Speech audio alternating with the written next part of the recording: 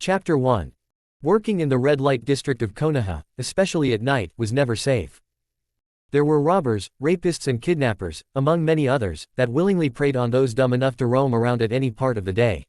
The ninjas of the village made living in the dangerous district a bit safer, yes, but there was always that niggling feeling of dread that something big was going to happen. The Blooming Sakura was a brothel that stayed operational from 9 in the morning to 6 the next morning, a clear 22 hours, and it was most visited, so much so that the matron of the brothel capitalized on the popularity of her irresistible workers by opening a bar in the main lobby of the large brothel. An advertisement for a bartender of any skill level, even zero, of which he or she would be trained, was placed around the village, but no one was hired. Mainly because the workers that moved around were so charming and, sometimes, unconsciously seductive that hardly anyone could remain flaccid. Male or female, they would chase the girls and molest them. The bar idea was almost shut down, much to the matron's dismay, until a 10-year-old boy with mint green hair and fiery red eyes approached her with a flyer and pleaded with her to employ him. He needed a stable job to be able to pay his rent and buy food for himself, and he was tired of doing menial labor that always came and went. Against her better judgment, the matron employed the child. She pitied him and was at the same time intrigued by the air of mystery around him concerning his past and his identity. She sent the boy out with some money to learn basic bartending from a bar in the Akamichi clan, a class that took about a week to complete, and he was set to work tending to the bar of the Blooming Sakura. The green-haired child named Kyohi was as respectful to the sex workers as much as possible and stayed professional, no matter how hard it was, with all the girls sauntering around him, pinching his cheeks and cooing over him in his uniform of a white shirt-sleeved button-up shirt and black slacks with polished black shoes. He was an oddity to them, not only because of his mint green hair or his bright red eyes, but because of his general aversion to women, borderline paranoid fear, and his unwillingness to share information about himself. Kyohi was deathly afraid of females, mostly those from 12 upwards, and this was obvious with the way his shoulders trembled whenever the girls swarmed him, petting his head and coddling him. The matron asked him why he applied for a job in a brothel, with about 40 popular women of all kinds working inside, when he was so scared of women. His answer was simple. "The pay is good," he said, distractedly smoothing down his shirt and placing a small jug and saucer of sake to a waiting customer. He didn't look at her, so the woman couldn't see the deep-seated hatred burning in his blood-red eyes. "I really need this job." She shrugged it off and left him to work, hoping that one day he would overcome his fear of women. 3 years later. "I think you've had enough for one night, sir," Kyohi said as he cleaned a mug of beer with a clean sky-blue rag.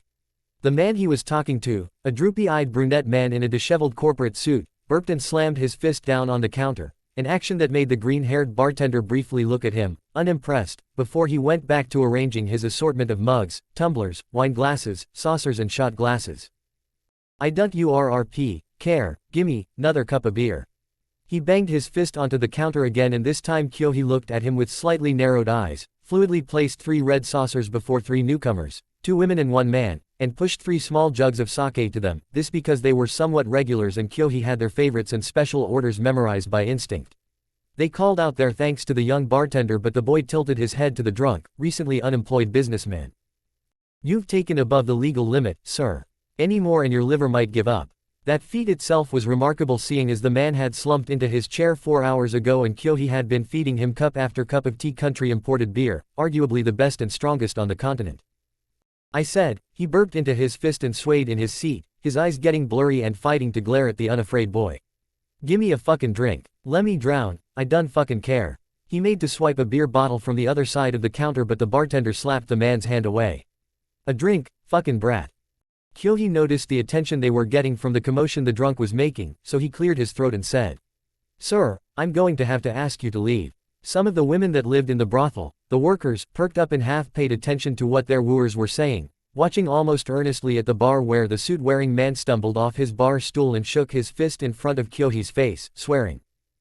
"If you don't gerp, a doctrine rye, now, I'ma break my foot up." He pointed his finger at Kyohi and the boy looked at the finger for a second before he looked back up at the man, tapping his fingers on the table and still perfectly calm, even for a 13-year-old boy against a 40-something-year-old man.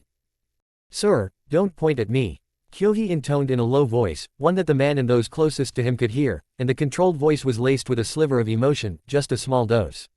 Those at the bar could feel goosebumps run up and down their arms as Kyohi's fingers stopped tapping. On the other side of the room, standing close to the bottom of the staircase leading up to her workers' rooms, the matron murmured a low curse and sipped her wine. Kyohi didn't like being pointed at. The drunken man snorted messily. "In what, Ryu gonna do about it?" He jabbed his finger forward to poke Kyohi's forehead, but the boy's hand blurred up, so fast that the patrons of the bar, and basically everyone watching the spectacle, blinked in surprise. The mint-haired snapped up the man's finger, breaking it and bringing the man down onto his knees in screaming tears. Wait. The teen squeezed the man's finger again before he pushed it away from him, making the crying man stumble backwards. Get lost. The man mutely ran out with his head bowed, forgetting his briefcase close to his stool.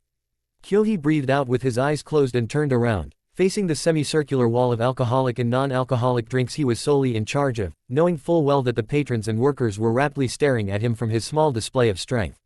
He smoothed down his short-sleeved white button-up shirt and checked his dark purple suspenders, an accessory that was crossed at his back but parallel to each other at his front, as well as something the matron and her girls unanimously agreed made Kyohi look all the more adorable.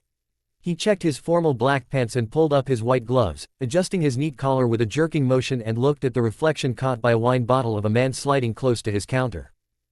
Sake. The man grunted, rubbing his nose with the back of his hand and leaning heavily on the counter with his elbows.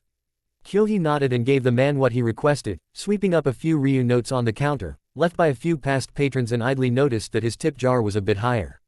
He placed the money in the counter and went about cleaning up after the past customers. Gradually everyone went back to buzzing to themselves, men flirting with women and women reciprocating as much as they were paid to, some listening animatedly to even the most unattractive and boring men, and some rolling their eyes and filing their nails at even the best-looking men.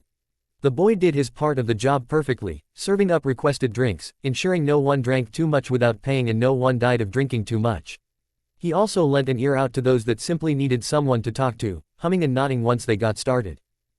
Hours rolled by and there were less and less people in the main room and more people upstairs with the women. The green-haired boy thanked his lucky stars that the matron had the walls insulated so he couldn't hear anything. Currently, the boy was cleaning a sake saucer and silently listening to a shaggy-haired woman ramble. "I loved him," she cried, gripped the beer mug with tight hands and sobbed into her drink. "I sacrificed my whole life for him, and what do I get? I catch him sleeping with my own mother. Can you believe that?" She wailed, and Kyohi pursed his lips and shook his head gently, mutely telling her that what her boyfriend did was not right. His burning red eyes were fixed on hers and the woman mourned her luck, loosening up more and more from the eye contact. "Then he has the balls to tell me that he loves her and she's not even ashamed. You know what I did?" Kyohi could hazard a guess on what the woman did as soon as she found her boyfriend on top of her willing mother, but he still shrugged to get her to offload her sadness. I threw his whole wardrobe out of the window and set it on fire. Then I kicked both of them out before they could get their clothes on, and in all his nasty-ass porn novels, I burnt them too. Tomorrow I'm going to cut him from my bank account." Kyohi nodded and turned, serving a cup of hot water to a man wearing a large straw hat. The boy's red eyes briefly watched as the man dropped a black-sheathed katana onto the counter and curled his fingers around the cup of water. The man's dull black eyes shone through the dark recesses of the straw hat, noticing the boy's averted yet pointed bright red eyes flick to his blade. He shook his head and pulled it back to him, leaning it on the ground next to his legs. "I cannot part with my blade." "Then please do not draw and use it inside here, sir," the boy politely said. "Of course." Then Kyohi went back to listening to what the ranting Inuzuka woman was saying, making sure to keep a careful eye on the man that brought in his weapon. She went on as if her sole listener's attention had not been diverted until, an hour later, she was peacefully snoozing on the counter, drooling tiredly and twitching every once in a while. Kyohi went around the counter and helped her to her feet, leading her to a sofa in the main room and placing her there. He threw a blanket over the woman before he returned to his station, where the swordsman was still sitting, gently sipping his third cup of hot water. As Kyohi was cleaning up the almost empty bar, his cautious red eyes got a good look at the man. He was in an open dark gray kimono with a short-sleeved black shirt and combat pants underneath, wearing a pair of wooden sandals, of which Kyohi could not see from his point of view. From what he could see from the darkness of the straw hat, the man had a smooth chin and a sharp nose. Kyohi could make out the symbol for Iron Country tattooed to the back of the man's left hand that was slashed off by a clean X. The man noticed the discreet once-over Kyohi gave him and his shoulders shook unnoticeably with laughter. "Why are you so cautious, child?" Kyohi was silent for a moment, then he stopped cleaning out a beer mug and stood still. "My job is to be cautious, sir." The man chuckled. "I suppose it is." The man allowed his body to relax a bit more as he leaned on his elbows, a show for Naruto to also drop his guard. "I have to wonder though, why would a child of your upbringing stoop so low as to work for prostitutes?" The mint-haired boy studied the man, visibly unfazed by the fact the man mentioned his upbringing. "To pay the bills," he then added as he placed the mug where it was supposed to be. And, it's not stooping low when I'm already scum. Why would scum learn a fighting style? Self-defense. There was a visible pulse from the boy's eyes and his calm expression reduced into an invisible frown. You tried to cast a genjutsu on me. Not a genjutsu but an illusion. The man answered with a sip of his hot water. A genius like you should already be a junin. I'm not a genius. Then what do I call you? The man said with a warm laugh. With your job, how did you find the time to train your body and your chakra? There's always time, Kyohei fired back. Not with your schedule, and, this time the man leaned forward to the 13-year-old boy and motioned for the boy to come closer, though the boy did not, only looking around and noticing that no one was in the main room. Not especially, when you're on the run. He ended this with a large grin from under his straw hat and Kyohei's eyes hardened, changing from bright red to dark crimson. 4 years running from Konoha ninjas when all this time you've been living and thriving right under their noses. Kyohei checked again to see if no one was around before he cracked his fingers at his sides. I mean, it took me about as long to find you, I'll admit, but you're one crafty little guy, huh? The man was still talking, relaxed and jovial. A year away from your worried parents and having to survive on the streets like a rat. Wait, no, a mole, hiding and nibbling on any cracker you manage to find. Then you enlist to work here and life is a bit better. He sat back and pushed his empty cup to the growingly tense bartender. Why did you do it? Naruto. The man asked as he stood up, picking up his sheathed blade. Why did you run away? The disguised boy's jaw clamped down hard and he breathed in and out through his nose, cooling down his heart and focusing his mind. This place doesn't need to be destroyed, child. The swordsman said as he looked around the brothel. If you give me a good reason for why you ran away, then no one has to get hurt. So they hired another tracker from outside the village. Naruto summarized in his mind, assessing the Ronin tracker from the other side of the counter, his face the image of a totally calm child. His white-gloved hands went up and he placed them flat on the counter, titling his head to the side and having to look up at the taller man with a quirked-up eyebrow. Does anyone know you're here? The man grabbed the handle of his katana with his right hand and the sheath in his other hand, holding the weapon at his left side in a tranquil ready stance. I work alone. Anyone follow you? Lost them in the forest of death. His hand tightened around his blade's handle as the boy kept his eyes on him for a few more seconds before they lowered, his mint-green dyed hair shading the upper part of his face. The man's expert eyes caught the downward twitch of the boy's lips as he gingerly took off his white work gloves and neatly placed them on the counter, showing his pale, thin fingers. You don't want to fight me, child. I'm not going back, Naruto murmured, slowly looking up, putting on a pair of large, smooth-edged, rectangular, black goggles with tinted black visors, allowing the boy's red eyes to glow from deep inside. The man was put more on guard when he saw that the boy's left eye was closed and it shone bright purple, swirling together with a small hexagon projected half an inch from his eye. Eye is fully operational. The voice echoed in Naruto's ear and the boy answered. Chakra, the man took this as his cue to blur to the boy. Destabilizer. Dark purple lightning crawled over Naruto's body like centipedes after he pronounced those words, and a split second later a fast, visible pulse of air exploded outwards from Naruto and covered the samurai as he slashed the blunt side of his blade at the boy's neck. His connection to his chakra was cut off and his whole body fell limp, allowing Naruto to bend under the swing and catch the man by his neck. With his left eye still closed and the hexagon projection spinning before his right eye in the tech goggles, he scanned the man and hummed as he saw that all of the older male's chakra was shut down, thus the Ronin tracker was unable to move his body.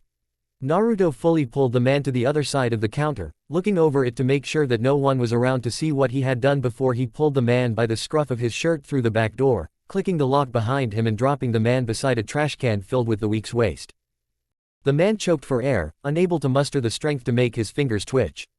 Naruto stood over him, the samurai's straw hat long blown away from the pulse of chakra destabilizing electricity. The boy looked down on his with a plain expression, holding the man's katana blade and slowly unsheathing it with practiced hands. You probably thought yourself to be so cool coming in dressed like that, the boy said, uncaringly dropping the black sheath at his side and studying the man's blade. It was as plain and boring as he predicted it would be. Thought you could intimidate me into giving up. Naruto shook his head slightly with a frown, his left eye still closed and the hexagon projection still now whirring slowly before his right eyes. Your mistake was underestimating me and thinking I haven't been put through 1,000 times more fear and terror than anyone will want to admit. The man's ragged breathing echoed through the alley at the back of the brothel and Naruto lifted the weapon to the right, an action that made the samurai's eyes widen. As a final jab on the man's belief as a warrior, the green-haired boy whispered. I'll be keeping your sword. No, don't. Shishing. His words died in his mouth as his head rolled on the ground away from his body. The last thing he saw before the light left his eyes was the boy tearing off the left sleeve from the man's kimono and using it to clean the blood off his blade. Naruto picked up the dead samurai's sheath and the weapon clicked as it entered. Run a scan through Konoha's security cameras and gather everything you can about this guy. Naruto muttered to his supercomputer. He pulled out a large trash bag from his pocket and began stuffing the man's body inside, not caring much to chop it up first, before he huffed and lifted the full bag into the dumpster. He was the one that burnt the refuse in the dump and the girls in the building didn't like going to the back, so he wasn't too worried the dead body would be discovered. 5 seconds later. Done. Did he really have no tail? Yes, sir, she answered. Report. His name is. I don't care about his name. Naruto interrupted as he picked up the dead man's blade, waltzing back into the bar area and stashing the weapon underneath the counter. Of course, sir. His bingo book entry said he hated working with teams and was among the top 10 best trackers in Iron Country before he defected after a failed assassination attempt on the current leader of Iron Country, Mifune. The feminine voice buzzed in the boy's ears as he leaned on the counter and waited for any new customers. He nodded for I to go on. He is especially adept in avoiding capture by conventional and most unconventional means. That's good, Naruto mumbled. Enquiry, do you wish for me to catalog his fighting style, sir? Sure, the boy then asked as soon as I was finished, another 5 seconds later. How many styles do we have now? Report, 27, sir. Huh, how come? Report, from observation of ninjas in the training ground and from the styles listed in the Namikaze library. Keep up the good work and give me a full sweep of the building, make sure no real threat is near. Yes, sir. A couple trooped down the stairs and Naruto slickly took off his computer goggles, storing them in his pants pockets. The couple, a beautiful blonde woman and a short, shy-looking black-haired man, sat down near the bar. Naruto observed that the man looked winded and from the perspiration on the man's forehead he assumed it was a good night for him. The boy hid the recoiling hiss he felt surging up his stomach at the sultry look the woman gave him, bowing his head and serving them water before he went to the other end of the semicircular counter. He forced his mind off the woman by dwelling on how he could better improve his supercomputer. AI, short for artificial intelligence, was a supercomputer Naruto had been designing since the very moment he became interested in electrical engineering and mechanics, which was when he was 5 years old. Naruto's father, during the few times he was not holed up in his office, abroad on a diplomatic mission or visiting clan compounds, had Naruto take a specialized shinobi IQ test when Naruto was 7 and realized his child had a genius-level intellect. All he really had time to do was entrust Naruto with a bit more money in his weekly allowance, leaving him in the care of his mother, Kushina Uzumaki. The supercomputer was created by the boy to make complex calculations and propose simple and fast solutions and alternatives to problems Naruto could not think up quite as fast, as well as record every single thing it deemed relevant, such as combat skills of ninjas and samurai, jutsu of all kinds, formulas, chemical compounds and an array of other things. The computer was keyed into Naruto's goggles and in turn solely keyed only to respond to Naruto. Naruto was still very much smarter than the computer, something the self-conscious computer knew very well, but I was ever growing and ever evolving to cater for Naruto's every whim, no matter what it was asked. Naruto's fingers tapped in thought as he stared into space.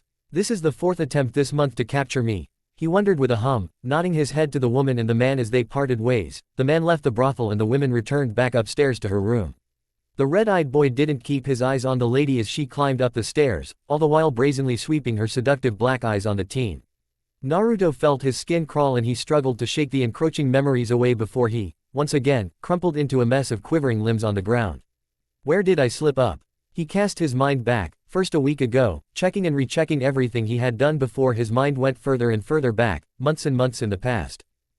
Naruto rarely, if ever, came out when the sun was up, often going about his life at night, and most of the time he didn't bump into leaf ninjas. The library was open all day and all night and the local grocery store closed an hour before midnight. The training grounds were always vacated about 9 in the night and Konoha's nightlife, particularly in the red light district, was too congested for only him to be sighted out, even if his hair was dyed green and his eyes were a bright shade of red. He blended in surprisingly well with the crowd. After a while, he said, Boss. Naruto noticed that a report was not added before her answer, meaning she was already outgrowing her model and he had to retouch her circuitry when he got the chance. She had been using that way of addressing him for a long time now and Naruto was conflicted on how to feel about it. She was a month overdue to have her memory banks expanded and for him to program in a few more functions, ones he couldn't pour in at once or else she would crash. I want you to run something by me first. Okay. The computer answered almost hesitantly, wondering where its genius master could be going with this. What are the chances of me leaving this village? He heard the supercomputer buzz with activity in his pocket and answered through the single earbud in his right ear. You have a 41% chance of succeeding. Alive. 29%. With all my limbs. 20%. Naruto felt the doom well up in his stomach. Ever since he fled the Namikaze mansion 4 years ago, security had increased at the gates. There was no possible way for him to leave at his current stage of physical development, and the ninjas knew this fact very well, which was why Naruto had not detected more than a few ninja squads leaving the village to search for him, knowing full well that the boy was still trapped within the village. The ninjas didn't look to be going anywhere anytime soon until he was caught and returned back to his parents. Naruto sighed and sat down on a stool on his side of the counter, slumped tiredly on the table and wishing he could have a drink to numb his mind.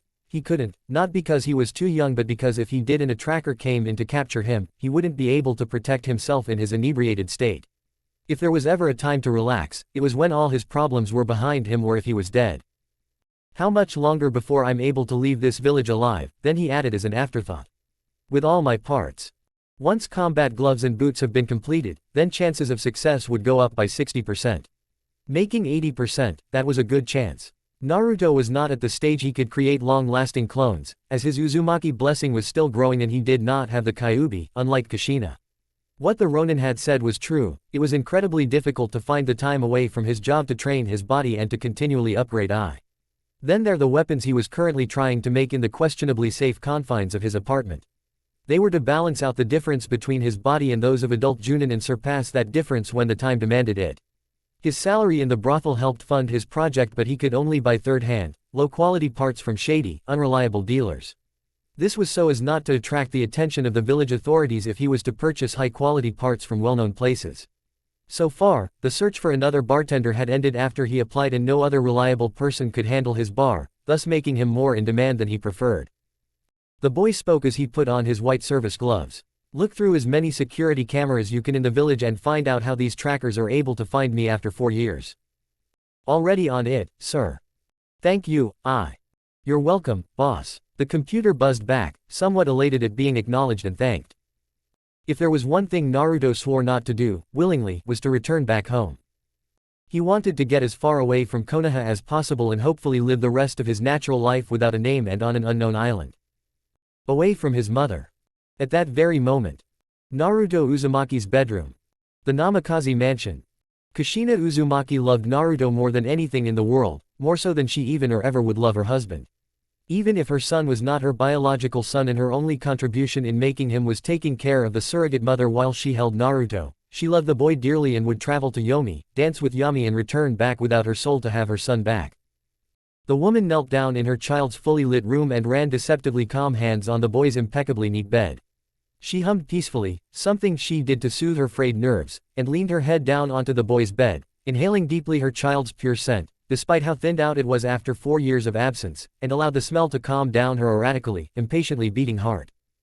Tsunade had ruled out the option of bearing a child when the redhead was just a chunin and her relationship with Minato was getting stronger.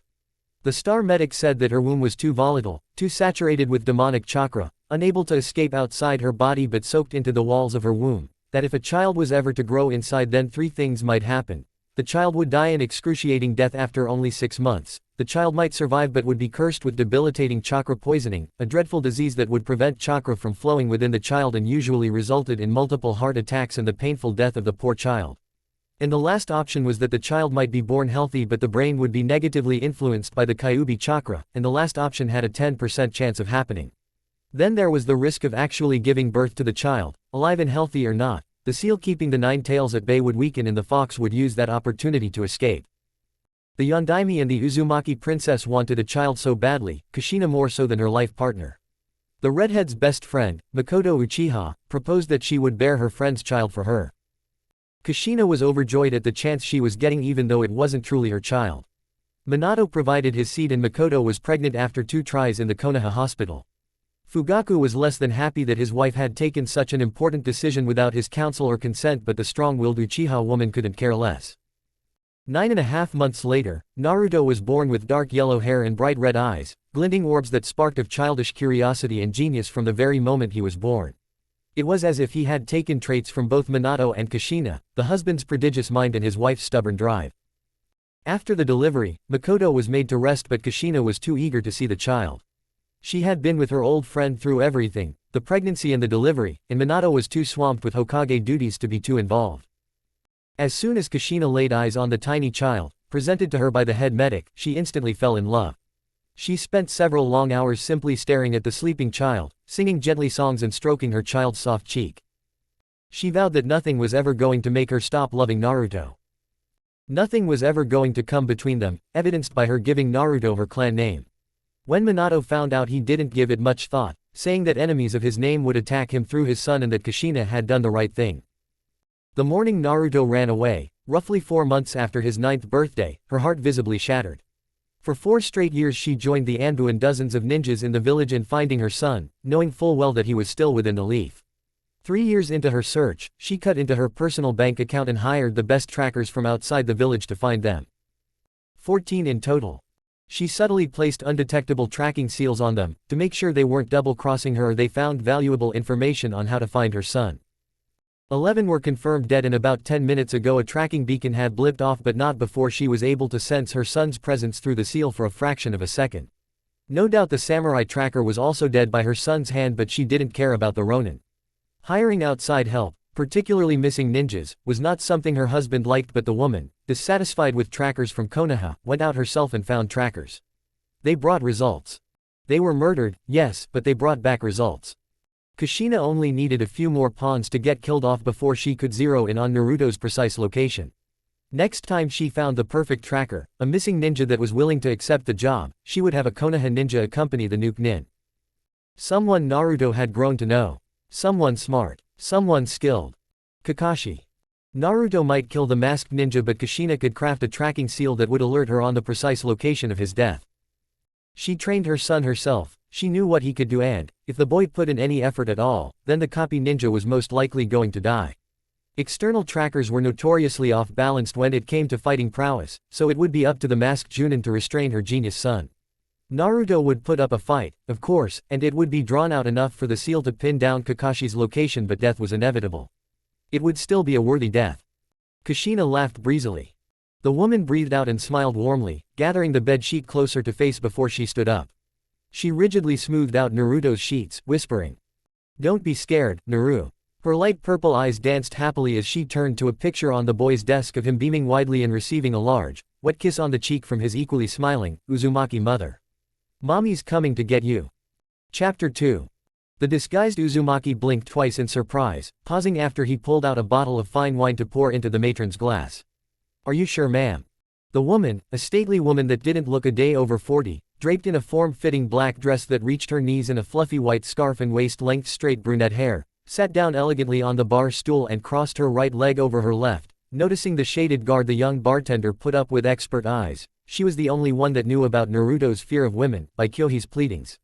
She nodded and watched as the red-eyed child served her a glass of red wine. "I'm sure." She swirled the glass and eyed the boy over the edge. "You've been stressed lately, and I think it would be good if you went on a break every once in a while. Once a year has to stop now, dear child." The green-haired boy squared his shoulders and went back to work, cleaning the cups and saucers and preparing for any customer that was going to come by, which, seeing as it was 2 in the morning, didn't seem that likely. "I'll be fine, ma'am. I don't need a break." The matron tittered and her red-painted lips parted slightly with a small laugh. The boy was thinking about his weekly salary. "You will be paid during this break." That statement sold Kyohi. "Okay. How long is my break?" 3 days.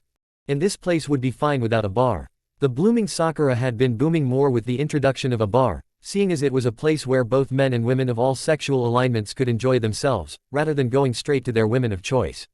Before the bar, most of the people in the brothel were middle-aged men and barely post-adolescent boys. Now straight women too hung out around the bar or the main room of the brothel. The woman would admit that the boy had been a key factor in the rapid increase in patrons, both to the bar and to the brothel. "We'll have to close it down until you come back, but we'll be fine." "If you're sure," Naruto muttered and placed the bottle of wine close to the woman. "You may leave now." He nodded and placed an "on break" sign on the counter. "I'll be taking my leave now, ma'am. Relax, child, and try to have fun too. Oh, and please empty out the dumpster before you go. We both know no one's going to do that." I'm sorry if I'm asking too much. It's fine. The boy walked out of the back door of the brothel, masterfully using his body to block the katana blade he had acquired a few hours earlier. He spared a look at the dumpster, where the corpse in the trash bag was undoubtedly beginning to call the attention of the resident bugs in the dumpster. He cracked his neck and jammed the blade through a belt loop on his pants, removing his suspenders and rolling his shoulders before he stood on wooden chair he kept outside for this occasion. He threw open the dumpster, covering his nose at the foul odor that blasted out at him from decomposing fruits, old pairs of underwear and disposed pads. A few rats scampered around inside and the boy suspected that they had already painted the inside of the dumpster with their shit. Bugs and a thin mist of stench wafted out and the boy coughed, spitting foully to the ground and wheezing for air. He hated this part of his job. The dumpster was fairly big and it took about a week of constant usage for it to fill up this much, which was why it was full presently. The girls in the brothel had smaller bins in their rooms and Naruto, adding to his job as a certified bartender, went around and collected them from inside their rooms, into a large dustbin, and after a few rounds to and fro from their rooms to the back door, twice a week, the dumpster would fill up at the end of the week. Among the other things he did in the brothel, other than bartending, was that he oversaw the electricity, attended to clogged toilets and bathtubs and faulty sinks, kicked out any rowdy client that asked too much from the girls or harassed them, and watched for any ambitious person that tried to break into the brothel. The boy, of course, minded the extra work. He minded very much, but there was extra pay attached to the extra work. It took away time from his project and put him at risk of being discovered, though the amount of money funneling into his pocket due to the stellar work he was doing compensated a little. That way he had more funds and the time he could finish his work drew closer and closer. Tears gathered in the boy's eyes as he snapped his head away from the rank dumpster and he spat again, hissing out a low curse. He took in several gulps of air, pushing the lid of the dumpster till it clanked against the brick wall of the brothel, and clapped his hands together. His fingers meshed and he flowed through a set of hand seals. Fire release, incinerator. He muttered and blew out a stream of deep purple fire into the solid metal dumpster. The fire ate away at the refuse easily, washing through the inside and leaving only dark soot on the walls of the inside, adding to the marks past incinerators had left in their wake. The jutsu was a variation of the fire release campfire technique the boy had adapted to be used to solely burn burnable waste. There was no thick smoke that went up in the air as he used this fire technique and no smell of burning wafted in the air, like any properly created campfire technique. He went on blowing fire into dumpster for 30 more seconds before he pulled back and coughed. Then smoke escaped his lips and he rubbed his nose with the back of his hands. When he looked back inside he remembered that the jutsu, though useful, was still not perfect. Glinting pieces of metal and discarded jewelry glittered from the very bottom, under small mounds of ashes and partly burnt pieces of clothes as well as smooth, small chunks of white bones. The longer it took to normally burn any product the harder it was to fully burn with the incinerator.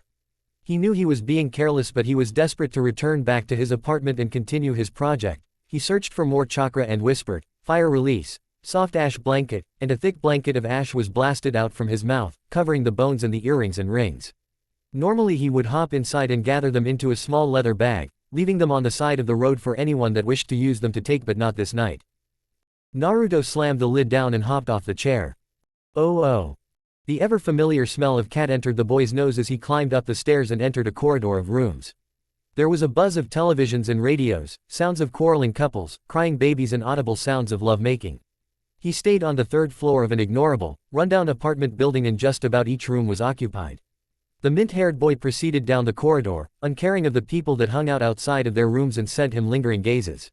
He swiftly stepped out of the grasp of an old man with beady black eyes, keeping his eyes on the man as he moved away until he tore his eyes away. He passed a room and got a glimpse inside. The bright light was flickering and there was a frail-looking woman, passed out on her ratty sofa and wearing a painfully short blue dress. Some of the people on his floor saw the sheathed weapon on his hip and then subsequently ignored him. There was even a couple that was making out in his way and they didn't care much for the boy that had to squeeze behind them to pass to the end of the corridor of rooms. Naruto retrieved his keys from his pocket, sparing a look behind him at the young woman that opened the door directly opposite his room.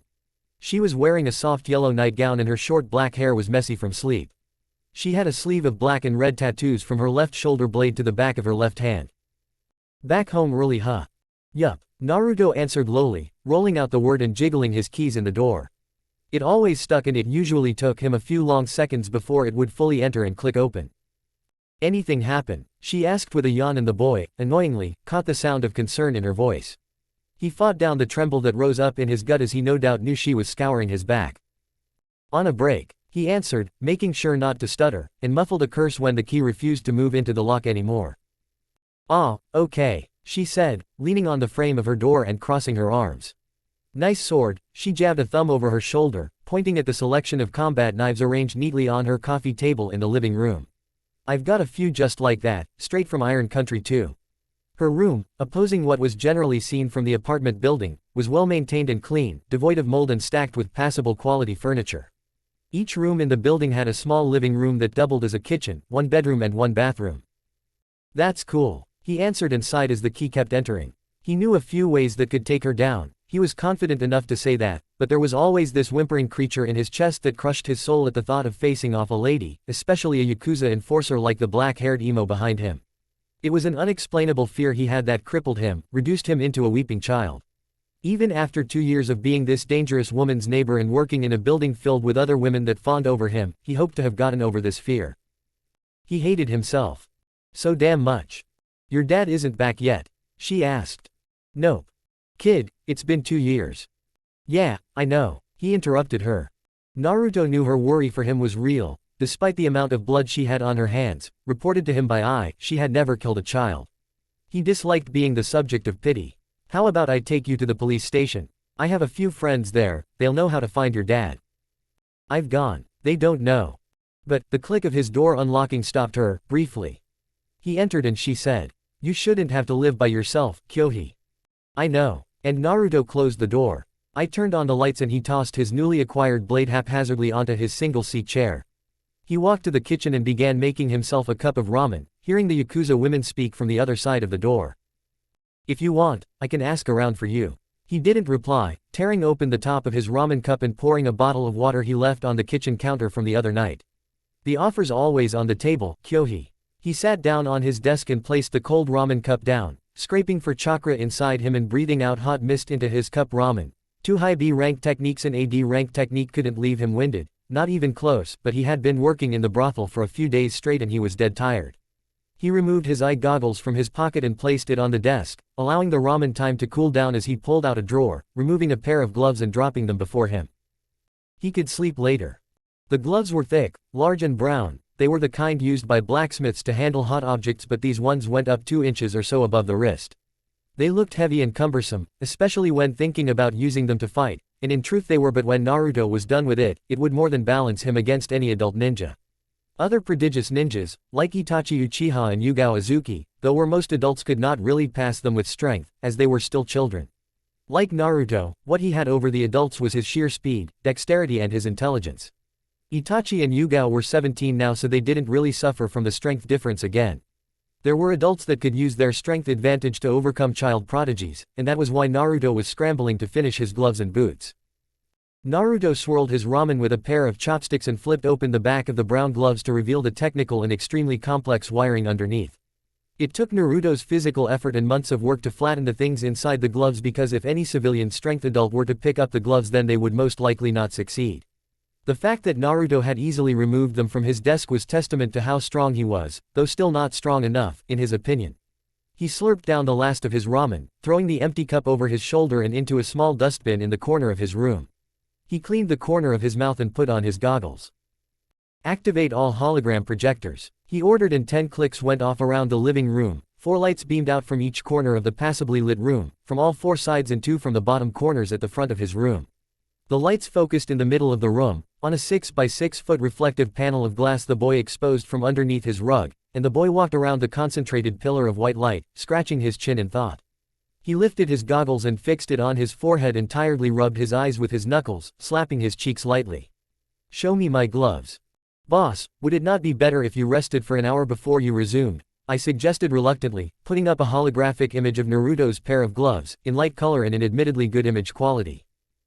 "I'll be fine." Naruto waved the computer's concern away. His fingers went to the image, sparing a look over his shoulder at the open pair of gloves on his desk, before he expanded the image, looking deep into his gloves and isolating any abnormalities.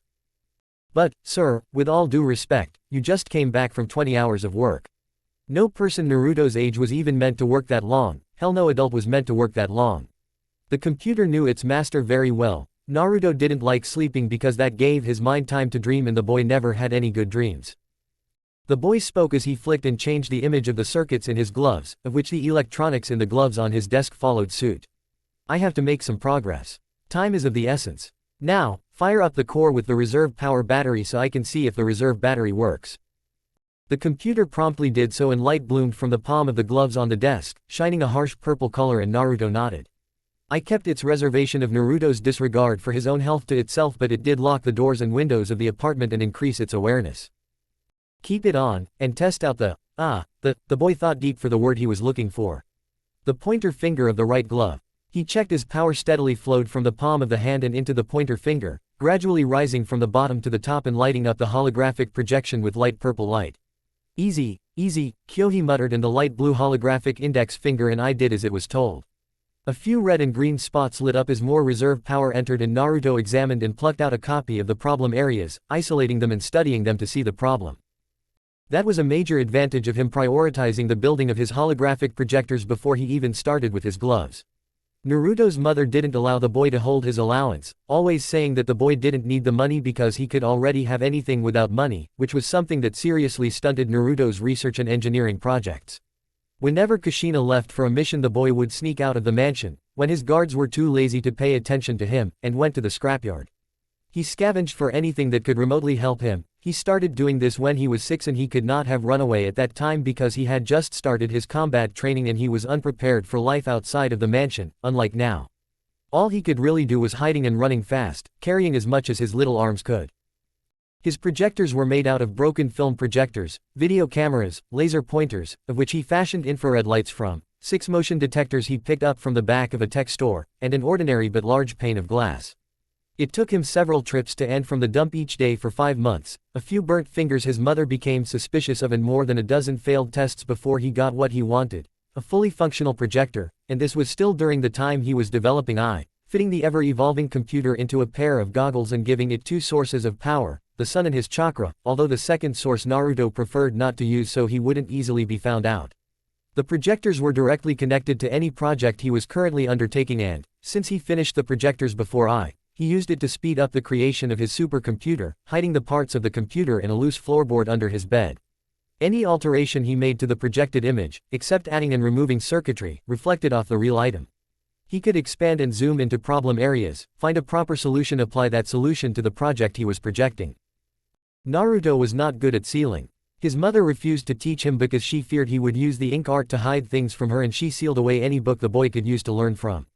Naruto could not enter a library without Kushina accompanying him, and if he ever did, then the authorities would alert his mother and he would be in deep shit.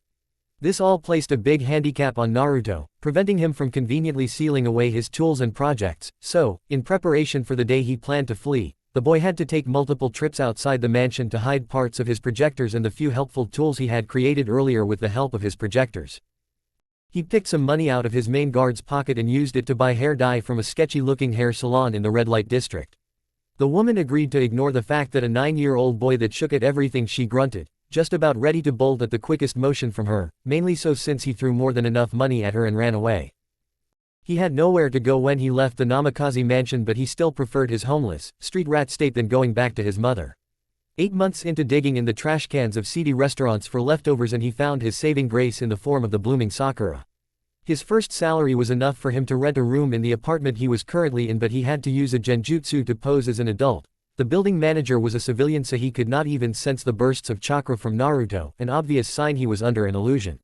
A week of going about as an older, black-haired man with red eyes and a young green-haired boy with equally red eyes, and Naruto made his adult character disappear. He didn't know why his neighbor, a notorious member of the Jade Wolf Yakuza, cared that he was living alone, and at the moment Naruto couldn't care less. She was too forward in her intentions to help, and this freaked the boy out all the more, increasing his distrust for her and barely able to keep his mind from crumbling whenever she spoke to him. Naruto rubbed his eyes again and made himself a large mug of coffee, heating up the water with a floating campfire technique, and then returning back to his work. He was diverting most of his salary and extra pay toward his projects and his rent. He didn't have a stove or a coffee maker, but the boy compensated by using fire jutsus to heat up any food he was making. It was stressful on him, but he consoled himself with the thought that he was almost ready to leave the village. He tested all the fingers of his gloves that morning, jittery from his coffee, and patched up any foreseeable problem that related to movement of his fingers and channeling raw strength. With shaking hands he started working on an offensive-defensive counterpart of his gloves that was not strength-related. Nature transformations. It was going to take too long for him to learn Fuinjutsu and reach level 6, which was when he would learn how to draw nature transformation seals, which were seals that summoned specific chakra transformations, like fire, water, lightning, light, dark and the rest, and the boy wanted to reduce how much he used his own chakra so that he wouldn't be sensed, making his elemental attacks near undetectable seeing as they weren't being controlled by chakra. Naruto slapped his cheeks and rubbed his eyes, moving briskly to his kitchen and swallowing another large gulp of his 4th cup of coffee. What's the time now?" he asked, removing his white service gloves and randomly threw them to his couch. 6:33 a.m., sir." The computer tried to hide its disapproval at Naruto's work ethic as it gave its answer. The red-eyed boy yawned into his hand, saying, "Bring out nature transformation schematics numbers 5 to 16. Colored projections of plans concerning his gloves Naruto had stored in Ai's database long ago rolled out before the boy, graphics he had created in perfect detail on how he could use elemental attacks with little to no chakra.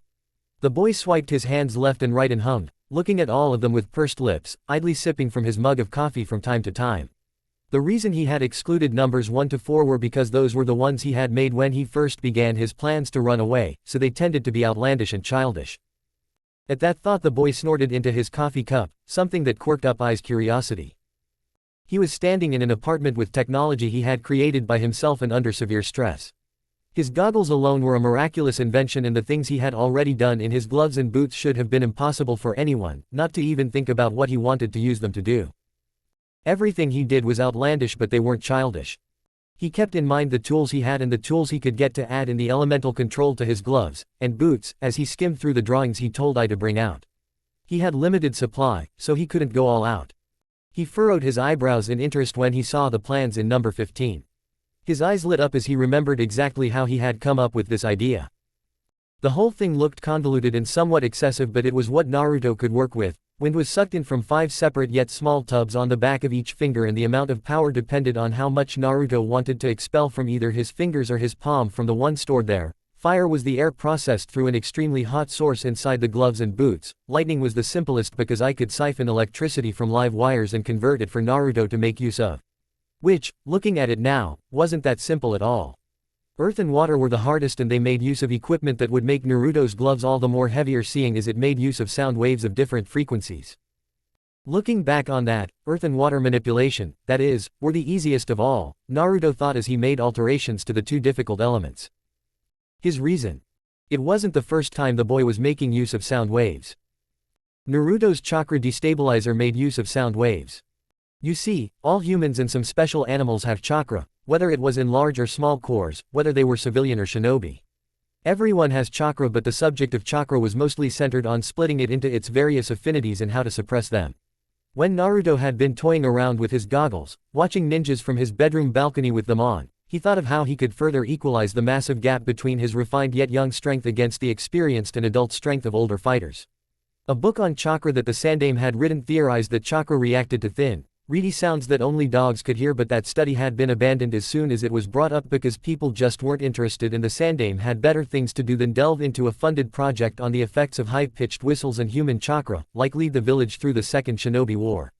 Naruto could not see sound, even with his eye goggles, but he could see chakra affinities and chakra capacity, each one different settings on his goggles but could be combined at any time. That day he combined them, he inverted the image and added infrared vision. On one of his guards, he could see thin wavy lines, about 4 inches long, coming out of the man's body like millions of strings, waving and fluctuating longer and shorter, though never longer than 3 inches. The boy was used to disappointments, seeing as he had too many close calls and failures in the past, and he didn't want to get his hopes too high, but he still went deeper into his discovery. He stared at the man when he was sleeping on the job, and the wavy lines were about a foot long now.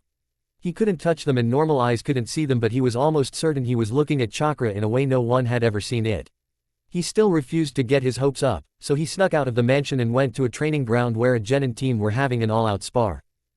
The wavy lines on the moving humanoid blackness, which were people, were reacting in sync to the kinds of jutsu they were throwing. This was when Naruto allowed himself to feel proud of his discovery. He called that setting chakra signatures. If he could see chakra like this, instead of in their mass forms chakra capacity and chakra affinity, then he can see if the Sandaime's airy theory was correct. He constructed a tremendously high-pitched whistle and tried out the frequencies on his guards. That day was not a good day for any ninja near him. They would feel too weak to move after an inexplicable blast of air hit them, and they were scolded more than once for slacking off. It was when Naruto was trying out his whistle on two sparring chunin did he find the right frequency to completely shut down their chakra, thus immobilizing the fighters. The only problem was that this action overloaded eye and made it slower after it was used, so Naruto came up with a solution. He focused chakra's signature to one eye, his right eye, and in the form of a hexagram that had to spin to see the signatures clearly, and this alone cut down the effort used by more than half, which had to do for now. Naruto called this new addition Chakra Destabilizer. He tested it out on everything chakra related. The destabilizer could break down and kill seals, cancel jutsus, knock out genin and some chunin, paralyze people with junin level of strength and stronger animal summons, as seen during yet another sparring match, and if he was able to get his hands on better tools he would be able to create a usable weapon with it, as well as upgrade his current weapons. Each person had a different pitch that would immobilize them, and it was Ai's job to quickly tune to this pitch and release the pulse of destabilizing energy. Naruto turned around and slid into his desk chair, tinkering with his gloves. He rushed around the room to gather the things he had with him and carefully fixed it into the already stacked gloves, making extra sure it wouldn't mess with the circuitry there already. Boss. Remind me to upgrade you at about noon. Sure, boss. A sharp pop and a white spark came from the back of his left glove and the boy ran his fingers through his hair, sighing in frustration. Reserve battery has been damaged. I echoed and Naruto nodded. Yeah, I know. Half a year's work was now up in smoke. At least it wasn't burning the building down. He waved away the smoke from the hand and asked, "Do the fingers still work?" Little finger is not responding. Internal wires have melted. Of course they have. Naruto muttered with an exhale. I'll deal with it later. Turn off all power to the gloves, including the main power source. Done. Alright, let's try this again. The inventor bent down and began tapping and touching parts of his glove with a tiny screwdriver that sparked with muffled chakra, implementing his number 15 nature transformation idea. His supercomputer was eagerly watching, staring at its master working with utmost fascination, taking mental notes. Even the computer wouldn't have figured out the chakra signature setting or the destabilizer. The computer regarded its creator highly, and this was clearly justified in the level of genius Naruto unknowingly showed it on a daily basis. Naruto's next question made it remember that Naruto's fatal flaw was that he thought too little of himself. What have you been able to find about those trackers? Where did I mess up? I have been able to isolate 3 incidences you made your presence known. Yes, the boy mumbled as he fizzed away on his gloves. Last year, when you were training with wind release, you opened a large gash on your palm. Naruto stopped and closed his eyes to remember that day. You placed your hand on a tree and some blood dropped to the ground. It went on. That same night you went to Cloverstick Pharmacy close to the entrance of the red light district, and the security camera saw you purchasing a roll of bandages and some painkillers. Erase that video. Already done, sir, but that wasn't the second incident. Naruto silently rubbed his face at his carelessness. That day he was in pain and his priority was not to bleed out and die on the street. In his haze he could have overlooked secrecy.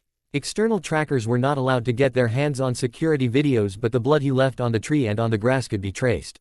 He winced as I continued. The henna you wore was unstable and you left some chakra footprints on the ground on your way to a back alley close to the clinic. Chakra never really left the environment. It thinned out with time and was reduced to a state where only the best sensors could hardly perceive it, but that was it.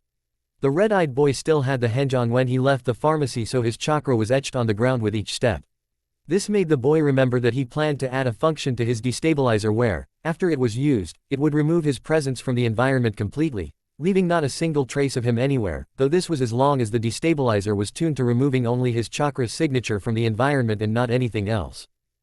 Normally, Konoha ninjas should have found this, as they had 3 reputable tracking clans and a few normal trackers in their midst, but this wasn't so.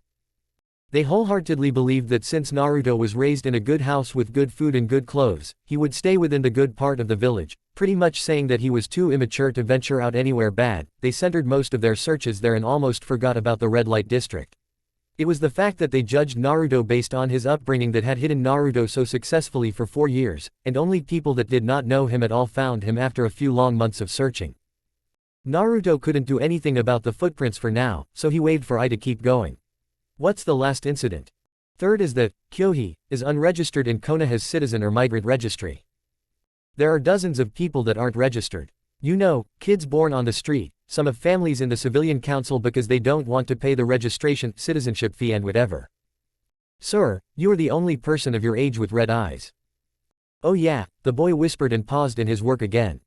Naruto had been born with bright red, sometimes alternating to dark red, eyes, and the only reason proposed by Tsunade for this was because Makoto, his biological mother, was an Uchiha and the clan genes had passed to him in that way. Or something like that. In the beginning he didn't have enough money to buy stylish contacts, and now that he had the money to buy he couldn't use them because they were too thin to fully block out the brightness of his red eyes. Like if an Uchiha was to activate his Sharingan and wear contacts, the contacts just wouldn't work. When Naruto asked for any thicker set, those ones almost rendered him blind. He ultimately dropped the contact lens idea. At night he didn't really stand out, but he was still a child with bright red eyes.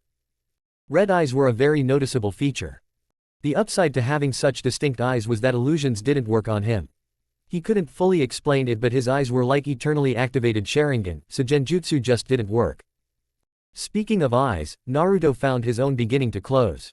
He dropped the screwdriver he was using, seeing as his vision was getting foggy and his eyes were heavy. Working anymore would cause more than solve problems. He fell off his chair and crawled to his couch, lying half of his body on it before sleep finally took him. About that same time. 5 miles outside of Konoha. Western Forest, Fujimura Forest. She left the village a few minutes after leaving her child's room, after wearing all of her shinobi gear. Kushina had been skipping from tree to tree for about 2 hours, following her gut to where she knew her target was coming from. The high S-ranked kunoichi was wearing a dark red short-sleeved shirt and black shorts with dark red tights coming down to orange-heeled shinobi sandals. Her right arm was wound up in bandages, from her fingers and disappearing into her tight, form-fitting shirt, and she was wearing a Junin flak jacket over her torso. Her straight, waist-length red hair was tied up into a messy ponytail. The legendary kunoichi's weapon of choice, her dual katana, Red Ripper, was an intricately crafted weapon that had been specially made for her from Uzushio before she had been shipped to Konoha, meaning she wasn't allowed to use it until she graduated from the academy. It had a crimson red handle and the blade itself was pitch black, made out of cursed obsidian metal with its cutting edges buzzing with dark red power. On both sides of the handle were 9 white whirlpools. The weapon was securely strapped to her back, which she could easily wield from over her shoulder, and could only be wielded by her. Her bright purple eyes were narrowed in concentration and her hyper senses informed her that her target was blazing, unsurprisingly, from the direction of Amigakure.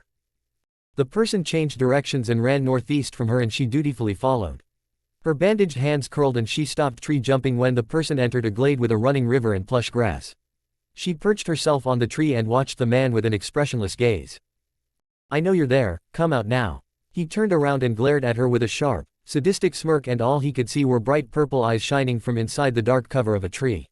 The eyes disappeared as they closed and reopened again from the bottom of the tree, something he tried not to let startle him. His blue skin prickled as woman simply stared at him for a few long seconds, and he subtly prepared to draw his weapon if the other S-rank came at him with hostile intentions. Wind rustled through the peaceful glade and his black with red clouded cloak rustled with it. Kisame suppressed a shiver and grinned widely at Kushina, showing his rows of serrated shark teeth.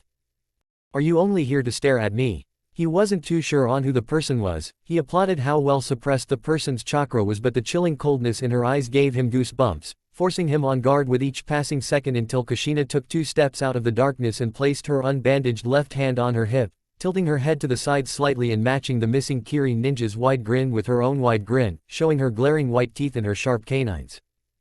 "Hello."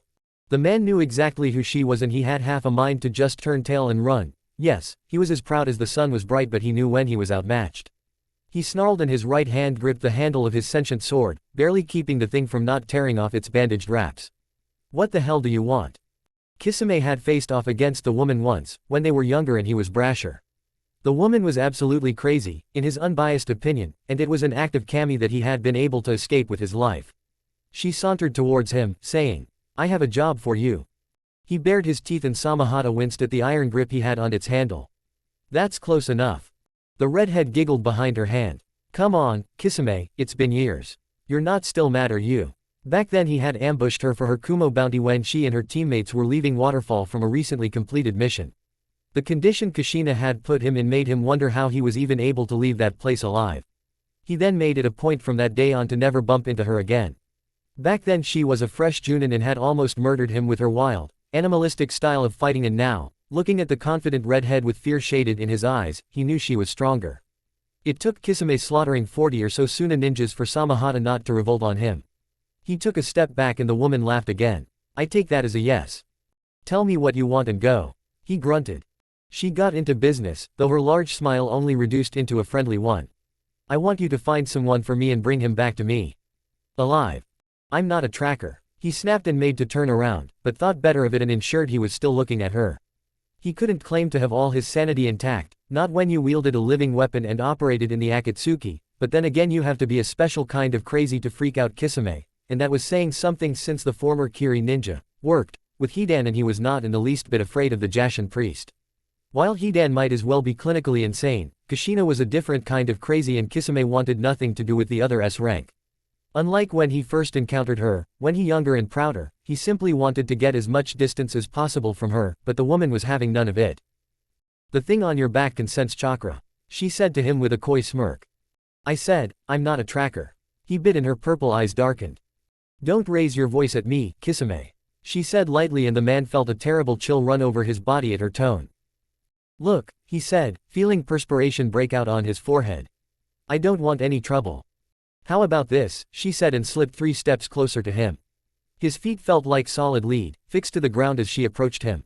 Her smile became disturbingly menacing and her eyes curved up warmly. You do as I say, or else, she dragged her slender pointer finger along his jaw and whispered.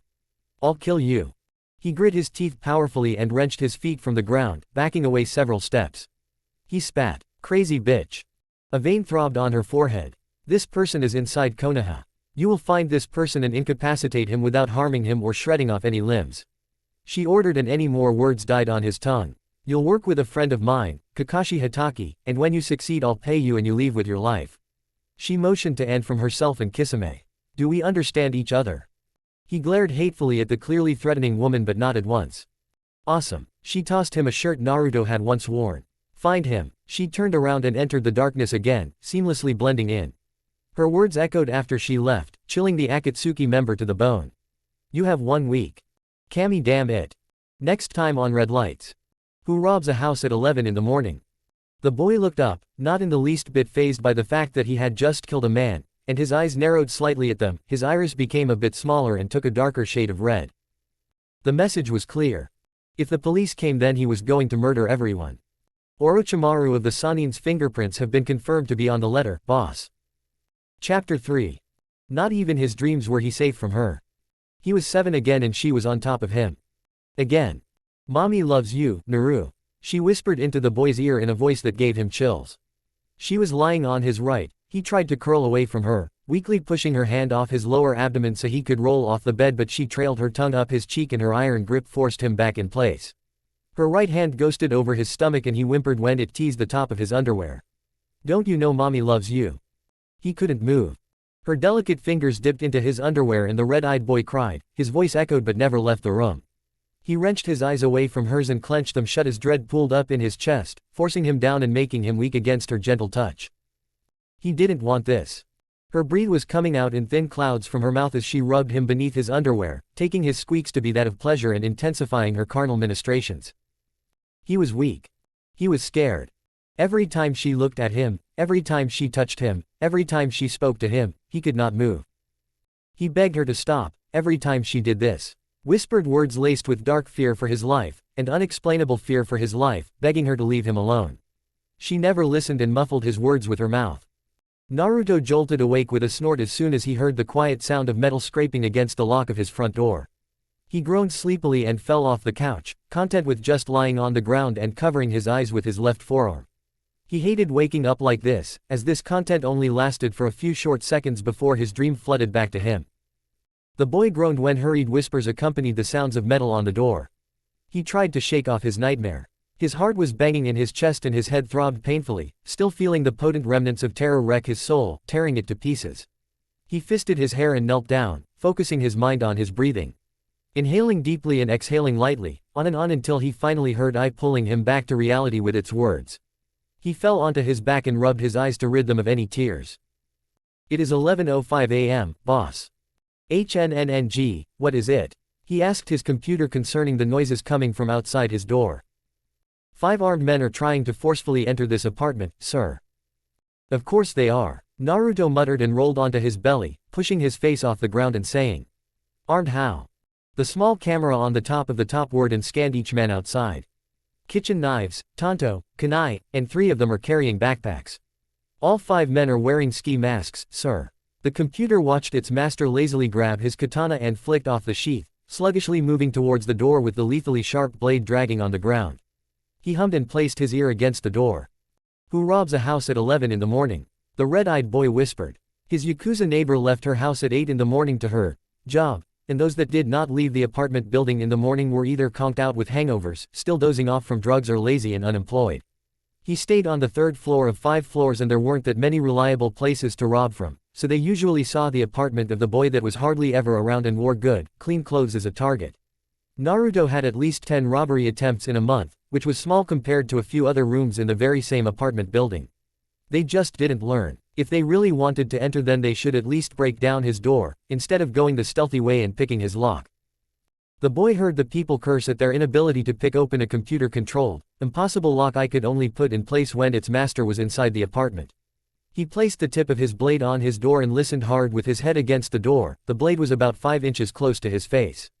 His tongue stuck out from the corner of his lips and he slowly dragged the tip down the wooden door about 1.5 inches before he pushed hard. The katana slickly cut through the wooden door and stabbed clean through the right shoulder of one of the robbers, who squealed in pain. The others only had time to blink twice before the silver katana was pulled back into the door of the apartment they were trying to break into, then slid out again and cut through the neck of the same robber he stabbed first. What the hell? Naruto pulled his blade back inside, ignoring the blood dripping down the weapon, and listened as the robbers turned tail and ran, leaving behind one choking on his own blood. Blood pooled around him as he gurgled for air, grasping his throat in the vain hope of closing up the wound. The door creaked open and dull red eyes that would haunt any lesser man stood over him. Naruto looked with distaste at the blood under the man's head but still placed the tip of his katana on the dying man's forehead.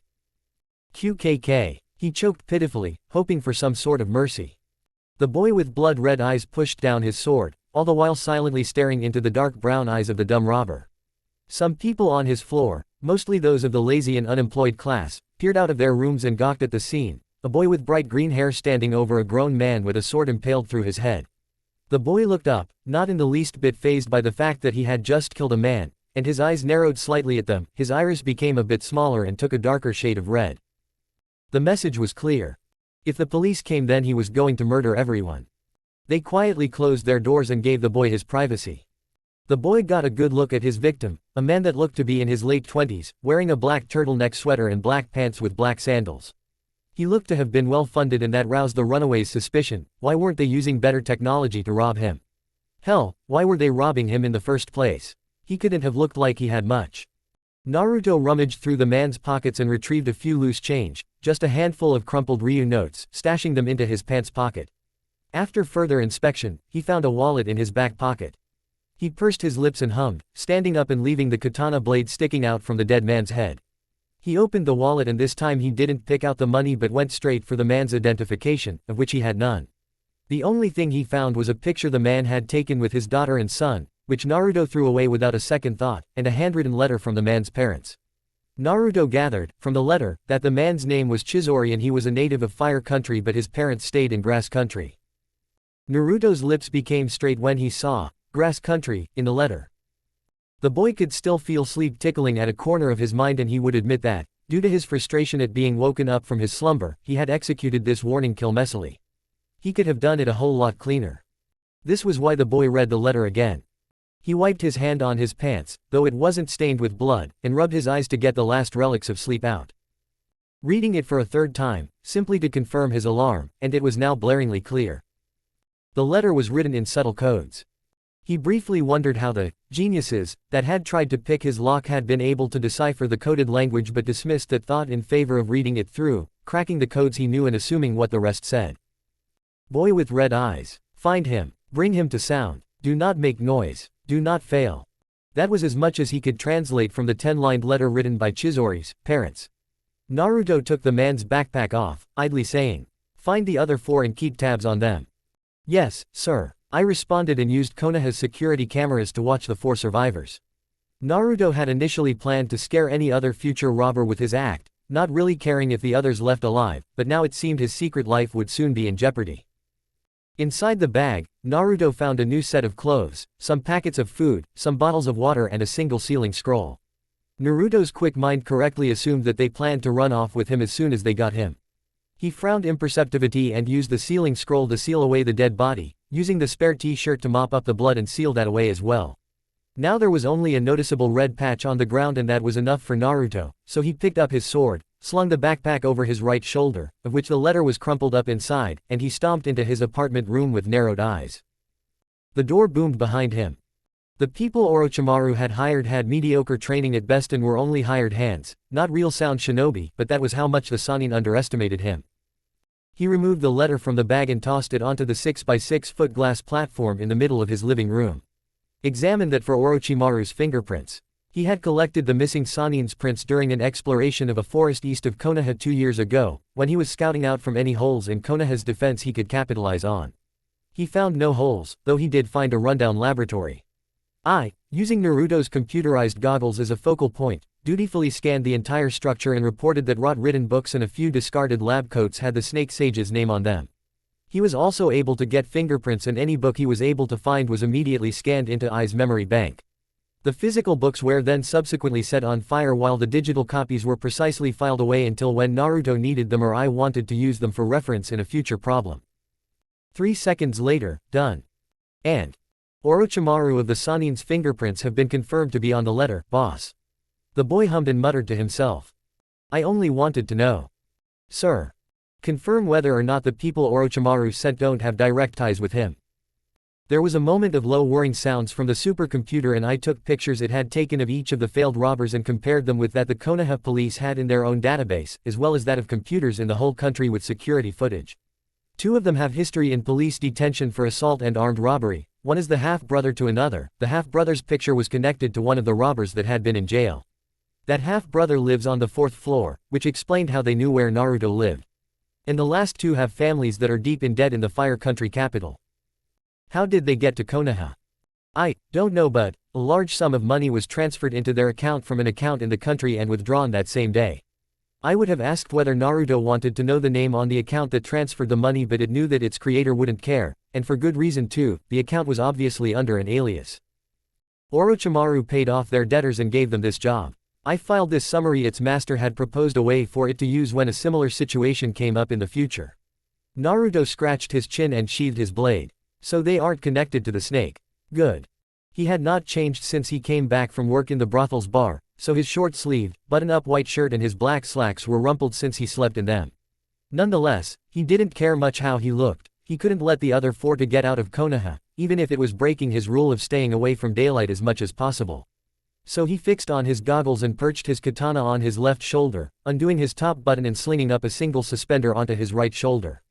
He didn't care if his targets had families, he was going to kill them before they could tell anyone what they knew.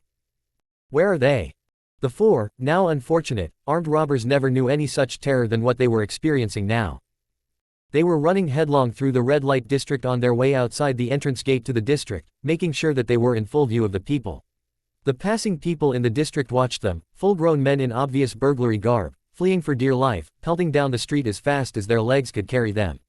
Their ski masks made it all the more clear that they were coming from a robbery, but with how raggedly they were running one didn't need to guess to know that they had failed.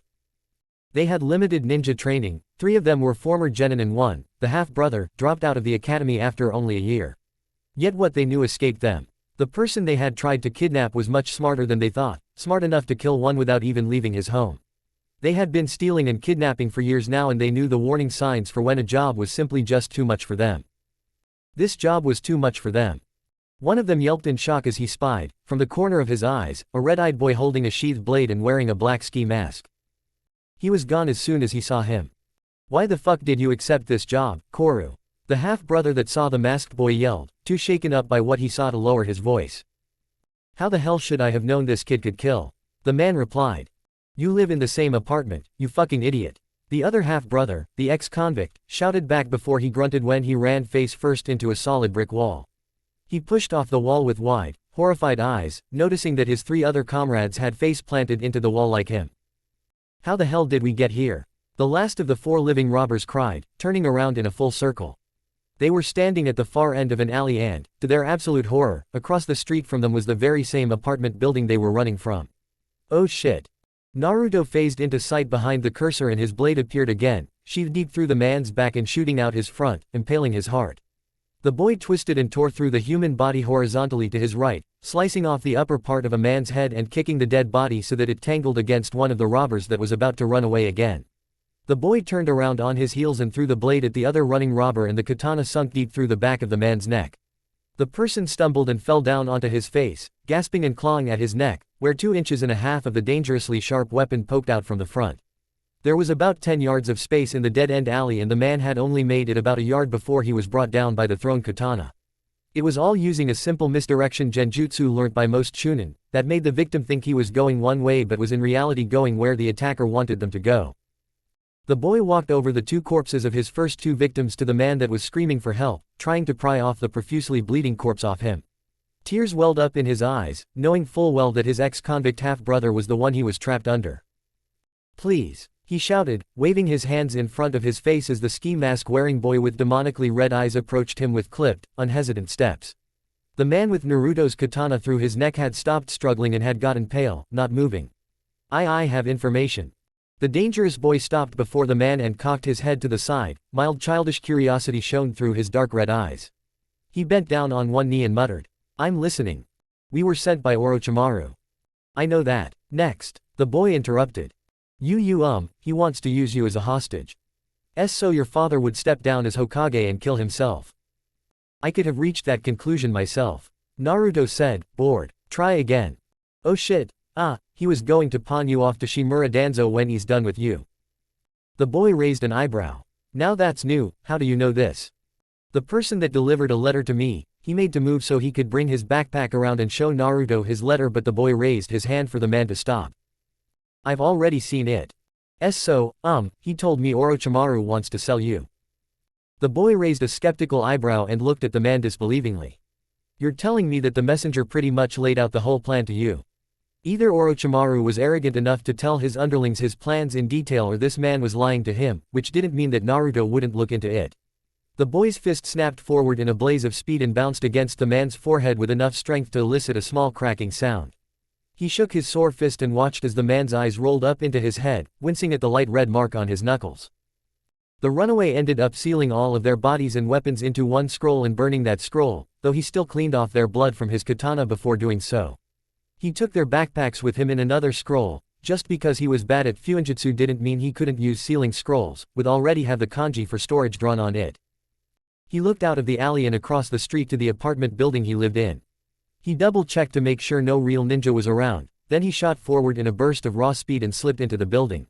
He had already forgotten about his causal killings and was wondering how he was going to get all of the blood off his clothes. The door clicked shut and I instinctively locked it behind its creator. The boy blew out a large breath of air and leaned his katana blade near the door, removing the black ski mask he wore and tossing it onto his couch. Naruto stood close to the panel of glass on the ground where all of the hologram projector lights reflected off and stared at his desk where his gloves were, their backs open and dead from inactivity. "Sir, are you okay?" I inquired and, somewhere in Naruto's mind he was relieved that the supercomputer was still evolving, seeing as Naruto didn't program in any command for I to directly ask about his health. In Ai's complex mind, it thought that its master was affected by the realizations that not only were Konoha ninjas and his mother trying to find him but also Orochimaru of the Sannin and, to a lesser extent, Danzo. Naruto cleared his throat and nodded solemnly. "I'm fine, thank you." "It's that," he furrowed his eyebrows and scratched his chin. "There's been a change of plans." "How so, sir?" "Scrap number 15 and leave only wind manipulation," he commanded, referring to the elemental manipulation schematics he had I pull up hours ago, wanting fire, water, earth and lightning to be removed, leaving only wind. A window of opportunity was open for Naruto leave Konoha and he was going to take it.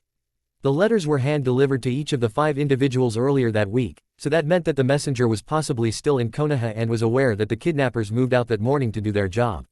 The messenger would find out that they were dead, because people undoubtedly heard screams from the dead-end alley and the news would somehow reach the police, inciting an investigation on the puddles of blood that would ultimately go nowhere. 2 days or so later and Orochimaru would send more people and Naruto was going to kill all of them until the right people came for him. Strong people. Smart people. Crafty people. People he knew would be able to smuggle him out of the village without the village authorities knowing or being able to catch them. He laid all of this out to I and, at that very moment, the computer once again evolved its manner of speaking. I could not disobey its master, though it still futilely objected to the second part of its master's plan. Boss, this is a bad idea. Next time on Red Lights. Naruto saw a twinkle from the corner of his eye and he slashed the sheathed katana downwards to his left, clanging dangerously against the glinting long sword that had been thrown at him from the distance. He frowned at the weapon, stabbed into the ground and oozing with a clear white liquid. He tried to remember where he had seen it before. Don't you dare touch me. He growled, tears running down from his eyes and his body trembling. 2 unidentified ninjas have appeared. Yeah, I see them. Naruto said in a low voice, his red eye fixed on 2 new red dots that hid on the opposite side of the glade, opposite of Orochimaru. Dutifully, I rolled down a list of what it was able to gather from both secret watchers. One had fire affinity while the other, strangely enough, was predominantly made out of nature chakra. They both had incredible chakra control and only the fire affinity watcher had massive reserves. Chakra was concentrated to the person's eyes. This meant the fire affinity guy had a dujutsu. Orochimaru caught the boy as he passed out in her arms. Chapter 4. 6 days later. Thump thump thud.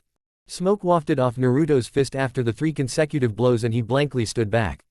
The man he had planted into the wall gaped in horror as his chest pulsed out with blood. He fell onto his knees and Naruto swept aside, allowing the man to fall onto his face.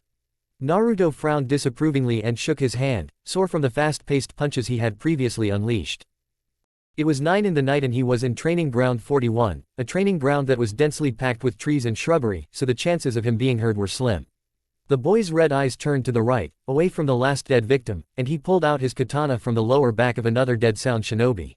He led them here and they followed like sheep, not caring that the night was only lit up by the stars in the sky and his eternally activated Sharingan, eyes made seeing much easier in dim lighting. The night was his turf and, though they fought him very seriously, they went with him into the dark forest-like training ground so as to blindly accomplish their mission. They failed his test. The 5th team had failed his test. The boy quietly sheathed the sword with a click and placed the sheathed weapon onto his right shoulder, running a mildly frustrated hand through his mint-green hair and blowing out a dissatisfied breath. He had to ask the matron for permission to leave and this was really not worth the effort. Sure, the captured teams came at closer intervals and they got stronger with each group but they weren't strong or smart enough for Naruto to trust them to successfully take him out the village. Naruto saw a twinkle from the corner of his eye and he slashed the sheathed katana downwards to his left, clanging dangerously against the glinting long sword that had been thrown at him from the distance. He frowned at the weapon, stabbed into the ground and oozing with a clear white liquid. He tried to remember where he had seen it before. Throaty laughter echoed through the training ground and the boy ground his teeth when he heard a slight hissing undertone from the sound. You certainly are a curious one, child. Naruto spun on his heel and swirled around towards the voice behind him, slashing his sheathed blade but it was deflected against a pale milk-sleeved forearm. The newcomer's hand shot forward to grab the boy by his face but Naruto ducked under the swipe and rolled on his backwards thrice, flicking the sheath of his blade off as he did so and rising to his feet into a rigid kenjutsu stance. The person tutted with condescending disapproval, analyzing the genius inventor's stance with a sweep of her coal-black reptilian eyes. Sloppy, sloppy, sloppy. Naruto's eyes bugged out and his knees trembled as he beheld the person standing across from him. Orochimaru. He breathed, feeling fear and dread start to lock up his limbs and close up his mind. But aren't you? The female ran a slender finger on her smooth cheeks and licked her dark purple painted lips, hissing seductively. One of my many, many faces. He had 3 females come after him and they weren't that much of a threat, now it was a Sannin and she came as a woman. The killer intent rolling off the woman made the boy gulp and his hands cramped up, unable to properly hold the blade again. He gulped as she cackled at his petrified fear, eyes wide and nose flaring to get as much air into his system as possible else he would topple off his feet. You don't seem that bad. Not as bad as Kabuto keeps telling me. A hand clamped down on his shoulder and, on instinct, the boy's elbow snapped back and crushed the person's nose. He then judo flipped his aggressor over his shoulder and leapt back a step as Orochimaru began slithering up to him.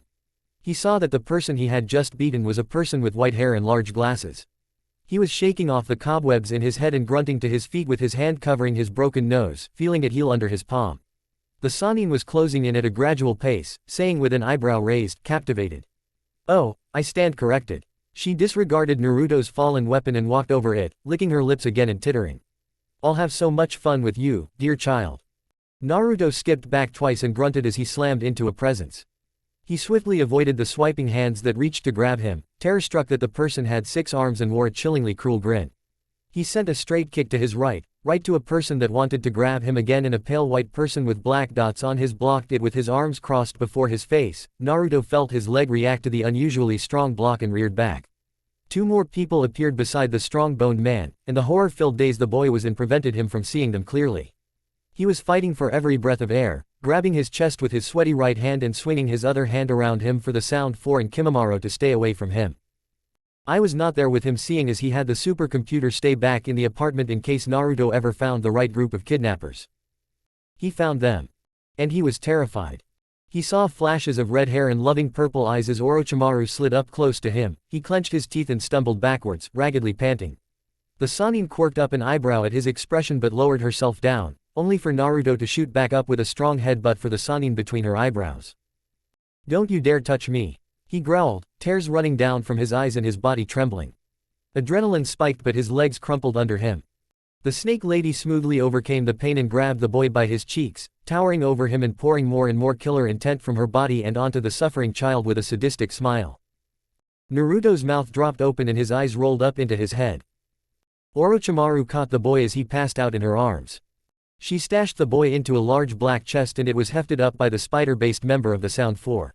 As they leapt into the tree line towards Hidden Sound, none of them noticed that the sharp edge of Naruto's discarded katana softly pulse with dark purple light and slowly retreat into the darkness of the forest, towards the red light district. The sheath dutifully followed.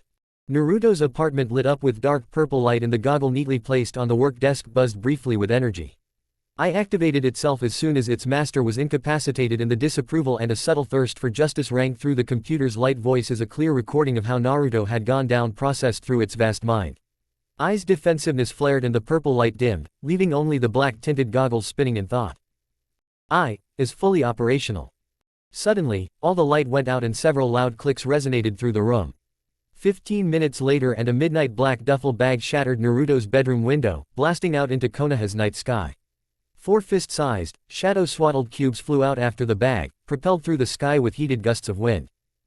"Hang on, boss." A few minutes later. With Orochimaru. No one could have seen it coming. The moonless, starlit sky did not reflect its light as it shot its way under the shadows of the foliage. Its hum was covered by the sound of insects in the night. It didn't use any chakra. None whatsoever. It was practically invisible until it was too late. The only person in the high-ranking sound ninja procession, led by Kimimaro and flanked behind by Orochimaru, was the boy that was folded up inside the black casket. He felt the soothing feeling of Konoha's barrier passing his body and then the empty, cold shudder of the fresh air outside of the village, shivering and shaking before he jolted awake with a quick, mildly violent shake. His red eyes snapped open as his keen ears heard a buzz from outside his box prison. He blinked his eyes twice and tried to move his arms, grunting tiredly as his body was restrained to only inside the casket. Seal reinforced to keep anyone but Orochimaru from being able to open it, making it near impossible for him to open it from the inside. He could only curl up into a ball and braced for impact as I maneuvered Naruto's katana, sheathing the weapon into the left side of Kimimaro's chest. The juggernaut's wail shook the ground and they were all at alert, surprised to see the deadly blade driven through the heart of their comrade but not seeing who had done it. The box tumbled out of the man's top pair of arms as he fell onto his knees, crashing down onto the high branch he landed on. They were about 100 feet off the ground on big and tall trees, and the chest Naruto was kept in fell down this great height. He prepared for the wincing groan for when he would land until a wave of air pulsed through the box. A corner of Naruto's lips curled up and the lid of the chest popped open after a solid, cramped punch above his head. He leapt out of the chest as it bounced on the dry leaves packed under the trees and barely caught a tree branch with his left hand. His heart was thumping loudly in his chest from the adrenaline rush and he pulled himself up onto the branch. There was no time to rest as the mad Sannin shot down headfirst from the top of the tree, ignoring the fact that Kidomaru could have died if not that his heart was on the other side of his chest. She wore an insane grin. Naruto swallowed thickly and purposely fell down backwards into the pitch blackness of the bottom of the extremely tall trees of the Akasui forest, borderland to grass country. He had his arms outstretched and his eyes calmly closed. The green-haired boy's whole body was enveloped into the darkness and 4 black cubes blazed from above after him, passing Orochimaru in bursts of wind that was able to surprise the Sannin. She too entered the darkness under the trees. Wind dagger. A high-pitched whistle later and Orochimaru barely jumping out of the way, though a sizable chunk of her right thigh was carved out. Her snake-like eyes adapted to the darkness as she hissed in pain, forcing herself to heal, looking around for the culprit. There was a flash of red and a kunai slid out from her sleeve, slashing at another blast of incredibly sharp wind. She sliced the practically invisible attack in half, but her defending hand was shredded beyond recognition. The Sannin forced down the winds expertly and barely fell onto her back in time before a wind dagger impaled her head, only taking with it a few strands of her midnight black hair. A heavy boom sounded in the darkness around her and her eyes caught a shadowy blur fly up into the sky. She licked her lips, very intrigued at the new stunt the Namikaze-born had pulled, and yelled to her subordinates, who were scrambling to understand what the hell was happening. "Get him!" The katana that was visibly weakening the spider summoner ripped itself out of the man's chest and rocketed after the black blur that bolted away from the Sannin. The blur began to drop from the sky and the ninjas blazed towards it. Naruto felt his boots begin to overheat and he muttered to his eye goggles. "Power down my boots." He started dropping out of the sky, completing the aerial arc he started from the point he blasted away from the Sannin in desperation. He grit his teeth in effort and opened his arms, spreading out his glove-covered fingers as far apart as possible, frantically saying, "Slow down, slow down, slow down, slow down." He sighed in relief as a quick gust of wind from his palms and his feet blew out, preventing him from fully crash landing into the thick darkness of the forest. His feet touched down on a lower branch of a tree and it immediately snapped under his weight. He swore under his breath and landed on his hands and feet on the ground. "Shit." He looked up and shot forwards. "Give me a path to the closest town in Waterfall Country." I replied in an elated tone. "Yes, sir." The black-tinted front of the computer goggles flickered with white light for a moment before the ground under Naruto's feet lit up with soft red light only Naruto could see through his goggles, and the boy pelted down this path on his feet, his arms flying behind him and his head lowered in concentration.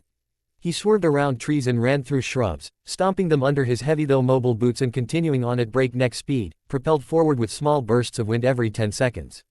Under his super sophisticated goggles his red eyes looked to the top left and he saw a rotating map of the country and a green blip, him, moving along a set path north of the country, the red path, and a number of red dots closing in on him from behind. He didn't feel like counting, so he asked I to count for him. "How many are they?" "10, sir." "Can you identify any?" Naruto asked and his right hand closed around his katana blade from behind while his left caught the sheath from his side. His interest was further piqued when he vividly remembered seeing. "I am only able to identify 4, boss." I collected data from the audio files in the sharp sword and images it was able to take on its way to Naruto. It highlighted the people as he named them off. Orochimaru of the Sannin, the red dot at the far back blinked yellow and then returned back to red. Kabuto Yakushi, Kisame Hoshigaki and Kakashi Hatake. Naruto controlled his reaction to a hate-filled curse. The dots looked to be adapting to his chakra-less wind-enhanced speed and were getting closer. He was an excellent sensor but the dense nature chakra in the air was too choking for someone like him to comprehend on the fly with these many ninjas after him, so he delegated some of the sensory responsibilities to I.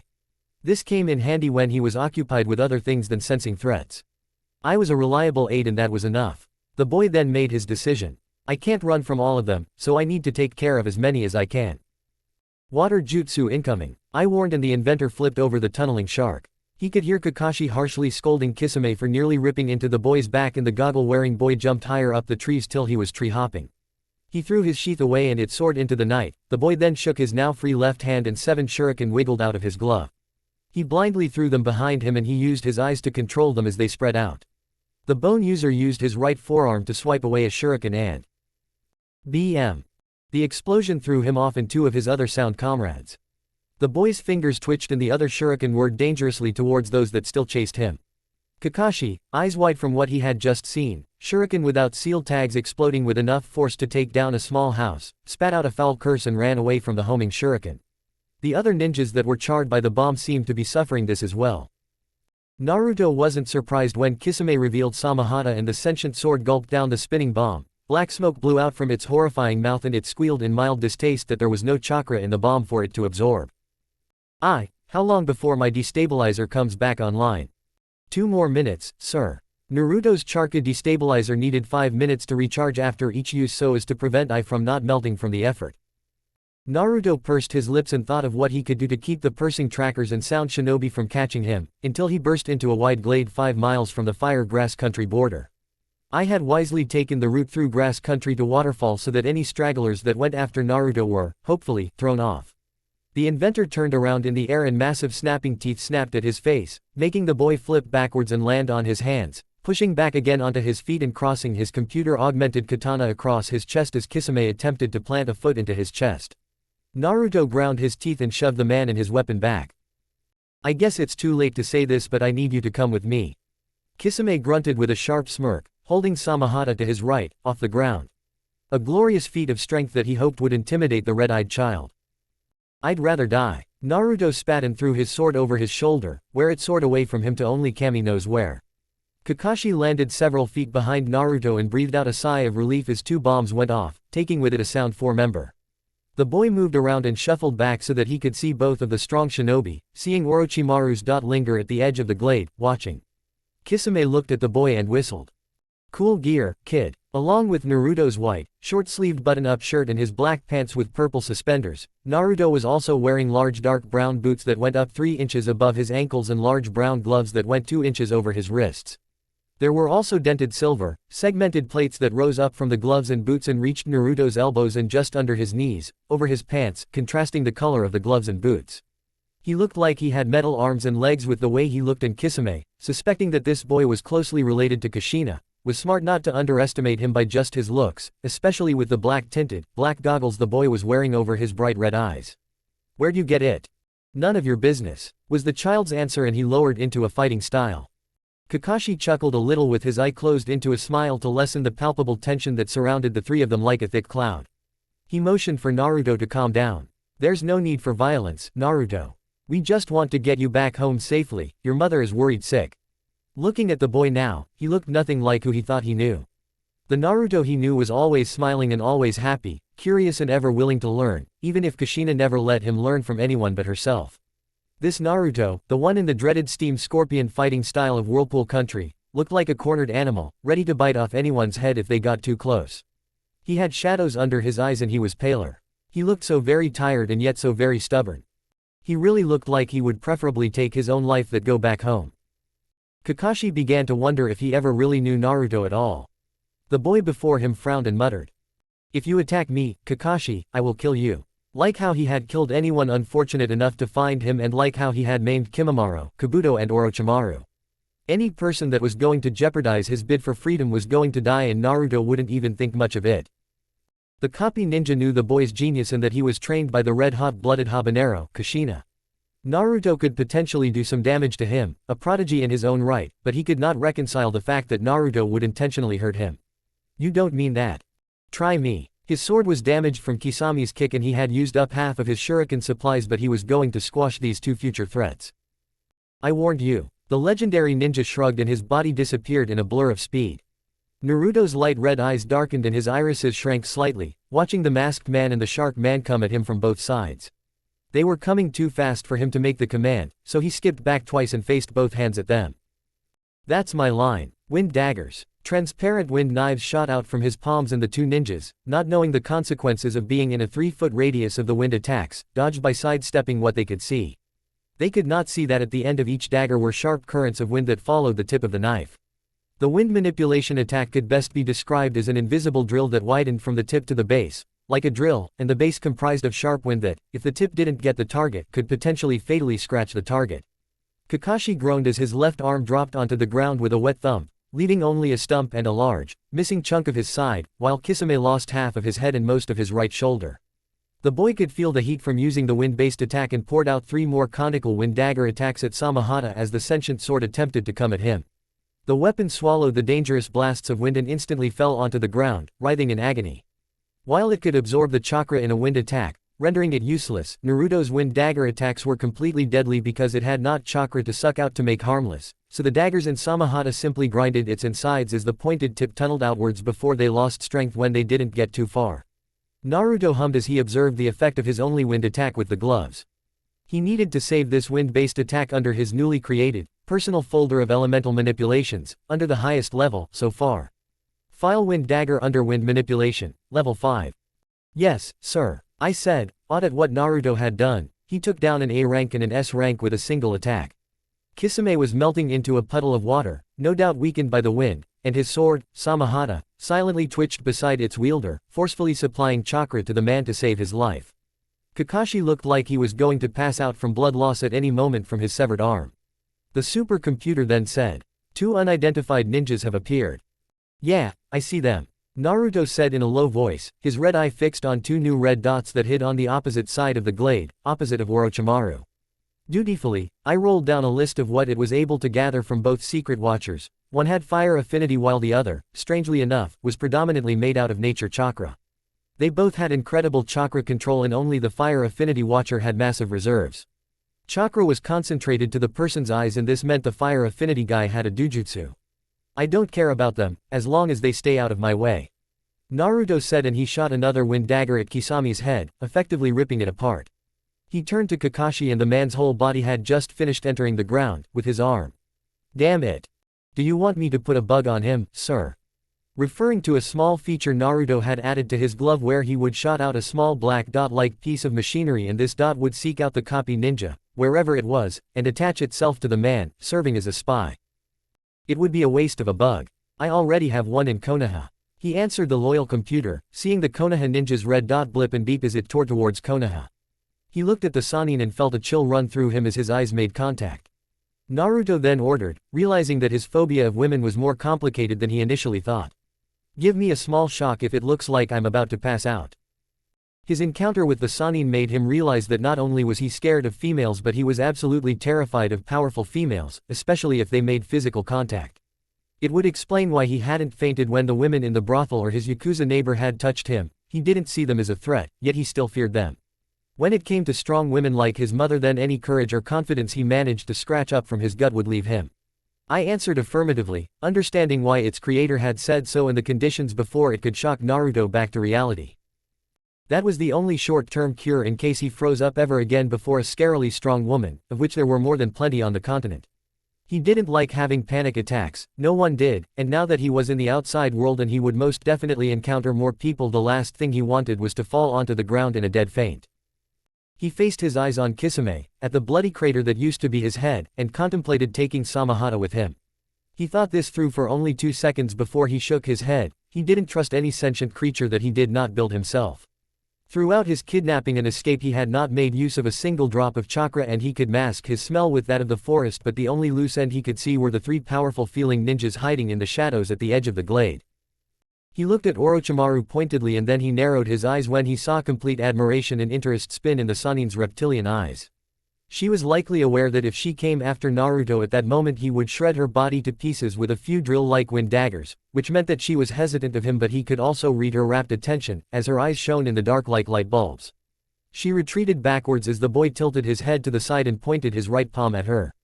When the red dot on the flat map of Fire Country symbolizing her went backwards to scrap up what was left of the Sound 4 and her other subordinates, Naruto dropped his hand and muttered to Ai.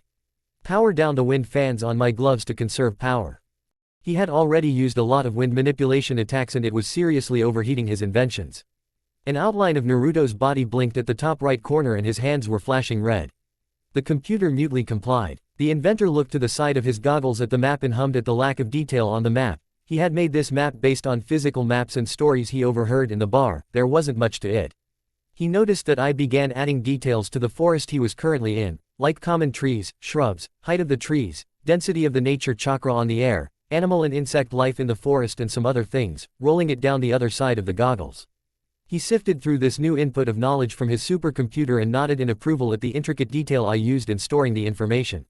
When he could, the inventor planned to build an artificial satellite or 2 that would revolve around the planet and constantly feed him data, so he wouldn't ever be caught unaware by anything or anyone. As these plans rushed through the genius's mind, he saw the fading red dots of the Sound Shinobi going away from his position. He didn't know when 30 minutes ran by of him simply standing in place and speaking under his breath, muffling his lips so that they won't be read. The 2 watchers patiently spied on him. Naruto, not to their surprise, turned around and stared directly at them for 10 long seconds before he said, "Don't follow me." I provided the clear path to Waterfall Country for its master and Naruto followed it, speaking in whispers to the computer. "I think I should change Wind Dagger to Wind Tunnel or maybe even Wind Stake." "Why, sir? My wind manipulation looks and acts nothing like a dagger but more like a drill." "Then why not call it Wind Drill, sir?" I provided and Naruto shook his head. "That's already the name of a wind release jutsu and I'm not using chakra," meaning that Naruto wasn't using a wind jutsu but wind manipulation.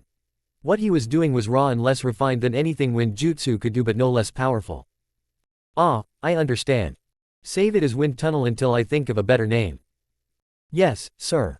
The boy leisurely jumped from tree to tree, suppressing his chakra till it could barely be felt in the choking nature chakra around him. Show me my bag. A green dot, the same color as the dot that showed him, appeared on the map at the very edge of the country, a few miles north of him. He had all of his possessions inside, the ones that could fit: clothes, shoes, soap, his toothbrush and toothpaste, his towel, his projectors, which were all folded up into 10 hand-sized cubes, 5 sets of 10 exploding shuriken and 5 sets of 10 exploding kunai, a flat, disc-shaped bomb that could level a small town, 2 tins of coffee, 2 cups, a plate and a pot, some spoons, and lastly was exactly 50,620 ryu of saved money from his former job in the brothel. Anything he forgot or couldn't pack, he could buy in Waterfall, on his way up north to Iron Country. The bag itself was altered by the boy so that it could be remotely controlled by I and him when it became too inconvenient to carry it, such as when he was kidnapped. His damaged sword and sheath were currently on the bag. When he was getting low on money, he would work as a bounty hunter, seeing as that seemed to be more lucrative than working on odd jobs. Naruto broke through the tree tops with a flip and refrained from whooping in pure joy. He inhaled and exhaled deeply, continuing his sprint. He was free, but he couldn't relax. Not yet. How's my pace? You are doing well, boss. Only an hour before you reach Shirubakawa town. Are you tired? No, I've never been so energetic in my life. The upgrade Naruto gave I concerning its memory and processing speed evolved, and the computer said, "Well done, boss." Thank you, The boy landed on a strong branch and bolted on. Gather what you can about Shirubakawa and direct me to the nearest tech store, and if they don't have one, then we'll find a place to rest for the night and move out to the next town with a tech store in the morning. On it, boss. The red-eyed boy was ready to build, and before the other nations caught wind of his escape from Konoha, he was going to arm himself to the teeth. Konoha had prevented any leak of him running away from the Namikaze mansion for years, and this information was possibly leaked out of the village to Orochimaru by an unknown spy, possibly Kabuto. Information was an important commodity, and it reached important ears at lightning speed. Countries and villages that were enemies of Konoha would look for him, no doubt about that. Just like how Naruto had hidden under the leaf's nose for 4 years and they never caught wind of him, he would hide from the world until he was well and truly ready to come out, and when he did come out he would bring hell with him. The boy snatched up his duffel bag as he passed it, running on with quick steps to the closest town in Waterfall as he broke through the border of the country. We start work on my gloves and boots as soon as we get the right supplies. Give me a list of what we need to finish the combat gloves and boots for schematic number 37, the very latest design he had for his gloves and boots. While you're at it, bring out satellite schematic number 15 and show me a list of the things I need to build it. How many satellites, sir? I said as it obeyed, showing Naruto a long list of items he needed for the plan for design for his gloves and boots, as well as guided the boy through the night towards the town. The gloves and boots idea also comprised of Naruto's latest drawing of his elemental manipulations. There was a lot going on in Naruto's goggles, and in his mind, and it was enough to dizzy anyone not used to being constantly busy. Naruto hummed with his lips pursed. 2, for now. All right, sir. Good. The genius said in a quiet voice and divided his attention between improving his latest design for his satellites and running on the red, lit-up path I provided for him. For him, multitasking like this was a gift he acquired from years of practice. One thing Naruto excelled in, besides engineering and mechanics, was hiding. Most of the countries of the planet were after his head, his blood, his body and/or his sperm, and that made hiding harder. Naruto disappeared into the night, and it would take the world 3 months before they found him again. Next time on Red Lights. Kushina's hands itched to just wring out the life from Kakashi's body, squeeze his neck until his throat popped, his lungs collapsed, and he shit in his pants. She tucked away a stubborn strand of red hair over her ear and said, her now black painted lips frowning lightly, so lightly that it didn't make a single wrinkle on the redhead's porcelain pale, beautiful face. Am I the only one that saw my son's genius? Am I the only one? She placed a hand over her heart and sighed, closing her eyes and shaking her head forlornly. Am I the only one that saw this coming? The boy felt a smile tug onto his lips when he saw the S-rank sections of the bingo book. Naruto would be a great asset to the Akatsuki. The leader of the Akatsuki hummed and said, do we know where he is? Chapter 5. Kushina Uzumaki tutted with a straight face as she leisurely walked at the foot of Kakashi's hospital bed. Excuses, excuses, excuses, the copy ninja swallowed at her gradually darkening tone and forced himself to stay upright in her presence. Despite the painkillers he had taken and the successful surgery to fix his arm back, he could not help but feel like a speck of dust in this woman's presence. She shook her head in disappointment, after hearing the detailed report on his failed mission to retrieve Naruto. She lightly waved her right hand by her ear and cocked her head to the side in faux confusion. All I'm hearing are excuses. The room was choked full with the woman's special brand of killer intent. Dark red air, invisible to the naked eye but very much aware to sensors of all kinds, ebbed from the woman's calm body, like a deadly mist of chakra that, when inhaled, would burn the victim from the inside out. This air did not thin out too much as it went around the room, creating nightmarish creatures hidden behind the woman's controlled mind, showing images of what she truly wanted to do to Kakashi if not for the fact that anyone outside would hear the man's screams for mercy. Her red hair remained straight and neat, tied up in a ponytail, and she was fully garbed in her ninja gear, but the copy ninja, in spite of all of his accolades, could not hold down the chill running up his spine as her purple gaze turned to him and turned up in a smile. All you giving me are excuses. She looked genuinely confused as she said this, and her eyes closed, as if she was trying to understand something. It was simple really, track my son down with Kisame and bring him back safely, that's all you had to do. Her eyes opened and there might as well have been horns on her head and fire spinning around her feet, for the woman smiled at him with such warmth and motherly joy that the killer intent increased. Why did you come back, Kakashi, after fucking up so badly? My arm. Who cares about your arm? What about my son? She said, stopping at the foot of his bed and narrowing her eyes in a slight glare. Am I the only one that sees my son's genius? Am I the only one? She placed a hand over her heart and sighed, closing her eyes and shaking her head forlornly. Am I the only one that saw this coming? Kakashi's shaken mind tried to process what Kushina had said. She knew Naruto was not just an all-round genius but also a tech genius. Unknown to him, Kushina knew of the boy's hobby of reading about all things electronic, engineering and mechanics, but she just hadn't seen him build anything. Her precious child had powered through 15 editions of an engineering textbooks used by Snow Country professors to teach advanced classes when he was only 6. She didn't teach him sealing so that he wouldn't hide anything from her, but she knew he was still able to hide things from her, and no matter how hard she searched she could never find anything. One simply did not read that much on inventing technology and did apply the knowledge somewhere. The people stationed to guard Naruto couldn't care less about the boy and mechanically did what they were ordered to do by Kushina, though Naruto was still able to slip past them time and time again. The night he had escaped she was returning from a mission in Wind Country. She made sure that Minato removed Naruto's guards from the shinobi force and removed any benefit they should have been enjoying from leaving the ninja force. She was still not content with their mistake, so she lured them outside of the village and slaughtered them all, making it all look like a group suicide. Their deaths had been ruled as suicide, and Minato suspected his wife of being involved for only a few short minutes before his mind was dragged back to his office. Kushina's hands itched to just wring out the life from Kakashi's body, squeeze his neck until his throat popped, his lungs collapsed and he shit in his pants. She tucked away a stubborn strand of red hair over her ear and said, her now black painted lips frowning lightly, so lightly that it didn't make a single wrinkle on the redhead's porcelain pale, beautiful face. I'm not surprised Kisame is dead. He can't hold a candle to my boy, but I expected more from you, copy ninja Kakashi, she said in a mocking tone. Prodigy my ass. You thought you knew my boy and underestimated him because he's a child, and here you are, out of commission. The man cleared his throat. His pride couldn't take any more of her insults. If you knew this would happen, then why didn't you go after him? He pushed away her killer intent and sat forward, his eye curled up in a smile and his tone tittering. Is it because you know he'll mop the floor with you? He suddenly found her right hand around his neck and his body forced down under the weight of her heavy, suffocating killer intent. Her eyes changed to dark red and vulpine and her already sharp canines protruded down her upper lips about half an inch. Her face was twisted to look like some sort of devilish creature that had crawled out from the pits of Yomi. Her fox whiskers thickened as she forcefully summoned more and more of her unwilling tenant's chakra, and yet Kakashi could not sense even a drop come outside or a dark change in her tone. Watch your tone, Hitaki. I'll say this once and only one, never speak to me like that again. Do you understand? Yes. I understand. She released his neck and her features smoothed out once again. Her face lit up like the moon and she was back to being Konoha's most beautiful woman, sharing that spot with her longtime best friend, Makoto Uchiha. Good. I can't go and get him myself because he'll be able to sense me from a mile away. This fact bewildered the man, for he could catch a whiff of her chakra and she was standing right there at his side. He's wonderful like that. I trained him myself, remember, are you surprised? He coughed and inched away from her. She placed her hands on her hips and turned around. Soon will come by in a few hours to ask you for any information on your disastrously failed retrieval mission.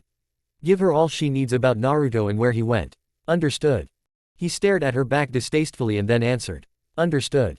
She left his hospital room with a plan. Kakashi's retrieval mission wasn't a complete bust. Not only does she now know where her precious boy was heading to and knew a small taste of what he could truly do, but the tracking seal she placed on Minato's former student had picked up plenty of Naruto's chakra before the man retreated with his dismembered arm.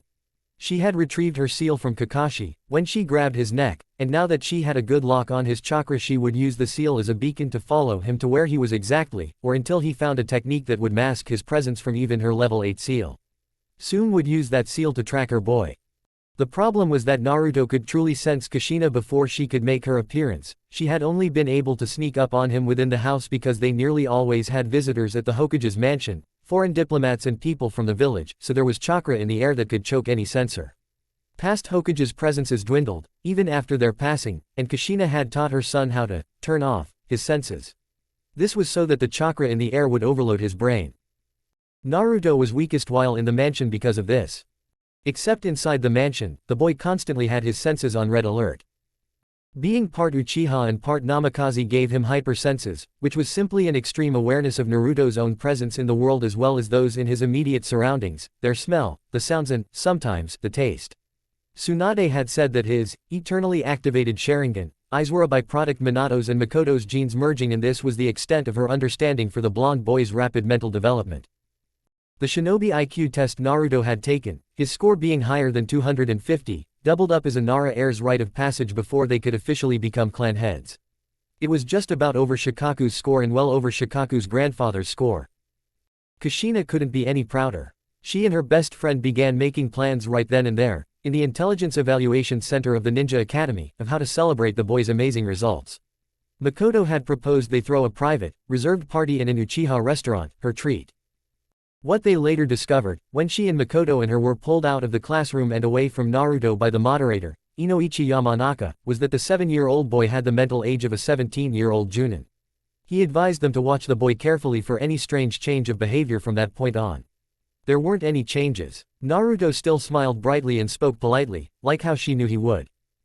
Now, thinking back on it, her son wasn't happy, not if he ran away from her.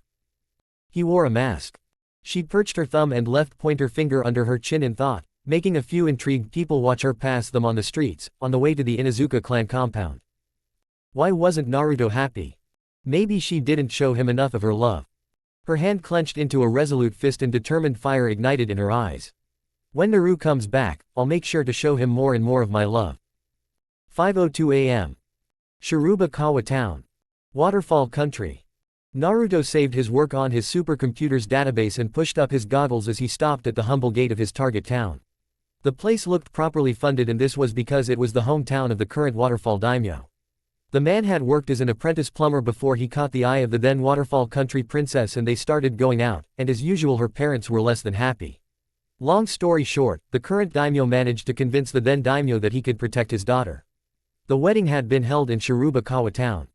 The inventor felt the cold air pass him and he nodded to the old, barely awake gatekeeper. The man looked a whisper away from death, so the boy didn't need to creep by but instinctively gave the man a customary nod of greeting. He rubbed his hands together and blew into his cupped hands. I looked at her creator worriedly. Naruto had taken off his gloves because they were constantly overheating too quickly, leaving him with just his large, clunky boots that had dented silver segments rising up from inside the shoes to a bit under his knees. Naruto walked to the side of a building, a tall apartment complex that was painted soft blue and hardly had any lights on, and he dropped his bag. It was too early for the sun to be coming up and too early for anyone to be going about any mundane, daily activity, so the gravelly streets were well illuminated with street lamps and devoid of life or even filth. The boy rummaged through his bag, snapping up his suspenders when he noticed, for the first time since Orochimaru kidnapped him in Konoha, that they weren't in place.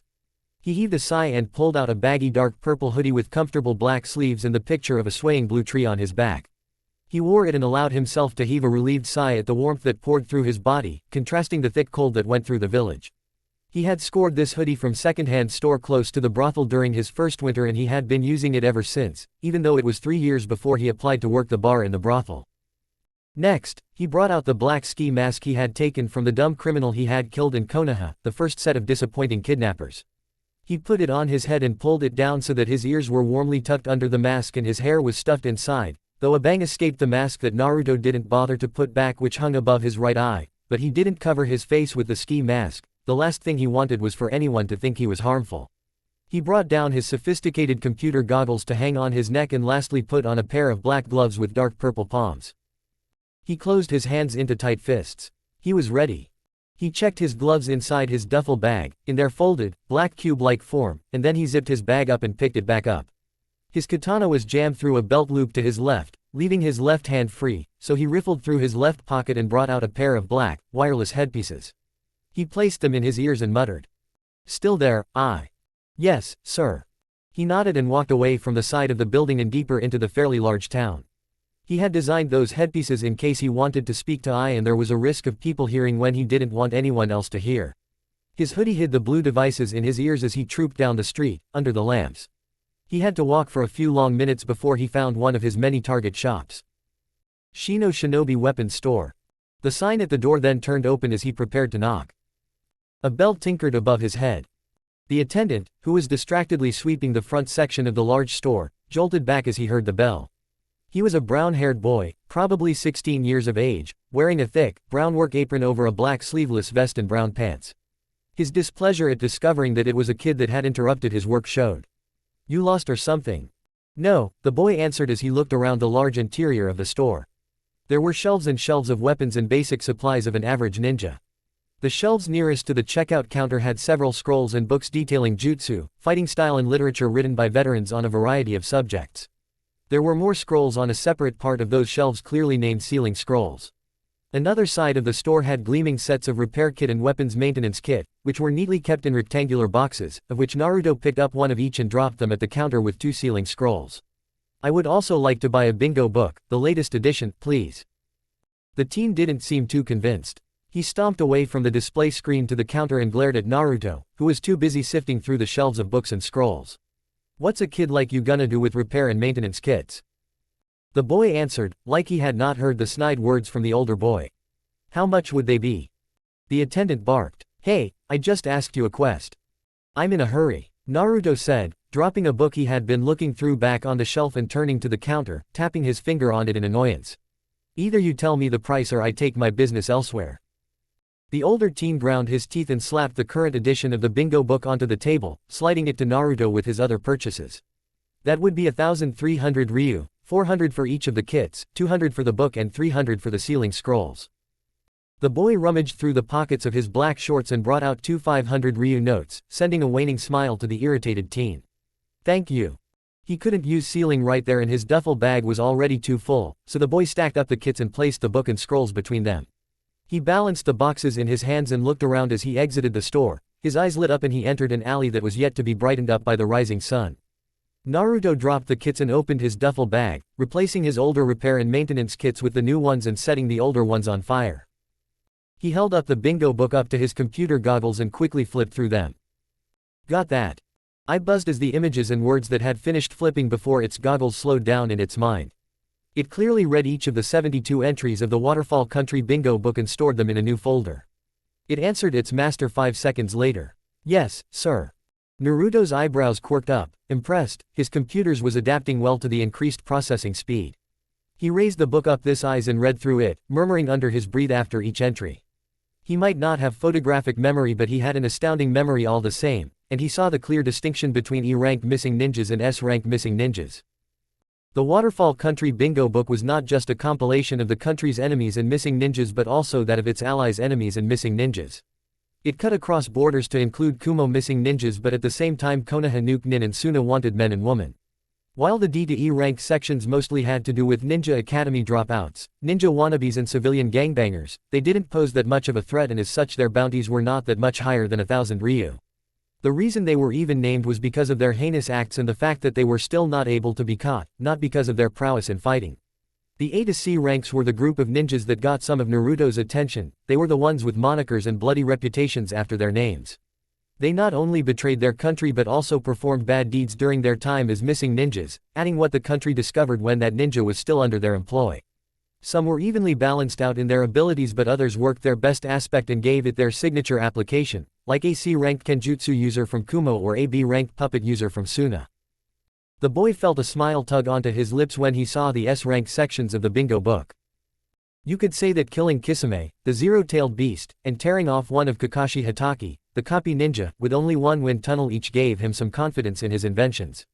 He couldn't allow this to overcome him seeing as he didn't actually match them in hand-to-hand, his sword or his ninjutsu, and only with his level 5 wind manipulation that he had removed every limiter, which would explain why his gloves easily heated up. When he was 9, his mother had judged his taijutsu to be low junin, and now 4 years after that he was fairly sure that his fighting technique was more refined. Though this didn't mean he could face an S rank with hand-to-hand alone and live to tell the tale. Yes, D and E ranks were too weak for him, that much was obvious, and maybe even B and C ranks too, but he was going to work through 20 A ranks before he would think he was ready for an S rank, and that would only be when he was in need of their bounty. He threw the bingo book into the small fire and watched the dark purple fire crackle with his burning red eyes. If he made proper use of a henge and brought in the missing ninjas to any of Waterfall Country's patrol towers, then they wouldn't really dig that deep into his background, seeing as there were dozens of freelance ninjas that weren't allied to any particular nation or village. He needed to space out how many times he brought in a missing ninja and to different patrol towers of different hidden villages so as not to gain attention from the villages.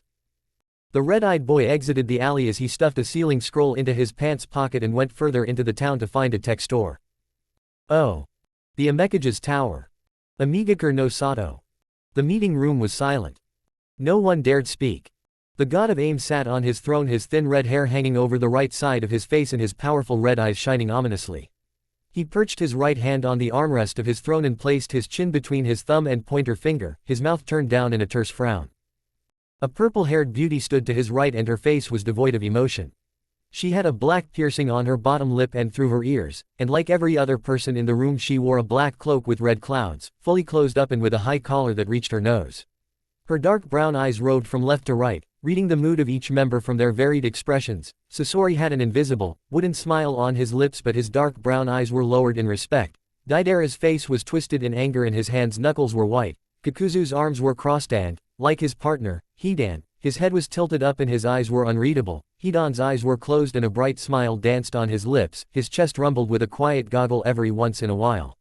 Itachi was stoic and silent, as unmoving as a rock. Tobi sniffed and his head was lowered and Zetsu's black and white face wrinkled with a deep frown. Nagato didn't look so pleased. How could he have known that the Namikaze kid could have been that strong? The boy was an unknown and was considered less than a threat, so Zetsu didn't bother keeping tabs on the red-eyed part Uchiha.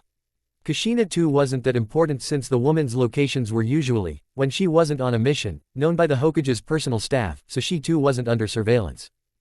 Who could have known that Naruto would one-shot Kisame and Kakashi at the same? Tobi would have stepped in and noticed anything wrong, but it had all happened too quickly. They were still in the fund collection phase of their plan, and the money Kushina intended to pay Kisame for the completion of the mission would have set them off for what they wanted to use it for. The shark man had asked Zetsu to help him locate the boy, and the plant creature couldn't find a single trace of Naruto that would directly lead him back to the runaway. It ended up being Orochimaru, a former member of the rogue organization, that led them to the boy when Kakashi and Kisame were noticing a small influx of unknown ninjas into the village. Kisami's death was a great loss to the organization. The S-ranked Kiri missing ninja was the top 5 strongest in the room, in Nagato's opinion, but one thing stood above everything in this situation. Naruto would be a great asset to the Akatsuki. The leader of the Akatsuki hummed and said, "Do we know where he is?" Zetsu was hesitant to answer. Number. Nagato wasn't surprised by that answer. Zetsu had gathered as much information on Naruto as possible after Kisame was killed. The boy had successfully stayed under the radar for 4 straight years, meaning that was the only thing Zetsu could find about the boy. Naruto was a remarkable child. He created his own wind-based attack, and that attack didn't make use of a single drop of chakra, not even a sliver, and that made the wind attack a little bit less refined and packed with pent-up, raw wind power. If Tobi and Zetsu hadn't seen it for themselves, they wouldn't have believed it. He has to be found and convinced to join the Akatsuki. Nagato rumbled and his purple Rinnegan flicked to Daidara as the Mad Bomber's head twitched with irritation. "Is there a problem, Daidara? Why do we need that little Namikaze shit anyway?" He spat venomously, glaring downwards and making sure his eyes were not looking directly on the fear-inspiring eyes of his leader. One Konoha ninja is more than enough. Here he shot a hate-filled look at the ever-impassive Itachi. The Akatsuki is down 1 member and there are no other worthy S ranks around. Naruto is the only logical choice. Daidara interjected with angry, bloodshot eyes. How could some shithead Namikaze one-shot Kisame and Kakashi? His voice echoed around the deathly silent meeting room. Sasori didn't bother trying to shut his partner up, he wanted to see how their leader was going to kill Deidara anyway. Kisame is a motherfucking S-rank. That kid is a motherfucking nobody. He made sure not to raise his voice, but his grating rage reverberated through the room. Zetsu cleared his throat and cut the tense silence by saying, "I saw it with my own eyes." "Well, you saw wrong," the irate blonde scoffed. Nagato squashed his annoyance and sat forward on his throne, making the others lean away from him and Deidara to clamp his mouth shut. The bomber submissively lowered his head and frowned to himself. "Sasori, Deidara, I want you to try and convince the boy to join us. If he disagrees, then capture and bring him back here, to aim. Use lethal force if you have to and retreat if you must." He pointedly stared at the living puppet and the man serenely stared back, unafraid. The silent message was passed between them and the older, more professional of the pair nodded in understanding at the unsaid words of the leader, dragged Deidara back alive when the situation became too hairy. He had initially wanted to send Toby to recruit the boy, wherever he was. He wanted sense to be beaten into Deidara's head, but, just to make sure, he said to Itachi. "Support them." "Okay," was the Uchiha's simple response. "If you can't convince him, then hypnotize him." 3's ranks were now on his tail and they were not going to go easy on him if he resisted. The God of Aim's plan wouldn't fail. 10:11 a.m. Waterfall Country. The country wasn't called Waterfall Country for nothing. There were a total of 39 waterfalls in the region, the most in any other place on the continent, and the biggest waterfall hid the massive, developed cave called Hidden Waterfall Village. 10 miles northeast of Shirubakawa town were a range of waterfalls, about 7 in number, and all of them were stacked on top of each other. It was considered the most dangerous place in the country because of how strong the water currents flowed from the first waterfall at the top down the very last, which was able to strip flesh from bone. No one was keen on traversing these falls, and so several signs were placed around the place to ward off any person curious enough to go near them.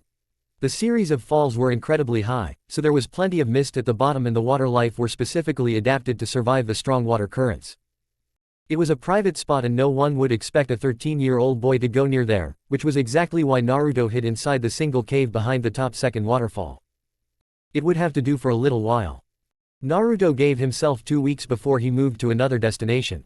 There was a loud boom from outside the cave and a circle of water opened. Naruto quickly flew through it and skidded to a stop after 3 steps. The water behind him kept falling down normally soon after the circle closed after Naruto. His boots slightly smoked with white vapor from hot wind and water and he grunted as he dropped a burlap sack onto the ground heavily. Leaves, twigs, broken branches and a few loose pieces of clothing he had found in the forest around the 7 waterfalls tumbled out from the mouth of the sack and the boy swiped his forehead with the back of his large technical gloves with a sigh. His bright red eyes looked around the cave, only being lit up by small pulsing light coming from his computer goggles, placed on his duffel bag, which was at the far back of the apartment-sized cave. He was still in his warm hoodie, his ski mask was still on his head and his gloves were still on his hands. The boy arranged the leaves on the ground into a large mound and knelt down beside it with a matchbox in his hand. He struck a matchstick and threw it into the stack of leaves and wood, gently blowing into it to get it to catch fire. He rubbed his eyes and coughed when the smoke rose up and almost filled the cave. If not for 3 small fans, Naruto had the foresight to set close to the fire, pushing the smoke out of the cave and into the water, powerfully falling down outside. No one could see the smoke or even the change of color due to the speed and overpowering nature of the water. He didn't want to use a campfire technique because it used chakra and chakra could be detected. The fans whirred gently and the boy got off his knees, slipping off his gloves and boots and neatly placing them about 2 feet away from the fire, palms down and boots upright. Leaning against his duffel bag was a new backpack he bought during his time in town. He lifted the bag up and carried it towards the fire, dropping it and unzipping it. The boy then began to patiently, slowly place all of his purchases for that day on the ground, around the fire, shuffling here and there and scratching his chin with each item he dropped. "Turn off that light." "Sure, boss." The light from his goggles flicked off and Naruto asked, "Check again if I got everything." For the 3rd time, I scrolled through the list of tools and items Naruto needed to make a better, more advanced pair of gloves and boots. A sharp beam of light shot out from the goggles and swept over the things around the warm fire, not taking Naruto into too much regard as it roved back and forth twice. "Everything is here, sir." "Perfect." His eyes sparkled with bubbling excitement as he saw the great quality tech he bought with his money, some mobile phones, a solder, extra thin wires, 4 CPUs, an array of tiny screws and screwdrivers, a large stack of metal plates, a plain white half-face mask, a pack of spray paint, 3 packs of large and small light bulbs each, 10 laser pointers, 5 speakers, 5 magnets, thick work gloves, a few leather bags, a bottle of hair dye, a guidebook of Waterfall Country and a detailed map of the country. These were the things he couldn't get in Konoha without going to a reputable store, thus getting cited. He had to stick to low quality, and that was why his gloves always malfunctioned when he used them too much. The store clerk was surprised that a henjid version of him wanted to buy so much, and Naruto ensured to use his haggling skills to drop the total price of 36,500 ryu to 30,000 ryu. His eyebrows lowered in thought and he mumbled, "I've got 20,620 ryu left, huh?" "That is correct, sir." He walked to his goggles and put them on. "All right, show me my gloves." The image of Naruto's latest design for his gloves came before his red eyes. He didn't have the time to set up his projectors to make building his tech easier, but nothing was ever easy for him. The image displayed by Ai still looked technical and as if it was projected before him, so the genius boy used his hands to expand and swipe from left to right, examining it once more to make sure he didn't miss anything, no mistakes. He wanted as little retries and failures as possible. "Let me know when it's 4 in the afternoon, okay?" "Of course, sir." I still didn't approve of Naruto's work ethic, knowing that its creator wanted to work for 6 hours straight on his gloves, but it was glad that Naruto wasn't as tense as he was in Konoha. His only hurry was to relocate from place to place. Naruto was a bit more relaxed, and so I didn't have much to complain about. "Do you also want me to keep up my sensory field?" "Sure, I only want to see schematics for my glove, so you won't use that much power." Naruto answered and trudged to the fire, picking up a mobile phone and popping the battery out from the back. Ai's sensory field was a sphere of invisible energy coming from Naruto's goggles to detect any living creature within a 5-mile radius. It sensed chakra of all kinds as well as warmth and heartbeats. Keeping this field operational 24/7 took a bit out of Ai's processing speed, especially when it was away from its primary source of power, the sun, so Naruto only turned this field on when his guard was low, meaning when he was sleeping or deep at work in his projects. The base design for his planned gloves blipped with parts he needed, and the boy craftily assembled them together, his eyes twitching from one side to the other and his hands a blur of activity. It was hard working on a project with only a fire as a source of light, but his fiery red eyes were gradually growing accustomed to the poor visibility. "Use my sword to bring over my repair and maintenance kits," Naruto suddenly said after 2 long hours of pure, single-minded, blazing work. Off by the duffel bag, Naruto's sheathed katana levitated off the ground and its pointed side gently ran through the handles of the 2 kits Naruto was talking about. It tilted itself back and the kits slid down the sheath and the sword floated to Naruto, where Naruto swiped them off the blade, muttering his thanks to his computer companion, and went back to his project.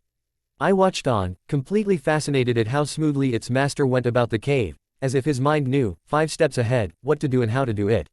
Naruto overplanned so as to reduce the risk of failure, which was why he quadruple-checked his glove and boots schematics before he even had the tools to invent them. But it wasn't only that. There was this air of comfort and peace about Naruto as he sailed around the fire, picking and dropping items and rounding back to where he was building a fresh pair of gloves.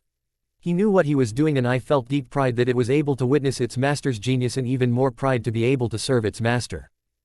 I was an artificially intelligent life form made up of complex set of numbers and an even more dizzying set of codes no one but Naruto could ever hope to comprehend, but it was still, with each subsequent evolution, gradually gaining more sentience and understanding of the world. Emotions felt foreign and new to her, though there was always a deep-seated adoration for her master that had been spinning in the computer's mind since it had first awakened. The computer's biggest fear, it realized then and there as it marveled at Naruto's determination, was that Naruto wouldn't have a need for it anymore. Its creator was smarter and wiser, and soon it would be replaced by a better AI computer, like how Naruto was replacing his gloves with a much better version. I didn't feel the dread of fear for being turned off. No. It felt a small dip in its emotion at the thought of Naruto discarding it for something else. I was about to resolve itself to be useful to Naruto until he had no more use for it, until the red-eyed boy, not sensing the internal turmoil of his digital companion, breathed out and his lips quirked down in concentration, twirling a small screwdriver in his right hand and kneeling over a small, carefully built motherboard, said, Boss," I answered after a pause. "Remind me to upgrade you when I wake up from my evening nap." Ai's mood lifted a tiny bit. "Yes, sir." Naruto had no intention of replacing Ai with anything else, and this reminder proved it. The boy would continue to upgrade his computer until I could do the upgrades itself. He took off his gloves. Naruto connected 2 wires to the bottom of the motherboard and soldered them in place, looking at them with squinted, expert eyes. He pursed his lips and blew them to get any dust off and held the 3x3-inch motherboard with his thumbs and pointer fingers at each opposite corner. The ends of the wires were connected to the bottom left side of his goggles. He braced himself and said, "Give it some power." 5 red lights on the small board beeped on, 1 light for each left finger. Naruto's eyebrows slowly lifted up his forehead and entered his hairline in anticipation, until bang! 4 of the lights exploded, leaving only the light for his left thumb on the motherboard. Naruto chuckled lightly and coughed away the smoke, waving his right hand over his face and rubbing off the soot on his cheeks. I relished Naruto's minor amusement. That went better than I expected. He dropped the board and cracked his knuckles to make sure his hands weren't damaged. He rolled his neck and pulled up the sleeves of his purple hoodie, hunched his shoulders over the board and muttered, "Let's try this again." Author's note. Instead of a next time I have a side story to fill in the gap of why Naruto didn't simply allow Orochimaru to take him to sound and why Naruto wouldn't have stayed there anyway. It starts off from where I left off in chapter 3. I really should have put it in the immediate last chapter, looking back on it, but, as dumb as this sounds, I was too lazy to put it down and also I forgot. Side story. Flashback. I could not disobey its master, though it still futilely objected to the second part of its master's plan. "Boss, this is a bad idea." Naruto blinked once, mildly interested that I, for the first time, was commenting negatively on one of his ideas. He pinched off the fire, water, lightning and earth holographic projections of his gloves and boots and threw those parts away, where I stashed them into a compressed folder, most likely never to be seen again, asking, "Why do you think so?" "I believe that it would be detrimental to your health if you continually tax your body as you look for these perfect kidnappers," I said with wavering sureness. The computer's metallic voice cleared its non-existent throat, surprisingly, and went on. "Would it not be better if you allowed them to take you to sound and stayed there as a ninja? You would have the protection of a Sannin and his subordinates, and hidden sound is still a village that cannot be precisely pointed out on a map. Your location would be secure." The red-eyed boy sighed and rubbed his eyes. Besides the fact that Orochimaru is abundant with enemies, of which Konoha is the foremost, and the bigger fact that if Konoha ninjas find out that I'm no longer in the village, which won't take long if my mother continues hiring outside trackers, they would find sound. There is one massive reason I want to stay as far away from that creep as possible. "Why, sir?" Naruto answered Ai's question with a question. Why was Orochimaru expelled from the ninja force and branded as a missing ninja? The sophisticated computer could see the point its master was driving to a mile away, but it could not leave a question Naruto had thrown to it unanswered without doing a thorough check of its memory bank. He was caught. I regretted not checking itself to get its facts straight. Naruto heard the hesitation but waited for the computer to reply as he threw away bits and pieces of wiring in the holographic projection that would make the gloves clunky. Purchasing underage children from a wanted slave trader within Fire Country borders. He has been doing this for years, since his Chunin days. I had gotten this information from the lab Naruto had discovered years ago, the one he stumbled upon when he was finding a secret route out of the village. There weren't that many, but there were cages and hidden rooms that were littered with specifically what looked like children's footprints and scrawled names on the weathered rocky walls of their prisons, written with their nails. The boy could only guess that it was the only way for the prisoners to keep their hopes up, that if they wrote their names, then when people came to save them, then they wouldn't bother asking their names and just read it off the walls. Naruto had also found littered skeletons on the ground, years into decay, and that made the room reek of decomposing human bodies, human waste and death. The sigh and the stench were so bad that the inventor had to leave the building to throw up, not returning for a few days, and on coming back he had quickly scan the interior of the prison as he held his breath and ran out again before he could inhale the foul odor. Most of the skeletons were organized properly, like they were untouched, and he could see slash marks on the necks, stabs through the skull and, in 3 cases, severed spines. So the summary was that Orochimaru couldn't take them with him and he didn't want them with Konoha, so he killed them. The warehouse was a known monument that was strictly forbidden from anyone, even shinobi with Anbu level clearance, and this meant that the authorities at the time of the bust, the Sandaime and most of the council, knew of the inhumane pens children were kept in, killed in, and they didn't respectfully bury their remains. The building was kept up as a reminder of the depths humanity could reach in their selfishness. It was highly guarded, and yet Naruto had found his way in and out on 3 occasions. Naruto rubbed his nose with the back of his right hand and turned to his gloves so he could work, unsatisfied with where I had stopped to report. Keep going. He also took children from villagers. This information was gathered from what he had overheard during his 1 year as a street rat. Naruto hummed. And what did he do to the children he took and purchased? The inventor urged. He experimented on them. And, the boy interrupted, stopping his work altogether and clenching his hand, he slowly placed his tight fists on the desk and narrowed his eyes at his gloves. I could sense the boy's discomfort. Sir. No, tell me, what did Orochimaru do to those kids? Naruto ordered in a low, tense voice. The man had been particularly proud of what he did and often wrote detailed reports of his profane acts in a partly decayed journal. The boy couldn't get past the first few paragraphs before he set the book ablaze. But I had gotten an eyeful of what was on that page and 13 more pages as the boy threw the book into the inferno. He repeatedly forced himself on them. The boy wasn't satisfied. I didn't want to say it, but the boy pressed on. He did what? He raped them, sir. Yeah, that's right. Naruto breathed out with a deep frown. He forced his hands open and flexed them, regaining control of his body again. The body-crippling panic attack he usually experienced didn't come. He wasn't angry, he was sick. The nonsense the Sandaime spat out about the will of fire made him sick, and the boy couldn't look the village leader in the eye after he found out the man left the warehouse untouched and standing tall as a symbol that Konoha wasn't the beacon of light people often thought it was. Kushina noticed the boy's averted eyes every time and stopped bringing Naruto to the Sarutobi residence a week after Naruto stopped showing real respect for the old village leader. And you want me to stay in the same general vicinity as a powerful pedophile and serial rapist that runs a village called Hidden Sound? My apologies, sir. It said quietly, respectfully. Naruto rolled his neck and got to work on his gloves. We're going with my plan. Chapter 6. Roku Hashidoro. A rank missing ninja of Kusa. A 6-foot-tall man with light blue hair said, slamming the missing ninja's face into the counter of the bounty station on the outskirts of Waterfall Country. The bounty hunter squeezed his neck threateningly when he felt the captured ninja preparing to bolt, promising a swift death if he tried anything stupid. Roku didn't need to be alive for him to collect his bounty anyway.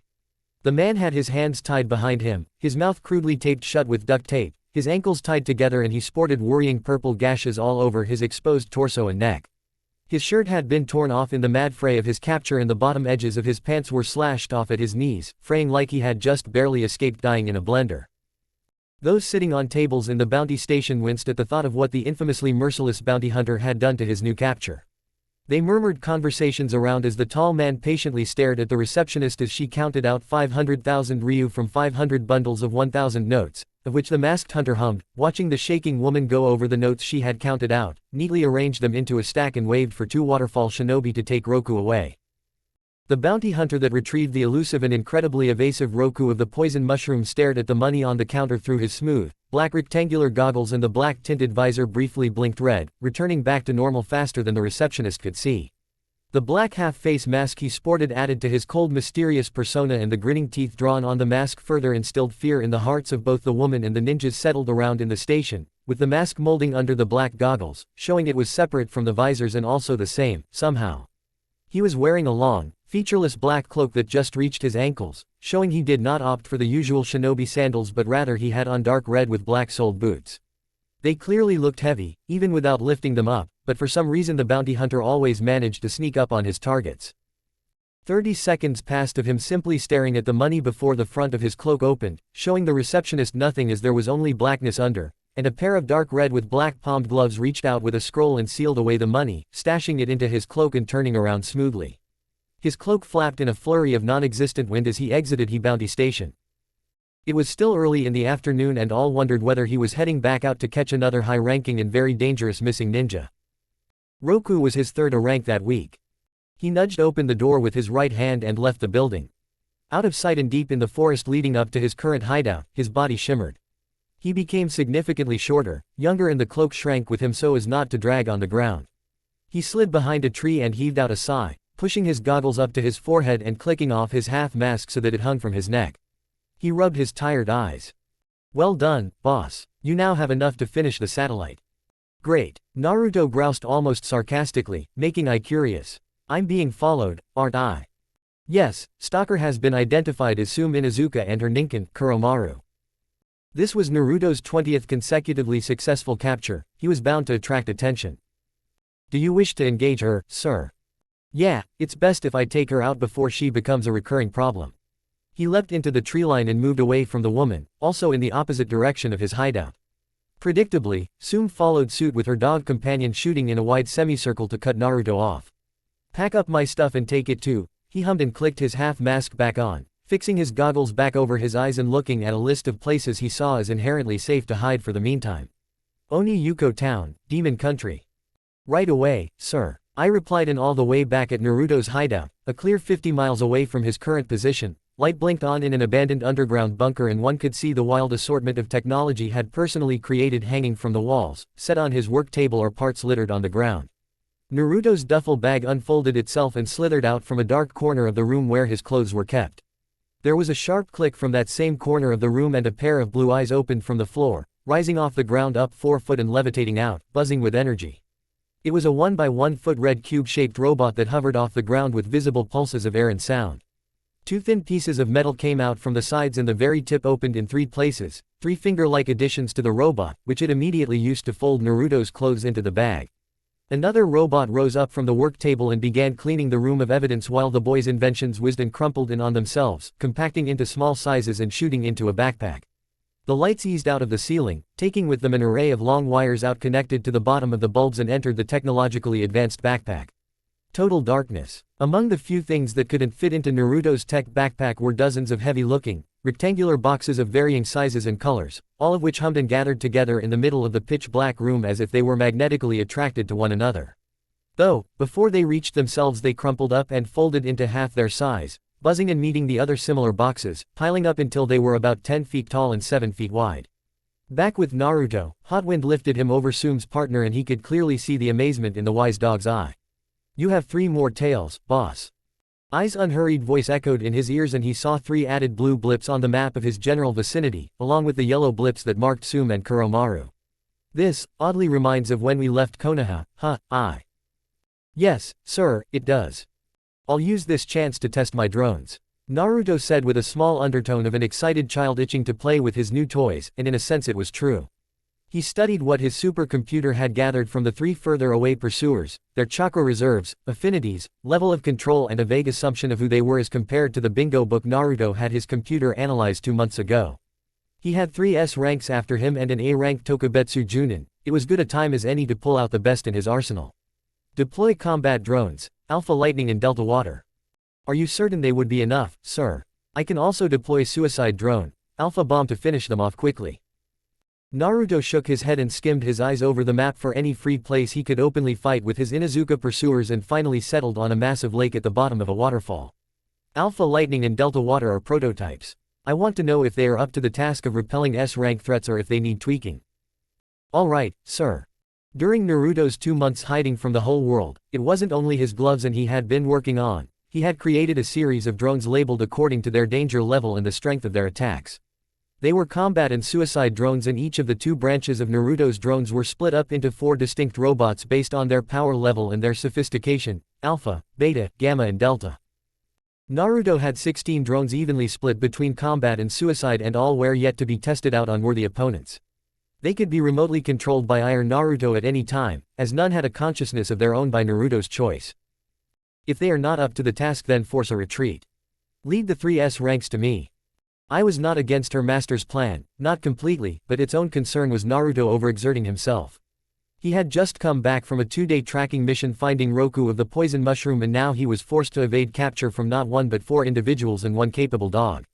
His focus was hand-to-hand during those tracking missions and now it was Naruto's chance to test his inventions. Naruto skipped onto the water, hovering with a low hum just over the surface and not using any chakra at all. He slid far away as Kuromaru dive-bombed him from above, crashing onto the water and creating a deadly shockwave. Naruto ground his teeth and lowered his center of gravity, steadying himself over the water he wasn't even touching and narrowed his eyes at the Ninken, who prowled around him with his one eye studying the genius. Naruto's goggles saw through the dog's skin, cutting into his bone and finding the dog was nursing a limp from a previous injury to his right hind leg. A potential weakness Naruto was willing to exploit. The now blue-haired boy stood up straight and cast off his black cloak, sealing it into the back of his gloves. He was wearing a short-sleeved black shirt with black shorts, his black with red palmed and soled gloves and boots only served to add to the reputation the boy had been building as a bounty hunter. His red gloves stopped 3 inches from his wrists and segmented silver metal started coming out from the gloves and crept up to Naruto's elbows, covering his elbows right before Kuromaru's eyes. Soon witnessed as silver plates of metal rose up from Naruto's boots and covered up to a bit under his knees.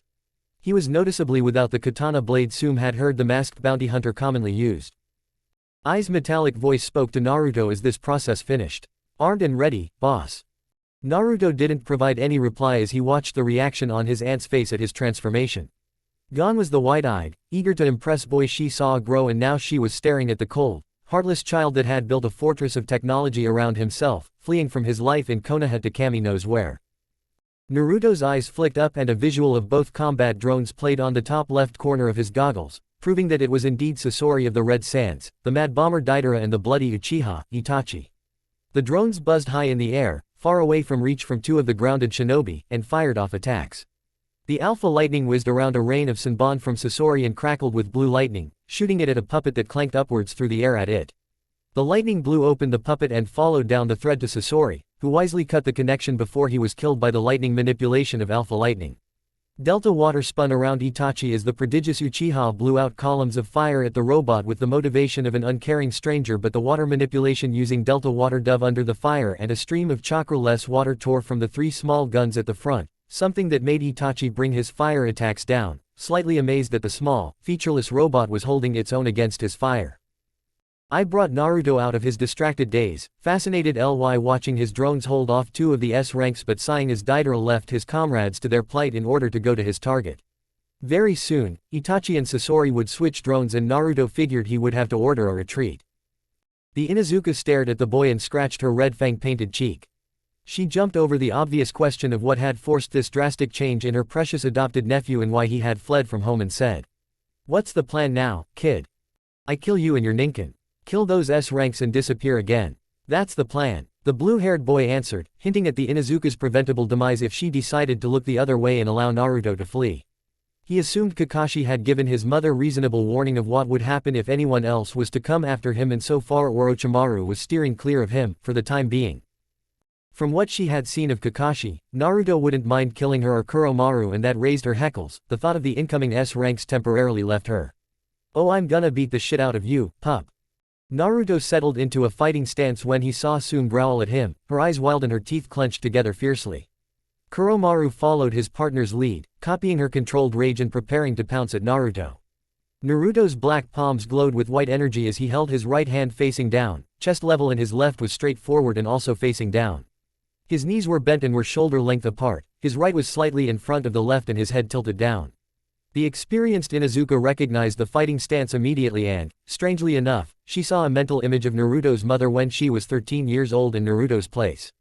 It was the fighting style Kushina had fully mastered and used during their fight during Inchunin exams, even used till that day. The steamed scorpion fighting style. Her mind didn't want to remember what the woman had done to her using the style during their match in River Country, but her body forced her to. A ruptured kidney, 4 broken ribs, a fractured femur and a dislodged lung. She wasn't sure how she had survived that fight, but it had cemented Tsume's place under Kushina. The red-haired woman was the alpha, in Tsume's opinion.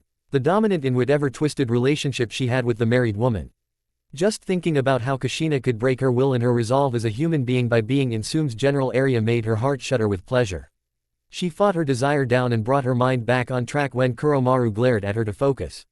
Her snarl settled back in place, but Naruto already saw the waves of emotions pass over the woman's face. He could smell her desire. I sent a small shock into his body once his eyes widened and his limbs froze in horror. The supercomputer muffled its master's voice with the technologically advanced half-mask. I need to get away from her." He looked up sharply, snapping out of his fear, when someone screamed down at him from the sky. "Die, namikaze shit." The world moved slowly as a blurry swarm of clay birds squawked down at him from the bomber, who was standing on a large drill-beaked bird. Naruto fixed his eye on one clay bird and I analyzed it, breaking it down to its very base components. Naruto raised his hands up, facing them at the swarm, and the white light glowed brighter and brighter, until Naruto muttered, "Chaos wind shock wave." The best way to describe what happened next was by saying that gravity gave out and the whole world groaned. Oh. The ground shook. The air exploded. An unseen force pressed down on them, the robots they were fighting included. Sasori's hands shook as he fought to keep himself from succumbing to the pressure, and Itachi blinked numerous times and grit his teeth in concentration, visibly fighting the force from bringing him to his knees. The robots they had been engaged with crashed into the ground and whined loudly, blaring out alarms that they were about to shut down. Then, almost abruptly, the pressure eased off them and the lightning and water-using robots wobbled off the ground weakly, sparking and squealing, shakily rising high into the air much too quickly for the two recovered S ranks to destroy them. They only saw the flying contraptions shooting southwest of them, disappearing not too long later. Their lack of chakra was clearly annoying both of the feared shinobi, and they tore towards the source of the earth-shattering shock wave. What the hell was that? Sasori asked, confused and still getting over the feeling of being pressed down by seemingly nothing. After his question was voiced, they could both think of who could possibly, according to the reports, produce such a devastating attack. Naruto's eyebrows visibly creased over his goggles as he stared at the product of the catastrophe. Maybe I used too much power. Clumps of clay fell from the sky like rain, and so did drops of water from what used to be the lake, and what was now a wide crater in the ground with a dripping source of water that used to be called a waterfall. No doubt the waterfall would recover and refill the lake, but it would take some time for that to happen. Soon groaned from the ground, where she had been standing when Naruto had thrown the wide-scale attack, and her chest throbbed. Maybe she could add this injury to the list of injuries caused by the two Uzumaki. She whimpered when she couldn't feel her limbs or her chakra, not even thinking twice to know that it was Naruto that had brought this upon her and her partner. 2 months in and he was still getting used to the increased power output of his gloves and boots, as opposed to the combat inventions he created back in Konoha, because these newer inventions were mostly solar-powered, having chakra as their secondary source of power, and it was not only lighter to carry than his older model but also sleeker. Compared to the older model, it was like Naruto was carrying nothing, and as such he would overestimate how much power he needed to push out. Naruto flexed his right hand and tightened his hold on Deidara's hair, raising the older blonde up a bit and taking off his half-mask. "You're wearing the same kind of cloak Kisame had when I killed him." The boy mused audibly, sweeping his black-tinted goggle-protected eyes over the weak form of the mad bomber. Naruto caught the man as he fell from the sky and summarily shut down his connection to his chakra with a well-placed, widespread chakra destabilizer. There was a fair bit the genius could do with his supply of tech as long as he overplanned how he would accomplish it. Like the wind shock wave that had possibly broken all of Kuromaru's bones, was a combination of wind and a wave of sound so low that it couldn't be perceived by anyone that wasn't attuned to detecting earthquakes. It had gone as far as 3 miles from his location and had broken his 2 drones, forcing them to flee early so they could be repaired by him later on. I was currently sifting through the video feed of it controlling the drones and noting down where they lacked and where needed adjustments, so Naruto pushed the drones from his mind before he could start conjuring alterations to his inventions, focusing on the limp Iwa missing ninja in his hand. Some sort of organization that is under the radar. He mumbled. Underworld. Probably. What the fuck? Deidara growled in a raspy voice, unbelievably weak and in pain at being held up by his blonde hair. Are you talking about?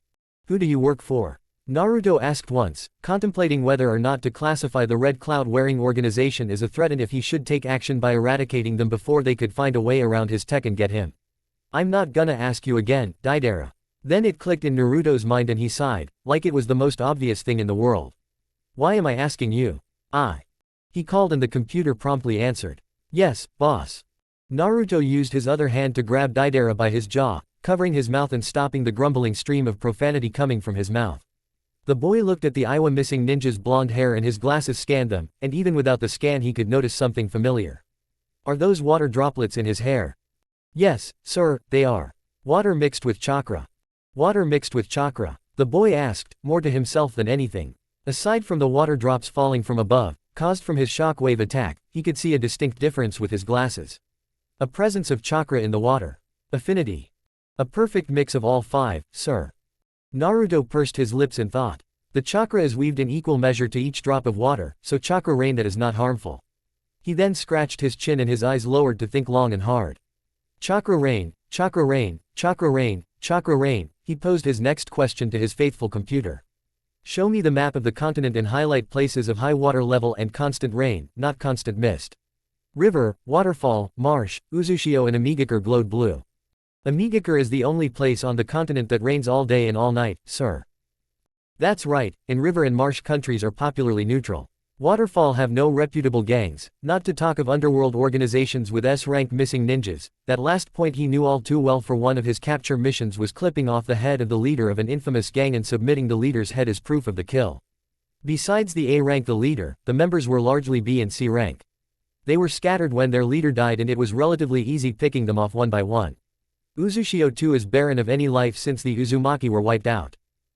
I noticed he referred to the famed and almost extinct clan as if he was not among. Rather, Naruto was an honorary member by birth for being the son of the princess of the Whirlpool, the red-hot-blooded habanero, Kushina Uzumaki. If anything, his name should have been Naruto Namikaze or Uchiha, but Kushina had imposed her will on her husband and gave her child her clan name out of the great love she had for him in her heart. Her master might as well not have any surname. No one has been in AIM since the Second Great Ninja War, so that makes it all the more possible they've recruited S-ranked missing ninjas to some sort of secret organization. Zetsu was impressed at how quickly Naruto had figured out not only the existence of the Akatsuki but also the location of their main base. He wondered if he should step in and convince Naruto to align his loyalty with him instead of with Pain. Will they be a threat or not? That's what I'm wondering. He removed his left hand from his chin and placed his pointer and thumb on Daidora's windpipe. The man's eyes widened with terror when he realized what the boy intended to do to him. Naruto shrugged, not having a care in the world. Either way, I don't see why I should keep you alive. Naruto was about to rip Daidora's windpipe from his neck, a prospective death so agonizing that Daidora began screaming in earnest, trembling with all his might so that Naruto would release him and he could flee from this blue-haired monster. The boy's fingers tightened on the blonde's neck and gradually dug in, closing off all air from the bomber's lungs. Daidora's face started turning an unpleasant shade of purple, then blue and then a pale gray as Naruto got a good grip on the man's windpipe. His wrist flicked but he stopped when he heard his name from across the crater. Naruto, wait. He hovered up as water slowly filled the crater from the drops falling from the heavens and Daidora choked when Naruto used his grasped windpipe to hold him up. Naruto was clearly not concerned with the dying blonde he held with his left thumb and pointer finger. His goggles cut through the small rain and his eyes met Itachi's. The three-tomo Sharingan spun lazily and Naruto hummed, displeased. Genjutsu successful repelled, boss. Naruto tilted his head to the side and Itachi saw that his hypnotic eyes had not worked. His was overcome with shock that his Sharingan had, for the first time in his life, failed him. He tried again. Genjutsu successfully repelled. I repeated as it once again deflected an illusion from its master, aided by Naruto's eternally activated Sharingan eyes. Genjutsu successfully repelled. You know, this is a horrible first impression, Itachi. Naruto called from the middle of the gradually filling crater. He knew of his Aunt Makoto's oldest son but never really spoke to him, or saw him for that matter. There was only that brat Sasuke, who was 3 years younger than him and Naruto chose not to associate much with the daddy-pleasing boy. He had read that Itachi had snapped and killed half of his clan mates before his mother and her best friend, Kushina, who had been staying in the Kurama clan compound with Naruto, had the oldest Uchiha flee from them. Naruto was 9 when that happened and despite that he couldn't use the confusion to sneak away, not until a month later when Kushina was out on a mission. The feats of wonders Itachi had performed were something of an interest to Naruto, a small interest, because the older Uchiha was known to not resort to violence in most situations, unless it could be avoided. It was why Itachi used illusions instead of specializing in another field, like Kenjutsu. Naruto saw small blue dots gather on the edges of the crater and he noticed small wisps of chakra coming from Sasori. He promptly said, "Let's not do that, Sasori. I have your friend. Yeah, friend, here and he'll be missing a windpipe if either of you make any sudden moves." Daidora's body tensed and his mouth gaped like a fish out of water as Naruto emphasized his point by holding on harder to the immobilized bomber's throat. It was best to address this situation now and avert any problem in the future, so he skipped over asking the morbidly surprised Uchiha and spoke to the cool, pleasantly smiling puppet man. "What do you guys want with me?" Daidora was getting grayer and grayer, entering the throes of death, suffocating as Naruto's fingers made it increasingly harder for him to breathe. His chest shook and he inhaled and exhaled shallow breaths, completely paralyzed and at the mercy of the Namikaze child he had underestimated from the very beginning. Sume and Kuromaru, unable to move due to the inventor's destabilizers and forgotten by the blue-haired genius, laid at the bottom of the slowly filling lake. Kuromaru was unconscious, unable to take the pain of having a majority of his bones broken, while Sume was making futile attempts at moving towards her partner. She couldn't scream, as the water had risen above her head and the weight holding her arms down, as well as her lack of contact with her chakra, made her roar in desperation. This boy, Kushina's son, had brought not only her down but an S-ranked madman with only one attack. If she survived, then she was going to submit her mind, body and soul to the two Uzumaki. It took more than anything to bring her down. The suitors her mother had showed her when she was a child and those brave enough to flirt with her knew this deadly, daring fact very well. She had dismantled more than her fair share of people in the recent week and she intended to do so for the rest of her life until someone even slightly close to Kushina's power level was found. Oddly enough, her current predicament reminded her of what Kushina had done to her to force it into her head that failure to capture her son was not an option. Sume's head had been forced into a bathtub of water and held there, while the submissive woman flailed wildly, bubbling out for mercy. That act had turned her on more than anything in her life, and being submerged in water and completely forgotten by her target, her adopted nephew, spiked pleasure throughout her body. Her mind was a haze as she struggled not to let water flood her nose and mouth, gurgling for her new master's attention. Her depraved sense of pleasure overloaded her brain alongside the desperation to breathe and, twitching and convulsing under the water with the hope of saving her partner's life somewhere, at the back of her mind, her body locked up, her mouth flew open and she climaxed. The thundering force of her release was enough to knock her out. Naruto had completely forgotten about his drowning aunt and I made a small note for him to do something about her before its master left the area. For the meantime, he listened to what Sasori had to say as Deidara's life drained from his body. After the legendary puppet master had finished promoting the Akatsuki to him, with some input by the still dumbfounded Uchiha, to the satisfaction of Zetsu, who Naruto had long since detected and kept a secure lock on all this time, Naruto opened his mouth and gave his answer. Chapter 7. No. Naruto's words echoed a minute after Sasori had finished explaining why the 3S ranks were there and why Naruto should join their cause. Naruto tilted his head to the side and his lips dipped down as his mind worked. I'm not interested in joining the Akatsuki. Itachi couldn't say he wasn't surprised by the child's answer, but he still found his eyes bulging. He pursed his lips, still shocked that his Sharingan illusions were deflected not too long ago, and said, Naruto, think about this for a minute. I already have. Naruto said, releasing Deidara and not watching as the half-dead Mad Bomber splashed into the shallow water he was hovering above. He looked to be dead anyway, unresponsive, unmoving, not breathing, as pale as the moon. Your interests don't align with mine at all. You want to gather bounties for some mysterious reason I'm not allowed to know unless I actually join this exclusive club of yours. I'm not interested in fighting forever, especially not for a cause I don't know. I politely decline your invitation. There was silence for 5 long minutes, almost as if time was frozen. A boy several years their junior had declined to join the gang of S ranks. It would have been better if Naruto said he wanted some time to think about their exclusive offer. Sasori's wooden body clicked before he even moved.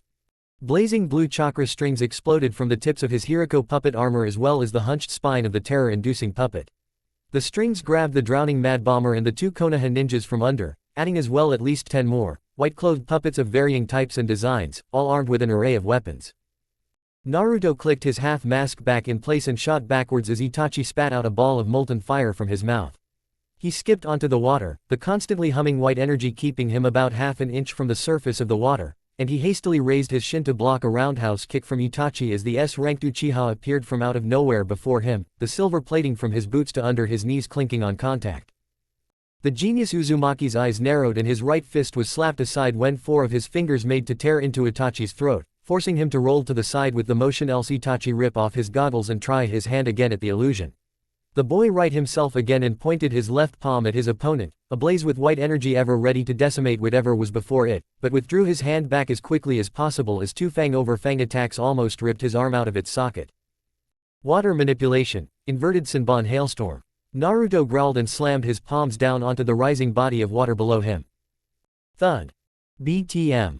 A shockwave resonated through the water, ripples carrying from his position in the middle of the lake to the very edges, where Sasori was controlling Tsume, Kuromaru, Deidara and his puppets to rain down on the boy. A bone-shaking sound too low and too fast to be noticed by any normal person whistled through the water. Tsume and Kuromaru dove at him again for another attempted fang-over-fang to rend the 13-year-old boy to pieces. They were clearly not in control of their bodies and their minds were vacant as they were long since unconscious from drowning. Water dribbled out of their mouths in large spurts and blood seeped from their noses in trickling lines. Deidara was conscious though unable to muster the strength to move his body himself. He skipped over the water, under Sasori's control and bolted to his target's position. The white-clothed puppets did so as well, clattering and whistling with murderous intent. Itachi chose to keep his distance in case the boy used his chakra-canceling attack, staying at the edge of the lake and skimming around with focused eyes, his Sharingan straining and spinning wildly in his orbs to see what the boy wanted to do. Spikes poked out from the surface of the water. Itachi turned to Sasori and was about to yell for him to pull back. It was too late. Dark blue water Senbon shot upwards from the lake and impaled anything that moved and breathed on its surface. It was like looking at the world's first inverted hailstorm, except the solid attacks were made from 3-inch-long, hard water that had lethal pointed tips. It was something straight out of a science fiction novel. There was no set of hand seals or jutsu that could conjure such a devastating attack, only if the person had soaked the water with his chakra previously and used it as an extension of his body, and yet it would still take too long to do and would take a toll on the user. The needles rising upwards in a blinding hail of rain lodged themselves deep in the puppets and it was only when Sasori released Tsume and Kuromaru was he able to activate safety seals, half a second and hundreds of Senbon stabs later, to deflect the needles. The force of the rising Senbon stabbed, slashed and shredded the Konoha ninja and her ninkin and carried them upwards into the sky, disposing them hundreds of feet away from the lake and into the surrounding forest. Needles perforated every single part of their bodies and it was just enough to force them out of their water-induced unconscious state. Her chakra was back but her body was stuffed like a pincushion, preventing her limbs and joints from moving and driving a horrible sort of pain into her body. Knowing that it was Naruto that had caused this pain, her eyes threatened to roll into the back of her head with soul-damning pleasure, but she barely activated the tracking seal on her back by focusing chakra to the small of her back before she blacked out once again. The TI department would see her tracker was on and, suspecting she needed reinforcements, would come and get her. Deidara was in a similar state, except there were about 20 long needles cutting through his eyes and into his brain. He hung limply from a tree branch. Dead. Itachi grabbed Sasori before the puppet master could lose his mind and pulled him back, abandoning the white-clothed, needle-perforated puppets to their fate as Naruto shot straight up dozens of miles above the waterfall. The rising needles never once touching him as he flew into the sky, over the dense forest. His goggles kept track of the fleeing S-ranks as they weaved through the trees of the near forest. His hands flatted against each other and he held it up to his chest. Another sound, this time short and violent, rocked through the air. The water Senbon froze. The silence was stifling, only interrupted by the pattering of the retreating ninja's feet on the lush grassy ground. Naruto's eyes cut through the haze of water Senbon, all still pointed upwards, and locked onto the small, though vital, cluster of nerves on the back of Itachi's neck and tried to do the same with Sasori, but the closest to the important bundle of life-supporting nerves was a single, blaringly bright, but super-suppressed, source of chakra inside the Hiriko shell. The boy activated the X-ray vision of his goggles without so much as uttering a word and saw the real Sasori working frantically to run, spawning strings from his fingers which originated from the cylinder. Targets locked, sir. The unheard buzz of sound from Naruto's gloves and boots amplified so that it sounded like an eerie whistle. The genius separated his palms and he pointed it at the two ninjas. Naruto calculated their distance, taking into account the extra layer of armor for Sasori, and applied the needed amount of energy to painfully send them to the afterlife. If Sasori and Itachi could have heard Naruto through his voice-muffling half-mask, then they would have applied even more chakra to their legs to run. Fire. Zip zip zip zip. Millions of Senbon, none of which had a single drop of chakra, zipped towards their target from Naruto, bending around trees and shrubs and keeping above the ground. Itachi's Sharingan morphed and he disappeared in a flurry of crow feathers, but in his haste he forgot his sole surviving partner, who did not have any kind of teleportation ability. The Senbon initially spread out and carved out the back of the Hiriko puppet, creating a gaping hole from where there used to be a solid iron tail and hunched spine, exposing the puppet master. This happened within 30 seconds, so Sasori's absolute surprise at his armor puppet being torn open was justified. He wasn't allowed any more time for surprises as the water, after another pulse of sound from far behind him, converged a bit closer and drove into his heart seal from behind, not allowing him the chance to turn around and provide any sort of defense. The old puppet master gasped and in his distraction, his right side slammed into a tall, thick tree, destroying what was left of his already shredded Hiriko puppet armor, sending him out and crashing through two smaller but no less strong trees. A spasm rocked his body and, then, he realized that his lower half had also been torn to wooden pieces by the rain of Senbon, which had stopped after he had hit those trees. His fingers twitched and his mouth creaked open and shut, futilely trying to summon his chakra to defend himself as he heard a pair of feet land close to his body with a chilling thunk.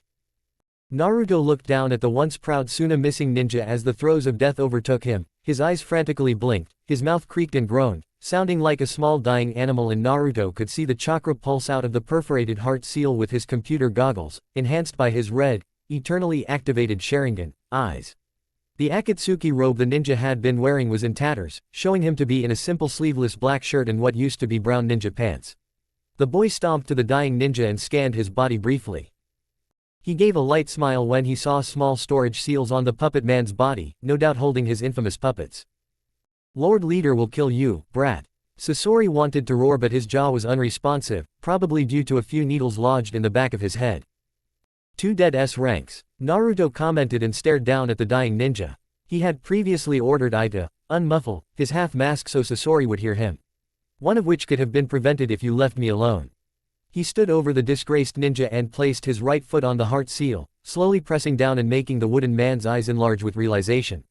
The holes burrowed by the previous water needles had done their job of incapacitating him, and now the boy was here to personally finish the job. Naruto tilted his head to the side and unhooked his half-mask, showing his slight frown. "Let's make it 3 S-rank deaths." Crunch. Sasori of the Red Sand's eyes dimmed. Zetsu dared not approach as Naruto turned to his position. Pain was not going to be happy. 2 days later. Somewhere in Demon Country. Thunder rumbled through the sky and blazing blue bolts of lightning crackled down from the heavens, smashing into the ground and scorching the rain-soaked earth. Any living creature that made the mistake of being outside during this storm was almost assured to be struck by lightning. For some people, seeing lightning shooting down from the sky was a death wish, but for Naruto, he saw it as an alternative power supply for when the sun was not present. And even if the sun was present, he would have preferred the sheer, direct electrical energy in lightning than the rigorously processed form that could be gotten from the sun. The wind screamed in the boy's ears and the heavy downpour matted down his newly dyed gray hair to his head, making some of the dye wash off so that patches of his naturally sunny blonde hair showed through the gray. The genius stomped forward steadily, his tech boots fastening firmly to the ground with a combination of hardening the muddy ground with a quick blast of heat and a strong suction. In his tech-gloved covered right hand was a 10-foot-long metal rod that was about 2 inches in diameter, while his left covered the top of his goggled eyes, shading his vision from the blinding rain. He trusted the map his computer companion was showing him to not lead him off the cliff he was on.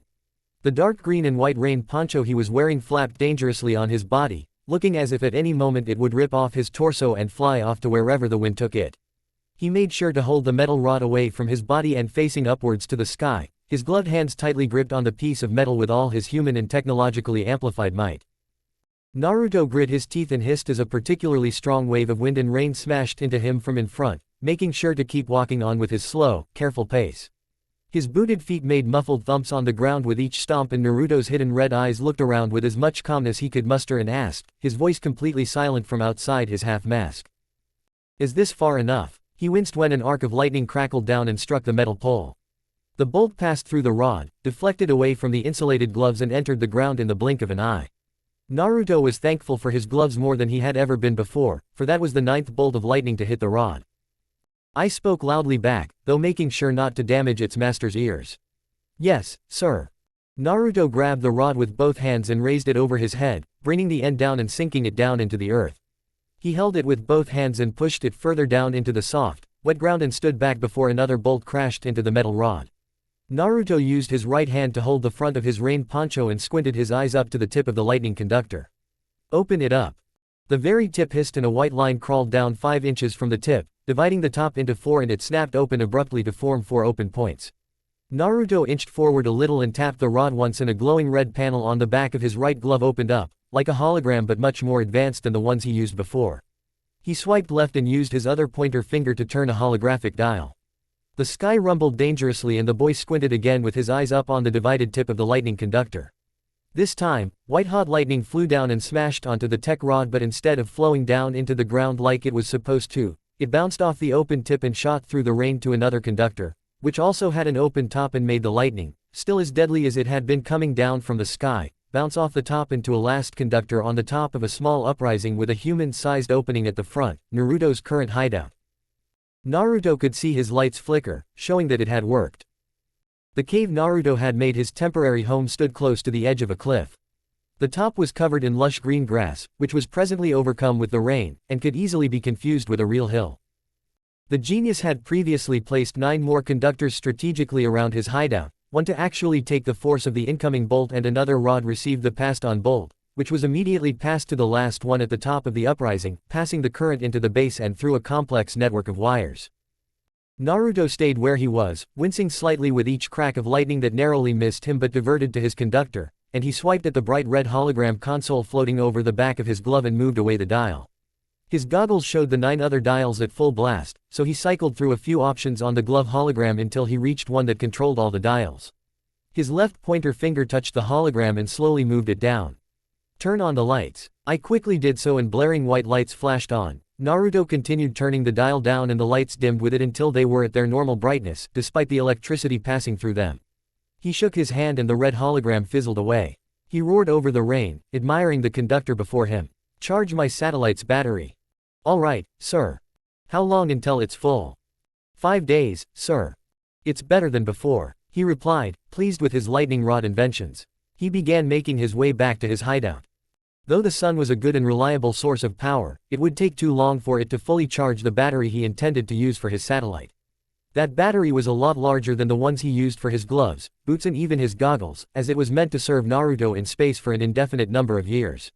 He wanted it to be fully charged before he shot it into orbit, where it can slowly take in solar energy from the sun.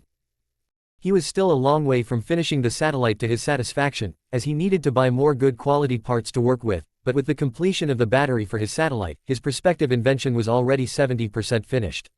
He relished in his achievement as he marched back to his base. A massive storm was rolling through Demon Country from the ocean and would subside greatly once it reached Fire Country, and Naruto's weather forecast promised it would last a week before the lightning would reduce drastically and the rain would subside. If he had relied on the sun, his plan would have taken much longer. The storm itself was unexpected but not unappreciated, as the boy smiled a bit widely under his mask, holding the front of his poncho and shading his goggled eyes. Naruto's satellite, aptly called the Hyper Sight, was an invention that would finally allow Naruto to relax even more if it was successfully launched into space. It would keep an eye on the world for any possible danger moving to him, whether it was human or natural, warn him and he would be prepared for it. For it was possible a speedster like the Raikage of Kumo or faint presence like the one he had sensed 2 days ago when he was with Itachi, Sasori and Deidara, could shoot to him before his senses or eye could even make him aware, not to even talk of him being ready to defend himself. It would also give him a more detailed map of the planet, identify everyone on the planet and reveal secrets no one else would have known. He didn't care much on spying on everyday people, but there were those that he needed to keep a close eye on. And anyway, it won't be him doing the watching, it would be I. His senses and eye's sensory field combined was still limited to 5 miles, at his current age, but the Hyper Sight would expand this to cover the whole world. Some would think this was too much, but Naruto would beg to differ. Being paranoid had kept him alive and partly sane for years, and it would do so for the rest of his life, which he hoped would be peaceful and quiet. Naruto's ultimate plan after he had finished all his listed inventions was to move to a solitary island with his tech and spend the rest of his life in solitude. That's really all he ever wanted. I would keep him company, as the supercomputer was gradually growing more and more sentient, but he wanted to live away from any more human contact. Life for him, presently, was one struggle after another. One trauma after another. One betrayal after another. He was just tired. Learning how to fight was so as to ensure he wasn't harassed like he had been for the majority of his life, and yet he still couldn't completely kick his fear of women. Technology was invented so that he didn't have to directly face his fears without being paralyzed, rendering him unable to move, unable to breathe and unable to think. His tech gave him some confidence, which had saved him from succumbing to hysteria a number of times. That was another thing, his hysteria. It didn't end with him freezing within absolute fear in the presence of a powerful female, and not only his mind becoming a jumbled mess, screaming for him to flee, or at least move his body away, but not able to respond at all. No. In Naruto's hysteria, his mind shattered and it was like his soul was trapped in his body, yearning for the sweet release of death but wrongly forced to endure the punishment of the eternal torment of living through his nightmares. Naruto's sanity deteriorated and crumbled to nothing with every passing day, day after day of silent, muted hysteria, exposed to the one person that could bring that dreaded side out of him. His mother was the only person that made Naruto hysterical. She didn't even need to be around for him to become paralyzed with fear and lose all sense of reason. It got worse with time until Naruto feared he would become a simple soulless husk if he didn't do something about it. I shocked his system when it felt Naruto's muscles tense painfully, freeing him from the memories earlier in his life and onto the matter at hand. The further away he was from her, the better. He ducked through the entryway of his hideout and turned around to slam the recently installed metal door shut. He breathed raggedly as he ambled around so that he faced the wall next to the door, taking off his rain poncho and hanging it on a bent nail in the wall close to the door. He rubbed his gloved hands together and white energy hummed softly from the circular area on his black palms, drying the water from the gloves and warming his hands in the process. His boots followed suit and dried themselves, after which he moved deeper into the cave, through a short tunnel that sloped downwards, where a soft white light pulsed soothingly from the area at the end of the tunnel. His soaking wet shirt and pants irritated him a lot, and so when he entered the well-lit area he threw off his shirt and kicked off his pants, leaving him in only a pair of warm orange boxers. The cave was spacious enough to contain a freshly carved work table, devoid of parts or paper, 3 large, black rectangular boxes sitting at the far corner of the cave. His duffel bag and backpack, both empty, were neatly folded and placed in a drawer-normal wooden desk near the 3 metal boxes. There was a makeshift wardrobe that housed all of his articles of clothing, at the bottom of which had his toolbox, his maintenance kit and his repair kit. The ground was smoothened out rocks that were frigidly cold if he were to walk on them barefooted. The cave was cold. He shivered and muttered. Heaters. A low buzz emanated from behind him to his left and right, at the sides of the immediate entrance to the cave. Two circular fans wedged high on the wall with more nails whirred gently and a metal grate gradually turned red with heat. The fan lightly blew this heat outwards into the cave and Naruto shivered again, plodding to his wardrobe for warm clothes while the heaters did their job. He took off his gloves and kept them on the work table, picking out a thick purple sweater and black shinobi pants, having to briefly take off his boots to put on the latter piece of clothing. He returned to his work table and put on his gloves. The plates of metal that usually wound up to his elbows and knees were noticeably not there as he had not activated their combat uses yet. Under the table were more metal boxes, most of which were a different color or a different size, but his attention was not on them but on the table. Dim the lights a bit. The computer answered and reduced the intensity of the light until Naruto said, "That's enough." Now the lights could still illuminate the room a little bit, but it couldn't exactly be used to read. The blonde gray-haired boy hefted up a 5 by 5 foot mirror from under the work table, on top of the metal boxes, and placed it onto the table. He snapped his fingers and two hologram projectors a few meters apart and pointed down at an angle over the table popped on, shooting out soft blue light and creating a pillar of light that rose up from the mirror. Naruto immediately went to work on confirming the things he needed to get before his satellite could be finished, all of which could only be gotten in Kumo and Snow Country, both of which were all the way on the other side of the continent. He was also looking for a good fuel for the rocket that would launch his satellite into orbit, something stronger than gas. As he worked, his black-tinted goggles animatedly whirring, I tentatively prodded. "Boss." "The Akatsuki, sir." Naruto paused and lifted an eyebrow. "What about them?" "Sir, why did you turn them down?" The boy snorted and shook his head, returning to scouring the globe for a good fuel source for the rocket he intended to build.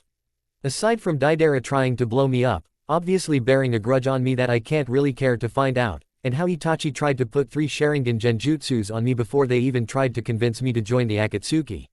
Their first impressions not too closely taken into account, Naruto had a valid reason for not agreeing to join. Yes sir, besides all that.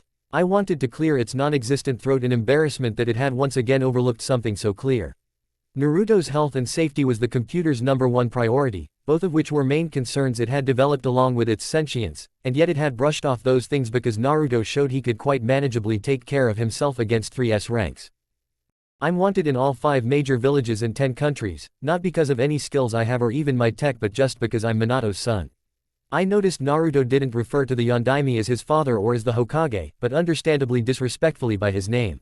I have the highest grossing bounty on my head, more than any S-rank I history. Itachi tried putting me under an illusion, Deidara tried blowing me up and Sasori tried poisoning me.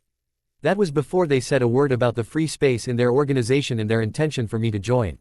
I can't possibly trust anyone that attacks first and talks civilly later, and certainly not after Sasori mentioned that they were collecting funds to help accomplish their final plan, or how I should come back to the base and aim to meet Lord Leader, so he can fill me in on the details.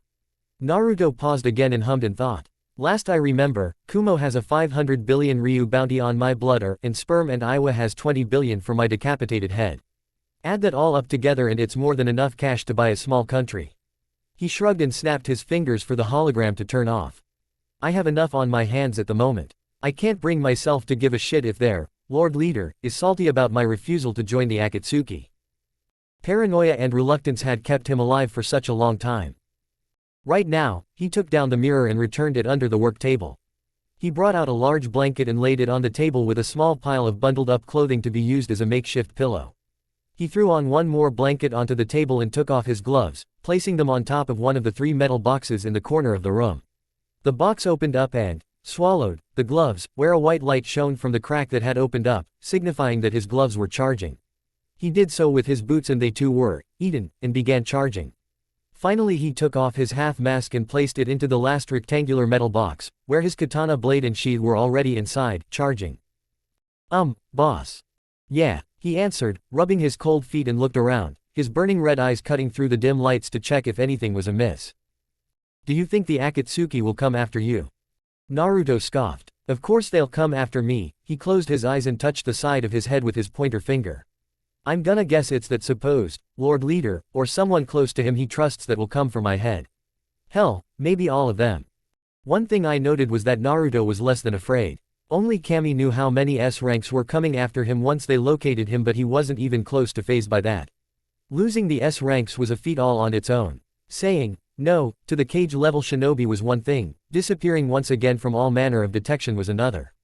Naruto was an S-ranked killer and he had turned down the chance at joining a gang of S-ranks. Naruto snorted out a laugh as he thought over this. Oh yeah, they'll definitely come after me. Their pride as powerful ninjas wouldn't allow Naruto to keep living. He clambered up the table and placed his goggles under the bundle of clothes, swaddling himself completely in warm blankets. For a few minutes he stared at the rocky ceiling, musing for a moment. I know it'll reduce the power entering this cave, but activate the electrical force fields and activate the chakra destabilizer field. It would prevent any chakra or non-chakra based attack from reaching him and cancelled out the attacker's chakra if they touched the field. I gladly did so, sacrificing some power entering the large, charging battery sitting atop his wooden desk to turning on the merciless defense system. The lightning rods closest to the cave hummed with life and a transparent red sphere covered the cave like a dome. No one was around for miles to see it happen and the rain was pouring down on and around the dome so heavily that no one would see it anyway. Protection dome has been raised, boss. Power is now at 31% and charging. 30%, huh, that's really low. The total power from the lightning rods had formerly been 80%, the protection dome ate a ton of power. Turn off the lights and let the rain pass through the dome. That should increase power a bit. Done. Power is now at 62% and charging. Better. Naruto murmured and the warmth washing over him from the heaters in the cave and the blankets he had wrapped around him lowered his eyelids slowly. He yawned and turned to his right, curling up into a ball of fetal position and tucking his head into his knees comfortably. It was 2 in the morning and he was dead tired. Keep watch for me, and wake me up at 6 in the morning. Lots, to, yawn, do. Yes, sir. I whispered and spread out its senses outside and inside the cave. Sleep well, sir. Thanks buddy, Naruto whispered with a tiny peaceful smile and I had never been any happier than that moment, or at least felt the simulation of a deep, glowing emotion stirring up in its circuits. The sound of the violent storm outside lulled him to sleep. Meanwhile, as the boy slept at ease, the outside world dug deep into his latest reappearance with the fervor of hungry animals. Kumo and Iwa traced back to each of the boy's former hideouts and tried to decipher where he would be next, sometimes scuffling with others searching for him but finally separating as more clues came up that could hopefully follow the haphazard line of movement Naruto was going in. They connected the deaths of Sasori and Deidara to the young genius and speculated that the disappearance of Kisame was also linked to Naruto somehow. Their bodies were not present, they assumed the boy wanted to cash in his bounties in a bounty station somewhere under disguise. Doing that would certainly make him richer. They had to make sure the bounty stations were under surveillance. The commotion and disaster they met on the former battleground, adding the nature of the S-rank's deaths was enough to send chills down any ninja's backs. The evidence was everywhere: blood, fingerprints, strands of hair, splinters, parts of puppets and clay. All from the dead ninjas but none from the boy. They gave him credit, the boy was very thorough. Minato had grilled Sume Inuzuka for every detail concerning her failed retrieval mission and immediately after set her out of Konoha to look for the boy again, 2 hours and a verbal and written report later. He knew what would happen to the infamous Kunoichi, clan head and mother of 2 if his wife had gotten wind of her return. Hyuga, Aburame, Nara, Yamanaka and some Inuzuka were added to the retrieval mission but were explicitly cautioned to keep their distance from the boy, as it had been shown twice that anyone near him would suddenly lose control of their body and become paralyzed. They were grouped into specialized teams and each team was given Hirishin seal tags to summon him as soon as they found Naruto. He had left finding Naruto in Kushina's hands and now that the reports he had gotten so far told him of Naruto's use of advanced technology that was hundreds of years ahead of its time. He couldn't let his boy slip, even as Naruto had the habit of disappearing and appearing at random around the continent. Minato discarded any care he thought he had for the boy. Naruto's birth was only to appease his wife and to have an heir to his vast wealth he had gathered before becoming Hokage from wise investments and buying sought-after property with the intention of selling them when their market value went up. Minato Namikaze was so rich it was unfathomable. He wouldn't want anyone outside of his blood inheriting his wealth, and now that Naruto had displayed the knowledge that could virtually open another sector in the market, the tech market, he was going to pull a reasonable amount of money into his boy and make even more money. Predictably, Minato wasn't just a shinobi of legendary status or a ninja of double S rank skill, but he was a smart businessman as well. Kami knows it wasn't Jiraiya that taught him how to make money. The only problem with his plan was that both reports said that Naruto had no intention whatsoever to return to Konoha alive. The blonde Cage couldn't blame his boy for that. His wife did things to their child on a daily basis, calling it as acts of her love. Once again, Minato didn't care, as long as Naruto remained a genius and excelled in his training. His boy would have to suck it up and be glad that a woman of his wife's standing and stature was giving him the attention any other sane man would literally kill for. She undoubtedly made love with Minato from time to time, or he'd like to think she did, but the only one that could bring his wife to mind-numbing completion multiple times within the same hour was their unwilling son. Minato didn't want to brag, but he had made a mess out of many women during times Kushina was uninterested with sleeping with him, so he was fairly sure he was more than good in bed. He didn't know what Naruto did, or if he did anything, but his son was going to come back to Konoha whether he liked it or not. Your priority is not to fight him, Minato said with his crystal blue eyes narrowed at the last squad of trackers assembled before him, the classic Hyuga Aburame Inuzuka combination, and the three ninjas nodded from their subservient kneeling positions. Locate him, confirm it is him from a distance, he added with a warning threatening tone, hinting at the punishment that waited for them if they somehow fell under his boy's mysterious paralyzing tech. Then there was the arsenal of abilities he could do outside of disconnecting them from their chakra reserves, like the rising water Senbon or the homing water Senbon Su Minazuka had described. And summon me. Do not engage. Each word was emphasized slowly. Also, let me warn you, I'm a very busy man. If I am summoned for any reason outside of seeing and confirming my boy's location, I will erase you. A corner of his right eye twitched and the three ninjas, and one ninkin, ensured not to look into his eyes else they would lose what little courage they had to remain before him. Am I understood? Hi, Lord Hokage. Go. Chapter 8. 6:15 a.m. Naruto's hideout. Naruto scratched his chin and hummed, staring at a holographic projection of the famous demon country tunnel to the underworld, which was a massive hole in the ground that pulsed with dangerous black vapor and sulfur, allegedly having molten magma at the bottom, thousands of miles down, which, when passed, opened up to the ninth and last gate of the underworld, Yami's palace. At the moment Naruto was only in a fresh dark purple t-shirt and black shorts with white socks on his feet. His hair was still messy from sleep and he yawned into the back of his hand sleepily, smacking his lips and taking a small sip of his morning coffee. That small sip punched some life into his eyes. His gloves and boots were still charging, seeing as he had used up a lot of their energy a few hours ago to prevent lightning from striking him, and his goggles were under his makeshift pillow, though the pillow had to be pushed aside to accommodate the mirror on his work desk to make his projectors work properly. The drone that spun around the tunnel to the underworld silently whizzed through the air, extra careful not to get detected by Demon Country monks and Jade Wolf Yakuza members. The genius sighed and dropped his cup of coffee, controlling the drone to perch upside down on the marble ceiling and skitter backwards into the shadows, away from sight and detection. The tunnel to the underworld was an important attraction to the whole country, as it was supposed that Yami, the goddess of the underworld and twin sister to Kami, goddess of the heavens, came out from the abyss and founded Demon Country to protect her loyal human followers. That was the myth. Naruto wasn't much of a believer. The tunnel was protected by a massive white and black marble temple where the shinobi-trained monks worshipped Yami through the tunnel, led by the chief monk of Demon Country. The temple was the most important artifact as it was what covered the tunnel from sight. Any other Yami worshipper was forbidden from entering, so they had to pray from outside the temple. The second most important artifact was the temple on the mountain, where monks went to receive lessons and training, away from civilization and other human contact besides that of their fellow monks. Males and females of all ages could go and learn how to properly serve Yami, according to their sacred texts, and only if they passed through their lessons were they allowed anywhere near the tunnel. Both places, the tunnel and the temple, were holy places, and even those that had not qualified to be monks were fervently protective of the areas. Anyone not of the order of monks was put down immediately. Then there was the Jade Wolf. The leader of Demon Country created an alliance with the infamous Fire Country Mafia to protect them from Iwa and Kumo, seeing as both villages were making dangerous advances on the small country for reasons best known to them.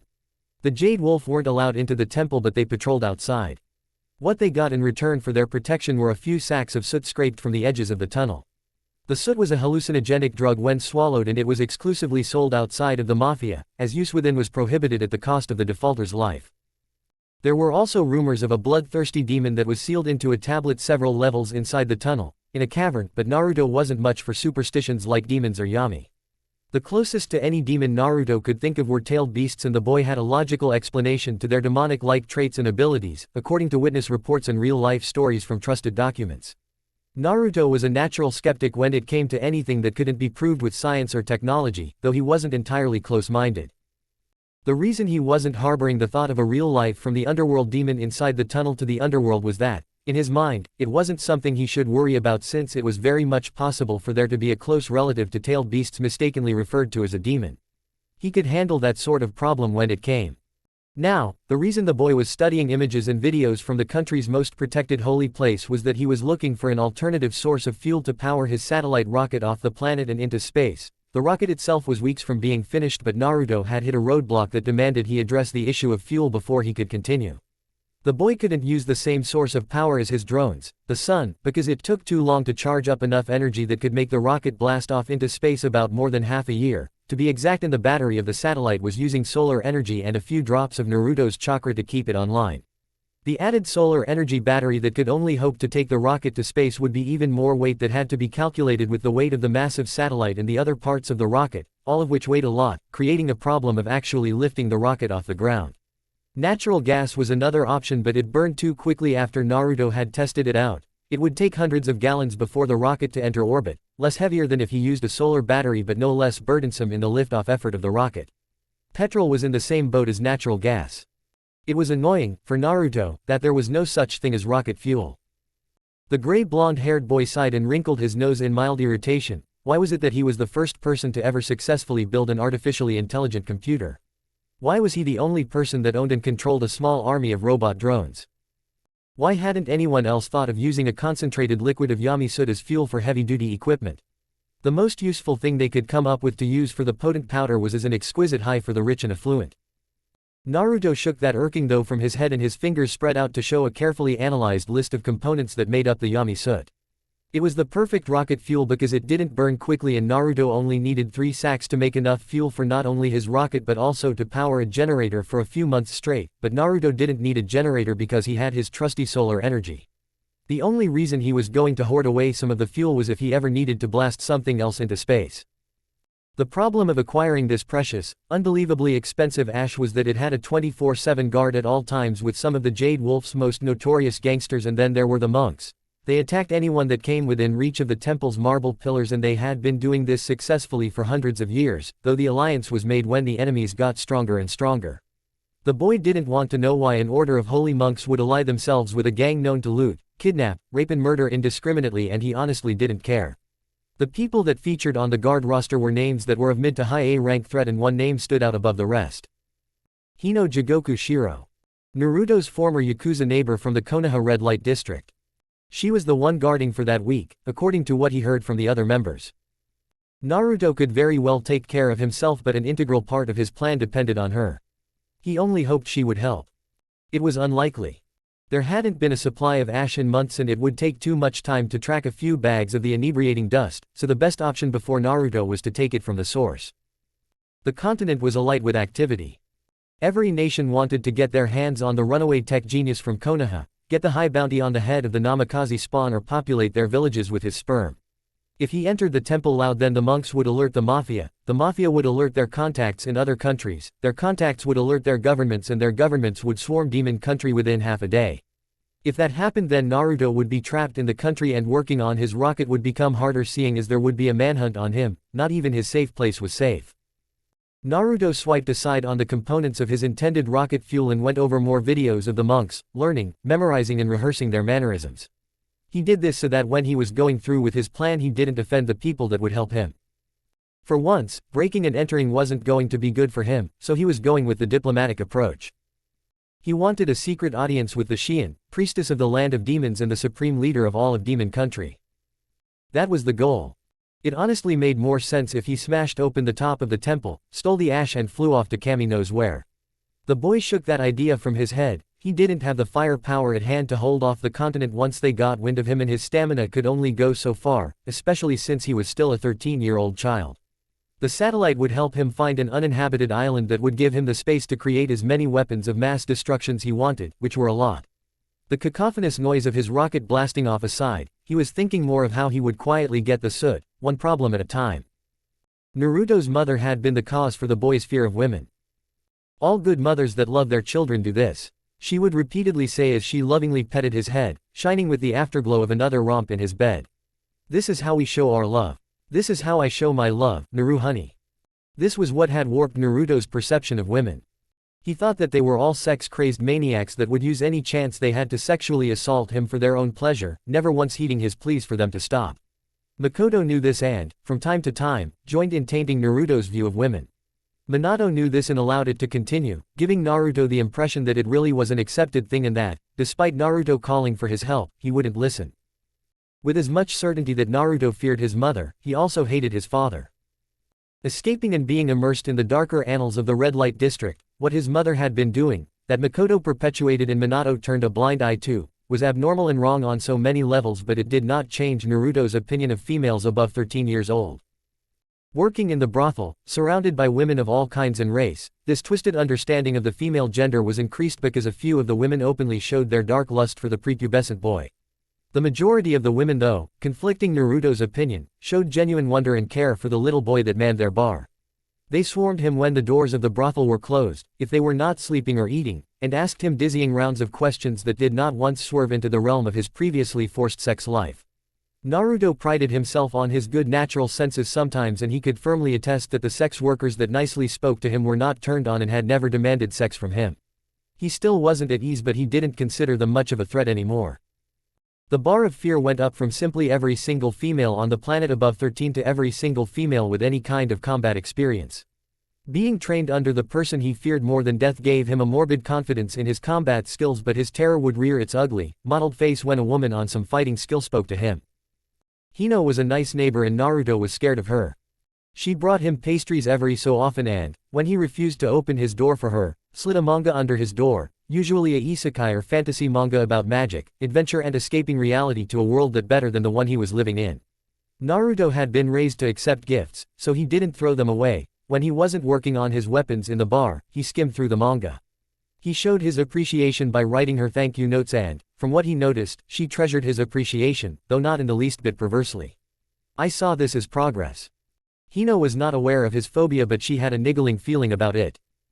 Maybe, his bar was raised again from every female of combat skill to every female of high combat skill, yet Hino still fell under this umbrella with her scary level skills. Encountering Orochimaru and Tsume recently and being forced back awake by his ever-loyal computer friend from each encounter might have been the reason his fear bar had been raised so high.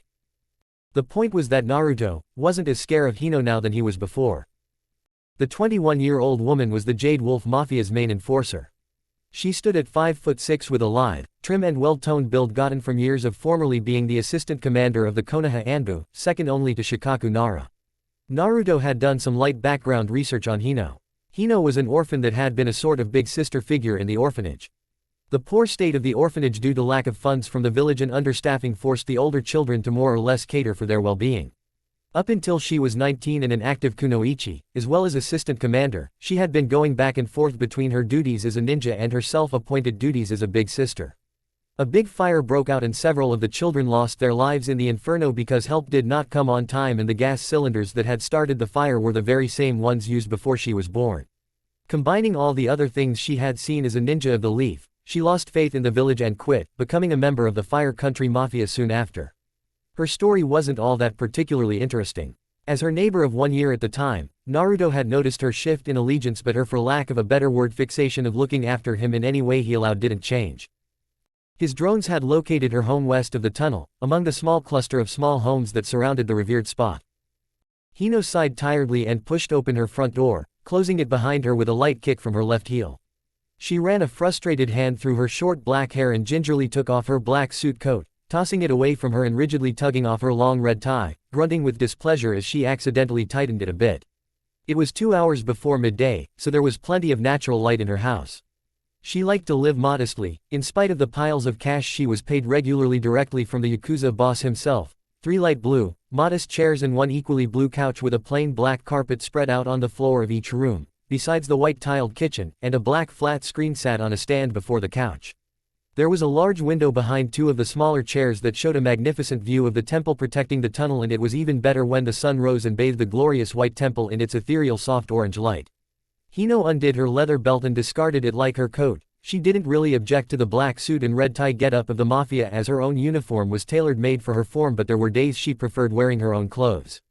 Unfortunately, when she was on a high-profile job like guarding the tunnel, she had to wear the Yakuza uniform, and as she was one of the 5 enforcers, the head enforcer, for the Fire Country Mafia, her own uniform differed slightly to that of the rest of her subordinates. She wore a pitch black suit with a black suit shirt and red tie with red gloves, polished black shoes and red socks. Her only superior, the boss, didn't dislike her dark, goth-like makeup, and even if he did she would have still had it on. She mumbled incoherently and passed the back of the couch, eyeing the coffee table in the middle of the assembled chairs briefly with narrowed eyes and her lips quirked down ever so slightly. It could hardly be seen, but the thin sheen of dust had a circular break on it, like a cup had been placed there recently. She instinctively looked down and her eyebrows furrowed when she saw no footprints. Hino shrugged and took off her red gloves, stashing them in her back pocket and unbuttoning the top 2 buttons of her long-sleeved black suit shirt, revealing a white and black striped vest. Her ears twitched when she heard the wooden chair in the kitchen scrape against the ground, a sound so quick and so quiet anyone other than her could have missed it. Her skills kicked in and she slipped to the side of the door, hiding her presence and taking off the rest of her long-sleeved shirt. Her striped vest hugged her form and her arms, one of which was littered with neat yellow, blue, red and black Yakuza sleeve tattoos and the other a normal, albeit pale arm, reached behind her and tugged out a pair of short knives from their sheaths. She brought them forward and clenched her teeth, breathing out once and spinning around into the kitchen. No one. There was nothing out of place. That is, except for the 6-foot-long metal case sitting on her kitchen counter. It hummed lightly and the edges shone with thin white light. Hino was a chakra sensor, but her natural senses were sharp, and she did not notice any sign of life in her whole house. She cautiously approached the case and was about to poke it with her right blade until... "Don't do that, for your health's sake," a voice said behind her, and she whirled around, lowering her center of gravity and getting into a fighting style she had learnt under Shikaku Nara when she was still in the ANBU. Hino saw a pair of hands poke out from the doorframe of her kitchen. The person clearly wanted her to know that he was unarmed. His left hand bent forward and pointed past Hino, at the box on the counter. The charger's self-defense would automatically kick in and you'll be put under roughly 150 volts of electricity. Hino couldn't help but raise an eyebrow when the person mentioned charger, and how familiar the voice sounded. "I am unarmed. Come out," she ordered and gripped her knives tighter. "Now." Okay, the person took a step out from his cover, his hands still raised, and Hino's eyebrows shot into her hairline, her hands dropped to her side weakly and her mouth dropped. Kyohi. Like anyone else in Konoha, they found out that the green-haired bartender was actually the runaway son of the Yondaime, and only after the whole mess that was his attempted kidnapping and maiming Kakashi. Looking at him now, only some months after, he seemed completely different. He had gray blonde hair and he was in a pair of black shorts that had no pockets and a plain green shirt. His bare feet wiggled in the carpeted floor. He also had a pair of thick rectangular goggles slung around his neck. He winced when she swept her stormy gray eyes over him and lifted his shoulders into a shrug. "Hi." He wasn't noticeably shaking, she realized, and in her daze she blindly sheathed her knives. His still raised hands pointed at the case on the counter again, but this time he nodded at it. It hissed and she turned around to look, seeing that a pair of boots and gloves lay inside. The white light came from the edges and 3 wires per glove and boot were connected to those edges. Her eyes sparked with recognition when she saw a silver katana lying on the upper side of the box, though connected to 5 wires, 4 at the handle and 1 on the tip of the blade. "Those are my weapons," Kyohi Naruto said, bringing her attention back to him. "I'm only here to talk." Without faltering, Hino rushed forward and swept the boy into a tight hug. Naruto flinched and fought down the urge to paralyze her with a destabilizer. Hino ran through a slur of words and he could only gather that she was worried sick, angry he left without so much as a goodbye, scared he had been captured by Orochimaru when no one had seen him for months, and pissed off when he didn't confide in her that he was the child of the Hokage. "Wasn't expecting this," he wheezed when she tightened her arms around him. "But I'm just gonna roll with it." He wiggled his arms free and placed 2 firm hands on both of her shoulders, pushing her away. His face was stony, fighting for any sort of smile and making it come off as painful, saying, "I know how this sounds, avoiding you for years back in Konoha and running off without a proper farewell and then tracking you down in Demon Country." Her eyebrows shot up into her hairline and she looked at him incredulously. "Tracking me down in Demon Country?"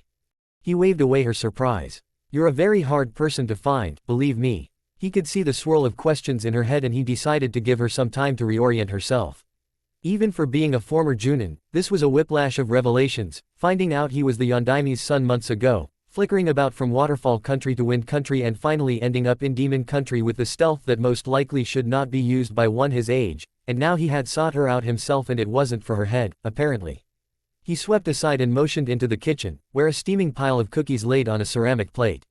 She was certain it hadn't been there before, or else she would have smelt this tantalizing aroma wafting from the chocolate chip cookies. "I got those in the bakery down the road a few minutes ago, a sort of housewarming present from me." He looked at her with his eyebrows wrinkled curiously. "This is your second day here, right?" The woman gawked at the cookies, just now realizing that the scent had been permeating the room ever since. She swiveled back to the boy, who was looking at her with a raised eyebrow.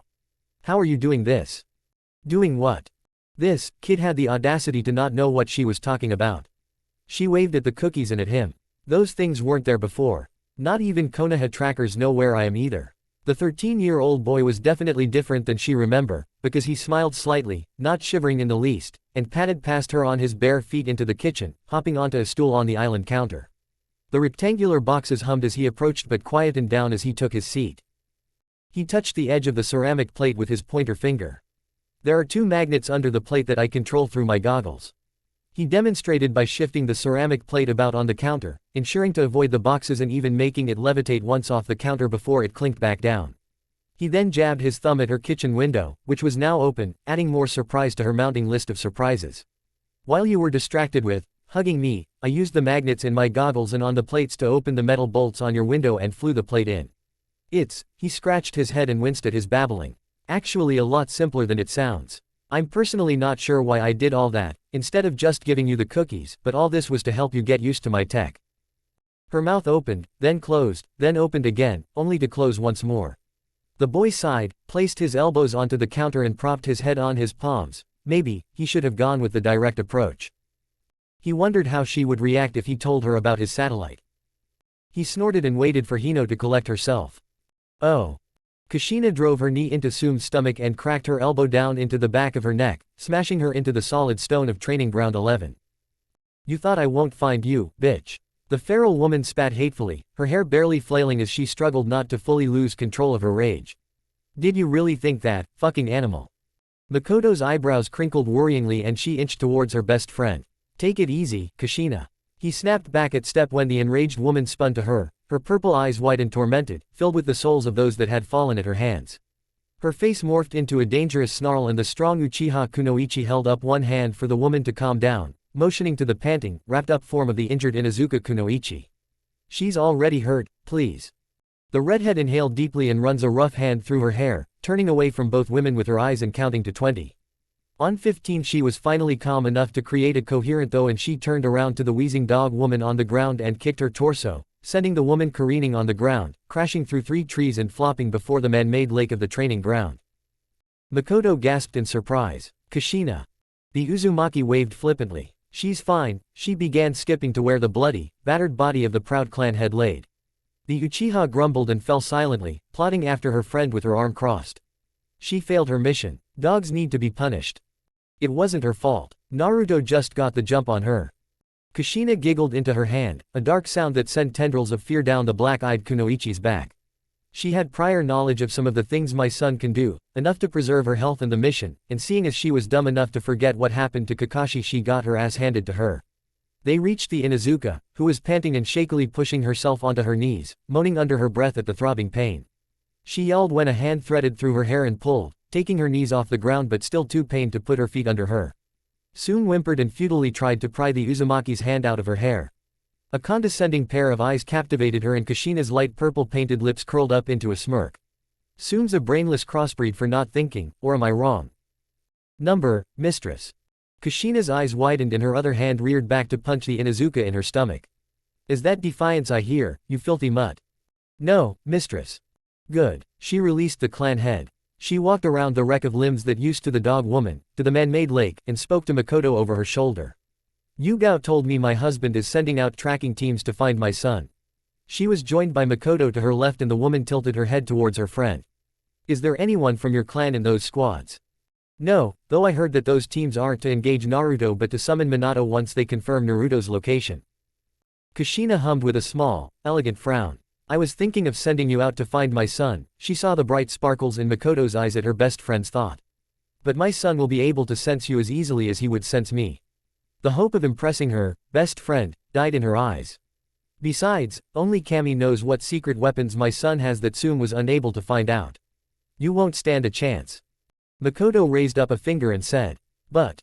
Kushina shot a single look at her, one scathing look that dared the Uchiha to say something to contradict her decision. The Uchiha clan head's finger deflated and she cleared her throat to regain what authority she had. Whatever. The Uzumaki princess tapped her chin in thought. Reaching a brick wall she hoped to never encounter in her search of finding her boy. Missing ninjas failed, Konoha ninjas failed. Everyone failed. My son might have some kind of tech that could hide his presence and sense everything in the environment, she sighed heavily. I think the only thing I can do is wait for news from those trackers. Makoto whirled around when they heard a sultry, hissing laugh from behind them, brandishing a tanto and pointing it at the only other person in the training ground, besides Sum. Kushina only hummed and cocked an eyebrow at her senses identified the disgusting, green chakra behind her. Makoto met the newcomer's eyes with her back straight, unshaking, not in the least bit intimidated. The woman looked over her shoulder and said in a dull voice. Orochimaru. The Sannin, coming in the same female form he was in when he first met Naruto, smiled sweetly. Now is that any way to talk to an old friend? The Uchiha stayed tense, watching the snake like a hawk. Her friend still didn't care much that her self-titled, old friend, was there. What do you want, Orochimaru? I'm not in the mood for games. The snake woman blew out a sad air, disappointed. Come now. Orochi. Kushina muttered threateningly. You have 10 seconds to give me a valid reason not to take your head down to TI. Makoto didn't need to remember how appalled Kushina had been at Orochimaru's crimes and how personally offended her best friend was. The Uchiha Kunoichi flinched when Kushina growled in a low voice. 9. I have a way to sneak up on Naruto. She brought out a phial filled halfway with a murky brown liquid, swishing it around in front of the inquisitive Uzumaki. Her interest had piqued, Kushina slowly turned around and cocked her head to the side. I'm listening. Chapter 9. Hino fixed Naruto with a strong look, an odd mixture of wonder and bewilderment. Let me get this straight, she started, when Naruto had finished saying his request and had settled back, chomping down on the cookies he had bought. You want me to set up a meeting with the priestess of Demon Country so that you can ask for some Yomi ash to power a rocket invention of yours to outer space? Yeah, that sounds about it. She chuckled and rubbed her eyes. I might have called you crazy to think you can launch a ship into space, but, she motioned to the buzzing boxes on the island counter. You've clearly been holding back on me. I'm obligated to have my secrets. She hastily raised her hands to calm him down. Hey, I'm not judging. I'm not asking you to pour out all your secrets. I've got secrets too. Naruto hid his smirk behind a fairly large cookie, drifting his eyes to the window so she couldn't see his expression. It might not have been comprehensive, but he was sure he knew a fair bit about Hino Jigoku Shiro, ex-Junin, former deputy Anbu commander and top enforcer for the Fire Country Mafia. She eyed him suspiciously and pushed past that talking point. Okay, I've got a question. Shoot. If you've got all this tech and all your robots and whatever, why don't you use them to threaten the priestess or take her hostage so she'll have to give you the ash? My reason, and I wish I was underestimating this, is that the whole world is looking for me. There's no way I can sneak into her palace and hold her hostage without anyone finding out. I don't have that kind of stealth technology. He saw her eyes move to the holographic projection of the tunnel beaming out from his goggles. This drone doesn't have any defensive or offensive weapons on it, it's supposed to be light and quiet, and weapons would only make it loud and clumsy. Hino conceded to him, mainly because she didn't want to confuse herself thinking about Naruto's tech. What do you say? I'll owe you one. She stared at Naruto for a minute, mulling things over in her head, then she said. I can get you to the priestess. Naruto saw it coming. But you're still the most wanted kid on the planet. You're bound to be recognized by the guards. That didn't seem to be a problem when they arrived at the palace. The guards, wearing heavy-looking samurai armor over billowing white robes and priest headpieces, gave them one look. The leader of the current Yakuza guards, and a gray blonde-haired boy in simple, unremarkable clothes and black-rimmed, tinted goggles hanging from his neck, and allowed them in. Naruto looked on his plain blue shirt and black shorts with white trainers, then to his goggles, making sure nothing was out of place. His feet blindly followed the handmaiden leading them through the corridor into the throne room. Is he here yet? A voice squeaked far in front of him, and the boy looked up, seeing a girl close to his age standing before a full-body mirror and straightening her light blonde hair and adjusting her golden crown. She was in a lavender kimono with a short white half-shirt underneath, shown from the open front of her kimono. She also had red sandals on her feet. The reflection of her pale lavender eyes sparked as they fell on him. She whirled around, her face flushed a deep shade of red and her eyes wide in surprise. Naruto regarded the daimyo of Demon Country with a blank, emotionless look, and the girl blubbered on, even as two of her handmaidens took away the standing mirror. He bowed, his eyes lowered to the ground like how he had been taught to address a superior political power. Greetings, Lady Shion, I am Lord Uzumaki Naruto. The boy snapped back up, his eyes briefly narrowing at her exclamation. Being the son of the Yondaime didn't make him royalty, being the son of the Princess of Whirlpool, a nation that had formerly been more powerful than more than half of the continent, was what made him a noble. The girl's attendants and guards looked at the girl, utterly confused and unsure of what to do with the information that it was the globally wanted standing before them. Ah, my apologies, Lord Naruto. Naruto is fine, my lady. The girl giggled airily into her hand and swept around her throne, descending the stairs with elegant, trained steps. If that's so then please, call me Shion.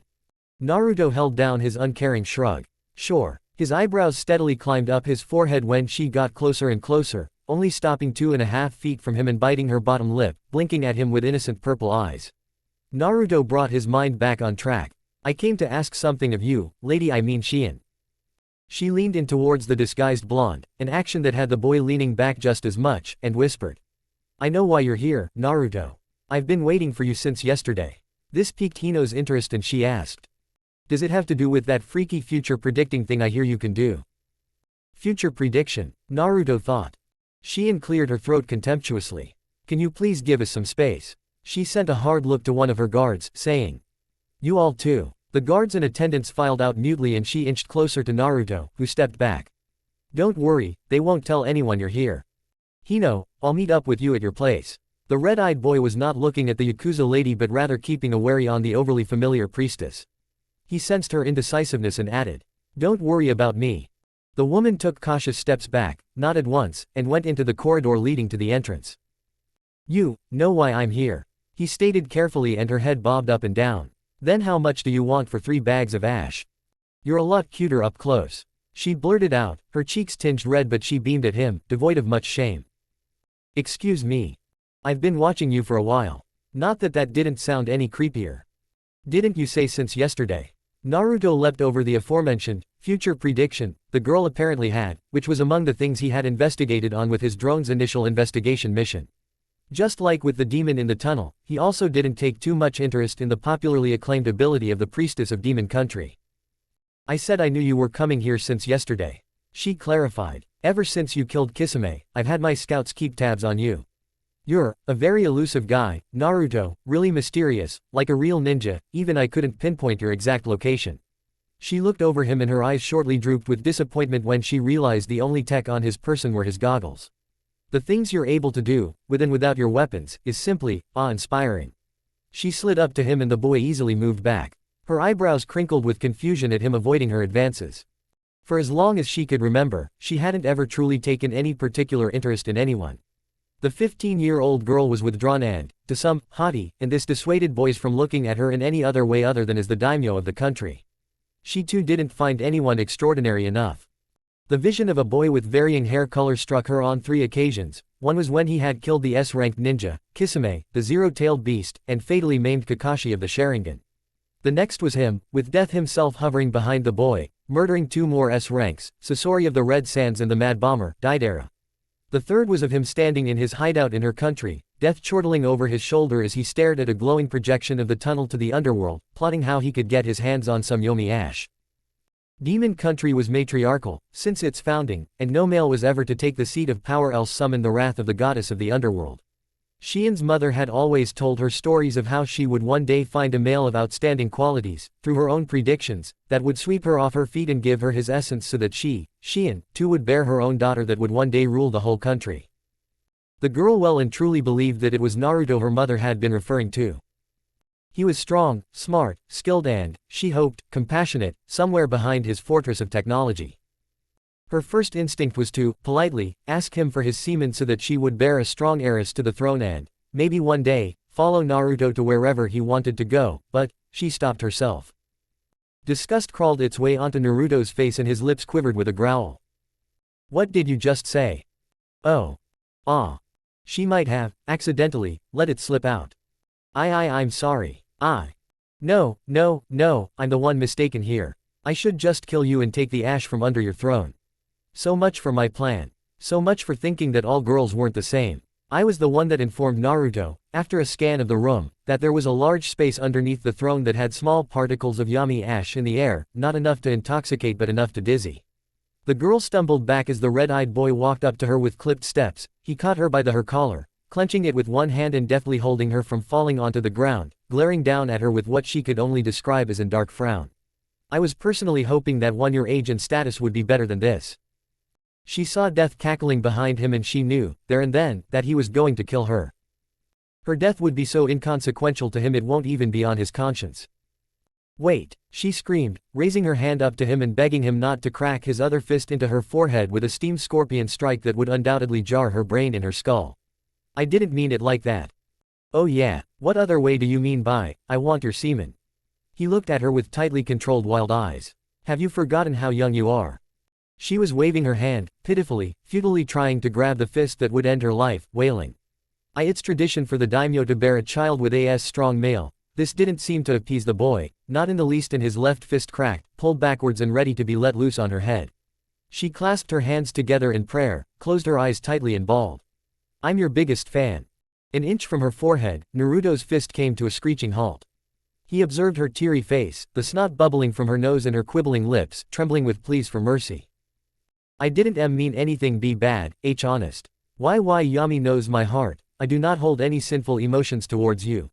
I swear. Tears flowed down her face as she cried, begging for mercy and praying for her life. Her body shook like a leaf in a thunderstorm and her voice stuttered with so much panic that even one as withdrawn as Naruto felt sorry for her. He could go as far as say that he felt bad for putting her in this helpless state. His fist lowered a notch, but she didn't see it. I am only a humble servant of my lady Yami. And on her name I swear, I am your biggest fan. There really wasn't any way for a leader of a country to say, I want your semen, that wouldn't have been seen as bad. Naruto blinked multiple times and rationalized his thoughts. He inhaled deeply through his nose and exhaled slowly, closing his eyes to center himself again. He opened them and pulled the girl onto her feet. He readjusted her golden crown, dusted down his shoulders and flicked an errant blonde hair away from her face, and after a few short seconds of looking over her, Naruto retrieved a handkerchief from his pocket and dabbed the priestess's damp forehead, touching the tears from under her eyes and lightly running it under her nose, wiping away the snot. When he was sure she was presentable, he eyed her with an empty look, standing back to make sure he didn't miss anything. If she wet herself then that was her own business. The girl's knees were knocking against each other and her eyes were clenched shut, her hands still laced in hopeful prayer that she wasn't going to die in her throne room. How much do you want for 3 bags of Yomi ash? Naruto asked, simple and easy. The girl's eyes snapped open and she answered. You don't have to worry about paying me. You can have as much as you want, I don't mind, you see, I've got more than enough money, ha ha ha, she babbled and laughed awkwardly to herself, her stuttering not getting that much better. Naruto interrupted her. I'll ask again, how much do you want for 3 bags of Yomi ash? She saw how serious Naruto was and gulped. Why you can have them for 1000 Ryu per bag, and I'll even throw in 1 extra.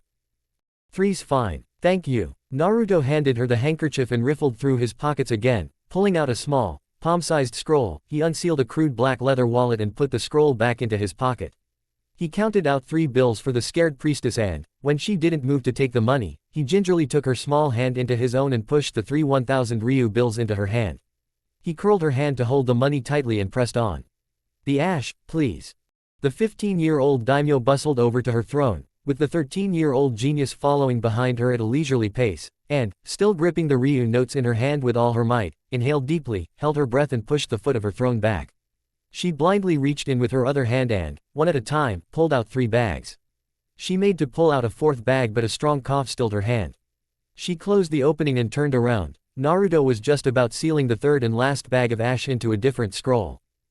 He bowed to her once and turned around unceremoniously. Bye. She chewed her bottom lip nervously, then she called. Naruto. The boy grunted, not stopping. I wasn't lying, when I said I was your biggest fan. She rushed over to him as quickly as her kimono allowed. He grunted again at her last statement. I didn't mean to sound rude before. She ran in front of him and he was forced to stop, a few more steps before he could enter the corridor towards the entrance. Suddenly finding her courage, she looked up at the boy and Naruto looked back down at her, his blood-red eyes hard and noncommittal. Looking up into his impassive face, her stutter returned with full, unforgiving force. Can we at least be friends? Pen pals, maybe. Naruto tilted his head to the side, studying the priestess with a lopsided smile, not truly smiling and not truly frowning. He placed both of his hands on her shoulder and her heart leapt up into her throat but then he gently moved her aside. He walked past her. Don't look for me, I was never here. Her right hand shot to her heart when she heard it shatter. Then a bright smile grew on her face and she called after him again, saying, All, take that as a yes." The boy didn't deem her an answer, only pushing open the great doors and walking out into the bright midday sunlight. The doors closed with a mighty slam and the girl, the daimyo of Demon Country, pumped her fist to the side and whispered with a girly giggle, "Wait till I tell the girls." She skipped away and went back to her throne, slumping onto it with a heavy sigh. She tried to control her breathing, her hand placed on her chest in a vain attempt at stopping her heart from exploding. She was so happy. Her smile faded and she finally winced. That didn't go as I expected. 30 minutes later. Naruto's cliff hideout. Demon Country. Smoke billowed around Naruto. The runaway squinted behind his goggles, staring into the large cauldron of bubbling liquid and hefting up another sack of ash onto his shoulder, ready to pour it into the large pot. His half-face mask made sure to filter out any toxic air and his goggles protected his eyes from being burned by the sulfuric, melting heat of the mixture. The storm raging outside of the rock-erected walls threatened to flatten the makeshift building down on him but managed to hold firm under the pressure. Unlike with that morning when he went to Hino's house and to the daimyo's palace, it wasn't a moment of weather peace. Naruto was currently just a stone throw from his hideout with a large pot of fresh water boiling over a low heat coming from a gas stove. He had just poured in a whole bag of yomi ash into the water and the result was noxious smoke. The boy slowly tipped more powder into the water, instinctively holding his breath when smoke erupted up again and wafted out from the small holes at the side of the building, lost in the rain outside. When he finished he picked up a crude bar of metal and jammed it into the thin liquid mixture, stirring it as gently as possible so as not to tip the contents of the pot onto himself or the floor. That surely would be disastrous. His gloved hands struggled to churn the gradually thickening mixture, even with the added power of his computer gloves, and he stopped mixing after 5 minutes, adding the last bag of ash into the pot. He stepped back and cleaning robot whizzed into the small hut, grabbing onto the iron bar defiantly, stubborn despite the liquid hellfire spraying on it from the pot, and continued the stirring. "Give it an hour before you take it off the fire." The robot beeped loudly, even though it had been Naruto had spoken to. Naruto predicted that the mixture would become as thick as tar in the next 10 minutes but then, under the slow, even fire from the gas stove, it would gradually become thinner and thinner. The boy calculated that 2 gallons of rocket fuel would be enough to take his satellite into space. He put on his rain poncho and stomped out from the crude, makeshift laboratory towards his hideout. "The last few things I need before I finish my satellite are in Kumo," Naruto said aloud to Ai, muted by his half-mask. "Prepare my katana and my combat drones, keep the suicide drones in the base until I ask for them." "Yes, sir." The combat drones could not be compacted into anything smaller than twice the height of an average adult and twice the size of an average Akamichi shinobi, hence Naruto's next order. "They're too many and too heavy for me to carry all at once, so move them to Kai Village and Lightning Country. It's best if I have them close by, just in case." I couldn't have agreed more to its master's logic. "Of course, sir." It went about stacking the folded-up combat drones Alpha, Beta, Gamma and Delta on top of each other, all in their cubical, compacted forms, and they zipped out from the front of the hideout just as Naruto opened the door. Lightning arced down from the sky and struck a few flying metal boxes but the drones weren't brought down, or slowed down for that matter. Shall I still keep the Beta fire drone and suicide drone with Hino operational? Naruto entered the hideout and slammed the door shut, breathing out a sigh of relief at the feeling of not being pelted by rain. "The strain of dividing your attention, huh?" Naruto mumbled, clicking off his half-mask but keeping his goggles over his eyes. "Activate flight mode. Auto-detect and defend and switch off their main cores but make sure their secondary reserves are at 100% for both those drones."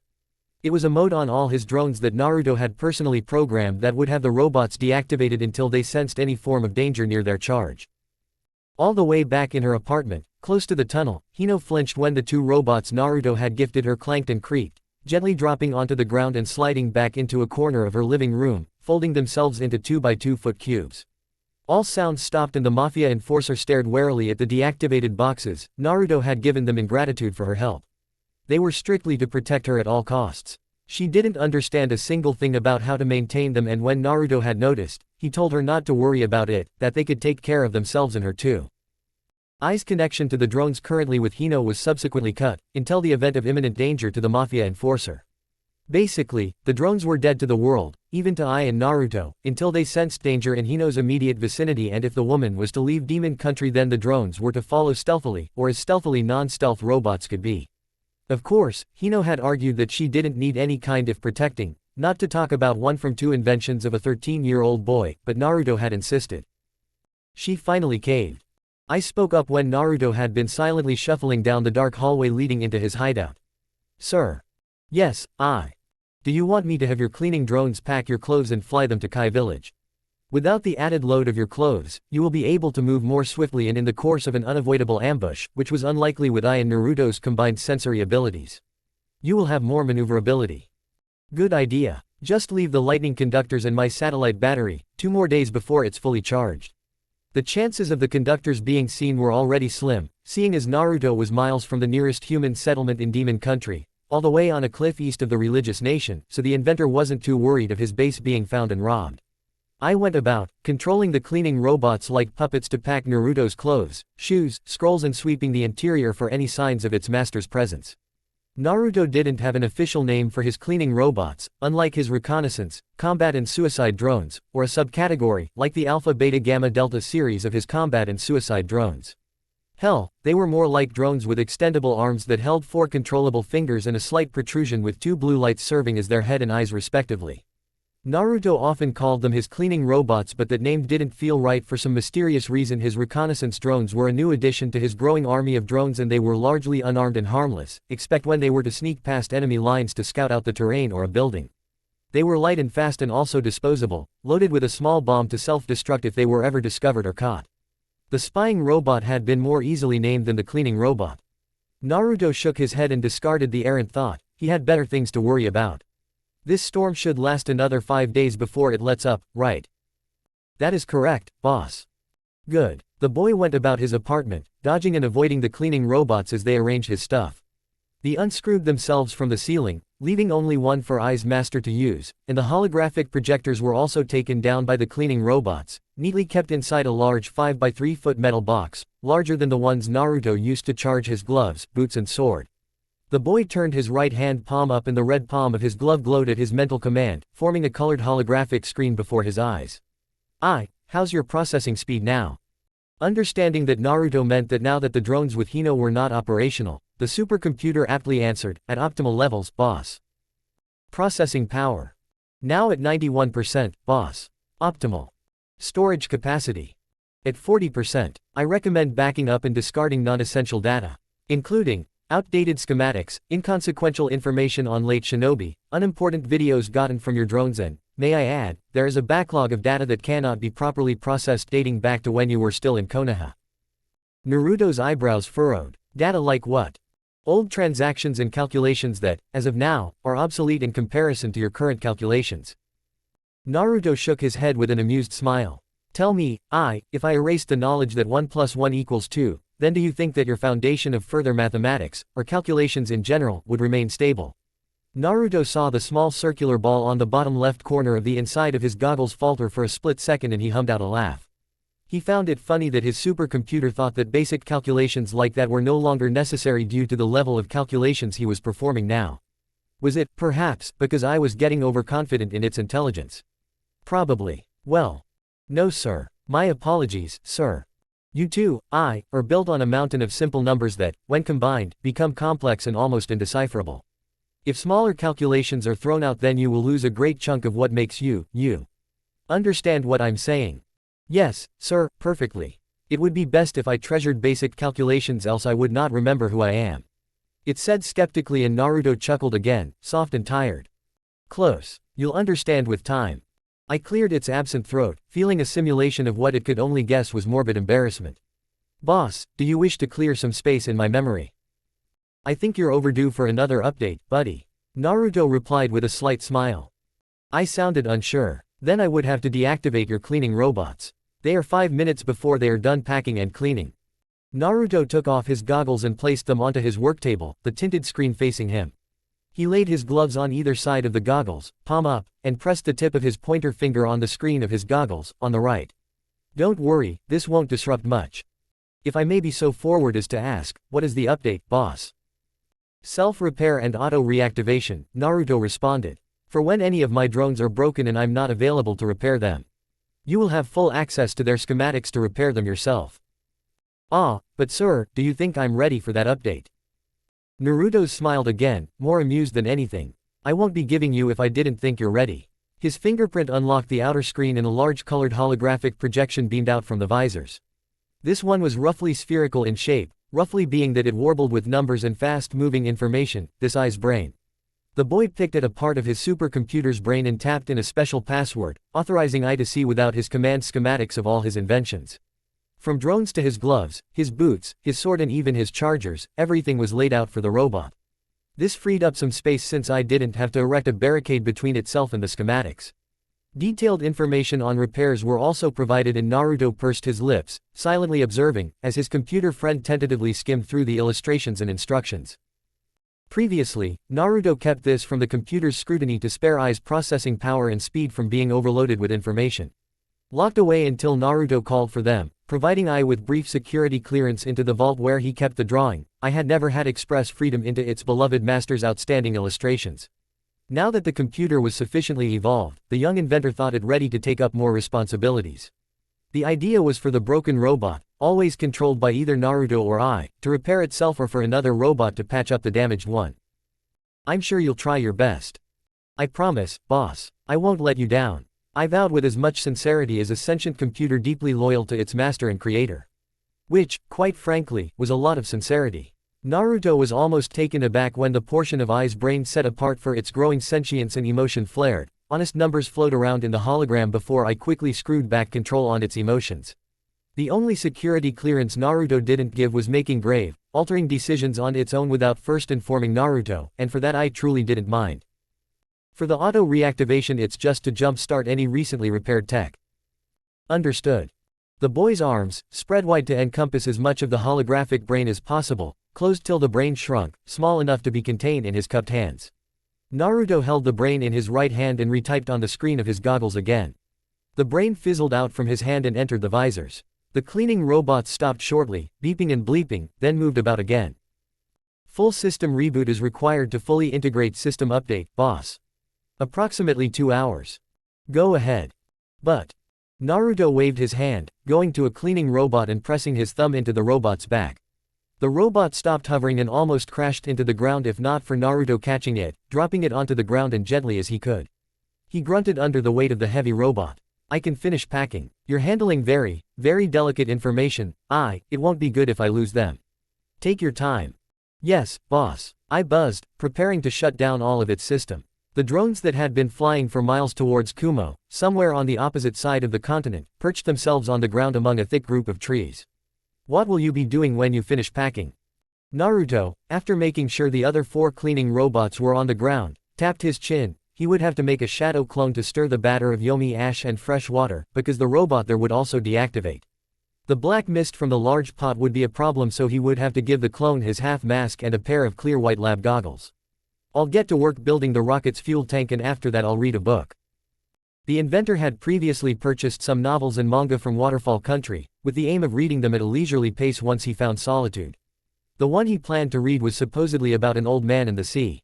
I buzzed and muttered, "Can you tell me about it when you finish?" "Sure, buddy." "Oh. There was a point to not using chakra." "Yes, chakra can be used in Fuinjutsu to store an immense amount of load, and in ninjutsu and genjutsu to make combat both more entertaining and efficient. Though with all of this, chakra had a weak point once used. It left a trace on the user and in the environment. Naruto had discovered this once he studied deep into the intricacies of chakra, which was why he made a point to minimize how much he used chakra. Now, more than ever, he was glad he was using his tech in place of chakra, but also now more than ever he was glad to know how to use chakra because, you see, using a storage seal obviously powered by chakra was the easiest, most portable way to store a dead body, not to talk of 2 dead bodies. A controlled, tightly contained henge was also best when one wanted to hide their identity, leaving only a minuscule amount of their presence in the process. A 6-foot-tall man in a black cloak, which had a high collar that covered his chin and went down to just above his ankles, where a pair of midnight black with red-soled combat boots decked his feet. The man looked to be of slim build from casual observation, but when they looked better they saw he had broad shoulders, a straight posture and hard, merciless crimson-red eyes, a character trait for a shinobi that was confident in their abilities. His lower face was hidden behind a mask that had a gruesome painting of a pearly white, serrated grinning maw of some beast. His hair was gray, with streaks of yellow here and there, but it did nothing to reduce the intimidation factor of the cloaked man stomping down the dusty, sandy road of Hikori town of western wind country. The small hamlet-like town lived up to its name, with the dusty road and the few set of houses he saw were made from burnt clay and red bricks with aluminium roofs, meant to withstand the harsh and hot winds as well as the heat of the desert. There really wasn't much to the town. The people walked about with brown turbans, heads lowered and going about their business, too distracted by the heat to give a damn about why one of such terrifying visage was walking in their quiet town. This mysterious man walked round the corner of a building into an alley and stopped just before a burly man in a tight white shirt and brown turban, standing before a trap door in the ground with his strong, barrel-like arms crossed and his frown deep. His displeasure deepened at the appearance of the cloaked figure, and he opened his arms, ready to strike down the obvious ninja but stopped short when the front of the cloak opened and the newcomer's hand slid out. A long-sleeved brown camo shirt covered the man's arm and were tucked into a pitch-black glove with a red palm, the same style as the man's boots. In his palm was a recognizable brown eye. The bouncer sniffed from deep within his turban and hummed, feeling the residual chakra of the one that once owned those eyes. "What business do you have here, shinobi?" the bodyguard asked, his deep voice rumbling but not attracting any attention from the people bustling outside the short alley. "I want to trade," the man answered easily, his voice was smooth. The bouncer's eyes narrowed. "How did you find out about this place, shinobi?" "The dealer recommended I come here." The man's eyes narrowed, then he stepped aside and opened the trapdoor. "Then he must be expecting you. Enter." Naruto ducked into the trapdoor, stiffening when the door slammed shut before he proceeded down the subterranean path. The dealer was the owner of the underground market, Sunagaku's most notorious black market. The boy stepped into a small room at the end of the path. The walls were painted a soothing blue and white and the ground had red carpeting. A single ceiling fan spun weakly above his head. In that small room was an extremely tanned, brown-haired, fat-nosed, pot-bellied man in a silk kimono sitting behind a desk and clacking his fingers on a typewriter. He grunted deeply and groaned, then his eyes lifted from his work and met Naruto's. His right hand reached under his desk and pulled out a girl years older than Naruto and shoved her aside towards yet another trapdoor. "Go back and tell you madam your services were less than satisfactory," he stated with finality, not bothering to look at the horror-struck girl. The girl wiped her mouth and implored. "Sir, I have business to attend to. Leave." The girl stopped and her fist clenched. She cast a hateful glare at the gray blonde and spat at him with as much disdain a winded girl could muster, which wasn't much. "There goes her supper." Naruto looked at her with bored eyes and she grumbled, opening the trapdoor and descending down into the massive underground market. The small room was quiet. The man adjusted his kimono and stood up, his arms open, welcoming. "Yoshimaru, I'm glad you found the time to visit me." "Not a visit, I come to trade." The man's eyebrows lowered, almost as if he was disappointed. Naruto knew better. This greedy bastard knew he wouldn't be there for anything other than business because Kami knows how much Naruto disliked the Suna Black Market's chief secretary, but the man paid well. "Well, that is a shame." He motioned to the chair but Naruto, now named Yoshimaru, shook his head. "I'm sort of in a rush." He brought out a scroll from his pocket and threw it to the fat trader. The man unrolled the scroll and his eyes widened joyously at what he read. His jowls practically quivered with happiness. "I knew I was right to hire you. Yoshimaru always delivers, huh?" A week before, Naruto's name as a bounty hunter Yoshimaru was on the lips of every one of the trade and Naruto would admit that it was what most likely led to him being discovered by Sume. His reputation was wild mostly in Waterfall Country, as he had been known to capture A ranks, whether dead or alive, with a success rate of nearly 100%. People had come forward with offers for him to capture bounties and sell it to them at a 5% discount, but Naruto didn't see the point in this as the bounty stations paid in full each and every time he brought in a new bounty. The fat black market trader was among those that approached Yoshimaru with a mission and Naruto had initially declined, but the persistent man gave the disguised boy his card if he ever changed his mind. Previously, the plan was to have Sasori and Deidara's bodies taken to bounty stations somewhere in Wind Country so that he could offload the sealed-up corpses and make some money along the way, but the bounty stations in the country were on high alert for anyone with the S-rank's dead bodies, and Naruto suspected the whole continent too were on high alert. He had overheard so from some men in a station west of Wind Country's capital. Naruto desperately wanted to get rid of the Fuinjutsu sealed bodies, as the seal itself felt was a tracking beacon to anyone that recognized his chakra. That left him the option of selling it to the fat trader, as he so conveniently called himself, but at a discounted price. This was appropriate in itself because Sasori of the Red Sands and the Mad Bomber, Deidara, were the two targets the fat trader wanted him to take out and sell to him. The man's greedy brown eyes shone with the light of a million stars, his fat fingers held the scroll in twitching hands. "You've just made yourself a fortune, young man." His eyes searched Yoshimaru's cloaked figure. "Where did you seal the bodies?" "The money first, then I'll hand you their bodies." The man chortled. "Don't trust me, I see." Good. Never trust anyone in the black market, I always say. He went to his desk and took out a scroll of his own, handed it to the bounty hunter with both hands and a polite bow. 5% per head, as agreed upon.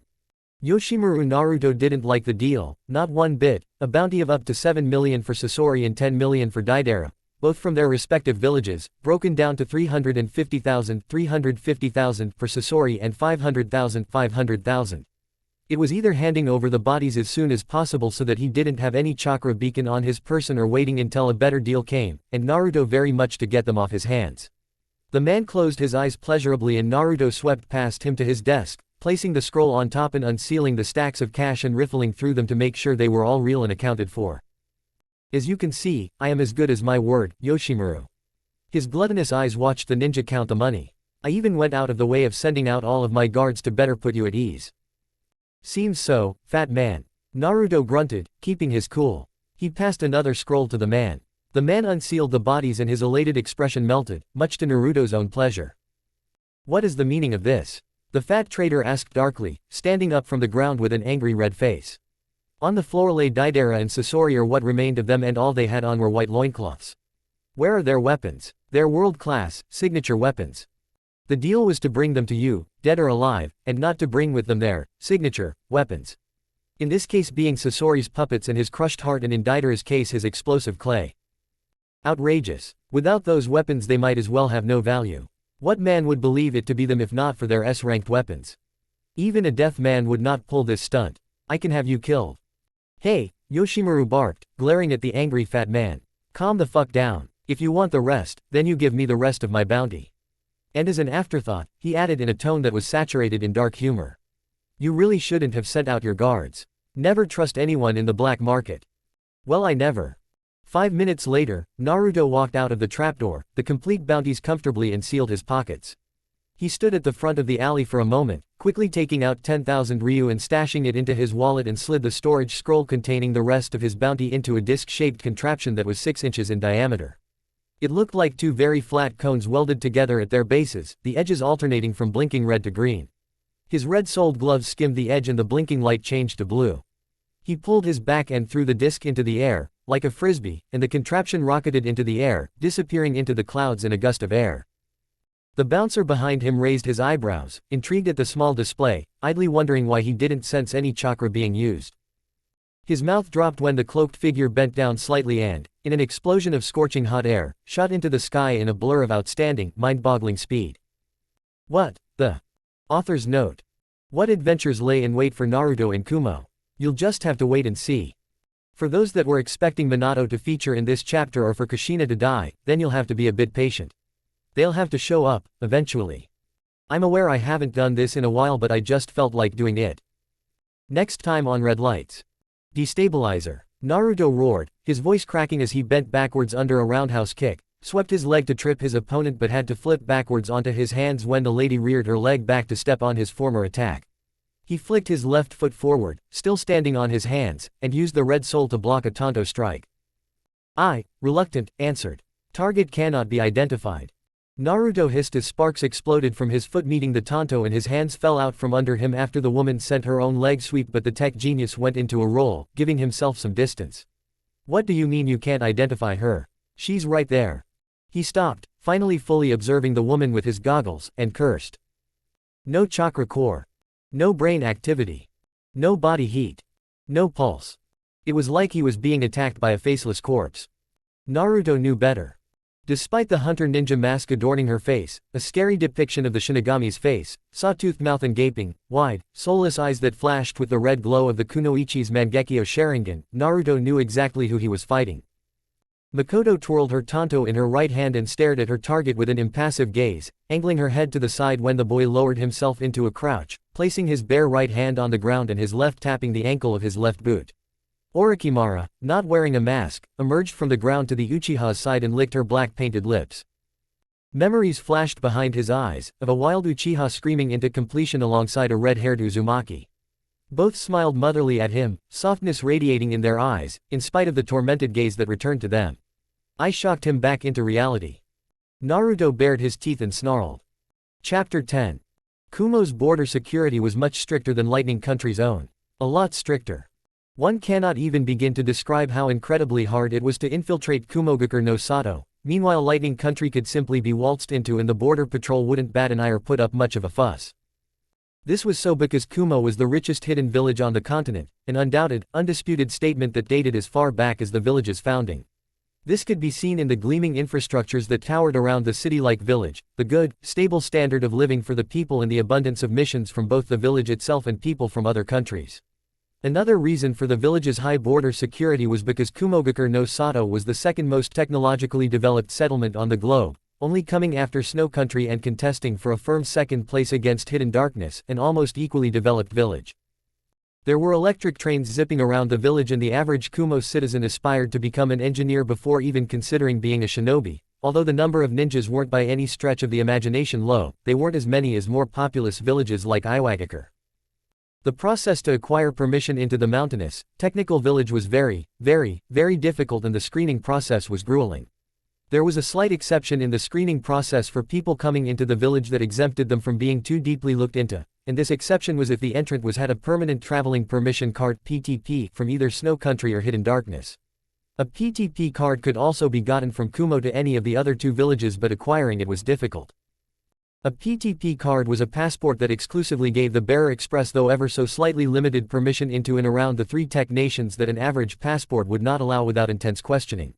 The special card was keyed to the bearers so that thieves won't be able to use it, and it had a flat chip inside that contained every single bit of information about the bearer, from distant family to education. Naruto had initially thought of going to Hidden Darkness instead of Kumogakure, seeing as the former was much closer to Demon County and hence closer to his satellite's battery, the charger and the lightning conductors, and his cliffside base, a base so convenient that Naruto refused to fully part with it. But once he inspected the border security during the months he was a full-time bounty hunter in Waterfall, he threw away any hope of infiltrating using any conventional means because Darkness had more shinobi patrolling the borders. Despite the small size of the country, and even PTP card holders had to go through intense questioning. He went and inspected Kumo, and the situation there was slightly better though not different. Last he went to Snow, and that itself was worse than both because the paranoid daimyo of the country had set in place dozens of means to catch infiltrators, so much so that even someone of Naruto's upbringing would find it hard. Kumo was his best option amid a small group of amazingly similar alternatives. Chakra sensors.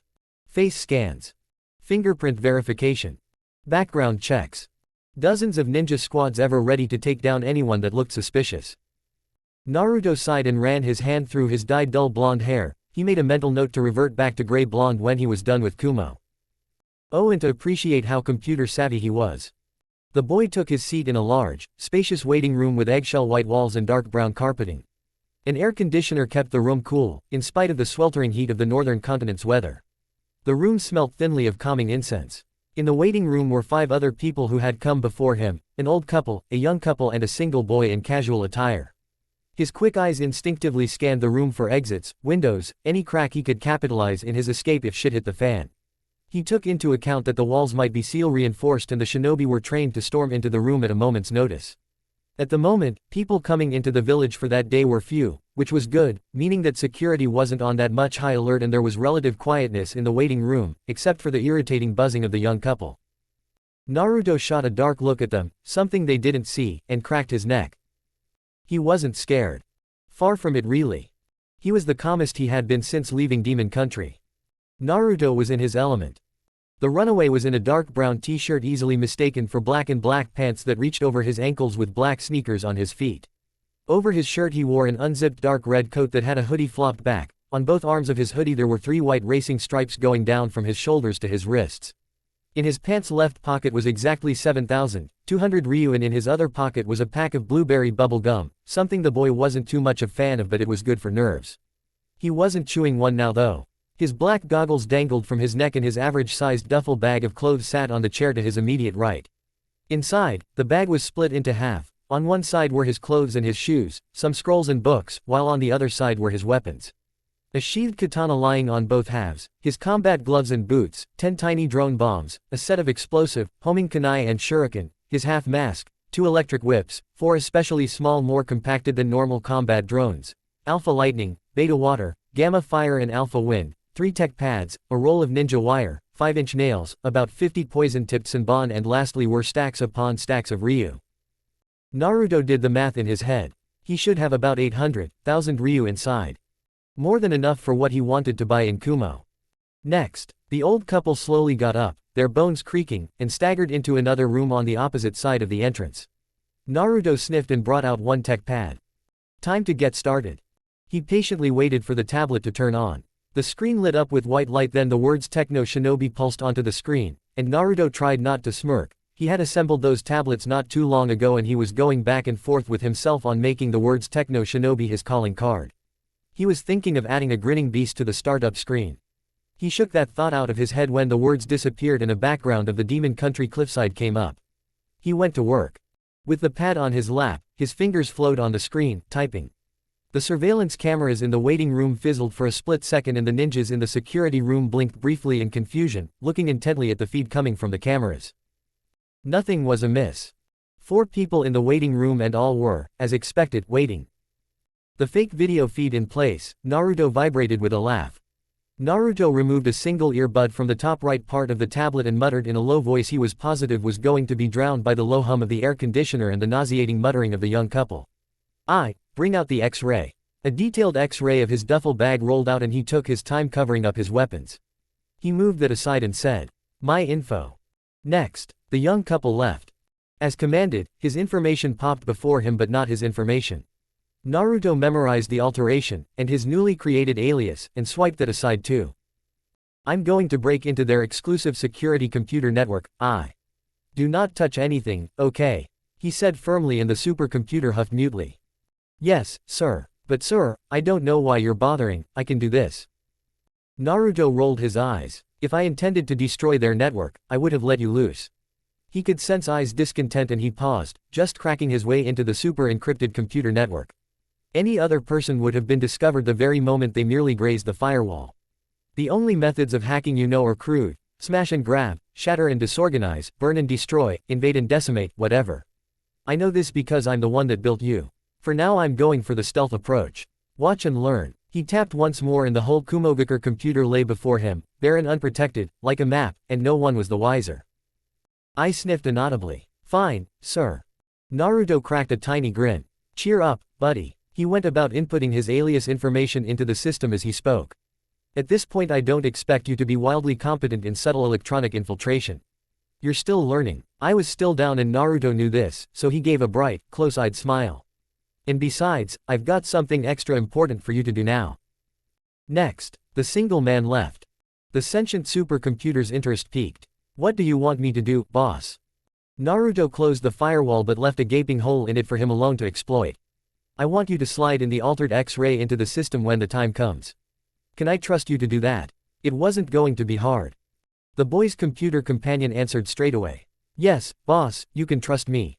"Cool," he said and placed the still active tablet into his back and then brought out a fresh, new, gleaming PTP card. Blood-keyed, verified and everything. In a gambling ring back in Konoha, he was able to get a glance at a real PTP card from an inebriated drug lord that was visiting the village from hidden darkness, scanning it right down to its computer chip. The man was drooling on the bar of the blooming sakura, waving it around as if it was a trophy of some sort. He ended up falling asleep and Naruto had Ai scan the card right down to its base codes. Building a printer, inputting his alias information and making a perfect PTP replica was almost child's play for the young inventor. He did this in Demon Country, before he went and met the daimyo. The card couldn't be faulted, not with the boy's detail-oriented mind. 2 new people entered the waiting room and took their seats near Naruto. The boy, in the process of bringing out his new PTP card and storing it in his pocket, also retrieved a pair of rectangular glasses. Non-medicated, of course. He whipped it on and smiled politely to the excitedly chattering girls next to him. Civilians, from what he could guess, and they were coming back from their vacation in Hidden Tea, from what he could gather from their near-indecipherable babbling. Next. He rose onto his feet and hefted up his duffel bag onto his shoulder, smoothly ambling his way into the adjacent room. The security officer was bored. Naruto could see that, as he walked through a metal detector, placing his bag on a conveyor belt that sluggishly moved into an X-ray machine. Predictably, the machine didn't catch anything metal on his person or in his bag and he picked it up on the other side of the X-ray machine, faking a grunt as he lifted it to his shoulder. The blond boy moved with stiff legs towards the desk of the officer and the man's bored black eyes looked up from his computer, content that there wasn't anything threatening in the blond boy's bag or on his person. So he didn't bother searching him personally. He yawned into his fist and asked, "Passport, please." The boy provided a PTP card and the sleep in the man's eyes cleared up right away. He flagged the boy into a seat, as was protocol whether or not the person planning to enter Kumo had a PTP card or not, and the boy dropped his bag with a huff, sighing into the offered seat on the other side of the desk. The man examined the card and nodded slightly before he slid the computer card into a slot on his computer. The blonde's passport photograph and details came up not too long after. The man compared the image on his screen to the real person and nodded again, satisfied. "Your name is?" he asked, more out of courtesy. "Sue Azayaka." "Full name, please." "Sue Osoroshi Azayaka. Call me Sue." The man raised an eyebrow at that. "Is Azayaka your family name?" "Yes." The boy confirmed with a nod. "Grim soul bright huh," the man smirked. He then admitted, "You have a cool name." The boy visibly brightened, like his surname. "Thank you. What is the purpose of your visit?" "I want to spend the coming winter in Kumo. I heard that the festival of the winter moon is spectacular, so I wanted to see it for myself. The festival was going to take place within next week and it was going to be fun and fanfare all round for people of Kumo and foreigners allowed inside. It was because of the festival that there was an unusual dip in security officials in the Snow Darkness Returnee building and more on the carriage gates, where carriages, carts and people not from snow or darkness entered from, in mass waves, so as to enjoy the upcoming festival. On a usual day, at least 3 officers would screen entrance, now it was only 1. "Do you plan on working during your stay?" "No." The officer checked the info on his screen, which also had the amount in the boy's bank account information, and asked, merely to double check. "Are you sure? I have enough saved on me." "If you're sure," he scrolled down, saying, "How old are you?" 16. "And your parents trust you to travel alone?" "I live with my grandparents and yes, they do, the distance between Snow Country and Kumo isn't too much." "Do you have any family in Kumo?" "No, I'm an only child and I don't have any cousins." "Where will you be staying within the duration of your visit?" "In a hotel." "How will you be able to afford a room in the hotel?" "For what I know, a good hotel in Kumo costs no less than 30,000 ryu per night." "I have enough saved up." "How much money do you have on your person?" "Not the one in his supposed account," Naruto guessed. 400,000 ryu. Ah, it finally made sense to the officer. He checked the X-ray image of the bag and saw the money. "Makes sense now. Sorry. You're cleared to enter, I just need your fingerprint." He took out the card from the slot and slid it to Naruto, who pressed his thumb onto the surface. The computer beeped and the man nodded, again. "All right, you're cleared to enter. Enjoy your stay in Kumo." "I will, thank you." Naruto got up and picked up his bag. The security officer's tired mind turned, he had been sitting down for hours. The bespectacled boy was about to pass him, until he finally took note of the 16-year-old's blaring red eyes. "Wait." Naruto paused on his walk past the officer to the door to the older man's left, which led right past the gates of the village. At the moment they were a clusterfuck of noise and activity and into Kumo proper. The man stared at Naruto, recalling another face. "Has anyone ever told you, you look familiar?" Sue seemed to get frustrated, and he made it known with a semi-annoyed sigh. "Like that Uzumaki brat that ran away from Leaf, right?" The man's forehead crinkled, his fingers slowly slipping under his desk to activate an alarm seal. The boy noticed this motion and rolled his eyes. "Yeah, exactly. I get that a lot." The officer's hand stopped. "It didn't matter a few months ago and now that he's hot should I get hassled everywhere I go." "You're not him, Uzumaki Naruto." "Last I checked I wasn't Uzumaki Naruto." Sue said, like it was obvious. "And even if I was, why do I have a PTP card and why haven't the computers alerted you already? Kumo's network is among the best on the continent, it'll take an active kami to trick it." The man slowly smiled and withdrew his hand from the alarm seal. "Yeah, you're right. What was I thinking? Sorry about that. That brat is boiling this whole region. Lord Rakage is yelling himself hoarse just to catch that kid." He rubbed his forehead and exhaled. "Again, sorry for the disturbance. Don't worry about it. It'll all blow over and life would return back to normal." The man chuckled and leaned back in his chair. "I hope so. Have a nice day, officer." "You too." As he exited the room to the final door into Kumo, he heard the officer yell, "Next." At that moment. Amekage's office. Amekage Tower. Amigakure no Sato. Today was oddly calm. Nagato stood, staring outside the wall window of his office, over the dreary, damp world he had called his home since the day he was born.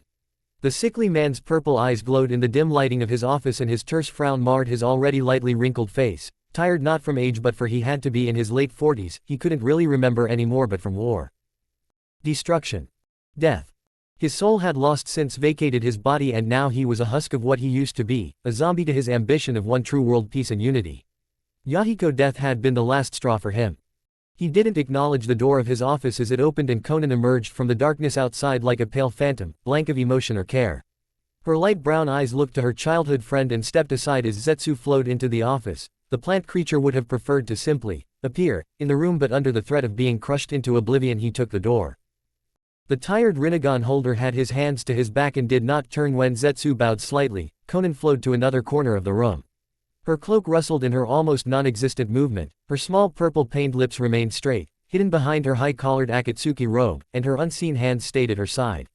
Nagato almost laughed at how well his friend was hiding her guard. He cracked a smirk when it went up at Obito's entry but didn't seem to take Itachi and Kakuzu as much of a threat. Jiraiya had taught them all well. His smirk reflected back to him on the window and it lessened. Kakuzu slammed the door into Hidan's face and calmly clicked it locked in spite of the Jushinist's murderous screams. Lord Pain. Nagato grunted in answer, still not turning. Zetsu continued. I have been able to track Naruto's last known position and I have been able to gather evidence on where he is most likely to be at this very moment. The man didn't give any acknowledgement, so he went on. He spent a week in Demon Country, in an eastern cliffside hideout, but, even with my best attempts, I have been unable to gain entry into the base. There are these strange metal poles that distort chakra in the air, and once I try to pass through, my chakra would be, for lack of a better phrase, turned off. It was very painful. The thunderstorm rolling through Demon Country didn't make it any easier. The man hummed lowly and thought. I'm certain that is his base. Zetsu continued. He went to the apartment home of some Yakuza woman in the daimyo's palace. I can only suspect that he coerced the daimyo into silence because no one has admitted to seeing Uzumaki Naruto in the country. I was then able to follow him to Hikori town in Wind Country. He had some business with the fat trader. I was unable to follow him any further. I think he caught my scent because he took off into the sky. Kakuzu snorted but didn't interrupt. He found it hard to believe, no matter how many times Itachi, Zetsu and Tobi told him that a kid could fly. He somehow found his way past Kumo border security. That was a feat upon itself. Zetsu didn't speak anymore. It was Itachi's turn. He is much stronger than I last saw him. Miraculously enough. And last time I saw him he killed Sasori and Deidara, injured Tsume Inuzuka and forced Kuromaru to retire. If we launch a full-scale attack on him in Kumo, not only will there be resistance from the village but we will all die if Naruto has anything to say about it. The boy made it awfully clear how he didn't mind wiping out their S-rank organization if they stood in his way. Our best bet is to tire him out before we go in for the kill. He will send his robots once he has sensed us, but I'm sure we can dispatch of them quickly. Collecting tailed beasts had been halted. Killing the brat that reduced their number by 3 was their priority, according to Tobi Madara. Naruto could no longer be seen as a potential partner. He was a risk. He was dangerous. I informed Orochimaru of Naruto's current location and he, or she, Itachi wasn't too sure anymore. Is on his way to Kumo with my mother, Makoto Uchiha. Makoto the Red Hellspawn. Death's daughter. Kushina Uzumaki's best friend. Obito felt goosebumps run up his arm. Kushina was the powerhouse kunoichi and everyone feared her for it, while Makoto was the more subtle in her fear-inducing murder methods. She was a kind woman, to some she deemed her friends, but she was a walking nightmare to people she disliked. Makoto had gotten the moniker Red Hellspawn from those that witnessed her frenzied battle against an entire squadron of Kiri ninjas. She was later called Death's daughter when she had been found sitting on a mountain of corpses, drenched in blood and panting shallowly. The image of his mother sitting on dead bodies, clenching her tanto in her right hand and her Sharingan whirring angrily in her sockets, was what scarred Itachi for life. If Makoto Uchiha alone couldn't capture Naruto, or at the very least tire him out, then they should all have to re-evaluate Uzumaki Naruto again. Kakuzu, Hidan, Tobi and Itachi, follow them. Make sure he dies. They nodded. He hadn't turned. Conan, you will be back up, but I do not want you facing him while the others are. The female S-rank nodded with a small shrug. They were about to make their way out, but stopped when Nagato spoke again. And Itachi, he looked over his shoulder, his powerful Rinnegan eyes pulsing with barely stifled wrath. All of you, it would be better if you killed yourselves instead of returning back here without that boy's head. If you run, if you hide, I will find you. He turned back to the world outside. Leave. Oh. The night before. With Kushina, Makoto and Orochimaru. Kanahagakure no Sato. Orochimaru scratched her chin. It seems your chakra core is too large for even medicine to suppress. The red-haired woman pouted, for once in her life disappointed that she was so strong, but the snake woman's attention turned to Makoto. You on the other hand. Oh. King Bolt Superstore. Kumogakur no Sato. Naruto wasted no time. His bespectacled eyes looked up and down the aisle, rolling a shopping trolley half full of items behind him. He skidded to a stop and backtracked a few steps, squinting his eyes at a coil of copper wire hanging from a stand. He tossed the wire into his cart and, after much mental debate, threw in 3 more wires. His black sneakers squeaked on the clean, tiled floor and the wheels of the trolley barely made a sound as it moved at the boy's hurried speed. His lips screwed to the side as he stared at a small canister of gas, dropping one into his trolley and skirting his way around to the other aisle. He looked up at the sign hanging above the aisle, similar to other signs hanging over other aisles, and went in when the sign said the aisle contained torchlight batteries. He dumped a few packs into his trolley and went on, shuffling into an aisle further away from the entrance, and he let go of his trolley, which kept rolling behind him as he walked on with clipped steps, and he quickly clambered up a waiting ladder and brought down a box of light bulbs, keeping them in the trolley and hurrying down again. His trolley still following, gradually slowing down. Aluminium foil, sticky tape, nails, screws, a hammer, a mallet, 7 satellite dishes top of the line, a transistor radio, a large box of black clay and 3 large magnifying lenses. Naruto rummaged into his hoodie and removed a piece of paper, scanning the list for anything he missed. He muttered and rechecked his cart, ticking off the items one after the other. A dark-skinned girl in a bright yellow and white shirt and black pants approached him with a gracious smile. Naruto flicked his eyes up from his list at her greeting. Hello. Hi. She fingered her name tag. My name is Cassie, is there anything you need that you haven't found? The boy mumbled, his frown apparent as he looked from his list to the trolley. Yes, actually, do you have any engine lubricant and super glue? The girl's smile brightened and she grabbed Naruto's wrist, not noticing his narrowed eyes, and dragged him down the aisle and into a different aisle. The boy managed to grab his trolley as she pulled him. Yes, right here. She motioned to the glue and pointed further down the lane. The oil's down there. Naruto ripped his wrist from her grip and nodded. Thanks. He picked out a fair number of glue and turned to drop them into his trolley. He flinched when he noticed the blonde girl was still standing there, aptly staring at him inquisitively, her eyes curiously. Something wrong. She grinned and pointed at his trolley, stating, You want to build a magnet. He found a wry smirk slinking up his face. He dropped the glue and pushed his cart up the lane to the lubricant. The girl seemed affronted that he had ignored her. A big magnet, she said, hurrying up to him and leaning in to look at his face. A huge magnet. What's your point? She looked visibly impressed at how cool he was keeping himself at being found out. Not even the Kumo TV station has this big of a magnet. The boy grabbed the oil, picking 2 more, just in case, and threw them into his brimming trolley. Still don't know what you're trying to say. She huffed and went after him as he pushed his purchases towards the counter. Why do you need a magnet this big? How and where are you going to build it that no one will find out? When do you think you'll finish? I don't see how that's any of your business. He smiled widely at her and turned to face the cashier, who was going through his procurements, curiously eyeing Cassie and the fair-skinned boy. I'm just saying, you look really young. Too young to want to build this kind of magnet. Looks can be deceiving. That could not be any more true. Since he had stepped foot in Kumo, he had programmed the surveillance cameras to not record his movements, rendering him digitally invisible. I'm 16 by the way. Do you go to Kumo College? She asked, almost eager. She was 15 herself and he was just about taller than her, something that cemented his age in her mind. I'm a freshman there. I'm from Snow, graduated last year. If she could get any more excited she would explode. Already, I thought you were a ninja. He definitely had that vibe about it. That'll be 96,000 ryu, sir. The cashier droned and Naruto looked through his hoodie for his wallet, pulling it out and taking out a card. Bank of Lightning. He gave the man at the register and lifted up the large leather bags his purchases were in and set them into his trolley. As he swiped the card, the boy waited. My dad runs a guest house close by. We serve breakfast, lunch and dinner and we charge more reasonably than any hotel. Service is excellent, I swear. Naruto looked at her, waiting for her to get to what she really wanted to say. She brought out a crinkled flyer of the guest house from her pants pocket and gave it to him, scribbling her number on it with a blue ink pen. Call me if you get lost. He reluctantly took the flyer and folded it, pushing it into his hoodie. I could use some pointers with my homework. I'd like it a lot if you came by and helped. She bowed deeply after she finished. I whirred from the goggles around Naruto's neck. He pushed up his not medicated glasses. Sure, I don't mind. What's your homework on? She scratched the side of her nose and laughed uncertainly. Magnets. The smile returned and the girl felt her cheeks redden as amusement danced in his soul-shredding red eyes. From what you were saying I thought you were an expert. Cassie laughed again, an awkward sound that made even the utterly bored cashier cringe into himself. Ha ha ha, yeah, so funny. Oof. I'll be there in the evening, he said, collecting his fake bank card and pocketing it. The girl beamed at him, still in place, and the boy lifted his right hand into a fist, holding it out to her. Last time she grabbed him, he just barely stopped himself from lopping her head off her shoulders. She realized what he wanted to do and she bumped his fist. His mind jumped over why a girl as young as her had a job and why she needed to have another job.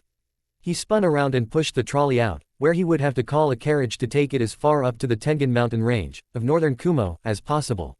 Later, she made finger guns and clumsily, again, tried to play it cool as she shot him playfully. He didn't see it and she slapped her forehead for trying. She glared daggers at the sniggering cashier. Shut the hell up, Takeda. Outside the store, Naruto was in a predicament. As soon as the see-through automatic doors slid shut behind him, his ears twitched when he heard a quiet sucking sound before him, about 50 meters ahead of him. The air twisted within itself and the boy eyed the vortex suspiciously, readying himself for the battle he knew was to come. Suddenly, and without warning to the dozens of spectators going about their business on the street, Naruto pushed his cart forward and threw open his hoodie, a pair of metal gloves zoomed out and lifted the trolley up into the air. Hurry! He breathed out, as if to himself and leaned to the side when a shinobi-sandaled foot seemingly appeared out of thin air from behind him. The gloves took off to the mountain range. The world moved sluggishly before the boy's burning red eyes. Snake. He smelt snake. He smelt Orochimaru. He bent back under the overhead kick, falling into a crab and flipping back onto his feet, tumbling into a roll under a savage elbow from yet another person. This one he couldn't smell at all. He hopped back onto his feet and skipped backwards, narrowing his eyes at his two attackers. His glasses fell in the process of avoiding the last attacker. The alarms in his head and from the village blared. He saw the mad Sanin lick her lips perversely, slithering towards him with dark, evil intent eyes. The other was a kunoichi in common ninja gear, no sign on her person of the village she was from. His eyes made to look up at her face but a pair of kunai slid out from his sleeves, crossing them before his chest when a lethally sharp tanto dove for the space between his ribs under his heart. His eyes widened at her deadly target, and when his ninja knives chipped down halfway at her second hack at his heart. He slammed his right foot squarely into her abdomen and spun on his heel, swiping his foot around and cracking his heel into Orochimaru's face, probably shattering a cheekbone. The woman flopped onto the ground, as if she was boneless, and hissed possessively at Naruto, her mouth open with a gaping growl, showing her rows and rows of killer fangs. Naruto threw the knives down at the woman when she made to rise back up again. They thunked into the ground by her head and he leapt back again, his arms crossed over his face as he ordered I. Boom. BM. The pressure of the explosion threw the street into disarray, shaking the ground to its very core and scattering earth about.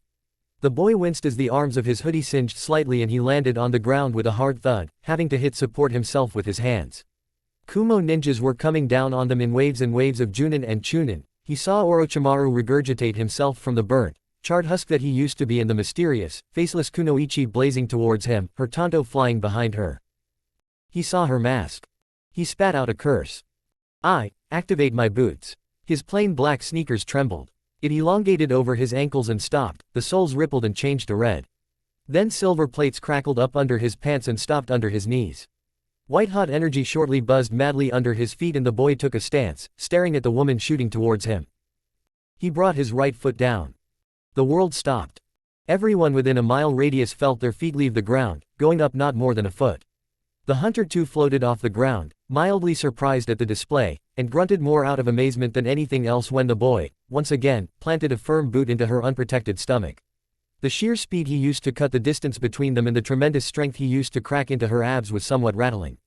Nothing hurt, actually, but she gave him points for trying. He was certainly better than he was in Konoha, that's for sure. Her back smacked into the ground and that shook the earth again, sending unstable people onto the floor yet again. Destabilizer. He breathed out. Nothing. His eyes widened. Makoto grinned under her mask. Not gonna work, Naru honey. Fuck. Language. She grabbed his ankle and twisted, bringing him down to the ground.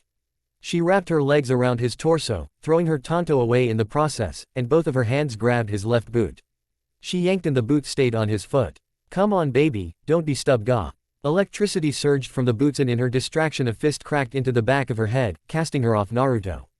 The boy scrambled to his feet, out of breath. He felt a chill run up his spine and shook his head, his eyes blurry at the surge of memories flooding into his head. White energy blasted from under his feet and he hovered off the ground. He blinked multiple times, trying his best to deny the identity of the masked hunter ninja. He took off into the sky and Orochimaru, finally done observing, melted into the ground. Makoto stopped writhing in agony and breathed out, mildly frustrated, and got up. She picked up her tanto and, as the Kumo ninjas were falling down on her, she disappeared in a kamui. Cassie, and all those in the safety of the superstore, gawked at the display of all three combatants. Who is that guy? Naruto crash-landed in Kumo's almost barren upper north region, which was the closest to the deserted Uzushio Island. There was a mountain range that separated the Cloud Village from the sea, and miles of ankle-height grass showed that the technologically advanced village was not totally affected by the electrical revolution. He panted with his hands on his knees and groaned when the smell of snake wafted past his nose. The bright side was that he couldn't sense either of them. His phobia tied in with their strength, and since he couldn't sense their chakra, their strength, then he wasn't in too much of a risk of crumbling into a mess of hysteria. He snapped on his goggles and looked around, searching for any sign of the Sannin. Destabilizer. Naruto roared, his voice cracking as he bent backwards under a roundhouse kick, swept his leg to trip his opponent but had to flip backwards onto his hands when the lady reared her leg back to step on his former attack. He flicked his left foot forward, still standing on his hands, and used the red soul to block a tanto strike. I, reluctant, answered. Target cannot be identified. Naruto hissed as sparks exploded from his foot meeting the tanto and his hands fell out from under him after the woman sent her own leg sweep, but the tech genius went into a roll, giving himself some distance. What do you mean you can't identify her? She's right there. He stopped, finally fully observing the woman with his goggles, and cursed. No chakra core. No brain activity. No body heat. No pulse. It was like he was being attacked by a faceless corpse. Naruto knew better. Despite the hunter ninja mask adorning her face, a scary depiction of the Shinigami's face, sawtoothed mouth and gaping, wide, soulless eyes that flashed with the red glow of the Kunoichi's Mangekyo Sharingan, Naruto knew exactly who he was fighting. Makoto twirled her tanto in her right hand and stared at her target with an impassive gaze, angling her head to the side when the boy lowered himself into a crouch, placing his bare right hand on the ground and his left tapping the ankle of his left boot. Orochimaru, not wearing a mask, emerged from the ground to the Uchiha's side and licked her black painted lips. Memories flashed behind his eyes, of a wild Uchiha screaming into completion alongside a red-haired Uzumaki. Both smiled motherly at him, softness radiating in their eyes, in spite of the tormented gaze that returned to them. I shocked him back into reality. Naruto bared his teeth and snarled. Give me any one of my gloves, I don't care if you've found a good hiding place. Already ahead of you, boss. Naruto held up his fist, using the back of his hands to bat aside a punch to his head, shifting his head aside from a two-fingered poke to his forehead and guarding his face from another blow with his forearms. Orochimaru teamed happily that her target was capable enough to block her attacks when she was going at Junin's strength. He came at her with his right fist, straight and true, and she saw the feint as plain as day, diverting the right fist attack over her shoulder, ducking the follow-up left elbow, flowing each attack with the ease of a trained warrior. What she didn't see was the heel kick to the small of her neck. Dark blue fire blasted from his foot, scorching the woman, and the foot met with a wet thud. Orochimaru's face smashed into the grassy ground, her head burnt beyond recognition. Naruto stood over her face down, prone form. Makoto ran to her temporary partner, blade at the ready.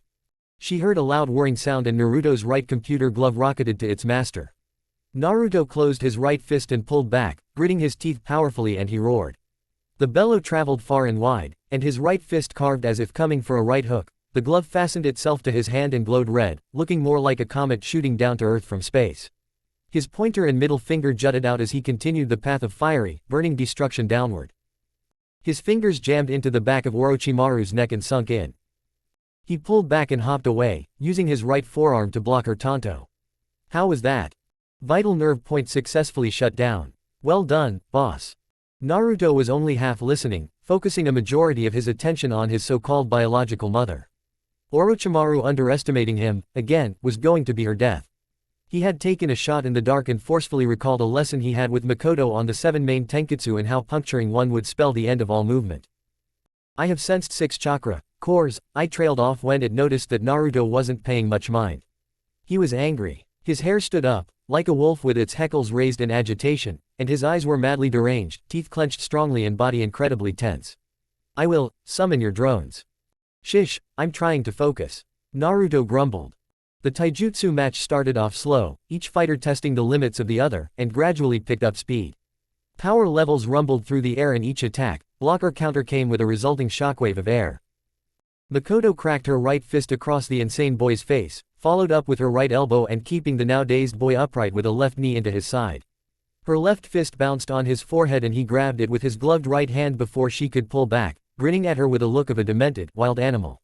He yanked her towards him and broke his forehead into hers, rocking her whole world with a ground-shaking headbutt. Her mask broke and clattered to the ground, but she didn't notice much. Naruto, still gripping her hand, drilled 2 blows to her lower abdomen and dragged her over his body, whizzing a jarring uppercut to her chin and slamming her into the ground with a judo flip. Her legs instinctively sprang upwards, her ankles wrapped around his neck and subsequently flipped him onto the ground as well. He managed to get his feet under him after her toss and twisted around so that he stood over her again, still holding her hand, and his gloves flared with dark purple fire. Fire exploded from his protected hand and before she knew it, her whole left arm had turned to ash right before her very eyes. Fire manipulation, hellfire. Naruto muttered, out of breath. Blood streamed down from his nose and the left corner of his mouth. He blinked, feeling his adrenaline levels going down. He didn't register Makoto's screams, muffled between her tightly clamped teeth. This was not how she envisioned fight. How the hell did he get this strong? She blinked away the haze and her eyes bugged out when the red-palmed glove shot down to her face, burning with purple fire. The grass sizzled on contact and Naruto panted tiredly when the woman left in a kamui, reappearing behind him. He whirled around and she grabbed his neck with her right hand, her only hand left, pushed past the agony of her missing arm, and pulled him close to her face. Her Sharingan morphed. Evolved past the Mangekyo stage. The purple fire flicked off and Naruto's glove surged up, steaming with heat, and he too grabbed her neck, forcing her to look into his as she too made him look into her. She could feel the skin on her neck fester under the residual heat of his glove, but her mind ignored the additional pain, fighting past the first one of losing her arm. Her temporary Sannin partner was worse off than her anyway. Orochimaru might as well be dead. She had only one arm and her reserves were halved, seeping out of her as she gradually lost her cool. She couldn't return to Konoha without her target. Kushina would undoubtedly kill her. She exhaled the Sharingan ability stubbornly. Tsukuyomi. Chapter 11. I saw it coming. I saw it coming. I saw it coming. The so-called Tsukuyomi was such a strong jutsu genjutsu from the supercomputer's fast analysis that not even the drug Naruto's birth mother had taken to blot out the totality of her existence was able to suppress it. The power was immense, that much was true, and I didn't lie to itself that it had the power to effectively block out the illusion, especially since it was coming at its master with the strength and speed of a snow country bullet train. Naruto saw it coming too, a split second after the computer, and he also knew that his computer didn't have the processing power to block the illusion the moment it hit in his red, eternally activated Sharingan. Eyes were still untested oddities, so he didn't know if they could stand against the genjutsu. Instead of fighting to close his eyes, he gripped the older ninja's neck harder, scolding her pale skin under the terrifyingly hot grip of his right glove, and narrowed his eyes, stubborn and daring. His blood-painted teeth bared savagely and veins bulged at the corners of his eyes. Deflection. I said, its almost feminine voice was low and gravelly, pouring in 80% of its processing power into it. Naruto saw the chakra of the Sharingan illusion flow out of Makoto's eyes slowly, the world moving at such a sluggish pace that the woman too was amazed to see it happen, and the chakra traveled around the boy, bending and warbling in a full circle, orbiting like the moon around the earth. The combat drones that had been on their way to hold off the Akatsuki from Naruto's newest hideout, a cave close to the summit of one of the mountains, deactivated. The left computer glove that was just about to take off to Naruto fell onto the ground, dead. The supercomputer buzzed, knowing very well what would happen if it put more focus into diverting the strong Sharingan illusion. Reflection. Makoto's mouth fell open as the Tsukuyomi slammed back into her face, twice as fast and twice as hard. Illusions weren't meant to physically harm. The Uchiha was thrown back, her feet lifting off the ground and blood streaming out of her mouth and nose, and she bounced off the grassy ground. Her eyes reverted back to normal, rolled far into the back of her head, and her skin paled even more than usual. Thin black smoke wafted out from her mouth, nose, ears and her eyes, and her fingers and legs twitched every once in a while. Naruto sighed with his eyes closed and his shoulders drooped, dead tired. He had used up too much of his energy in the initial attack, and the previous fear that held him sapped most of what was left, long before he could use his rage and anger to fuel his fighting. He breathed out and smiled weakly. Thanks, buddy. No response. He opened his eyes and noticed that his goggles were blank of any activity, no spinning ball at the bottom left, no revolving map on the top right, no shinobi information scrolling to the left, no sensors pulsing to the right. Nothing. Naruto frowned. No answer. His fear began to mount. Buddy. His eyes frantically looked around the goggles, searching for even the smallest sign of his friend. This isn't funny, he stated, his voice struggling not to shake. Come on, don't do this to me. He felt the sting of tears in his eyes. He ignored the sound of 5 people emerging from swirls of air shunshin and surrounded him on all sides, standing at a safe 50 or so meters away from him. Don't leave me alone, buddy. With his friend, his only real friend, Naruto had the strength to take on the whole world. He didn't realize he was freely crying. His vision blurred with the hot tears and a large lump blocked his throat, making him hiccup. He slowly, reluctantly, pushed up his goggles to his forehead and slumped onto his knees. What a sight, Toby thought with a small smirk, a 13-year-old boy with yet 2 more incapacitated S-ranks lying before and behind him. Orochimaru on her face with her arms to his sides and her legs together, unconscious and unable to move because Naruto had blown out her main tenketsu, turning off her chakra. Makoto lying spread eagle on her back, staring with unseeing eyes at what only she could see, also unconscious. Naruto's eyes looked at the ground, unseeing and uncaring that he was about to attack again. He could smell the smoke from his goggles and correctly summarized that the wires and chips that gave Ai its life and sentience were burnt beyond fathomable hope.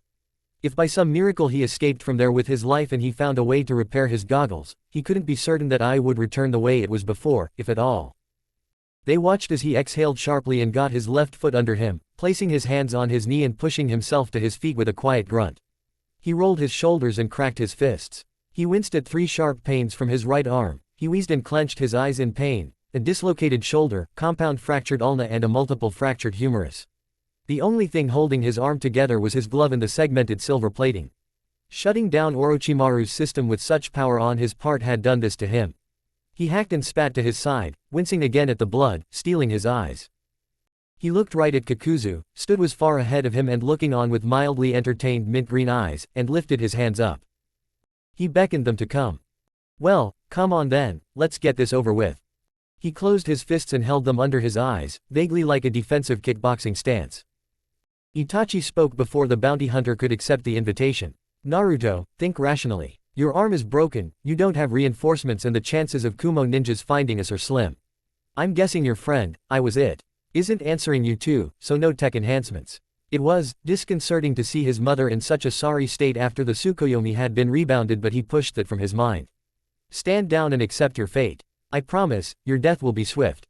Naruto's shoulder vibrated and he cracked a small grin, a bloody little thing that sent precautionary warnings into Kakuzu, Itachi and Toba's minds. Shows what you know. He rubbed the back of his hand over his eyes, cleaning away the tears, and barked. His senses informed him of the female flying above him with angelic wings made out of paper. The woman looked down at him with a plain look, as emotionless as ever, even as he said in a discontent voice. I'm getting bored. Are you 5 going to stand there all day or what? Come at me. I've had enough of this bullshit. Uzumaki fuck running his fuggly little asshole mouth. Hidan roared and raced to Naruto, spinning his scythe over his head. He separated weapon and threw the tri-pronged scythe at the insolent pest, connected back to a portion of the staff by a chain. Naruto turned to Hidan, visibly unimpressed. The inventor's chakra flared and flowed through his glove and boots. Secondary power source activated. The boy whacked the scythe away, grabbing the chain and dragging the mad priest to him. The speed rattled the Jushinist to the core as he flew headlong towards the boy. What the fuck? Naruto's palm bubbled with white light, far different than the one he used to fly, and he fired at once. Naruto stepped aside as the now headless and bodiless priest whizzed past him like a broken mannequin. His feet touched onto the ground, running a few wobbly steps before he flopped forward, crumpling onto his knees and skidding on the ground. The only body parts he had, his legs spasmed and Naruto cast only a narrow-eyed glare over his shoulder at it. He held up his right glove, palm up, and they noticeably became more cautious. Plasma beam, he whispered, and the ominous white mist floated on his palm, looking both liquid and gas. It frothed with controlled rage and the boy slowly turned a dark gaze to Itachi. Naruto's plasma beam attack was a combination of all the affinities in Naruto's chakra: water, fire and wind, and funneling it through tight cords and wires, superheated at impossible temperatures and expelled from his gloves or his boots. The attack very well burnt at a molecular level. Hidan wasn't going to be getting up anytime soon. Toby face-palmed and moaned tiredly. Of course. For this one too, he couldn't sense the boy's chakra.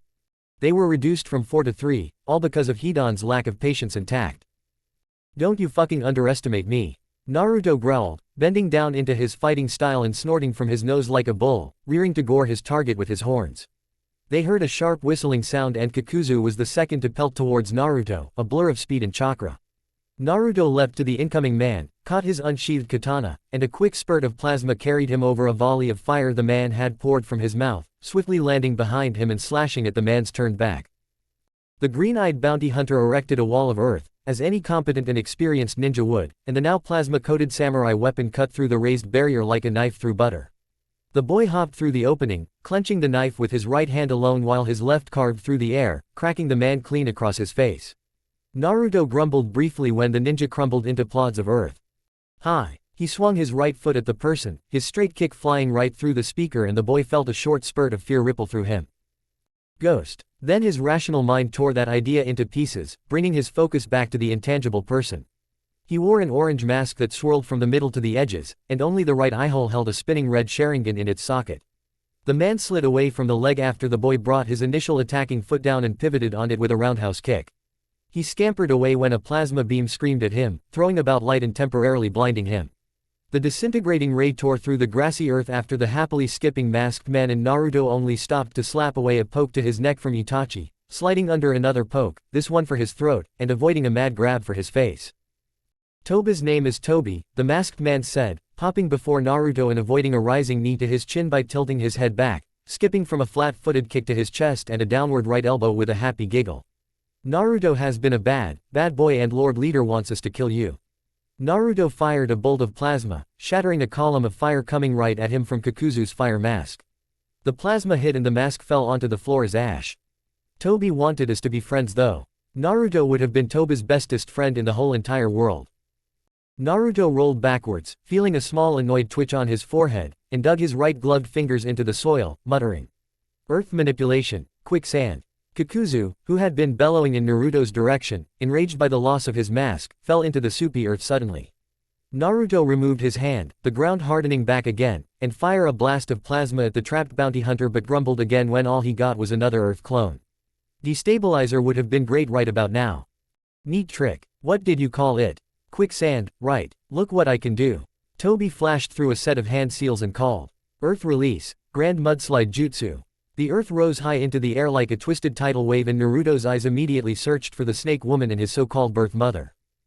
I'm not done with you two yet. He grit and his boots squealed with strained power and he plasma bolted to their lying forms, scooping them into his arms, Orochimaru on his left shoulder and Makoto being pulled along by her long black hair in his right hand.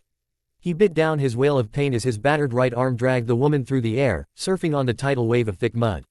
A shadow clone popped from his person, in midair and struggling to outfly the almost sentient mud waves, and he chucked the two women at the clone, turning back down as the clone flew away with the women in his arms on a less powered version of his boots. He prepared to blast a widespread plasma beam at the apparent Uchiha pest but was rammed aside by an irate Kikuzu riding on top of his wind mask. The boy managed to stabilize himself, only to be smashed aside again by a watery mud arm rising from Toba's jutsu. He wobbled in the air, coughing out blood and holding his left rib. Oomph, broken rib. Damn it. On instinct, his katana, bubbling with plasma energy, slashed downward and clipped the bounty hunter's incoming fist, cleaving off half of his hand and Naruto followed this dismembering attack by driving his knee into the green-eyed man's face, forcing him to the ground. The boy wildly swung his blade again at another mud arm and, on contact with the molecule disintegrating substance, the mud hardened and fell apart into dust. Naruto mumbled under his breath, still not used to eye being absent, and pointed his sword at the pesky Uchiha. Get him. His sword zipped from his hand and blazed down from the sky in a glorious explosion of white light. It homed towards the giggling masked man and, predictably, it passed through him as he made himself intangible. The sword jammed into the ground, cutting through the earth and weaving its way back. The mad Uchiha hopped aside as the katana jumped and dipped after him in the earth like a swordfish.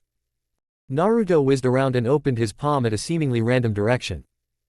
He caught the bolt of purple lightning from the bounty hunter and diverted it down to Itachi, who had been standing on the earth and observing the aerial battle with narrowed sharingan. A red skeletal chest appeared around him but the boy saw something as the lightning jutsu clattered against the Susanoo. Itachi's eyes closed fractionally more. The boy wanted to slap his head in frustration. Itachi and Toby were Uchiha. Another reason I need eye. he thought. He waved his right before him and said, "Wind and fire manipulation, false phoenix king of the sky." Hot air poured through his glove, mixing with even more swelteringly hot fire, and Naruto closed his fist, firing the white-hot wind bird at the flying bounty hunting. The wind phoenix had burning red eyes and there were red outlines on its body. The last notable feature was the concentrated ball of molten air in its chest, a tiny tracking beacon Naruto had programmed to chase the nearest source of human chakra with murderous intent. With each beat of its wings, soaring with trails of red fire behind it, it grew bigger and bigger, larger and more sinister. Its red beak snapped at the man, and it cawed, enraged as Kakuzu made the mistake of shooting jets of water at the fire bird. KRRRAAAAWWWWWWWW. What looked like a pillar of molten magma spiraled from its screaming beak and Kakuzu swore foully as he yelled for his wind mask to fly as fast as possible around the fire attack. "Fucking brat," Kakuzu yelled when he was forced to sacrifice his water mask, slowing it down while he made a hastier retreat. He felt his water mask perish under the unforgiving heat from the false Phoenix King. He finally had enough space from the massive winged creature and he began persistently firing stronger and stronger water jutsu at it, avoiding the bird with the best of his abilities. The aforementioned brat was currently zooming down from the sky towards Itachi, his right palm blasting fireball after fireball at the sturdy Susanoo.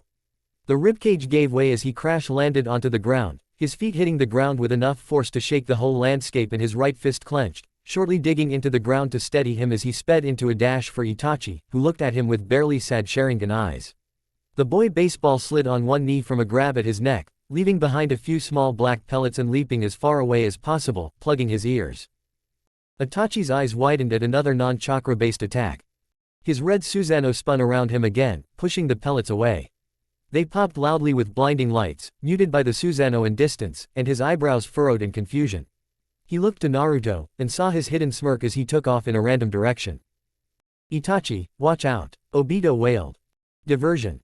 The plasma katana ripped out from the ground and impaled the Uchiha through his back, stabbing clean through his heart and the tip exited from the front.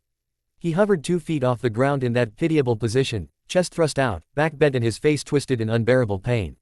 The plasma on the sword burnt through his innards like a tornado of fire, melting his internals and running afoul his logical mind. How? It was really all about Naruto capitalizing on his unpredictable arsenal of weapons and his unpredictable fighting style. Itachi's eyes lowered, oddly sleepy and his limbs lost their strength. Inside his head, his mind batted for freedom, trying and failing to move his body, to tear out the damn sword in his back. His Sharingan faded to black when the plasma of Naruto's sword finally burnt his chakra core. He felt like a pig, strung up off the ground over a slow roasting flame. The sword did not drop Itachi until it sensed no heartbeat, an absence of brainwaves and a gradual decline in body heat. Another S rank, taken down by the runaway. Naruto's boots carried him towards Tobi, who, with a war cry, ran at him as well. This time Naruto brought out a 2-fistful of shuriken and threw it at the masked man, curving upwards and blocking out his ears with his fingers. "Not gonna work on me, Amaterasu." Black fire roared from his Mangekyo eye, melting the shuriken. His eyes worked on overtime and warned him of the attack coming from behind him. He spun around and, with both of his hands, caught the 4 kunai homing for both sides of his chest. His eyes spun madly and he made to turn intangible, until a high-pitched sound fell down on him from above and the 4 kunai blew up in his hands. Cooey. The sound was enough to bring the armless man down to his knees. Blood poured from his eyes and nose and his eyes throbbed in pain as well. He frantically spun them to teleport him away, to retreat, but they failed him. Felt his chakra flee from him and the door to his reserve slammed shut on him. It wasn't as specific as Naruto's chakra destabilizer, but the sound of his sonic wail would have to do for now. Naruto's wail came from his glove. It was the general sound people's chakra reacted badly to, closing up and leaving them without it, basically stranded. The sound needed to be pre-charged up and used as soon as it was ready and the charging time was roughly 10 minutes. The boy mercilessly turned up the sound as he descended down from the sky. Toba's ears popped. His eye popped. His rapidly beating banged in his ribcage before it too blew open. He felt the sound stop and his chakra slowly return to him, but he also felt a pair of hands grab his head from behind, one on his chin and the other on the top of his head. "Stop." Naruto twisted. Crack. The boy let go of the S-rank's head and watched with grim satisfaction as he slumped forward. Dead. He spat on the cooling corpse and looked up to the sky when he glove beeped once. The fiery phoenix was torn to shreds by sheets of paper and Kakuzu was on a warpath in his direction. He had lost all of his masks but his wind mask, his clothes were badly singed and he had a terrible burn across his face and along his chest and right arm. The arm was now stubby and charred. The boy flicked his left hand and removed a single kunai. He clicked the end and smoke billowed from the computer-enhanced blade, blocking him from sight. Kakuzu zoomed into the smoke, face contorted with wrath and searching inside for the brat that had cost him nearly all his hearts. There was a faint hiss before him. There, he flipped through some hand seals. Wind release, cutting whirlwind technique. He swiped his hands at the location of the sound instead of using fans, like how the jutsu is usually used, and a volley of cutting wind blew from him. The smoke blew away at the cacophony of noise from the wind-based attack. In the mad fray of wind and sound, he didn't hear a quiet whistling sound behind him. Naruto grabbed the back of his head with his gloved right hand. PTEW. The plasma laser opened up the back of the S-ranked bounty hunter's head and escaped through the front, effectively killing him. The blade threads in the wind mask flailed insanely and dropped down, falling apart. Naruto released what was left of Kakuzu's head and landed with a thump. He looked around at the carnage and counted 3 dead S-ranks, plus 2 unconscious ones in his mountain hideout. He looked around for the woman and the last chakra source that always hid from him. He crossed his arms to protect his face and neck, and his gloves glowed light brown. The muddy ground rose up and hardened quickly, blocking a volley of paper. BBBBM. Naruto gnashed his teeth in agony as the explosion blasted him off his feet. He grunted each time his back skipped on the grassy ground, then he managed to right himself and stabilize his feet in the ground with a short pulse of plasma from his boots. His arms shot up at the tidal wave of explosive tags coming for him. His boots lifted him off the ground and flew him backwards as he fired off bolt after bolt of plasma energy at the female Akatsuki member he was to fight, having to hold up his messed up right arm with his left and fight through the pain. He could probably add a broken left radius to his list of damaged limbs. His red eyes searched for a plan on how to deal with a woman that apparently had the ability to control explosive tags. He tapped the back of his palm with his left pointer finger and faced the coming wave of explosions. Photon beam, light refraction. This beam of light was different from the bubbling, misty white light of Naruto's plasma beam and the flickering, intentionally unstable white of Naruto's energy beam. It was strong and it was stable. It beamed to the wave and bounced from seal tag to seal tag, leaving behind what looked like a thin string of light until the whole complex of paper was connected. Naruto closed his fist and the paper obeyed, coming together in a surge of whiteness and forming a giant ball of bombs. He dragged his hand back, cutting the string, and the chakra in the seal tag seeped out into the ground. Naruto's photon beam was a greatly toned down plasma beam that is almost like a beam of normal light. In this case, he used a gadget in his glove that expelled elastic glue with each thing it touched and programmed the device to bounce off each source of chakra it found until it sensed nothing else to bounce off from. The photon beam moved at the speed of light, like the plasma beam, so its own function was to take the device to the wall of paper quickly. Deactivating chakra in an object, or objects, was simpler than doing so to living things. Naruto didn't use sound but extremely low vibration from his glove, connected by the photon beam and the strings to expel chakra from the tags. He exhaled in relief as the dead bombs scattered into the wind, forever unable to be used ever again, and stiffed at the voice behind him. Impressive, but I have many more explosive tags. He turned around in the air and beheld the Angel of Aim, hovering in the air also on wings of paper. She looked down at him with contempt. He cursed under his breath. He was running out of chakra. Each attack was fueled by his chakra, and the more he had the more he could attack. Not only was he physically exhausted but his chakra reserves were on red. He had only 1 explosive homing kunai and 2 explosive homing shuriken. He had used up the very last of his chakra detecting web launchers, the tiny device he used on the tidal wave of bombs, and he had used his last chakra attacking drone, the false Phoenix King's heart. He only had enough in him for 3 solid plasma beams, or 6 photon beams, and since I was deactivated, he couldn't access the solar power function of his boots. Naruto's clothes were in ruin. His hoodie's arms were burnt low enough to be sleeveless, his inner shirt was ripped across the torso and down the neck, the knees of his pants had been slashed off from Kami knows what. He was a mess.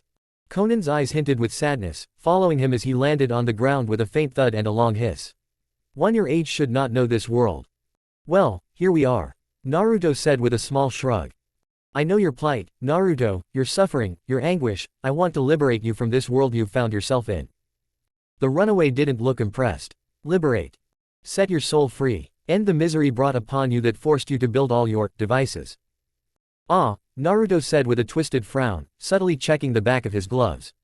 3 more minutes. I was bound to meet someone with a god complex sooner or later. Her eyes hardened and darkened at his words. I am Conan, the Angel of Aim, child. I am not a god. You looked me in the eyes and called yourself an angel, yet you don't think yourself a god," he said, flicking his left hand from his eyes to her. "All I've seen you do, I control paper and hover in one place. Don't overhype yourself, lady." "Fine," she spat with light indignation. "You shall be the first outsider since the Second War to behold my might." A tornado of paper appeared at his back and Naruto whirled around, only to crash into the ground after a palm strike to his chest. He flipped back to his feet and bent under a roundhouse kick, flowing behind the woman and shooting a single beam of photon energy. Her body disintegrated into paper and reformed again. The woman looked down on him with dull eyes and surged back at him again in a blur of speed. Fist to his stomach, elbow to her face, but she leaned away and dug another fist into his side. A knee strike to her side and she caught it under her arm and jabbed 2 blows to his face, and sweeping his unstable leg off the ground, following his descent with a blow to the chest. She rose up and cracked her heel down on his panting, weak form, regarding him with almost too much boredom. He rolled aside from another axe kick, this one to his head, and staggered to his feet, heaving for air as much as his damaged ribs allowed. He blinked frantically to get the blood out of his vision. He grinned widely, his blood-painted teeth making even the chill-aimed kunoichi feel tendrils of hesitation roll through her. "Issa," he said, wheezing and his voice slurring. "The best you can do." He chuckled darkly under his breath, like some sort of possessed, demented fiend. She flashed to him with a savage backhand, grabbing his hair before he could get too far and smashing her knee into his weak abdomen again, eliciting a cry of pain from the boy. Her left pointer and middle finger poked out from her fist and she blazed it over his damaged right arm, grunting in frustration when the silver plating in the boy's tech glove prevented a great brunt of her attack from affecting him. She hissed and released his hair, bending as far right as her athletic body could allow when another short burst of photon energy wailed towards her heart. The heat of the fast attack burned off the upper right side of her Akatsuki garb. She grabbed the hand and pointed it up, carving an unforgiving uppercut towards his right armpit. "Oof," dislocated shoulder blade. Conan grunted when he Spartan kicked her away from him and cradled his arm, panting heavily and looking at her with the intensity of a wild animal. "Need to get her closer," he trailed off, hopping away when the woman kept appearing before him with paper shunshin. He got to 8 meters from his former position before she managed to grab him by the scruff of the front of his shirt. "Now! Kuu-wee!" The gradual crescendo of the sound screamed at the woman and she made to flee but was held in place by Naruto's left hand while his right, the one emitting the chakra-canceling sound, held her neck, far too close to her face, and thus her ears. She flashed high into the air but he was there with her, stubbornly holding her and gritting his teeth at his own pain in sustaining the painful sound. "Wee!" Her paper fled from her, falling off her in large clumps as she crashed down onto the ground with her back. Her eyes rolled up into the back of her head as she grabbed her ears, vainly trying to block the super high-pitched sound from entering. The sound wasn't affecting Naruto because it was his chakra that was causing it, flooding through a network of wires and circuits. He released her neck and flipped her onto her front. A sharp jab to her neck with his left fingers held together. She fell limp. Naruto stopped the noise and tiredly dropped to his knees. His shadow clone came back to him a few seconds later. "I gathered the other S ranks, boss." Naruto felt a sharp pain in his chest at the term his clone used. He nodded mutely and his copy picked up the woman's body, draping it on his shoulder and hopping to the hideout. He needed her alive to find out what the supposed leader of the Akatsuki could do. Naruto was going to use the bastard. That annoying bastard had derailed a great portion of his plans. At that very moment he sensed dozens of Kumo ninjas converging to his position. He picked through his hoodie with his left hand, a heavy sigh coming from his lips, too tired to care, and brought out an explosive kunai, stabbing it into the ground and clicking the end. He cradled his battered right arm to his belly, now truly not able to use it again, and shakily got to his feet as smoke poured from the knife. He closed his eyes and tried not to inhale the smoke, dispelling his shadow clone. Memories rushed into his head of the location of his mountain hideout. His red eyes flashed open and he looked up. He took off from the ground, his chakra presence covered up by the smoke. His katana followed him half a minute later. Oh! Naruto landed on his left side, finally out of usable chakra. He cried silently and crawled with as much strength he could muster, feeling a few sprained muscles in his left arm. He got his feet back under him and stumbled into the cave. 3 dead bodies and 3 unconscious bodies, the living ones being bounded by ninja wire and thick wraps of duct tape. Even if they miraculously woke up, they wouldn't be able to move because Naruto had shut down their networks. It was their inactive networks that kept the asleep. Naruto didn't care about them though. His feet shuffled as quickly as a winded, tried, weak child could. His back hunched forward in pain and holding both of his arms to his stomach, trying his best not to aggravate his injuries anymore. He fell onto his knees before his duffel bag and spared his right hand, keeping a firm hand on his wrist to minimize movement. He jaggedly unzipped the bag and tossed clothes and weapons out. He ignored his katana as it clattered before the cave, inactive. "Where is it? Where is it?" he whispered, breathlessly in pain. His shaking hand brought out his first aid kit and tore it open, rummaging inside. "Come on, where is it?" He tipped the contents of the box to the stony floor and searched again, more thoroughly, and rumbled both in frustration and agony. He was out of painkillers and rubbing alcohol. The only things there were bandages, band-aids, and he used his teeth to remove a syringe cap, antibacterial and antibiotics. He jammed a needle into his upper right arm and ran the second into his side, clenching his teeth so as not to cry out again. The very last one went to his left bicep, a muscle relaxant, and the results was almost immediate, the sharp, heavy pulse of his sprained muscles reduced to a dull throb. He was afraid of what he would see once he unarmed and removed his right computer glove. His heart rate spiked at what he saw. That's not good. Purple discoloration spotted his right arm. From his fingers to his shoulder, there were 3 particularly disgusting-looking welts on his lower arm and 2 on his upper, where 2 bones stuck out from his lower and only 1 from his upper. His shoulder flopped uselessly, dislocated, and the broken skin caused by the compound fractured bones had blood paint his arm gruesomely. His mangled and bent out of shape arm, he thought grimly, was a mess. He tried not to think of the possibility of losing his arm and searched his duffel bag with his one good, albeit damaged, arm and retrieved what looked like a metallic splint. It was sturdy and made out of strong, though somewhat flexible metal. He gently slipped his right arm into the splint and tapped both sides of the elbow, pulling back a leather strap to hold in his upper and lower arms. The splint had 4 pieces of metal on both sides of his battered arm, 2 for the upper and 2 for the lower, with a brown leather strap seemingly holding both together. The sides of the elbow had 2 1-inch circles on them that slowly blinked with red lights.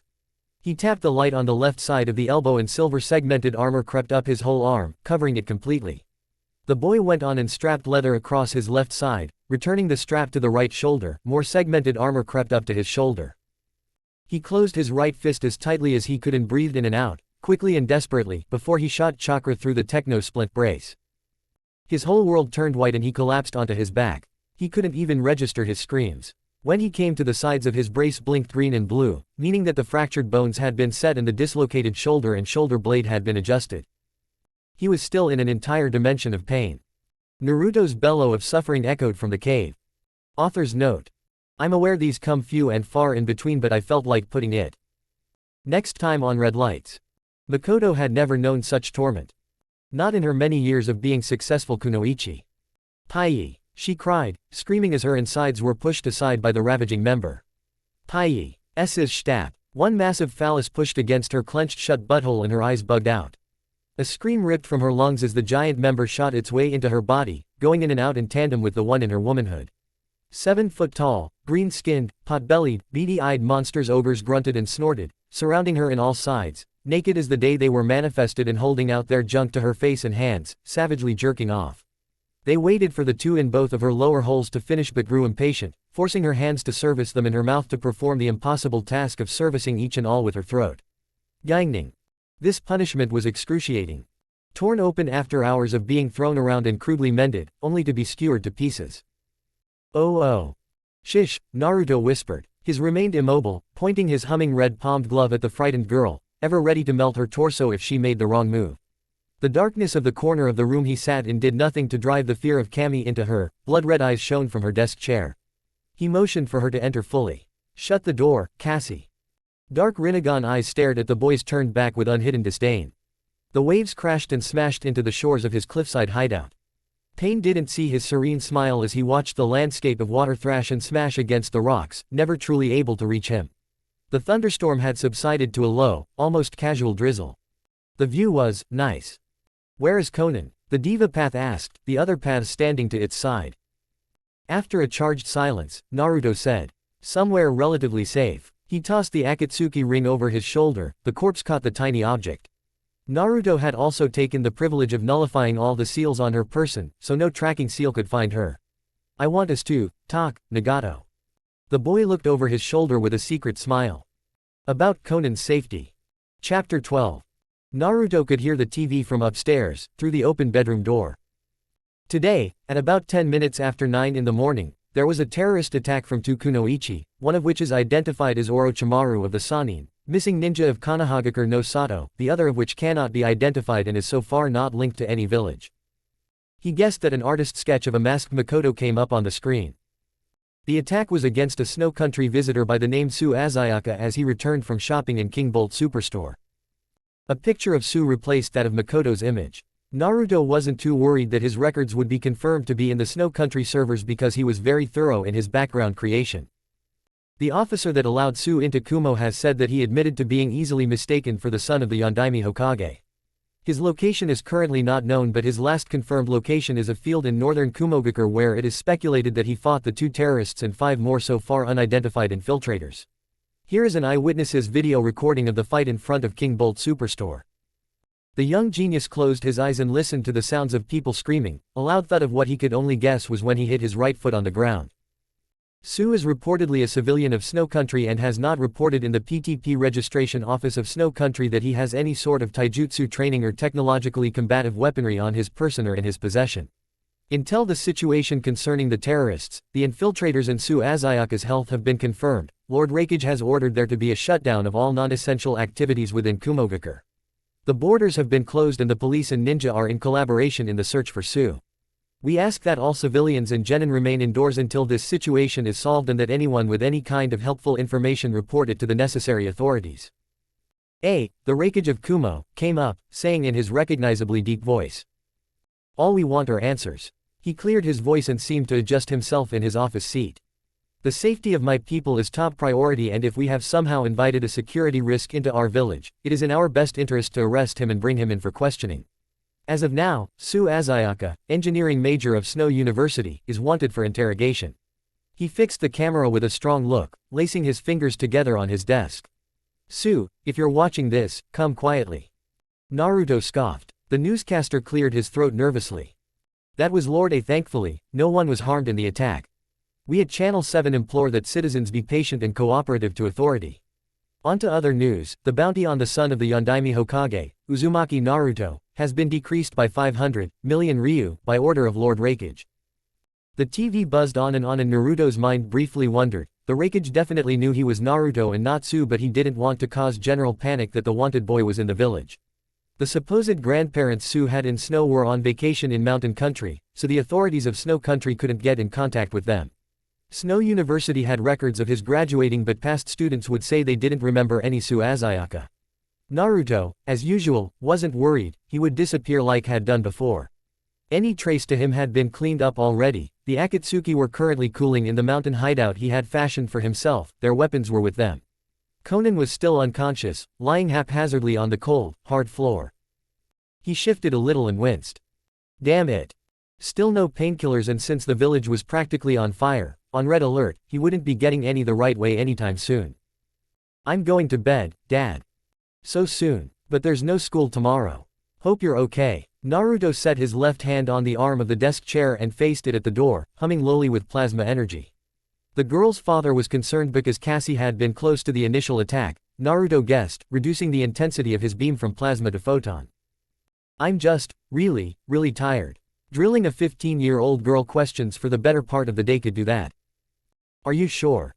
I'm fine, Dad. Good night. The girl stomped up the stairs and the door creaked open. She entered. The room was pitch black and she made to flick on the switch but stopped when she saw a pair of red eyes in the dark corner of her room where her desk was, and a quietly humming white light sitting on the arm of her chair. Shish, Naruto whispered. He remained immobile, pointing his humming red-palmed glove at the frightened girl, ever ready to melt her torso if she made the wrong move. The darkness of the corner of the room he sat in did nothing to drive the fear of Kami into her. Blood-red eyes shone from her desk chair. He motioned for her to enter fully. Shut the door, Cassie, quietly. The girl paled and frantically nodded, slowly closing the door with trembling hands. Her whole body quaked with fear, still holding the doorknob with her eyes clenched shut. Naruto saw her shoulders shake and he leaned back into his seat with a small sigh. Step away from the door, Cassie. She bobbed her head quickly and walked backwards, clearly scared of even looking at him. She moved to the other side of the room and covered her face with her hands. Don't scream. She nodded again. A guest speaker at her former middle school, a retired junin, had said that to avoid harm in the occurrence of a home invasion was to follow the orders of the person without hesitation. She recognized the red eyes of the person sitting in the dark as the person she had met in the morning, the one building the giant magnet. She had a front row view of his fighting skills and the tech he had on him. He was now a fugitive. Sit down. She plopped down on the edge of her bed, still not looking at him and shaking something furious, more scared than anything in her life.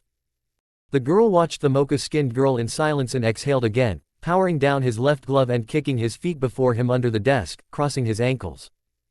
"I'm not going to hurt you, Cassie," he stated and slipped his hand from his computer glove, which still stayed on the arm of the desk chair, and wiggled them. She peeked between her fingers.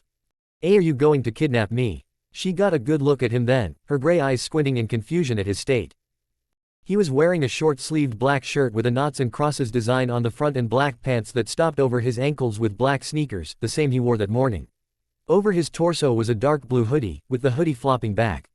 His right hand wasn't in the sleeve and she clearly saw a metal contraption on his right arm, held up by a white sling. His left hand, slung through the hoodie sleeve, and she noticed that the thing that formerly shone white was a black glove with a red palm, sitting comfortably on the arm of her chair. There was a small backpack sitting at his feet and a pair of goggles on her desk, next to her computer. He shook his head with a snort.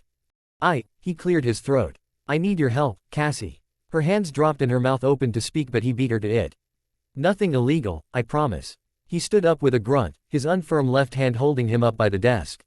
He ambled to her and, to her surprise, he plopped down by her side with a pained groan.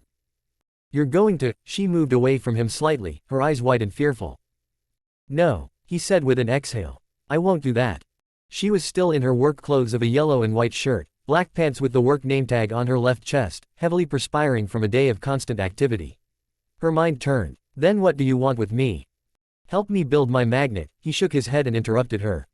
"It won't take more than an hour. I have the exact schematics with me and the instructions in perfect detail. I'll be out of your hair and you'll never hear from me again, I promise." Her eyebrows moved up her forehead. "Why can't you do it? I don't know anything about magnets. My arm is busted, so if I do it, it's most likely I'll slow myself down if anything, and you know enough to identify I wanted to make a magnet by just looking at my trolley. That doesn't prove anything. I looked through your school record." He didn't look at her surprised face. "You've been at top of your class since the start of your schooling year and your teachers have written comments on how, if you pass your next 5 tests with distinction they would recommend you for a class promotion." How? I'm good with computers." Her mouth gaped wordlessly at his words. He looked at her. "I'll pay you." "Pay me?" 10 million. Her eyes grew to the side of dinner plates and she yelled. 10 mil. He covered her mouth with his left hand. "Quiet." He dropped his hand when he was sure she won't scream. 2.5 million in 4 accounts, all in your name but under different aliases so no one gets suspicious. He smiled slightly at her flabbergasted face, the question unsaid all over her expression. "Like I said, I'm good with computers." But, she gurgled, trying to find her voice. "What am I going to do with 10 million Ryu?" "Whatever you want, as long as you don't say where you got it from or run stir crazy spending it." I'm just a freshman, the biggest magnet I've ever built was as small as my hand." "Consider this a lesson then." Naruto flicked his left hand and his bag whizzed to him. He stopped it with his foot and unzipped it, bringing out a flat disc-shaped piece of metal with a small pane of circular glass on top. He tossed it to the ground and said, "Activate satellite magnet schematics." Her eyes bugged out as beams of light shot out from the disc, colored images of rectangular files rolled out above, revolving in a circle before their eyes. He swiped his right hand through the light and picked out one. Yes, Model 11. His fingers tapped the folder and it opened, revealing image after image of magnets he had designed himself. Written instructions and step-by-step illustrations flew around the room in glorious, coordinated streams of light. "This is," she whispered, at awe. "Wow." She tore her eyes from the images and looked at him, stars in her eyes. "How?" He answered with a lopsided smile. "I'll walk you through whatever you don't get." He got up and walked to her window, drawing the blinds to allow in the star-speckled light of the countryside, a comfortable distance from Kumo proper. Outside hovered a platform that puffed air from the bottom and sides, silently and without any possible detection. Atop the hovering platform were all the tools she needed. He stood back and the platform slipped into the room and gently landed on the ground. She ran to the supplies with crazed eyes and he walked around the board to his bag, retrieving a flash drive and a long black cord. "There is an auto-demagnetizer in my bag, so don't worry about the magnet going off randomly. The hologram is easy enough to use. Swipe left and right, up and down, diagonally, whatever, or if you have a good memory you can memorize the names of the illustrations and say it out loud." There really wasn't an end to the amazement this red-eyed boy was bringing her. Everything she needed to build the magnet lay before her and the plans flew around her. "You have to be quiet though, I don't have the tech to muffle sounds, not anything big enough to cover a room." Cassie looked at him, in her hands was a long roll of copper wires. What will you be doing? Call me Sue. He used his foot to move the desk chair before the desk, keeping his back to her and setting down the flash drive and the cord beside the goggles. I'll be borrowing your computer for another project. He went back to his bag and removed a similar hollow disk from inside, throwing it accurately to the desk and pulling out the last object he needed, a small box helpfully labeled repair kit. His hollow disk wasn't as good as his hologram projectors, in Naruto's opinion, because the projectors provided a wider range of services, while he could only store a specific amount of information in the disk seeing as it had limited memory space. What do you possibly want to do with my computer? She asked in bewilderment. This guy practically had technology better than Kumo could ever make in the next 50 or so years. Her computer too was an old model and this dude had hologram disks. He sat down and grinned at her a little. I want to fix my friend. She didn't even want to ask. Her cheeks tinted red in embarrassment at the quiet laughter of the young genius. She then stood up and probed. How do you know I haven't told the police I gave you my number? She spun around on his chair and said with a close-eyed smile. Because you haven't. She sniffed, rubbing her cheeks to rid herself of her stubborn blush. Fair enough. Cassie watched as he opened the repair kit and took out a tiny screwdriver, using it to unscrew the screen on the goggles and revealing a dizzying array of wires and chips. He then turned on her computer and said to the hollow disk on the desk. Bring up repair schematics. He looked into the melted cluster of wires and chips and muttered, when the hollow disk flickered on and running through a few files before landing on the one where he detailed how to repair during the event of it being damaged. Burnt processor and cracked sensory disks. The repair folder flipped through a few sub-files and stopped at the scenario he had written concerning the words he had just said. Restoration or replacement. The lights blinked red and the boy sighed. He only had one usable hand, so it was going to be very hard. Replacement it is. He then plugged in one end of the black cord into the goggles and the other into the fully booted computer, sliding in the flash drive a moment later after 3 lights in the goggles blinked red 3 times. He went back to the goggles and used his screwdriver to remove the processor chip. He put in a new processor chip from his pocket and the computer screen tinkled. Backup files. Naruto moved the mouse and clicked. Comprehensive restoration of backup files or specific restoration of backup files. Naruto clicked, COMPREHENSIVE. Error. Damaged memory chip. New processor chip detected. Naruto breathed out tiredly and went to his goggles, saying, damaged memory chip. The hollow disk swiped to the instructions Naruto had written if I's memory chip was ever broken. He took out a different screwdriver, this one about the same small size but fizzling at the tip with electricity. He tapped and poked here and there, looking to the instructions and back again, recalling as best as he could and confirming once again. He didn't really forget how to fix his own computer, it was so that he didn't make any mistake in fixing I. He clicked on, comprehensive, again. New processor chip detected. Naruto checked the memory chip, it was good, then he readjusted the processor chip, humming with approval that it was in the right place. He moved back to the computer and clicked on, comprehensive, again, selecting, ignore, when the alert came up. Loading backup files. Would you like to review them? Click, yes. He scratched his chin as every single file on I came up on the screen, neatly arranged into time-stamped files and arranged into even more detail, like on response to instruction, logical reasoning, environmental observations, lessons from boss and many, many more. Thousands more. The fingers of his left hand swiftly moved on the keyboard and the screen blacked out, a complicated roll of numbers ran up the screen and the blonde boy looked at each set of numbers intently. He then said to his silent observer. Get to work, Cassie. Right. He studied the codes with extreme focus and then clacked his fingers on the keyboard again, satisfied that the codes for I were in order. The screen returned back to normal. He looked to the hologram on the repair of his supercomputer's burnt processor chip. He could easily replace the cracked sensory disks but that could be done later seeing as he didn't have them on him, they were in the mountain base. There was hope that I would come back from digital death but the question was if it would be the same as before. Naruto had programmed I to back up every single bit of data it had every 5 seconds of every 5 days, making the thousands upon thousands of data on Cassie's computer the most comprehensive set of information on the planet. He had checked himself, the backup included deflecting the Tsukuyomi and the I's codes were up to date, including the ones with the recent update in them. He had set a date for his rocket to take off from Earth, next week, and he wouldn't allow his broken arm to push that date back. He had most of the parts ready, the fuel tank and gallons of fuel were in Demon Country. The satellite's receivers were in the mountain, the thrusters, and the capsule could be built just as quickly. What Naruto wouldn't stand for was for I, his computer companion, to not be with him for any longer. Hence why he had asked Cassie to help him with the satellite magnet while he fixed eye. Activate goggles. The lights of the goggles flicked from red to green, meaning it was activated but not operational. He slid the hollow disk to the goggles and said, "Connect goggles to hollow disk. Show me eye's brain." The brain that came up was greatly different to the one he saw in his cliffside base. The numbers were still, unmoving and cold, and it was all squeezed into a perfect, tight sphere. It was a lifeless black. Nothing moved on the brain, nothing pulsed. Dead. Naruto blinked his eyes to stop the tears from coming. Not now, he bit, more to himself than anything. The end of the flash drive blinked blue once and a different file appeared before Naruto.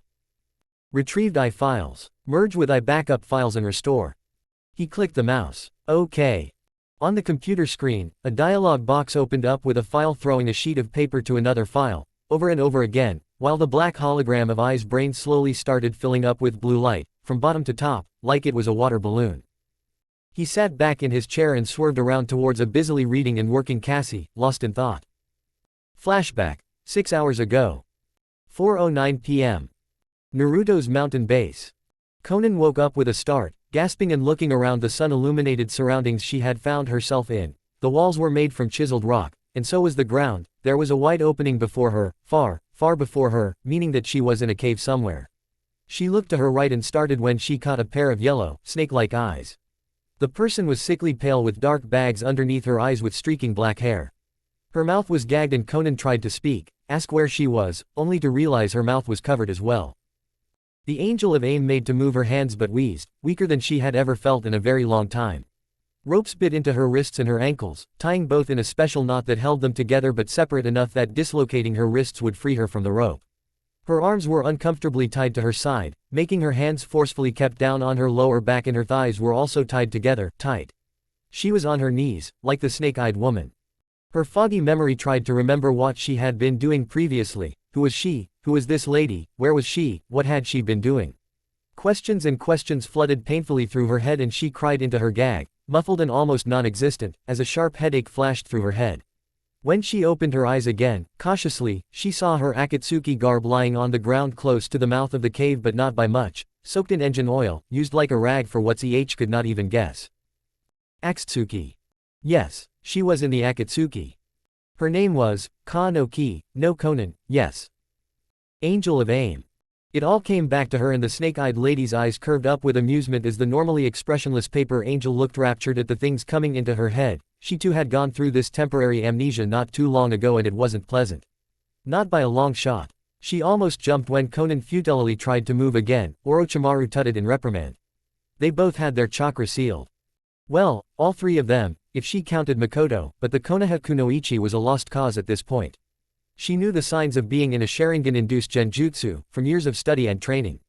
Her thoughts came back to her when she heard Conan mutely squawking in surprise, extremely out of character for her, and saw the pile of dead bodies to her immediate left. Kakuzu, Tobi, Itachi, and who she could only guess was Hidan, because all that remained of his were a pair of legs connected to a pelvis. What happened to them? They were sent out on a mission, yes. To kill. Who? Good, you're both awake. Someone said 4 feet before both kneeling Kunoichi. He was in predominantly dark clothes, with a sling holding up his broken arm, hidden beneath a dark hoodie. The thing he wanted to do required that both be awake. He had on a different pair of goggles. This one was roughly the same size as his normal pair but was a bright shade of white with a black tinted screen. He had taken a long nap since the fight and every movement didn't feel like hell anymore. His chakra was back at approvable, usable levels and he had the opportunity to clean himself up. They saw a blue hexagon spinning before Naruto's right eye, on the computer goggles, and the red eye behind the spinning shape looked down at them with ominous darkness. Orochimaru grinned despite her gag and squealed. NATO. He shot her a look that silenced her. The human brain, the mind, is like a safe. With the exact right combination it can be opened and all within can be used. The thing is that, from what I know, the contents within the mind can be likened to codes on a computer, thoughts, emotions, observations, memories, whether positive or negative, spinning around in the storm that is the mind. He stepped to Orochimaru and held his left hand away from him to the side. His glove whizzed and clicked in place onto his hand, though not arming. Every person has a different combination to crack the safe that is the brain. Once the brain has been opened, then the safe cracker can not only gather whatever he or she wants from the target's mind, alter those memories and influence them. It's almost like playing a guitar. Strike the right chords and pluck the right strings and we have a harmony of sounds, but in this case, adjusting and retouching individual memories and thoughts, even emotions, can end with the victim being effectively brainwashed. He bent down and looked the snake woman right in her eyes. Understand what I'm saying? Orochimaru gulped. I won't be dumb enough to tell either of you how I'm going to get this done. He poked the growingly irate scientist's head. What I will do is copy what's inside your head, both of you, and change whatever the hell I want. He wasn't lying when he said he could crack open the human mind. The chakra signature setting of his goggles used to be controlled by eye, so that the computer would quickly tune into each person's individual chakra signature at record speed, but Naruto had to bring out a spare pair of gloves and painstakingly activate it himself by combining infrared and inverting vision. The world before his right eye was almost pitch black, except small patches of gray. The two women before him were also different. Their interior was mostly made out of blackness, besides 7 distinct spots in their bodies and a hazy line of chakra connecting all 7 points.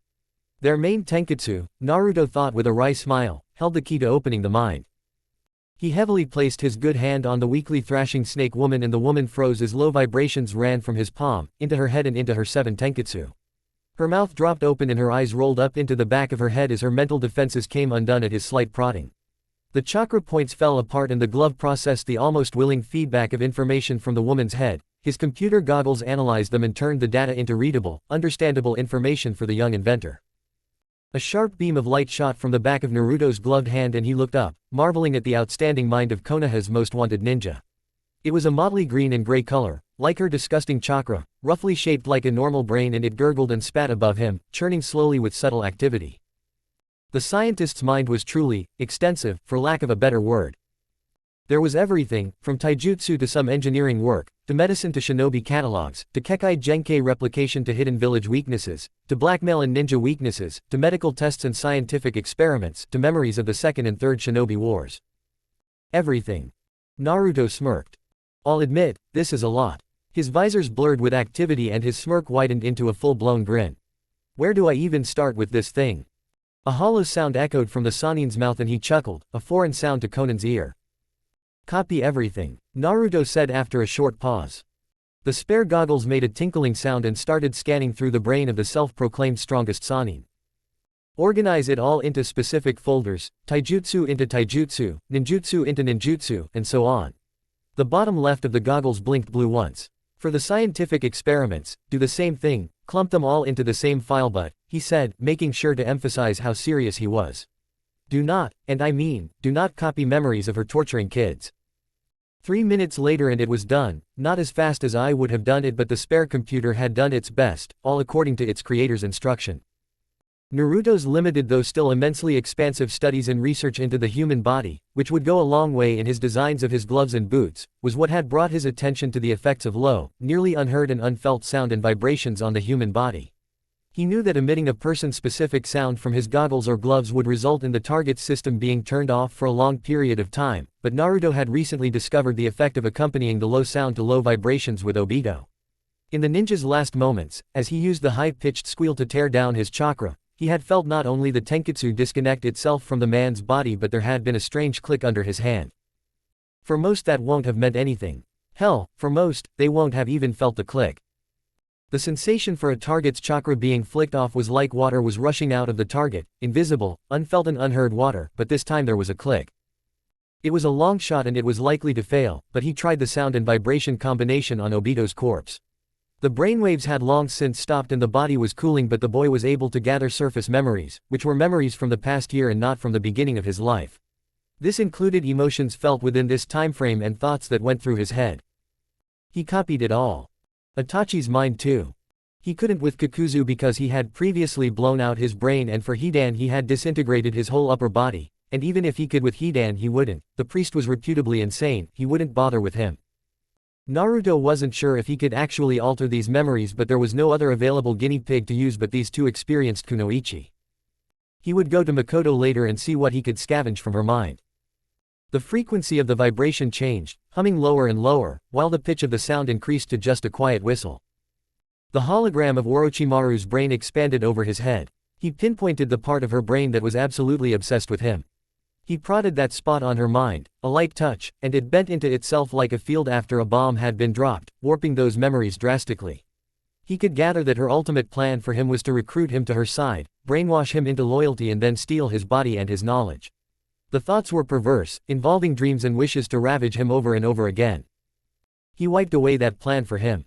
He touched another side of her mind and it curved into itself, like before, as if his touch meant death. He wasn't quite sure what he had done, not really, but he was too excited to find out. He removed his hand and the woman fell to her side, shaking and convulsing. She finally came to. Orochimaru felt defiled. Like her whole body had been used as a rag to clean up jizz from a male member, over and over again. Her throat was parched and she licked her lips, wetting them and praying she didn't taste semen. She exhaled in relief when she didn't. She cleared her throat and looked around, briefly confused on where she was and why she was tied up, though her body shivered at the feeling of losing what dignity she had as, used continuously without remorse or conscience. Naruto bent down on one knee before her and her eyes bulged. A scream ripped out from her soul. She fell down onto her face and vainly tried to wiggle away, like some sort of twisted worm, but when that didn't work, Orochimaru of the Sannin started blubbering for mercy. Begging and pleading for leniency. Gentle hands laced through her hair and violently yanked her up, forcing her to look into the cold visors of the tech genius. His twisted smirk served only to drive a stake into her heart, chilling her down to her soul. "You're scared of me," he whispered. He released her and her face crashed back to the ground, her nose cracked messily and bled around her. "I can use this." He kicked her side lightly, turning her over from her face to her side. He grabbed her cheeks with his left hand, having to gently move his right arm a bit to do so. "I want you to do something for me, Orochimaru." "Anything," she screamed pitifully. "I want you to watch me back from afar," he said, stressing the last parts. "You're going to go back to Oto and tear down everything you have concerning me, rip it all to shreds. Tell your ninjas to stay away from me and you are to do so yourself, until I tell you otherwise." He looked up in thought, mulling over something in his mind, before he said. "Also, convince as many hidden villages and countries as possible to take me off their wanted lists and their bingo books, starting from here in Kumo. Use violence if you have to, I don't care. Understood?" "Yes, sir, of course, sir." She slurred and he pushed her face away, swiping his hand at a single rope on her lower back. A bolt of photon light cut the rope and the rest fell apart. He bent down and jabbed her neck, releasing her chakra for her. "Get lost." As Orochimaru fled the mountain base, Naruto turned to the purple-haired angel with a dark smile. He couldn't very well send Orochimaru to Konoha specifically. His mother would tear Orochimaru to pieces and intensify her efforts in retrieving her son. He needed someone stronger. He placed his hand on Konan's head, ignoring her useless struggling and shaking, and opened up her mind. Maybe she knew someone he could use. Flashback end. The Kumogakur news station was hiding information from the public. A few minutes after Naruto had let Orochimaru off, there had been an attempt on the Raikage's life by the Mad Sannin. The insane snake woman had yelled at her opponent, both at a stalemate in the power department, that if he did not leave Naruto Uzumaki alone, then Orochimaru would gas the whole village. The Raikage knew the scientist could and would do that. The Raikage was faster but Orochimaru was smarter. She could think of a few slick moves to make the man's legendary speed, rivaling that of the Yellow Flash, into a nuisance than a blessing. He called back his hunter ninjas and changed his tactics from looking for Naruto to looking for Su, carefully skirting what he was told not to do. He had limited his search to inside his village. For the sake of his people, he needed to play it safe. Naruto jumped in his seat and slid his left glove onto his one good hand, not fully armed but glowing a dim white, ready with a photon beam, at the door when he heard heavy footfalls coming up the stairs. Cassie, flinching in surprise at the blurring movement, quietly shouted, "My dad." Naruto looked at her with furrowed eyebrows. She pointed at the door and stood up, skittering to the door with hesitant steps. "It's my dad." He wanted to ask how she was so sure but stopped himself. The guesthouse her father owned had 15 rooms, 3 of which were occupied, one by her, one by him and one by an actual guest. Business wasn't too good but they were getting through life fairly fine. He noticed that she had been working with her long, wavy white hair tied up in a messy ponytail on top of her head, and she had rolled up the short sleeves of her yellow and white work shirt, showing her thin light brown arms and a curious-looking gash on her right shoulder. The tiredness from before fled her a long time ago. When Naruto asked her to build his magnet for him, the money wasn't really on her mind but the detailed information Naruto had allowed her to read concerning magnets would surely come in handy with her homework. Cassie grabbed the doorknob and glared at the blonde boy, a bit stronger. "It's my dad." The boy frowned slightly and lowered his hand, powering down the glove and lifting his left hand in surrender. "Fine, have it your way." Her tough exterior crumbled at his last words and her cheeks burned with embarrassment. She slapped her cheeks with both of her hands and unrolled her work shirt sleeves. She slipped outside just as the man was about to enter. Naruto listened to their conversation from the thin crack of the open door. "I thought you'd be sleeping by now." It seemed he wanted to walk around her into her room, but the girl stopped him with a small shout, blocking his way with her body. "I was hearing voices from your room." "It's nothing, I was about to get something to drink." She yawned, a fake sound that didn't appease the man. "Are you sure you're not doing something weird in there?" She snorted. "You're 15, your body is changing in ways even I don't understand." "Daddy, stop." She squealed again when he wanted to peer into her room. "Are you sure you don't have anyone in your room with you?" He looked at her with knowing eyes and a small smirk. The girl's face was practically red. "A boy, maybe." "A boy." Her voice was high-pitched, yet somehow disbelieving of his suspicions. "Why would I have a boy in my room? Ridiculous." Naruto rolled his eyes and glanced at the progress of the backup and retrieval of his computer friend. 20%. "You're at that age of getting more and more curious." "Nuu." She groaned pitifully and pushed her cackling father away, her thin arms and slim, petite gait not doing much against the thundering, muscular form of her father civilian. "Goo." Naruto began to wonder, was this how normal teenagers behaved? Flustered, emotional and hormonal. He didn't know. His childhood didn't exactly expose him to great examples of a person's teenage years, and the most he knew were from romantic movies his mother, Makoto, and a whole wave of other females watched during the weekend. He was forced to watch with them, acting as their group plushie. He refused to believe that all teens were perpetually being ravaged by love-related emotions and the urge to break out into song. He could guess that Cassie didn't have that many male friends, so she wasn't too sure on how to react at being accused of having a boy in her room, of all places. She was also nearly always blushing when she looked at him, which he didn't quite understand, but he didn't really have enough concern in him to question. She wasn't sick, as far as he knew, so it wasn't anything serious. The boy had done his digging on Cassie's family. Her mother passed away when she was younger, and her father had been working as a blacksmith before he used his savings to buy a guest house. His wife's older brother was a retired junin, and he had 2 children, Darui, Karui and Omoi, from oldest to youngest, with Darui being the apprentice to the Raikage, Karui and Omoi being on the same genin team as Samui, under their sensei Kurabi, also known as Killer Bee, the 8-tailed Jinchuriki, who was in turn the younger brother to the Raikage. Naruto had traced their digital history to the very last person, going as far as finding out that Samui had a brother named Atsui and Kurabi had a podcast where he displayed his deplorable rapping skills. Nothing was ever safe when Naruto got his hands on his tablet or his goggles, spare or eye. Cassie was fairly trustworthy, not giving up the fact that she gave her number to sue to the Kumo Black Ops or the police. For the life of him, Naruto didn't want anything to happen to her because of her association with him, like with Hino, the top Yakuza enforcer, and, to a lesser extent, Shion, the demon country daimyo. He got up from the chair and staggered to the door as it opened, the girl crying for him not to enter, tugging the back of his shirt in a vain attempt at pulling him back. The door swung open, the mountain of a man's stormy gray eyes darkened when he saw Naruto and summarily closed peacefully when the boy raised his left hand, pointer and middle finger jutting out from the fist, and poked his forehead in a blaze of speed. "Sleep." The man swayed from side to side, then the boy bent forward and caught him on his back, grunting under the weight. The girl opened her mouth to scream, but the boy, adjusting the weight on his back and hefting the father up onto his shoulder with only one arm, said, "He's just sleeping." True to his words, the man started snoring, a deep, rumbling sound that felt like a landslide on his back. The girl looked astonished at the display, surprised a boy with a broken arm could still carry one as large as her father, and also that he had put him to sleep with one muttered word and a jab to the face. Disorientation genjutsu applied straight to the brain can induce dizziness and cause sleep within 0.5 seconds, against casting the disorientation genjutsu from a distance, which will just cause mild dizziness and nausea. He said, answering her unvoiced question. Her mind tried to wrap itself around what he had just said. The thing with illusions was that, so as not to be detected, they had to be cast while the user touched the target. The chakra control needed to disorientate and maintain a near-invisible chakra presence was outstanding, and the civilian girl wouldn't really get that point. "Where's his room?" She numbly led him to the room next to hers, and Naruto dropped the man into his bed. "Trust me, he'll be fine. He'll be a bit lightheaded in the morning. That's all." "Okay," she conceded, after checking his breathing, his pulse, and confirming again with his loud snores. Cassie covered her father with a warm blanket and closed his bedroom door with a faint click. She led the way back into her room and shut the door, locking it. Her gray eyes watched the boy slid back into the chair, cautious. "Are you a ninja or are you an engineer? Which is it?" "'Cause I'm confused. I'm some kid that wants to find some peace of mind in a world that doesn't want to give him peace of mind.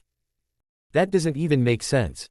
He grinned at her. "I know." He spared a look at what she had done with the magnet and then said, "Can I borrow your phone?" She practically chucked it at him, irritated.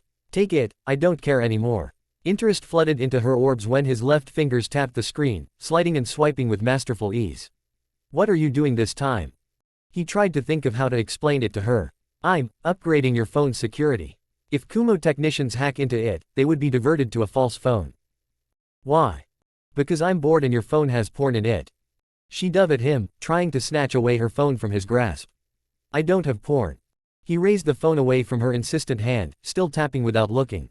"I didn't even need to hack into your phone to know. It's all over your face." He wasn't offended at the girl's apparent sexual curiosity, but rather he was deeply amused. Her perversions weren't trained on him but rather, apparently, on a popular Fire Country porn actress named Yugi.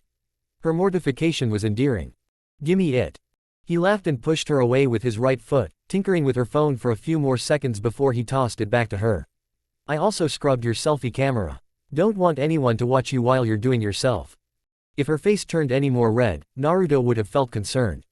Steam blasted from her ears as she curled up into herself, hugging the phone, and her shame, with all her might. "I read it's natural for teens to be curious." Naruto snorted, tumbling into another belly laugh. The dark-skinned girl silently glared at him, swiveled around and stomped to the magnet she was building.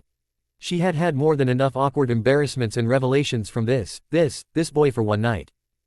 "Ignoring me, huh?" he asked with a teasing smile. Cassie puffed out her red cheeks and nodded once. "That's fine, I know Yugi, you know." Her head could not snap up any faster. He looked away, slyly buffing his left fingernails on his shirt.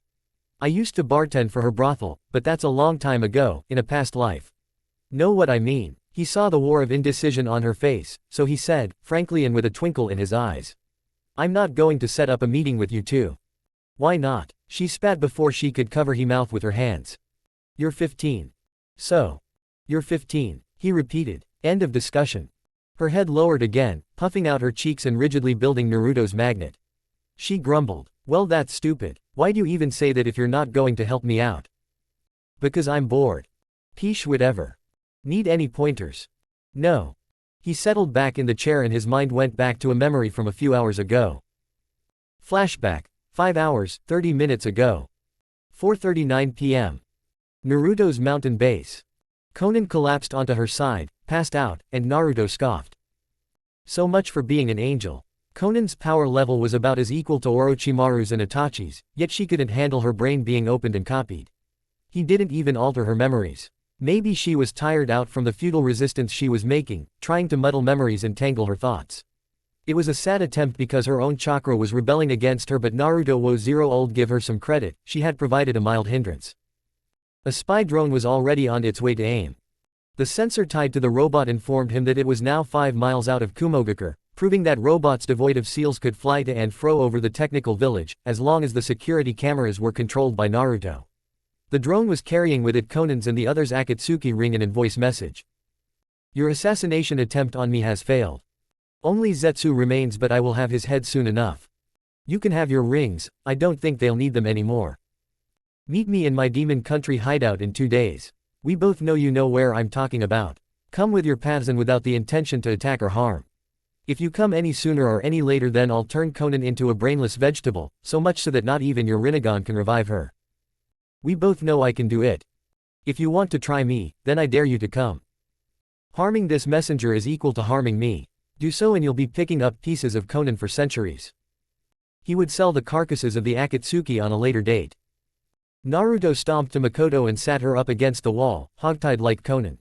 He looked at the unconscious woman for a moment and said, "Your turn, I guess." Like with the other two, he placed his left gloved hand on her head and combined both sound and vibration specific to Makoto's chakra core, unlocking her tenketsu and destabilizing her core, thereby opening up her mind to Naruto's computer goggles when it processed the response to the sound and vibration. His forehead crinkled at the resistance. Strange. Her chakra was fighting against her chakra, and the offending chakra was winning. Typical signs of a person being under a genjutsu, except one cannot place an illusion on oneself. It just didn't make sense. Then he remembered that I had not just deflected her evolved Sharingan illusion but deflected it. That has to be why, I think.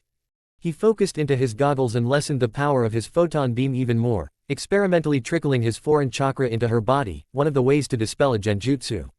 The warring chakra gave way for him but went back at their squabble once his chakra passed them. The vibrations and sounds loosened up Makoto's chakra and his own chakra eased open the gates ever so cautiously. The woman's brain bloomed over his head but, it was, different. Different like not how a human mind should look. There were two presences in her body, one a cool shade of blue and the other toxic red. They were meshed together in a combination of blazing numbers. He recognized the red mind, so much so he almost let go of her head in surprise. He pressed harder and turned the hologram to the merging side of the two minds. The Tsukuyomi, Naruto recalled, played before his very eyes. Makoto Uchiha's paw, warning, graphic sexual assault. Makoto had never known such torment. Not in her many years of being successful kunoichi. Pai, she cried, screaming as her insides were pushed aside by the ravaging member. Pai, S's stab. One massive phallus pushed against her clenched shut butthole and her eyes bugged out. A scream ripped from her lungs as the giant member shot its way into her body, going in and out in tandem with the one in her womanhood. 7 foot tall, green-skinned, pot-bellied, beady-eyed monsters ogres grunted and snorted, surrounding her in all sides, naked as the day they were manifested and holding out their junk to her face and hands, savagely jerking off. They waited for the two in both of her lower holes to finish but grew impatient, forcing her hands to service them and her mouth to perform the impossible task of servicing each and all with her throat. Yangning. This punishment was excruciating. Torn open after hours of being thrown around and crudely mended, only to be skewered to pieces. Not even for a single second had they given her respite, or breathing space.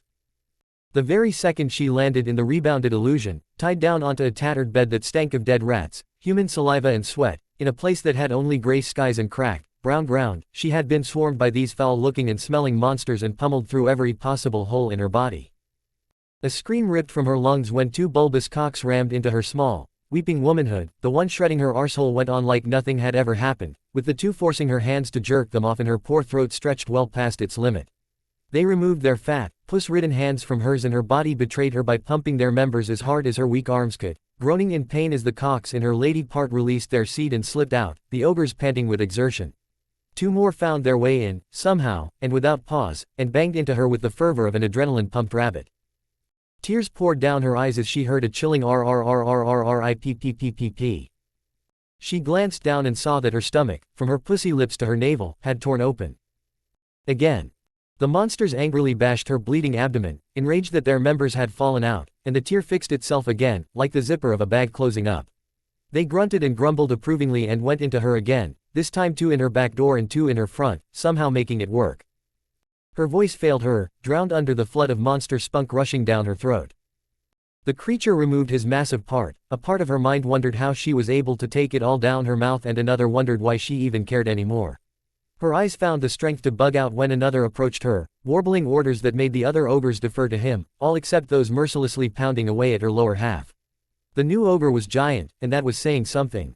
Compared to the others, it was a mountain while they were hills. It tore off its furry loincloth and she wailed, 2 of her front teeth and both of her canines missing, shoved down her throat by the last 15th ogre or so. Wyatt, she. It ignored her cries and thrust into her mouth, an act that threw the other 4 going at it in her lower half away a good 10 feet.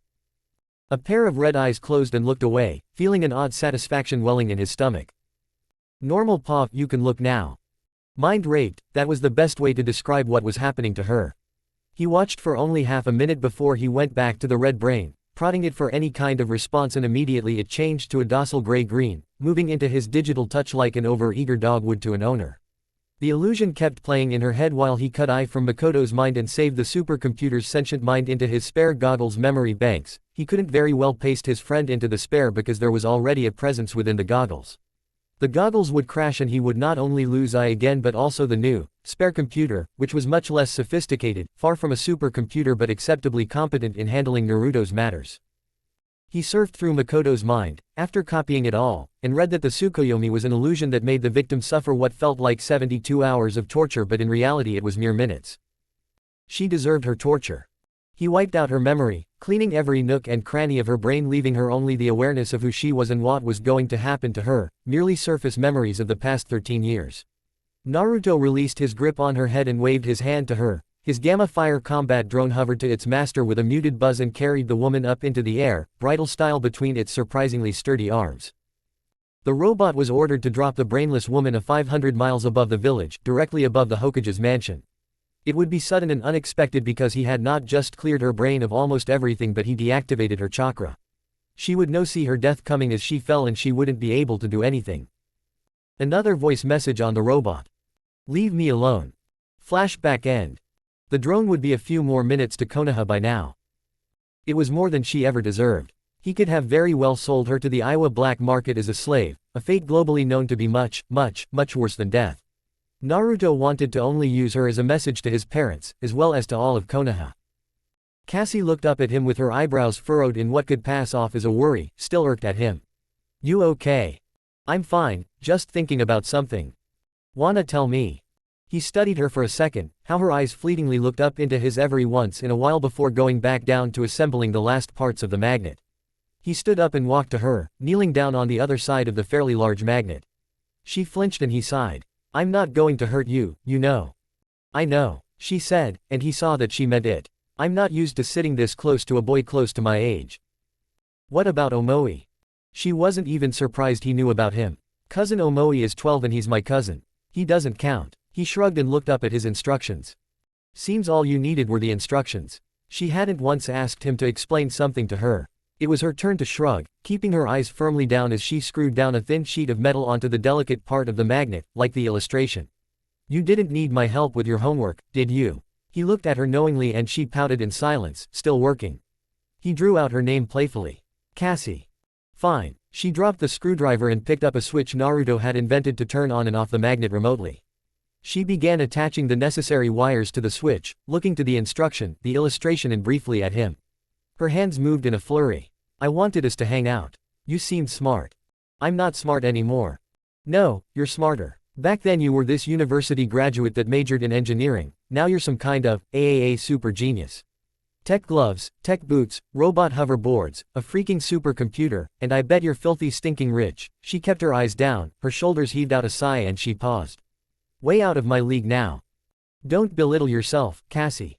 I won't be here if I didn't think you could do this. You're smart. She scoffed. Peesh, thanks, I guess. He exhaled with a small frown, then said, my real name is Naruto. Her eyes glinted as she looked up at him. I know. For how long? Since that fight in front of the store. And you didn't tell anyone. Why? You had to have your reasons for running away. Plus, I'm not stupid. I know what they'll do to you if they catch you. Thanks. She smiled at him, warmly, and nodded. Don't mention it. She put in the finishing touches and sat back on her knees, her fists on her hip. Done. She made to lift it onto the hoverboard, knowing very well that it weighed up to 3 times her body weight. Don't worry about that. Naruto held out his left hand and the gloves zipped into place, arming itself and fully powering on. He bent down and carried the human-sized magnet, gently dropping it onto the hoverboard. Take it to Demon Country. The flying tech board whizzed out of the window and Naruto unarmed his left glove. The girl didn't seem shocked at the feat of strength, not after he had carried her father to bed without the glove. He dug into his pocket and held out 4 bank cards to her banks of lightning, darkness, fire and waterfall. I programmed them to accept any pin you type. Try not to lose them. She plucked out 1, bank of waterfall, and pushed the rest back to him. 1 will be fine. I won't even know how to spend it but I'll find a way. I owe you much more than money, Cassie. Thank you for your help. He stood back and bowed deeply to her. Her blush came back in full force and she pushed him to straighten up. It was really nothing, Naruto. He looked at her, hesitant, then he said. My contact info is in your phone, under Kyohi. Don't hesitate to call me if you need anything. And I mean anything, money, tutoring, advice, someone to talk to, I really don't mind. She laughed a little and gave him a slight smile. I will. She bent down and picked up his hollow disc. He shook his head. You can keep it. When I upgrade its model then I'll send a better version to you. But what if someone steals it?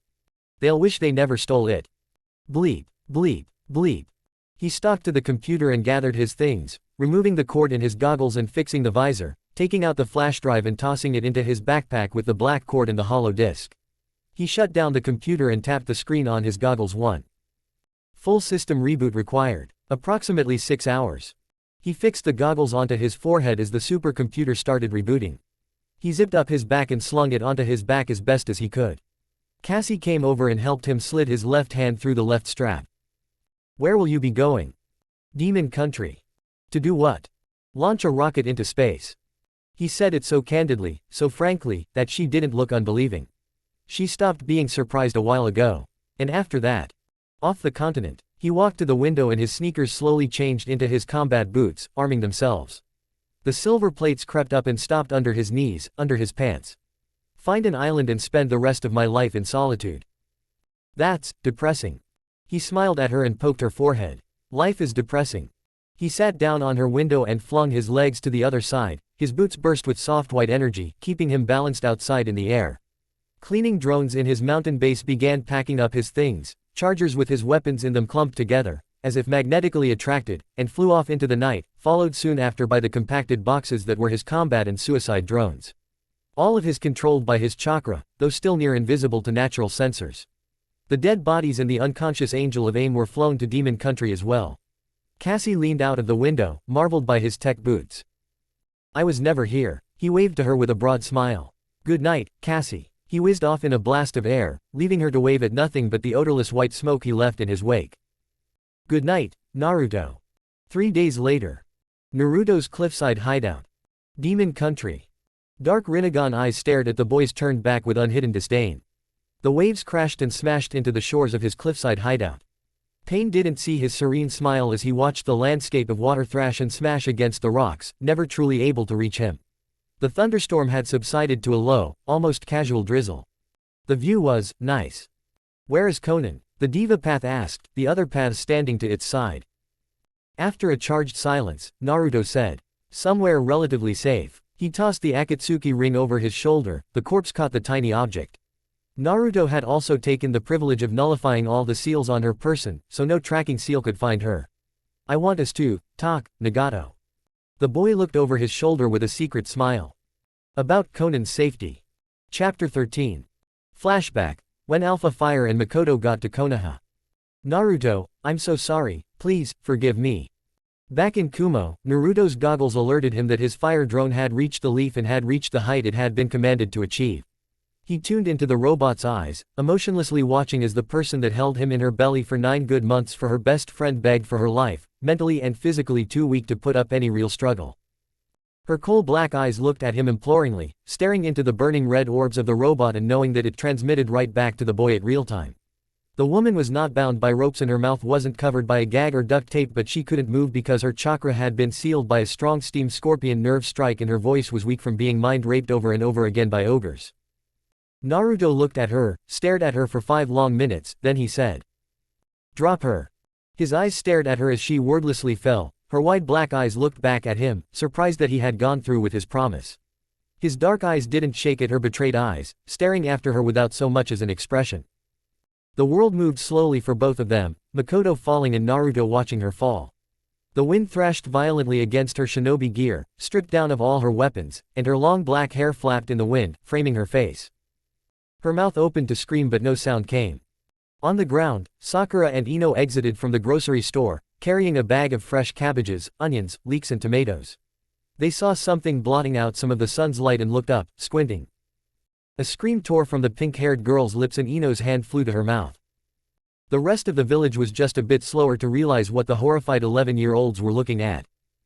Makoto landed before the Hokage's mansion with a wet smack and a ground-shaking crash, knocking most off their feet and making the village's alarm wail through the air. The ninjas converged on the small crater the woman was in, bent and broken, dismantled like a discarded ragdoll. The rest looked up to see who or what had dropped the Uchiha clan head from the sky, only seeing a black spot in the clear blue sky. Naruto tapped the side of his goggles and the drone delivered the second part of his message. Leave me alone. Kushina shoved aside the ninjas before and fell on her knees beside her dead best friend's broken and twisted form, her arms and fingers bent in the wrong direction and her legs and toes facing wrong angles. Her head was swiveled all the way around, leaving her neck twisted and her spine snapped. The back of her head was cracked open, seeping with blood and brain matter. Her tongue laid somewhere to her left, chomped off on impact with the ground, and one of her eyes had exploded from the pressure of the fall. Makoto. The redhead howled, grabbing the dead woman by her shirt and pushing her face into her fallen friend's neck, bawling pitifully. The other ninjas stepped back respectfully and turned away, giving the mourning woman some manner of privacy. Makoto. She screamed again, her body trembling as hot tears rolled out of her eyes. They poured and poured like a broken tap, unable to put the stopper on her emotions like a good ninja. Ah. Kushina had been friends with Makoto from their first day of the academy. The Uchiha was more of a follower, but they nonetheless flowed so well with each other that they were often confused as twins, though of opposite temperament in different great clans. Their thoughts were almost the same, and they had even been in a friendly competition on who could bag Minato first. If not for the minor fact that it wouldn't be seen in favorable light back in the day, they would have happily gotten married to each other. Makoto no. Ah. A pair of hands pulled her off the corpse and she immediately turned in his arms, bathing in his warmth. Minato's arms wrapped his wife up in the strongest, firmest embrace, and the woman fisted his coat, crying loudly into his chest. He could feel a piece of her heart chip away. Only Naruto could fix her now. We've almost got him, Kushi. He whispered, a solemn promise that had the woman gradually reduce her screaming into quiet whimpers. In Kumo, we can't get in for obvious reasons, but we'll wait for him to come out. I'll personally bring him back. She looked up at him with watery purple eyes, large and dilated, sniffing cutely. Promise. He beamed at her, a halo of light shining from his face and warming a cold part of her soul. Promise. Flashback end. Some hours after leaving Cassie's room, Naruto touched down in Demon Country and breathed out, tired. Sure, flying was a faster means of transportation, much faster than by carriage or by train, but he was using his chakra, carefully processed into his boots, to fly. He didn't have seemingly endless chakra like his mother. Get to work building the rocket, let me know when you're done. Then I'll personally install the satellite. His cleaning drones bustled around, bearing blue burning torches, hammers, screws and screwdrivers, and chattering with apparent excitement at the command. Some flew out of the base with Naruto's rocket tank and the thrusters, 6 massive constructions that would spew out dark fire as it propelled the whole ship into space. Others guided 5 more as they hefted up the body comprising of 3 segments of the rocket, leading them carefully to the assembled tank and thrusters, and welding it in place, though the very top was left open for the satellite to be placed in. Naruto wasn't too worried the drizzle of the Demon Country's receding storm would damage the rocket, even as the robots sparked and fizzed at the thrusters. The rocket was divided into 4 parts, the thrusters, the 3-segmented body and the top. The satellite would be kept in the top segment while the function of the 2 other segments was to insulate the heat from the thrusters, from reaching the delicate wiring of the satellite, serving also as the control center that would navigate the rocket off Earth and into orbit, before they would all separate into the void of space, leaving the fully operational satellite to orbit around the Earth, solely hovering over the elemental nations but still bearing the sensory power to watch the whole world. Even the other side of the planet. He watched his robots bring together his rocket, trying to push down the nervousness he had been feeling since leaving Cassie's room. This is finally going to happen, he thought, unable to hide the smile cracking onto his face. In a few days, I'll have my hyper sight blast off. I'll find my island and it'll watch me back from space. Saying that Naruto was weaponizing his hyper sight would be an understatement. Small alarm bells rang in his head and his head turned to the right, holding up his left hand and ready to shoot a photon beam at the incoming threat. The eagle squawked, visibly offended that the person he had been sent to was about to blast him out of the sky. It skirted over Naruto, flapping its wings heavily to prevent the drizzle from bringing him down, clenching the message scroll in his talons. Naruto's eyes saw the Demon Country daimyo's seal on the bird's collar and lowered his hand, holding out his left hand for the bird to perch on. The bird caught again and Naruto rolled his eyes when it refused to alight on his offered wrist, choosing to drop the message and fly away as quickly as possible. He shrugged and held the scroll out with his left hand. Dear Naruto. I know you said I shouldn't contact you but I can't help myself. Welcome back to Demon Country, Naruto. I hope your time away was fruitful. I wanted to warn you that a few Konoha ninjas inquired about you this morning and have asked me to not stand in their way of your retrieval. I, of course, told them that even if you were within my borders, you are under protection through the Demon Country daimyo's seal. Asylum, so to speak. If they found you in my country they are to leave you be else force my hand to declare any attack within my border an act of terrorism from a foreign nation. Demon Country will have the right of retribution if you are attacked while under asylum. I will ensure I take a pound of flesh from Fire Country in your honor. The Leaf Ninjas are out of my country now. I hope you take this as my apology for my impolite words the other day. I am truly sorry. I've got your back, Naruto. Your biggest fan. Shien. Naruto stuffed the letter into his pocket and hummed. A reconnaissance robot flew up to him, patiently hovering before him. Thank you for your help, Lady Shien. I am in your debt. I hope it doesn't reach the extent of quarreling with Fire Country. You don't have to worry about that, I will be out of your hands in a few days. Again, thank you for your protection. He jerked his head to the right, roughly in the direction of the daimyo's palace, and the spy bot flew away to deliver the voice message. Parts of his satellite were built separately and had still not fully assembled, and Naruto couldn't do that in his state. He couldn't very well leave the work to his cleaning robots. It was a specialized task that their grunt work specialty wouldn't be able to accomplish with a provable finesse. The only possible way for them to get the job done was if I was controlling them. 4 hours remaining. 3 days later. The day came that he was ready. Everything he could build and assembled was ready. The rocket was ready. The satellite was installed. The rocket fuel was pumped in. The satellite was fully operational, though still offline for obvious reasons. Everything was ready, but the weather. Rain poured in light showers and light blue lightning crackled through the sky after low rumbles of thunder. It was far from the terrible cyclone that had rolled through the country. Yes, that was undeniable, but Naruto didn't not want to launch his rocket and have lightning scramble the connection between his goggles and the satellite. The rain was too light to cause much of a nuisance, so he didn't take it into mind. The rocket, standing in all its red, black and white painted glory, steaming from its latest engine test and pointing to the heaven, its future destination, stood close to the edge of the cliff on a solid platform that both prevented it from toppling off the cliff into the sea and also held down the rocket firmly. A small handful of spy drones whirled around the magnificent piece of machinery, running through preliminary checks, and cleaning robots buffed it top to bottom, giving it a glorious shine with wax. By Ai's forecast, the lightning would stop completely for another month or so by the next day. In spite of the groundbreaking technology Naruto had designed and invented on his own, he didn't have the equipment to actually control the weather. That thought made the currently gray blonde-haired teen scoff. Knowing him, if he got bored enough, he would begin designing and inventing in a few years after he had run out of things to invent. For now he enjoyed the view, even as I muttered. Pain has arrived, boss. Dark Rinnegan eyes stared at the boys turned back with unhidden disdain. The waves crashed and smashed into the shores of his cliffside hideout. Pain didn't see his serene smile as he watched the landscape of water thrash and smash against the rocks, never truly able to reach him. The thunderstorm had subsided to a low, almost casual drizzle. The view was nice.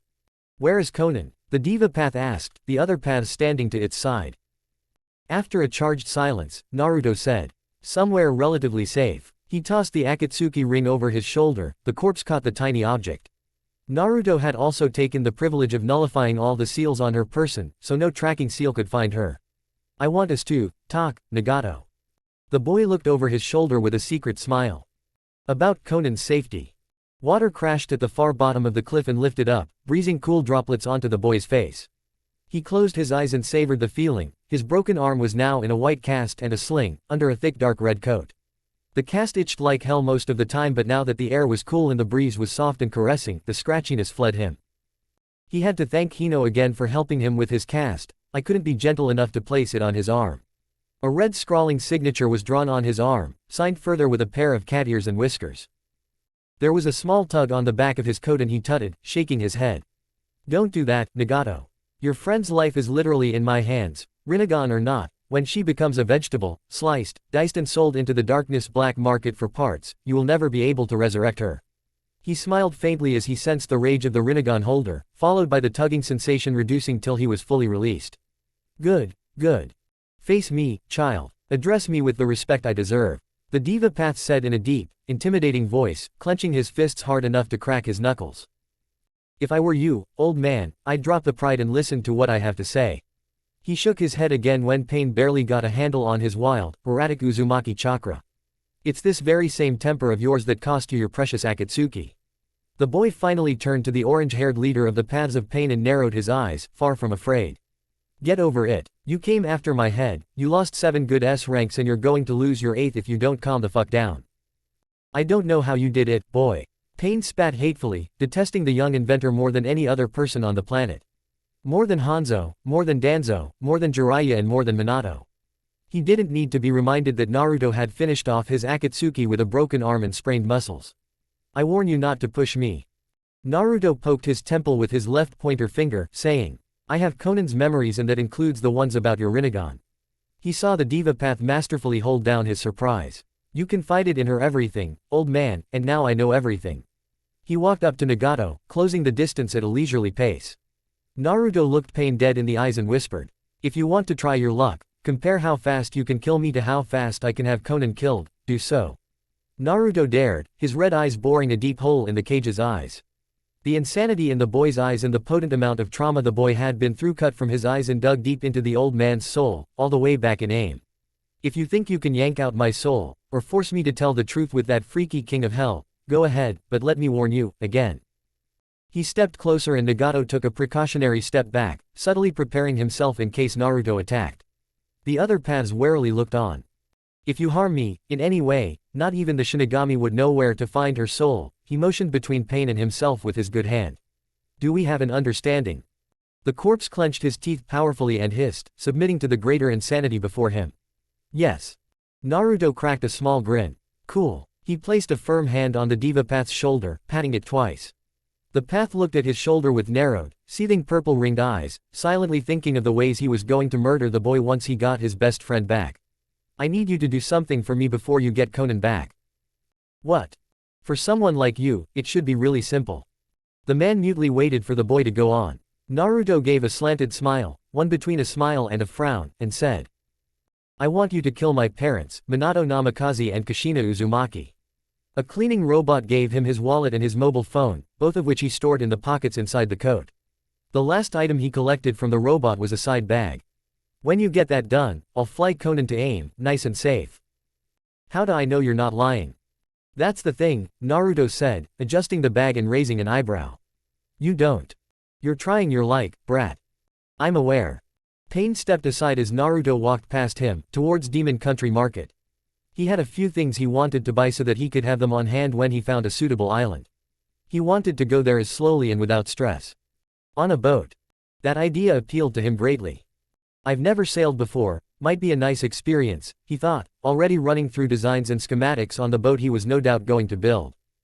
What of Konoha? Pain asked, causing the boy to stop and look over his shoulder with a raised eyebrow.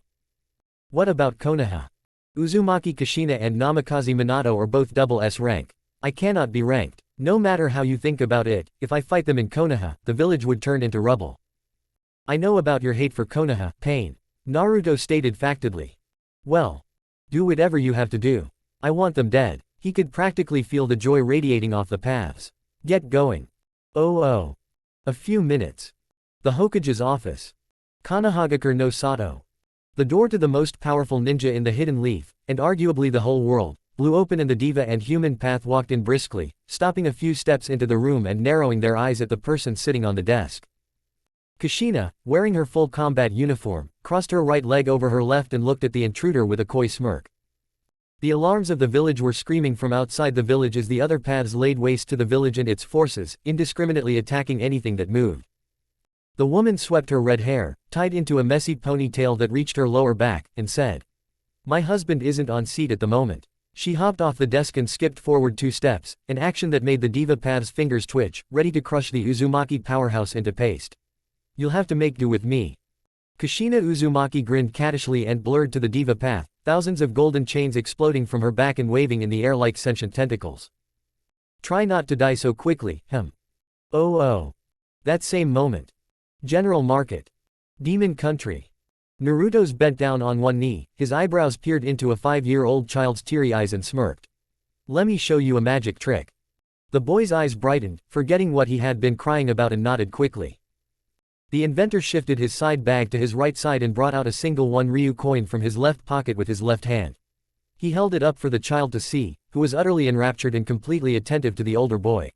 Naruto rolled his wrist and the coin was gone. The boy's eyes widened in wonder and Naruto's left hand flicked to the child's ear, retrieving the coin, flipping it with his thumb and catching it in the palm of his hand, closed his hand, rolled his wrist again and showed his empty hand to the boy.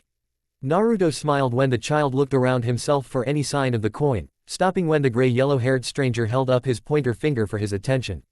The 13-year-old tapped the child's forehead and tapped his nose, an action that had the little boy giggle, and flicked his hand, holding the silver coin between his pointer and middle finger. It was really all a trick he used to store large amount of weapons on his person and bring them out without much effort or thought. He weaved the coin through his left fingers, making sure to keep his broken arm hidden under his dark blue coat. He said, "Want to try it?" "Yes." Naruto smiled slightly and held out the coin to the boy with his index and middle finger. "Hold out your hands." The child did so and Naruto dropped the coin into the boy's pudgy left hand, placing the right over the left. At this point, more than a few people were watching the teen perform the simple coin tricks. Sure, ninjas knew how to breathe fire and walk on water, not to talk of sealing away tremendous amount of stuff into scrawled drawings, but it couldn't compare to the wonder of watching one as young as Naruto make a coin appear and disappear without expelling chakra at all. Concentrate on the coin. The boy closed his eyes and his forehead crinkled with childish focus, his body basically humming with energy. Open your hand. The coin was gone. Naruto chuckled under his breath at the gasp of surprise from the crowd behind him and at the little boy's wonder. Where'd he go? Try it again. The child eagerly closed and opened his hands and the coin sat in his left palm. Naruto plucked the coin from the child's shaking hands and blew at it. It disappeared into thin air yet again and the inventor flicked his hand behind the child's other ear, retrieving it. 2G. Mama. The child spun to his name and ran into his mother's arms. Naruto had found him crying on the pavement, unable to find his mother in the bustling cluster of people at He Market. It was populated because that was a special market day for the people of Demon Country. Naruto had finished his shopping for that day, so he kept the child company until his mother came back to where she lost her child, or for the next 10 minutes, when he would take the boy to any ninja on guard. I did magic, Mama. The worried woman looked up and looked back down at her child, confused. Magic. The child spun around and his enthusiasm dimmed slightly when he didn't see who had been showing him magic. The crowd of people also seemed mystified that the teen had vanished from their midst without so much as making noise. They all collectively shrugged at the woman's silent question. He is, right, here. Naruto left the small crowd and ducked into a food stand, sliding onto a bar stool and lifting one finger. Beef ramen and orange juice, please. Right away. One of the 4 chefs behind the bar said and began preparing Naruto's ramen. Naruto felt more carefree in Demon Country now that he was officially under the country's protection. Not that he lied to himself that no one would attack him in Demon Country borders, but that there would be actual consequences if that happened. There would be political and economic consequences to the attacking country, whether or not it was a hidden village that acted on their own volition instead of the whole country. It would have to do for now until he sailed off the continent. The low murmurs of the patrons in the fairly popular food stand floated around and the boy dropped his side bag onto the ground, running a tired hand through his mixed hair. He quite liked the combination of his natural sunny blonde hair and highlights of gray mixed here and there. He smiled fleetingly at the people to his right, fellow teens who were on break from their duties as a genin and spending it with a bowl of udon and soba. The 3 were probably all teammates. They nodded back respectfully and went back to talking among themselves. At this point nearly everyone knew who he was, but no one would go against the daimyo's decree, which stated that if they aided and abated the attack on Naruto's person in any way then they would spend 50 years on prison. The daimyo was both the spiritual and political head of the country. Her words were considered the words of Yami herself and her actions were seen as mirror images of what Yami would do, so they obeyed without question. Someone sat to Naruto's right and the hair on the back of his neck stood up. Nice, magic, show, son. Minato said and Naruto slowly turned his head to him, his neck creaking, stiff. His eyes were wide and he gulped. His father looked more like him than his birth mother, Makoto, shining, sunny, spiky blonde hair, soft features that would have looked feminine if they didn't notice the man's broad shoulders, strong build. Minato's white and red flamed houri fluttered as he sat down properly, looking at his son with a smile. Naruto silently looked up at the man, the goggles on his forehead working on overtime to summon the drones from his cliffside base and call up his gloves.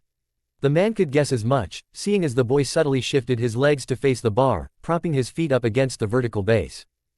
I wonder though, how were you able to blow away the coin? Minato asked with a sharp smirk, his crystal blue eyes looking deep into his child's bright purple orbs. A magician and his secrets. Naruto answered in a quiet voice, simpering with bubbling anger. He felt wrath build up from the pit of his stomach and surge upwards past his chest and threatening to spill out of his mouth, willing to burn the man down with his hellfire. But he didn't do that. He only whispered, flicking his eyes to the patrons of the food stand, unaware of the growing tension between father and son. Do you want to do this here, or somewhere less congested? The man chuckled and answered. How about in Konoha? The multibillionaire cocked his head to the side and gave his silently mad boy a patronizing smile. Kushina should be just about done with that guy you sent to kill us. They were gone in a yellow flash. Next time on Red Lights. Naruto felt her chakra presence wash over him in overbearing waves before he even heard her voice. Naru baby, she called and his body froze, standing ramrod in the center of the decimation caused by his own hand. I missed you, honey. Petrified. He felt a hand on his shoulder and I frantically sent bolts of electricity into his body. Boss, snap out of it. Boss please, snap out of. Kushina scoffed and removed his goggles, throwing it over her shoulder without hesitation. The tech goggles bounced off the ground, away from its master and its master's viciously possessive mother. No more of those kind of toys, baby. She turned him around and held up a black collar with obsidian black and ruby red gems studded on it. The suppression and restraint seals speckled on the masterful and expensive item, crafted by the Uzumaki princess herself, glowed with ominous darkness as it neared Naruto's neck. And no more running. Okay. You made mommy worry. The woman smiled lovingly and ran a gentle hand through his mixed-dyed hair. You've been a very bad boy, Naru honey, bad boys need to be punished. Chapter 14. One moment, he was sitting in Demon Country, the next he was thrown across a hard, grassy ground in a training ground, surrounded by Anbu. Minato stood across from him as he got to his feet, activating his boots and calling his gloves and sword to his new location. The rich shinobi watched as the normal black sneakers morphed into a pair of black with red-soled combat boots. Very cool, he said with a faint smile. His eyebrows twitched when the Anbu began gearing to attack Naruto.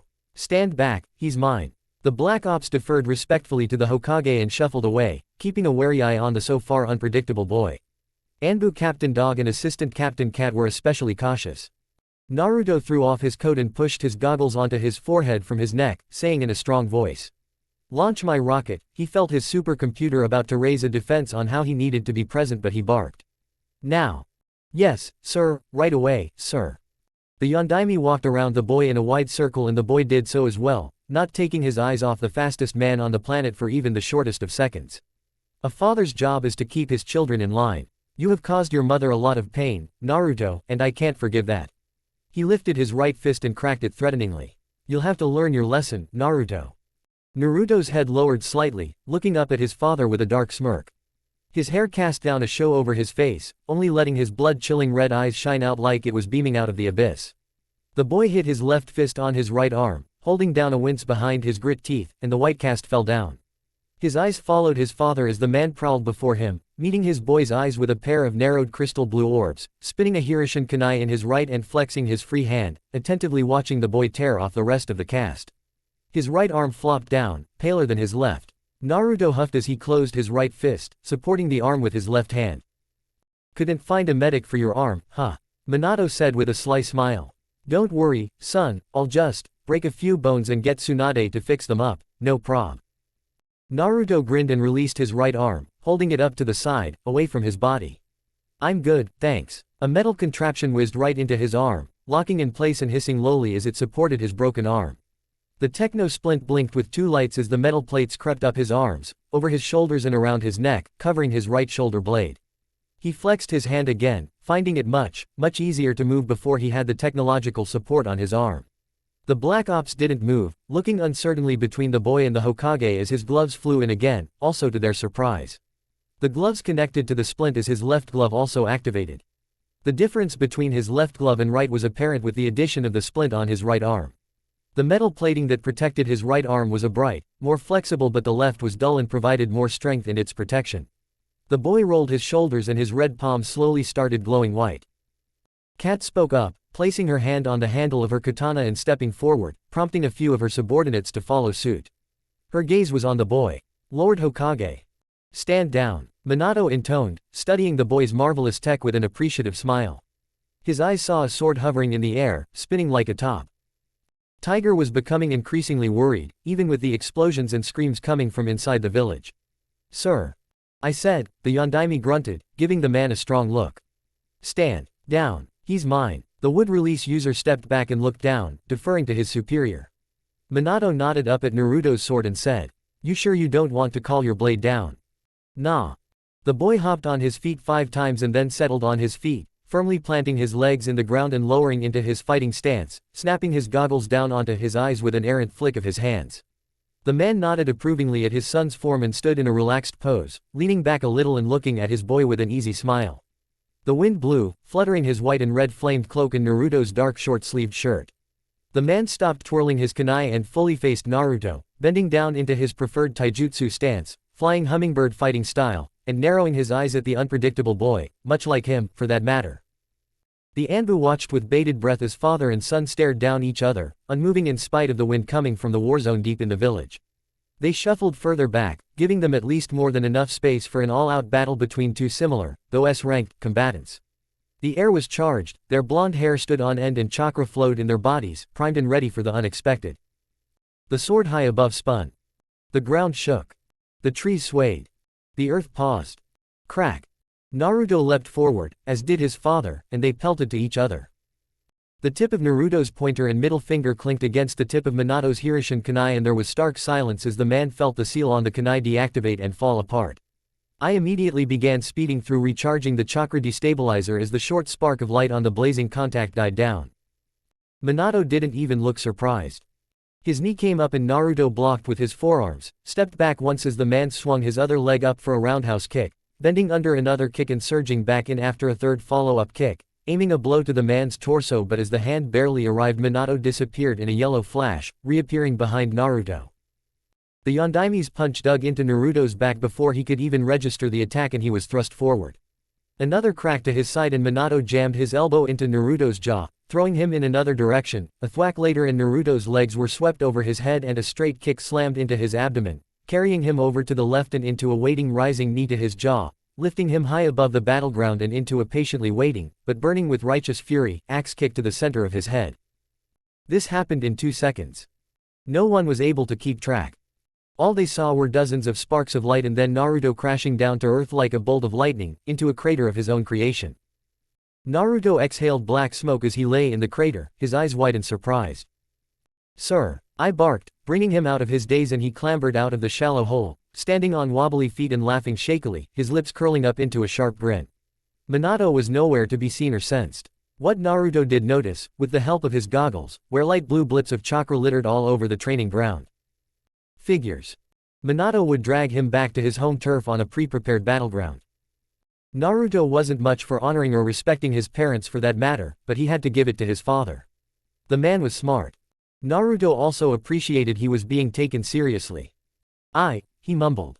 "Already on it, sir." The computer answered. It used a small portion of its processing power to call all of Naruto's Beta series drones while at the same time adding its sensory capabilities to its master in order to search for their opponent. "Sir, I can't find him." Naruto turned around in a full circle, his knees bent in preparation, and looked as well. He focused his chakra into his eyes and they twitched to his back when he finally felt something. A fist cracked into his lower back and an elbow smacked into his belly. Minato's chuckle rumbled through the training ground as Naruto clenched his teeth, pushing himself onto one knee. Destabilizer. Purple lightning flowed over Naruto's body and flooded out of his body in a rush of air. The Black Ops leapt back as it approached and stopped at the very edge of a cluster of trees, where the chakra-negating air 2 ended. Naruto heaved in air and got to his feet, turning around again and searching for his father. A foot crashed into his left cheek, careening him to his right, and 2 punches to his chest slammed him back into the ground. Naruto groaned and sat up, holding his smarting cheek and closing one eye in frustration. He noticed that the blips of chakra around him were still fully operational. It didn't work. "It did, sir."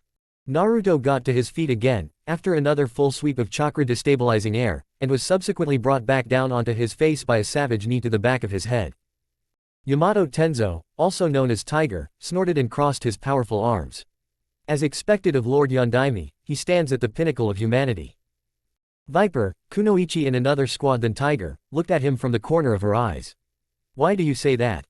"From my time observing Naruto, I noticed that he has similar sensory abilities as Lady Uzumaki, and it is in record that Lord Yondaime is the only one that is able to sneak up on Lady Uzumaki." Viper nodded subtly, acknowledging that even she couldn't sense the Hokage as he tossed Naruto around the training ground. "But I don't get it," Bor mumbled. The big-boned Anbu turned to Tiger. "Didn't reports say that Naruto's destabilizer, Isum called it, from what she had heard Naruto say, cancels all forms of chakra? Lord Hokage has his chakra in his Hirishin seal tags, but how come they're not being cancelled?" "Ah, yes, you're not a censor." Cat hummed, scratching her chin. "Look at the pattern Lord Fourth is using." Crack, crack, cross cra crack. Naruto's face slammed into the ground and the earth trembled. A wave of destabilizing air washed out of him, and half a second later, after he stubbornly got to his feet. Cr crack. Crack, cross crack. The Akamichi's eyes widened. They're in another pattern. Sloth sleepily scratched his stomach, idly wincing when a right hook rocked Naruto's head to the side and into the ground, again. "I don't get it." Yeah, Wolf barked. How many tags does Lord Hokage have on him anyway? Is Naruto actually canceling anything? Squid, a newly instated captain of Anbu Team 33, asked and his teammates nodded earnestly to their captain's question. Their eyes automatically turned to the most senior ninja in their midst. Tiger's brown eyes also looked to his superior, and Dog sighed dourly. Really? I have to be the one to explain. They nodded as one, even the eternally sleepy ninja, Sloth, bobbed his head eagerly. Lord Minato is picking up his sealed tags before each destabilizer and using his natural speed to put them back in place after the destabilizer has gone round. Sloth yawned. His natural, everybody tiredly leaned in, painfully waiting for him to finish. Speed. Wolf painfully clawed at his mask, frustrated. Please, don't talk again. Sloth lifted a thumb up, agonizingly slow. Roger. Dog yawned, trying not to fall asleep at the aura around Wolf's Nara team captain. Yeah, natural speed. He isn't the fastest man on the planet for nothing, you know. If he's this fast, Cat flinched at a teeth-rattling blow straight into Naruto's face. Then why does he even need his Hirishin seals? I'm duty-bound to keep my lord's secrets. A strong glared from at them all later and they promptly kept quiet. For all his life, Minato had pushed past the realms of normal human capabilities to its breaking point. He had been training and honing his mind and body for longer than he could remember, maybe even during his time in the orphanage. He reached a point in his training that he physically broke through the limits of speed but at the cost of having his strength. He did this when Jiraiya taught him how to combine his wind and lightning affinities and focus the combined chakra into ki tenketsu at his feet, calves, knees and hips, also to his abdomen and lower back. The explosion of speed could last only half a second before his body could be consumed by lightning, thus killing him. Which was why he couldn't rely on his human speed and created the Hirishin seal. Still, half a second of raw speed, to Minato Namikaze, was more than enough to take him from Konoha all the way to Snow Country. Or so the bingo books collectively wrote. This was only 4 minutes into his fight with his father. Fucking overpowered. Naruto thought with a grumble, knocked aside and smacked with the back of his father's hand across his face. He couldn't possibly hope to outmatch his father's speed, not currently and not with any spontaneous burst of skill at that very moment, but there was something he could do now. Lying on the ground, he clenched his fists and pushed them into the ground, gritting his teeth as he got to his feet. Stay down, kid, Minato said in an airy tone, projecting his voice in a way that Naruto couldn't exactly pin him down. Under his goggles, Naruto's crimson-red eyes churned and spun, rippling and whirring like whirlpools. What secret weapon do you have on you this time? The Yondaime asked as Naruto got up, holding up his fists and hiding his battered face behind his forearms, swaying ever so subtly. Naruto was silent. Kakashi didn't want to doubt his Hokage. He really didn't. But, personal experience taught him not to count Naruto out just yet. His reattached arm lightly throbbed at the memory. Minato humphed and the battering began again, longer and more drawn out than before, tossing and throwing Naruto around the training ground like a puppet being tossed about in a hurricane. The yellow flash moved about like his moniker described, dazing anyone that looked directly at the fight. It was as if they were looking directly at the sun. Processing power at 99%. I said, registering the massive influx of chakra into Naruto's eyes and subsequently enough, the goggles. Processing speed at 99.9%. A punch crashed into Naruto's abdomen, a heel kick cracked into the top of his head and a roundhouse kick into the small of his back carried him away and into a waiting rising knee to his chest. Adjusting real-time speed and image resolution. Naruto growled, huffing at an uppercut and a palm strike to his chest. Real-time speed, 0.001x. Image resolution, 1000x. Warning, influx of chakra may damage sensory discs. Naruto grunted after a blow that hit him square in his face. Do it. Ready, boss. Then the world stopped. Solar chakra mode, activated. Naruto's body froze in midair, in a position after receiving a right hook to his face and twisting into another fist aiming for his nose. Minato stood still, his fist unmoving as Naruto's eyes spun quickly, not unlike an activated Sharingan, and the fist slowly reached his face. He closed his eyes and braced for impact, grinding his teeth as his face caved in under his father's punch. A hexagon spiraled into life in front of his left eye and, in the split second before Minato could retract his hand and flash away to the location he would receive Naruto for yet another attack, the reliable computer struck. Chakra destabilizer. The yellow flash saw the air coming for him, faster than before and more precise at his own chakra network, and he summarily flashed away in real time, reappearing in the receiving point for another punch to Naruto's face. His fist surged to Naruto. The arm flopped bonelessly against Naruto's face and the boy was ready with his own retaliation. Dark purple fire billowed out from his right boot and his foot rose up with super speed, cracking noisily against his father's chin. The boy's first tag in was a devastating one, enough to flash the man away from him and into a group of his loyal black ops, taking them with him into a copse of trees. Naruto landed on the ground with a shallow thunk, and he cracked his chin with his left fist, sniffing once before white energy blasted from the bottom of his boots. He hopped past the shocked ninjas and went after his father, his head lowered in concentration as he tracked the man standing back up, rubbing his painfully sore chin and disappearing again. A yellow flashed to Naruto's right and a foot came towards Naruto's shoulder, but the boy had his left hand pointed at him. Zip. The man bent away from the photon beam, exhaling in relief and quickly ducking another blast of energy from his son. I need to get my hands on him. Naruto thought, his eyes twitching left and right as he kept track of each and every disappearance and reappearance of his legendary S-ranked father, while at the same time conveying the message to his supercomputer teammate. Optic motion Morse code was what Naruto called it, writing a message with his eyes when he didn't have his half mask with him. Naruto leaned back from a grab for his mask and caught the fist, dragging his father closer and blasting out another destabilizer, but grunting when it was only a log of wood he had in his hands. His eyes brightened. I know.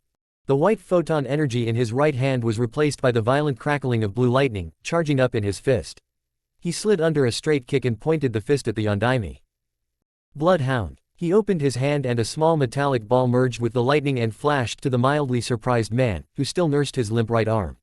The bolt of lightning moved in a single string, crackling with the intensity of a ravenous beast as it surged around the forest, blowing up wet trees and making dry leaves burst on fire, doggedly following the Yondaime as he flashed about Naruto.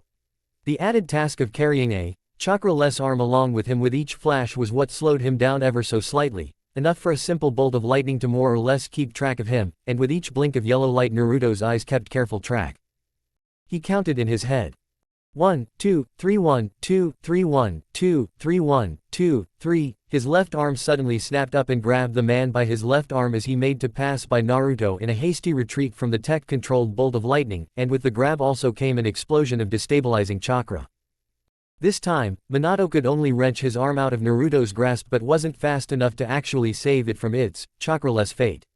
The man stumbled away, his arms bonelessly swinging at his sides, and he cried when a solid foot met his back and with it came a blast of skin-searing purple fire, blasting him clear out of the forest and back into the training ground. He landed with a crash and roared in pain at the burn marks on his back, his charred cloak and Junin vest flopped about him, ready to crumble to dust if so much as a small flicker of heat touched it, and Naruto landed by his head, his heavy boots thumping on the ground. The man cast aside his pride, anticipating the skull-crushing stomp from his son, and bellowed. Get him! A wave of torrential chakra-negating air flooded out from Naruto as they poured down on him, a few were lucky to have shunshined away. Minato was among those unfortunate enough to have their chakra destabilized, rendering him weaker than even a civilian baby. The man lay on his face, unable to move, as he heard the sounds of active combat around him. Naruto caught his katana in his right hand, channeling cell-splitting photon energy into the blade, and clashed it against an incoming tanto, slashing the blade and continuing the downward motion and cleaving the stunned Black Ops Kunoichi in half. Naruto kicked her upper half, forcing Cat to catch it, swept the dying woman's legs and straight kicked it into Cat again, using enough force in the blow to take the assistant captain off her feet and onto the ground. The screaming of the cleaved in half Kunoichi filled her ears. Naruto reversed his hold and deflected 20 shuriken, burning the ninja wires connected to it and catching 5 ninja stars in his other hand, dragging it to him and cracking his forehead into the junior shinobi's mask, shattering it and knocking him out. The tech genius twirled the blade once as he turned on his feet, looking back at the now uncertain ninjas surrounding him. 18, he counted. He was still in solar chakra mode. A dark smirk grew on his face and he flicked his sword again, switching it back to the normal grip and catching the sheath of the katana in his other hand, holding that one in a reverse grip. One before him, one crossed behind him at his lower back. Blood gently trickled down from his nose at the massive influx of information flooding his senses, mostly his eyes. Wood release user, Nara, Akamichi, Kakashi Hataki, Water Affinity, Yugao Azuki, Root, Hyuga, Yamanaka, Hyuga, Fire and Wind Affinity, another Water Affinity, Kurama, Inuzuka and Ninken, and Uchiha. Take it easy, boss. I said worriedly. You're going to overload yourself. I'm fine, Naruto grunted. The ground shook then and Naruto looked up, catching a trail of black smoke lift off from where he could vaguely guess was Demon Country. Make sure it's set up properly. I can handle these guys. Naruto muttered and dog-cocked his head to the side. You sure about that, Naruto? He asked. He swept his hands to his high-ranked comrades. This isn't 2-on-1, like last time. Why don't you come and find out, Kakashi? 3 shadows shot to him and fastened him to the ground. His boots vibrated subtly, shattering the Nara clan ability, and he leapt aside as the lone Yamanaka dove at him with his own clan-based ability. Naruto fired a beam at the limp body of the blonde man, burning a hole through where his head used to be. 2 beams honed towards 2 of the dumbfounded Nara, wondering how a boy many years their junior could break out of a shadow snare jutsu. They were pulled aside quickly, and that was when the root ninjas Danzo had sent lost their patience. Naruto had Orochimaru's memories and he had Makoto's memories. He knew of the root but not the exact identities of the ninjas there. These 2 were masquerading as Viper and Boar. The rest took their attack as their cue to attack as well. Viper slinked under a slash from the photon blade, avoided being brained by the sheath, and gave way for Boar to bring down a meaty paw on the boy, not counting Naruto cutting through the hand and pulsing out a destabilizer as he ran up the limp man's hand. He used Boar as a foothold, scorching his head in the process, and dove at Viper as she went through a sequence of hand seals. Toxin release, acid mist barricade. She blew out dark green air at her incoming aggressor, not counting him to shoot her down with a beam of energy from his goggles. The beam burned through her chest and felled her, while Naruto held his breath and let go of his katana, waving his hand at the wall of tissue melting acid. Wind manipulation, tempest. Cool gales of wind blew from his right glove and he harmlessly passed the relatively clean air, wincing as residual acid hissed harmlessly on his face.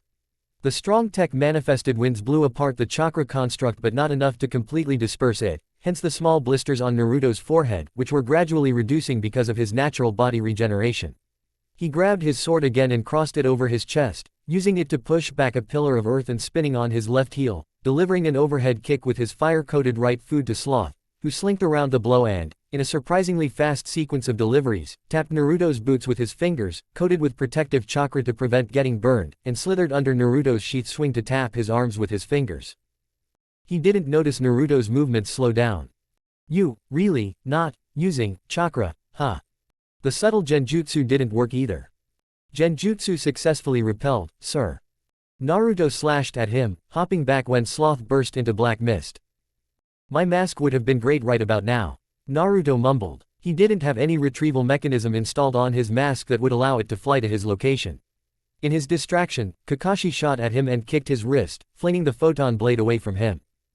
Tiger clapped his hands together, and faced his right palm at the sword, saying, Wood release, sealing arts, Shodaime Hokage's cage.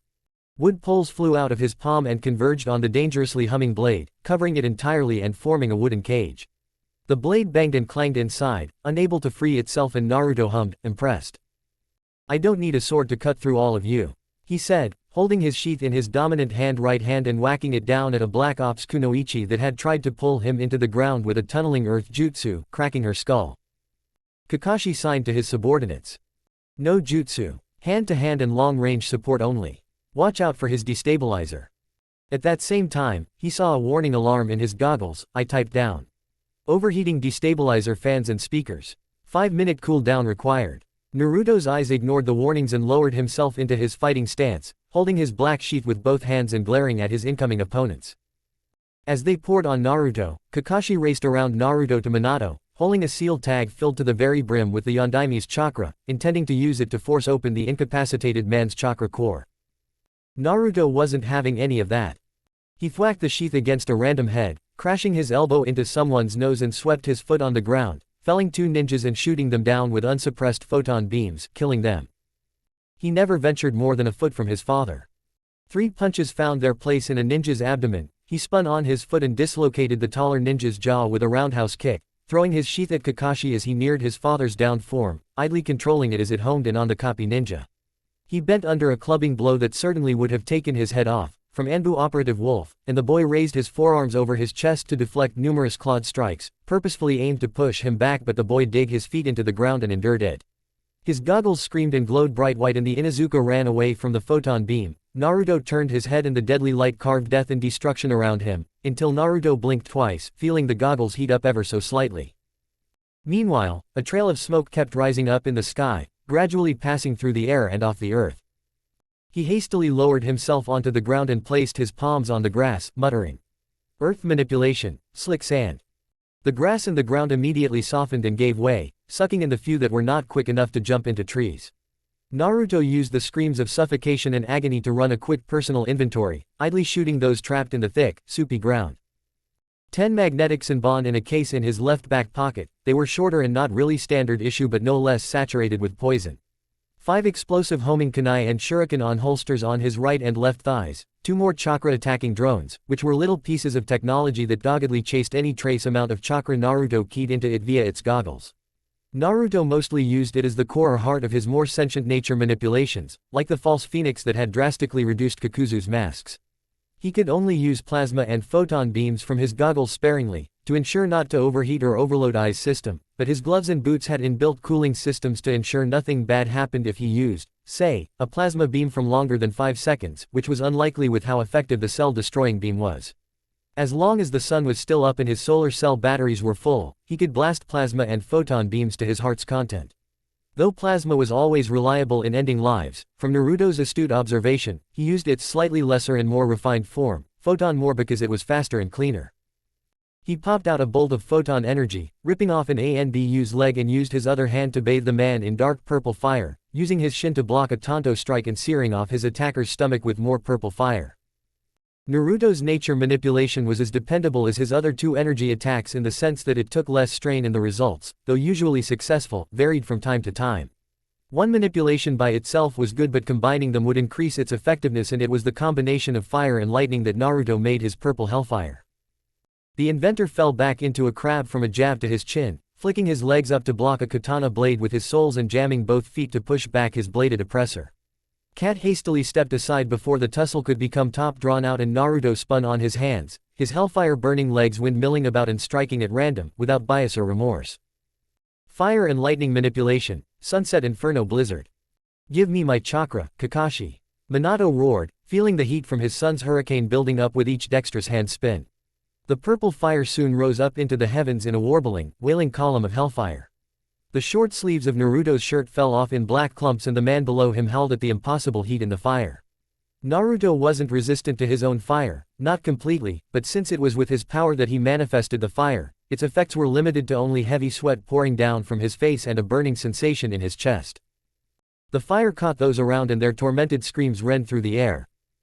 It sounded like hell had come on earth, in Minato's ears, feeling the skin on his back and the back of his head slip and fall in small clumps due to the unimaginably hot inferno. Naruto suddenly stopped spinning, as 3 surviving Black Ops skirted around the blaze of dark, evil fire, flipped onto his feet and crossed his forearms before his face. Wind manipulation, fire blizzard expansion. His arms opened wide, palms touching the edges of the fire he had wrought. Fall back, Dog shouted, fleeing with Cat from the surging purple fire that was rapidly expanding. The wind manipulation maneuver was meant to complement the fire and lightning blizzard, seeing as the wind added fuel to the fire while at the same time pushing it outwards. Cat. The battle in Konoha paused at the sight. Dog grabbed Cat by her left upper arm and ran, wheezing for air as the fire snatched it all out of its surroundings, using it to propel itself out more and more, burning the forests and killing the wildlife. The man had his eyes half closed, focusing on keeping his breath and fleeing for his and his subordinate's life. He turned to his right and saw Sloth swinging from tree to tree, and for once his eyes were wide with horror as he too ran for dear life from the purple hellfire. The out-of-breath woman he was supporting huffed and wheezed pitifully, using the crook of her arm to cover her nose, trying as best as she could to not inhale the thick black smoke around them. The fire kept chasing them, lashing out towards them at random with unintentional tendrils of death, carving out charred paths with each swipe. One such swipe lashed against Sloth's back, but he kept on swinging, enduring the pain, even as large blisters and boils grew on his back. Pain could come later, he needed to run now. Senpai, Cat mumbled weakly, coughing and hacking. Dog spared a quick look down at her and gulped at the blood she was coughing up into the crook of her arm. His blood ran cold as the fire kept coming. Don't worry, he muttered, mustering up some form of hope in his voice. We'll get out of here soon. Senpai, she repeated, her eyes feeling heavy as more smoke poured through her mask and into her lungs. Kakashi wasn't doing so well himself, but he couldn't waver, not with hell itself chasing them. Senpai, I can't feel my legs. Kakashi gulped and his chest trembled, fighting the urge to look back. He didn't want to see the stumps that were now her legs. You'll be fine. I'm dead weight, Kakashi-senpai. The woman said, her shoulders losing some strength and her head flopped up and down with each running motion. I'm slowing you down. Shut it, Kakashi said through grit teeth. I'm not leaving you behind. Senpai, please. No, I'm not leaving you. Yugao smiled tiredly and rested her head on his shoulder, allowing herself to be carried by her captain. What, am I going to, with you, senpai? Her eyes closed and they never opened again. Back in the eye of the hurricane, Naruto picked up his father by his neck, ignoring how the man winced in pain at the scorching heat coming from his hands. Naruto could see his father's skull. The hair and skin had melted off, revealing the whiteness of his skull, and before he had picked up the man, he had seen that the skin on his back had also fallen off, showing bits and pieces of his ribs and spine to his upper pelvis. The man was in so much pain. There was no word that could possibly hope to describe it. Naruto lifted the man up to his eye level. Cerulean blue eyes stood at the door, motionless, staring at a red-haired woman bouncing happily on a black-haired boy. Kushina's body trembled with ecstasy, pleasure flooding her very pores over and over again with each desperate jump from her hips. Her hands ran through her hair and she screamed, her purple eyes rolled back into her head as she once again entered into the thickness of pleasure. Desire rolled off her in wet waves, overcoming the man at Naruto's bedroom door, but only for the boy lying below her, the one crying with each pump from the woman. Mommy. Naruto cried, clawing at his eyes and his legs, vainly putting up a struggle under the stronger Uzumaki. Mommy, stop. Kushina bit her bottom lip and came again. I don't want to. Please stop. Naruto cried and his head shook, turning away when the woman lowered herself to kiss him. His eyes went to the door and he felt hope grow in him, from the pit of his stomach and sweeping through the rest of his being. Daddy, he wailed. Minato stood, his jaw strong and his shoulders rigid, staring at the sight of his wife driving herself to the very peak of pleasure on their own son. Daddy, help me, Naruto shouted, his small hands reaching for his father, the one he looked up to. Please, Daddy, please. The man looked at him, seeing the anguish and torment on his son's face, the utter displeasure for sex and the growing aversion for it that would no doubt plague the boy for years and years to come. The smart man could also seeing the boy being traumatized for life, associating women with sex and developing a phobia. Maybe Naruto already had the phobia. Minato's studies into the human mind and body were extensive, that much couldn't be underestimated, and so he saw, with his very own eyes, his son teeter on the edge of no return.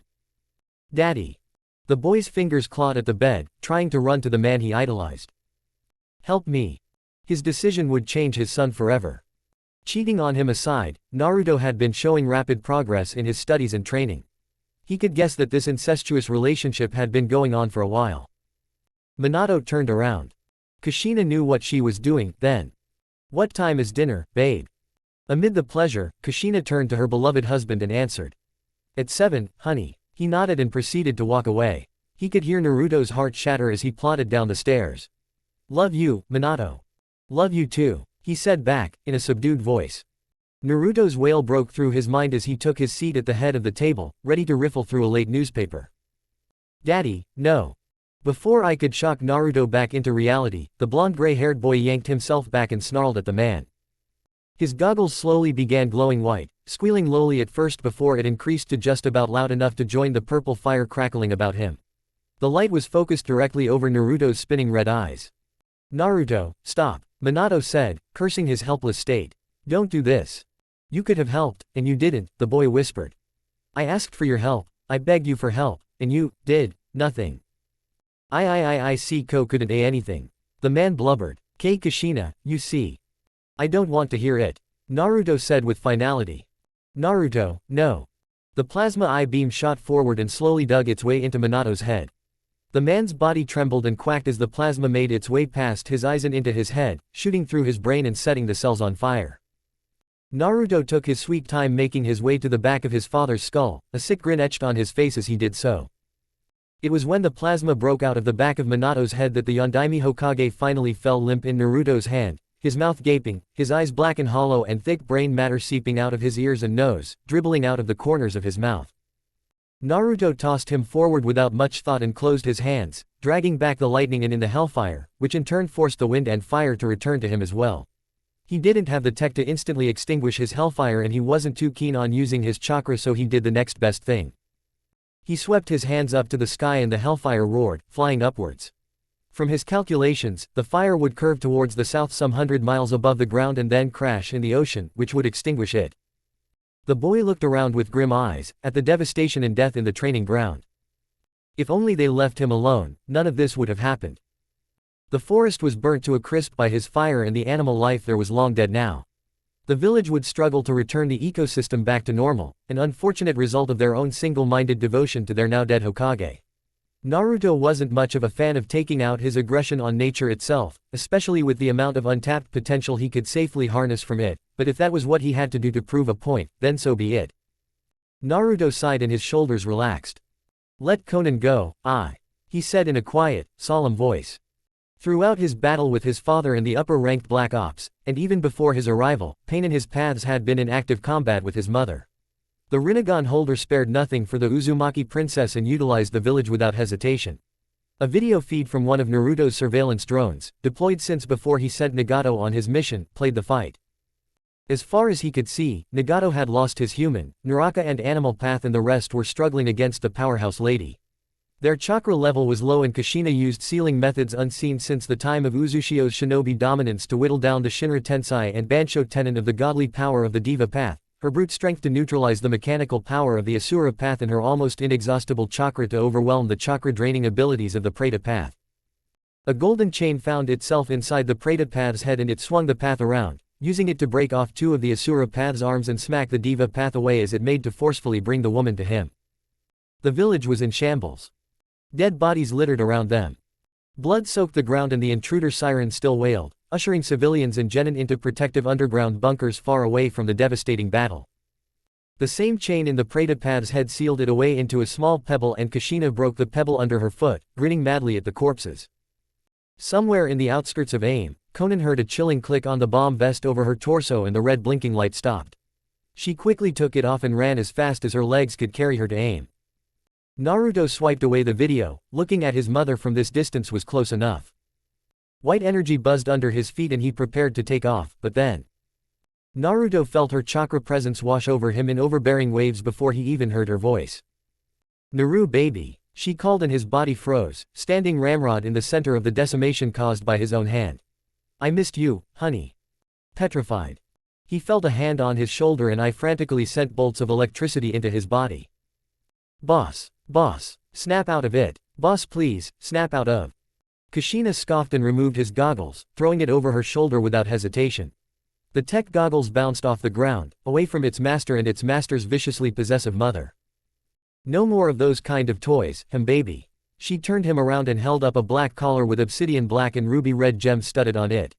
The suppression and restraint seals speckled on the masterful and expensive item, crafted by the Uzumaki princess herself, glowed with ominous darkness as it neared Naruto's neck.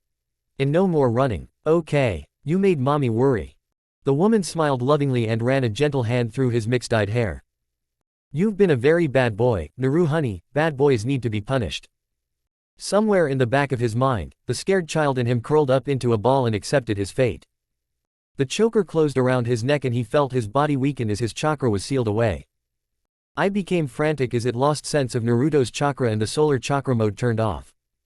Kushina smiled motherly, dropping to her knees and pulling him into a warm hug. Naruto stayed still in her arms. "This time, I'm going to do it differently. I'll show you my love even more, so you don't run away from me again," she whispered earnestly. Naruto's arms hung limply at his sides as she hugged him harder, pressing her nose into his neck and inhaling his scent deeply. "No more fighting, no more training, no more techie toys, I'm going to quit from the ninja force." Her eyes glanced to the smoky corpse of her and she sniffed. Too bad, I loved him, but you know what?" She placed her dainty hands on his shoulders and held him at arm's length, looking at him with so much love and adoration. Naruto felt a stirring deep in his stomach. "I love you more." The petrified teen remained silent, his red eyes were wide and broken. "I love you more than the sands in the desert," she said, repeating the words she always told him when he was younger. "More than the stars in the sky." His head slumped to the side when she hugged him again, happy to have him back in her arms.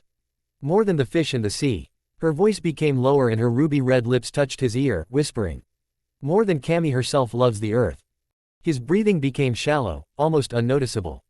"I love you so much, Naruto," his mother said quietly. "I'm never going to let you go again."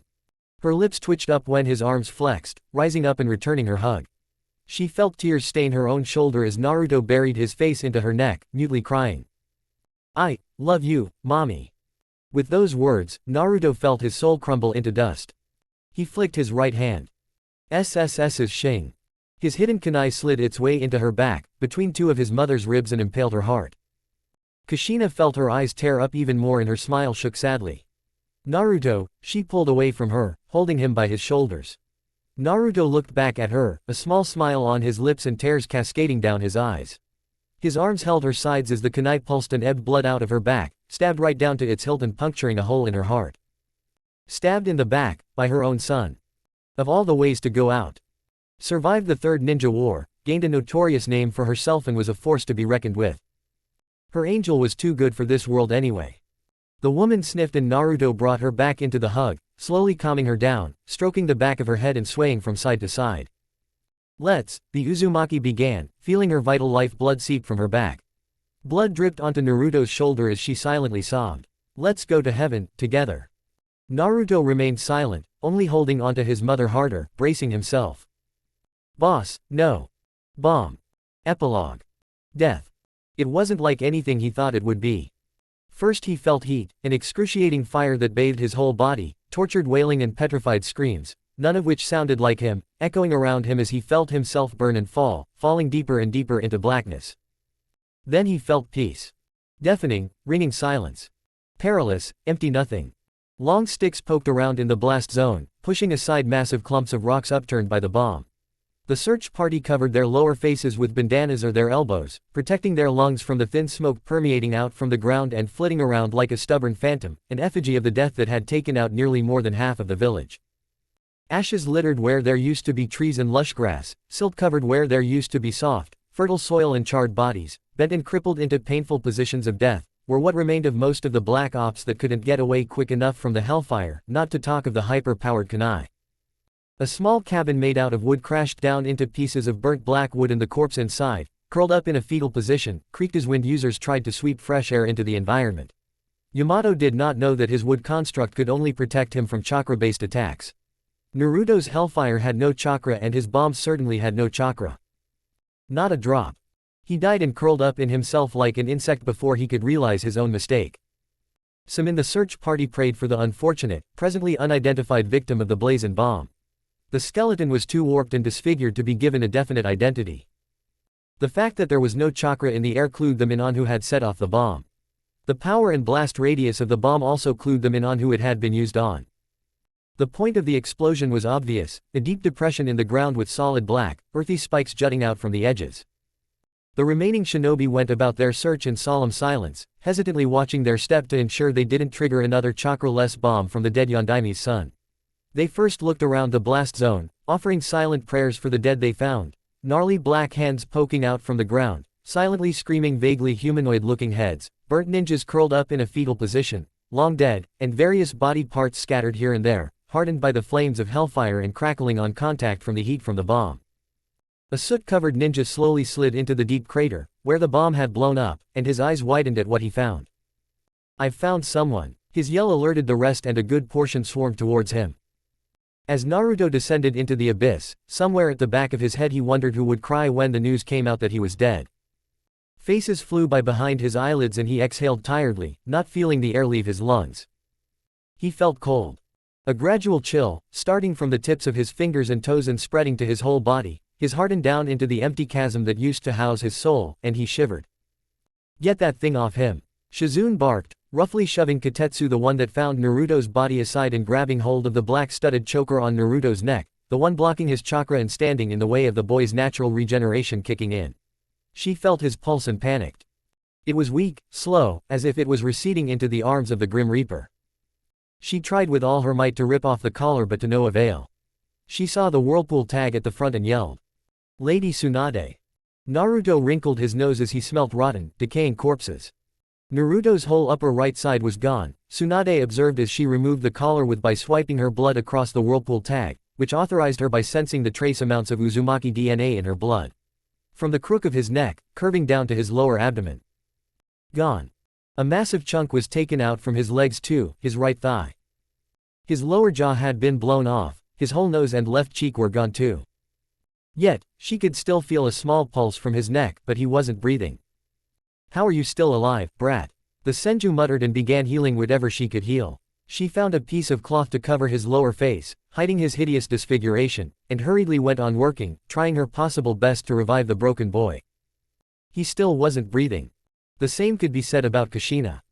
The Uzumaki princess's entire torso was gone, leaving just her head and her limbs, scorched black and super hardened by the heat of the bomb. "I've found Lord Yondaime," a voice called loudly. The Senju didn't care much about that, because she was too occupied performing CPR on the unresponsive boy. She pumped his chest, what was left of it, and pinched his nose shut, breathing air into his left lung, which inflated his chest, but he didn't continue breathing on his own. "I've found Kakashi and Yugao." The smell of death best described the horrible odor invading his nose, and he couldn't move to cover them either. He couldn't open his eyes to look around the abyss he was slowly plummeting in, and he couldn't feel anything to know if he had reached the floor and was surrounded by dead bodies or he was still falling. Tsunade refused to let Naruto go. He needed to serve the punishment for creating such pandemonium in the village. Families were wiped out, lives were snuffed out, and buildings were destroyed. Someone needed to claim responsibility for this terrible tragedy. Kushina and Minato were dead, so they were out of the question. "Don't die on me, damn it," she swore. Stretcher. Wind whipped his face and hollow moans sounded. A breathing mask was placed on Naruto's face. Shizune kept her hand at the bottom of the mask and kept on pumping air into Naruto's mouth with her left hand, pressing the small plastic ball at the end of the mask. They were now in an emergency hospital tent. Naruto's stretcher was placed on the ground and Tsunade immediately began shouting orders, yelling for the onlookers to get out of the tent and give them space. Blood began pumping out of Naruto's mouth, amid the blood already pouring out from Naruto's gaping body. The legendary medic looked up to her apprentice and said, "We need to do an emergency tissue replication." The black-haired medic nodded and a nurse wheeled in Minato's burnt remains on a small trolley, selecting the least burnt part of the Hokage's body, his inner upper arm, and placing it before the woman. They couldn't perform a transplant because they were dealing with the effects of burns, hence the most viable and most accessible donor Minato could not provide anything vaguely useful for a transplant. Bones couldn't be replicated from the cells, only transplanted, so the focus would be Naruto's soft tissue. The nurse watched on, mildly mortified that the Yellow Flash's body was being desecrated to save the boy that had destroyed the village. Tsunade flipped through 50 hand seals and said, "Healing art, mystic palm, true body replication technique." The nurse began contemplating whether her death would be painful if she jammed a needle into the boy's head, killing him. Her mistress's jutsu did its work, restoring Naruto's right lung, his diaphragm, and his thigh. They didn't have any available ribs to give him. The chakra consumption was monumental. Drugs to encourage his healing were steadily pumped in through multiple tubes, and his heart and brain were closely monitored. Still no breathing. What am I doing wrong? The star medic asked herself as she held her forehead, thinking hard. The nurse removed the cap on a syringe and inched closer to the still boy, looking as if she wanted to get a closer look at Naruto, but Shizune, still holding the oxygen mask to Naruto's face, not even looking at the civilian, simply said, "Don't." Her tone hinted what would happen if she went along with her plan. Suddenly, noise came from outside and Shizune jerked her head to the tent flaps. "Find out what's happening." The petite nurse scurried away but was soon blasted back by a gust of wind. "What the?" 5 red-eyed robots tore the tent out of the ground. Over one of the robots' eyes were black goggles. "Step away from boss." They all yelled and Tsunade cracked her knuckles, clenching her teeth in anger. She saw that not less than 40 more, differently styled robots hovered over the weakened village, poised to attack. "Or we will raise the village down." Every single robot Naruto, from his Alpha Beta Gamma Delta series, to his reconnaissance and cleaning drones, buzzed over the frightened people. "You have to the count of 3. Okay, Tsunade said, raising her hands and stepping back from Naruto, nodding for Shizune to do so as well. A cleaning robot whizzed in and took over, holding the oxygen mask over Naruto's face, and 3 Alpha Fire drones blocked the 2 medics' view for the boy. 5 cleaning bots swiped medicine out from the cabinet, not at random either, from what the woman could see. The Senju acknowledged the power the boy had and the knowledge he had on his own and in his robots. She was the most likely candidate for Hokage now. She didn't like it much, but she had little choice with the state the village was in now. The ninjas that hadn't been killed by the Rinnegan holder or the Yondaime's son were in too much of a bad shape to help in the fight, and she was low on chakra after she had restored Naruto's right lung and right thigh. The shinobi left were Chunin and Genin, and, seeing as she too read the report from ninjas that encountered Naruto, Kakashi and assumed she knew the village, at the moment, was no match for the young inventor's many inventions. So she stared at the Alpha Lightning drone wearing Naruto's tech goggles and said, "If you revive him up, somehow," she added to express her doubt that Naruto would survive without her help. Let him know, if he steps ever foot in fire country ever again, then I will have his head. Once the leaf is back on its feet, we're coming for him. You hear me? She growled and her hands cracked louder. We are coming for him. I shook its head. You have not learnt from your predecessor, Minato Namikaze, or his wife, Kushina Uzumaki. Or even the score of ninjas that have come after my boss, the 9S ranks that failed to capture him and the many lesser rank that had failed to capture him. The robot stared down the quietly festering medic. My advice to you, Lady Tsunade, is to leave my boss alone, and he would leave you alone. She wanted to crush that robot's head so bad. Her attention went to a Delta Water drone, a more nimble and milder robot, as it gently inserted a long needle into Naruto's heart and pressed down a little. Ba-dum, ba-dum, ba-dum. Naruto's eyebrows crinkled at the heavy sound interrupting the sound of lost souls moaning for mercy. Two more Delta Series robots Water and Earth lifted up the stretcher tenderly while two cleaning robots hefted the machines and the drip flowing into their master. The hummed as they levitated high into the air, moving slowly so as not to unsettle the needle in Naruto's heart or toss off the oxygen mask on his face. Let us hope we never meet again, Lady Tsunade. The robot bowed slightly while its comrades took off into the air. Best of luck in all your endeavors. The stench of the dead was replaced with the smell of snakes. Naruto frowned. The escort of robots arrived in Hidden Sound and Orochimaru, as per the prior message from a reconnaissance drone, fearfully wheeled Naruto into a private hospital room and went to work without hesitation or prompting. The woman's hands shook as she operated on Naruto, nodding for the robot to keep the needle in Naruto's heart, pushing in tiny drops of medicine every once in a while she checked Naruto's blood type, genotype and chakra nature. 5 seconds later, a fresh corpse was carried in by two Oto medics. Too fresh. The person looked to be of Naruto's age too. I didn't care. Orochimaru motioned to the cadaver. This is a near 100% match to Lord Naruto's body type, blood type, genotype and chakra nature. Good, get it done, I said with finality, and the snake Sannin bowed numerous times as she gently tore out the victim's ribs. Now, he could see something other than darkness and feel something other than nothing. The world was bathed in light and color and he was looking down on himself, watching in silence as Orochimaru and a small team of doctors rushed about him to sustain his life. The whiplash of activity got to him. Was he going to heaven or was he going to hell? We're losing him, Kabuto said, frantic. Again, a doctor answered and pumped Naruto's body with a fresh dose of adrenaline and painkillers. This is the 5th time. Master truly is one to be feared. Orochimaru muttered to herself. Naruto had already died once on the way to Oto and at least died 4 times on the operating table. His blood coated their hands as they hastily, but carefully, set his bones and healed his muscles and skin, gradually restoring his body back to normal. The young inventor still could not breathe by himself in spite of having 2 functioning lungs and strong medicine pumping through his veins. His heart isn't working, Kabuto muttered, wheeling a small machine in, buzzing with electricity, and placed the 2 metallic plates on Naruto's chest. Orochimaru took the machine from his apprentice and rubbed the plates together. Start low. Kabuto cranked the machine up a little and Orochimaru pushed it onto Naruto's chest. Clear. Naruto felt himself get violently yanked down, grunting under the strength of the pull.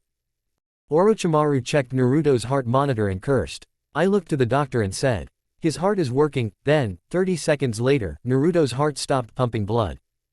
A gentle hand was placed on Naruto's shoulder, pulling him upwards. No brain activity, the supercomputer said, sending a warning glare to the shaking snake lady. It didn't have the subtle tech, the spare bodies or the medicine to handle the surgery all on its own, but Orochimaru had it all in abundance, especially with all the illegal experiments on the human body she had conducted throughout her life. The snake Sannin had the fingers and the expertise while I only had her memories. Naruto was the one that was most likely to be able to properly utilize that knowledge than the computer ever could. The Alpha Lightning drone grabbed the scientist by the front of her surgeon's gown and growled, forcing the Sannin to look at the severely cracked visors of the tech goggles. Do something. I pushed Orochimaru back and the scientist nodded quickly, hitting Naruto's chest with another bolt of electricity. Clear. Naruto's body jerked under the electric metal plates, then settled again. No response. The boy's ghost felt itself get pulled down again, though weaker, while the hand resolutely kept urging him upwards. Run another scan of his body. The Sannin spat and Kabuto nodded, flipping through a few hand seals and roving his glowing green hands over Naruto's prone form. His kidneys are shutting down. The medic keeping the oxygen mask scowled and released the mask, placing his left hand on Naruto's chest and keeping the mask steady with his other hand. His left hand glowed green. His lungs are collapsing. The last medic frantically looked between Naruto's heart and brain monitor and shouted. No brain activity. I silently stared at Naruto's body, then looked up at Orochimaru. He was dead. Again. I began making the order for its master's drones to level Oto, then return to Konoha and destroy all life there as well. That was when Orochimaru yelled and stabbed Naruto's chest with a large needle. The monitors all spiked jaggedly. Arg. Naruto's whole body jerked downwards, the hand on his shoulder stubbornly stayed. Adrenaline. The Sannin panted desperately, hearing the sirens that his village was under attack, no doubt from the silent supercomputer standing before it. His kidneys were the first to shut down, so no adrenaline in his body. I pumped him with more than enough just now. I stayed its hand, just a little, and stayed silent, fixing Orochimaru with a short look, then lowering its goggles down to its master, lying on the bed. He was naked, besides for a shredded pair of dark red boxers, and the area that had been replaced was visibly paler than the boy's already pale body. His jaw, the one taken from the donor, fit perfectly, but the scientist still had to rigorously clean it of all bacteria before putting it on Naruto.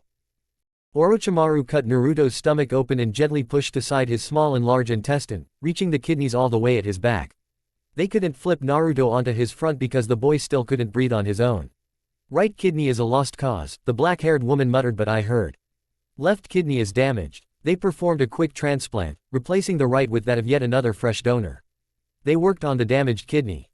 Another shot of adrenaline. Naruto's monitors screamed. Another shot of electricity. Naruto's body briefly jolted in response. 4 straight hours of operating on the boy and he was still just towing the line between life and death. They were all exhausted. They were all soaked in Naruto's blood, low on chakra and low on energy. His heart isn't strong enough to pump blood, Orochimaru said, exhaling through her nose. We can't perform a transplant on him. Why not? I asked. Master Naruto is too weak, the woman's subordinates quirked up at the Sannin's submissive tone. His body has gone through too much for only today. If we add in a heart transplant then he will die, this time for real. She motioned to Kabuto, who had his glowing hand over Naruto's open chest, directly over Naruto's exposed heart. He is manually circulating his blood so Master Naruto doesn't die, again. The number of wires and tubes connected to Naruto's body increased more with the addition of a machine that took over what Kabuto had been doing for the past 2 hours. I had my ninjas steal this from Suna, but unless you want Master Naruto to be connected to it for the rest of his life, then I suggest you wait at least a month for his body to heal and strengthen. We don't have a month. The computer said to itself. That will be all. I said aloud. Your help has been greatly appreciated. Cleaning drones flew into the room and lifted up the machines in Naruto's hospital bed. Orochimaru hastily said, I don't think. You'll be hearing from us soon. The sooner they could get off this Kami-forsaken continent, the better. Oh. Naruto felt himself sway from side to side. Curious. He was lying on his back. The young inventor grumbled and his burning red eyes tiredly opened. The boat rocked calmly on the water, not shaking too much. At the helm, a short distance down from him, he saw 2 alpha water drones staring over the water, mutely humming with sounds and vibrations as they kept the water in a 10-mile radius around Naruto calm. The gentle purr of an engine floated into Naruto's ear, his eyes caught the assembled engine propelling the boat onwards, sitting between the 2 water-manipulating drones. There was a wooden roof over his head and wooden planks around him, spacious enough to contain him and his life support. Tubes and wires riddled his body. Wait. Life support. He glanced down and immediately regretted it. His exposed, bloody heart beat faster and his fingers twitched. He was freaking out. He couldn't feel anything, his whole body was numb, but it felt too much like his previous out-of-body experience with his expectation and morbid anticipation of pain, but in the end feeling nothing, including not having his heart exposed and certainly not the life support tubes wired to his body. The sea outside of the manipulation of the 2 robots crashed and smashed violently, while within the circle was complete peace, even as they pushed on. Guy KKKKK. He choked and his head flopped back. His lungs felt blocked as his mind went into shock. Gok KKKK. He passed out. The distant sounds of construction work being done woke him up. Naruto smacked his dry lips and groaned tiredly as he opened his eyes. He was still in the wide, assembled boathouse, lying on his bed, but this time he was fully clothed and connected to fewer machines. He was wearing a large red beanie, covering his head besides a stubborn bang falling down from the front. A black scarf was wrapped multiple times around his neck and he was in a short-sleeved black shirt and a thick gray sweater with snowy designs on it with an even larger black coat covering his whole body. He also had on gray pants and thick socks but no shoes. Naruto tried to sit up to fully look around his environment, but a sharp pain in his chest stopped him and he fell back with a wince. OWWWW. He allowed the familiar sounds coming from the distance lull his mind away from the pain. He noticed he was rocking ever so subtly, but, from what he could perceive, the boat wasn't moving. Trees creaked slowly as they were felled, saws vigorously worked to chop of logs into precise, workable bits, hammers cracked down on long and short nails, securing metal and wooden pieces to whatever it was that was being built. Mallets crashed down on plates of metal, whether it was steel, lead, aluminium, or any other kind of metal, and straightened out them into neat sheets to be used for the building. The loud sounds of digging and drilling rushed up to him as well, jackhammers and the earth being scooped up in massive clumps, power drills whined as they pushed in screw after screw into wood and metal. Naruto's eyebrows furrowed in mild confusion. He couldn't hear anyone yelling out instructions, which was pretty much an unvoiced requirement on construction sites. The room he was in was a bit unassuming, dull even. His ears twitched at the low hum of the boat's engine and the whisper of heat flowing from the heaters in the corners of the room. The wind changed and Naruto inhaled deeply, his stomach rumbled at the aroma that attacked his nose. Huss, cookin'. Naruto's slurred, the effects of the medicine in his system still taking their effect. The thin tubes running into his arms kept up a steady drip of liquid. The machines weren't as many as before, but they were no less intimidating. Naruto weakly licked his bottom lip at the tantalizing smell wafting through the air. Fish stew with tofu and vegetables, his nose aptly informed him. There was a low whine approaching him and he looked to his left when a cleaning drone looked down on him, the tech goggles perched over its glowing blue eyes. "Sir, you're awake." Naruto whispered, coughing away from the supercomputer-wearing cleaning robot. "Woosap." He could hear the tickled tone in his friend's voice. "The anesthesia still hasn't worn off, huh?" A shiver traveled through the genius and he coughed again, trying to turn onto his side but still too weak to move. I helped tip a bottle of water into Naruto's dry lips and the boy mumbled his thanks, shaking a little. He whispered, his eyes getting heavy. I'm cold, can you please turn up the heater?" "Of course, sir." The hum from the heaters increased and Naruto sighed in relief. The layers of clothes he wore helped warm up his frail body. "I'm preparing fish stew with lots and lots of vegetables and tofu. It would be ready in 30 minutes. The robot bowed. "I apologize for my inefficiency, boss." "Don't worry about it, buddy. He said, looking at the goggles with a small smile. "Not inefficient." The cleaning robot awkwardly coughed into its fist. "Thank you, sir. Why am I not dead?" That was when I gave its most uncharacteristic, most unscientific, most uncomputer-like response yet. It bowed its head and replied, "Because, sir, it was not yet your time."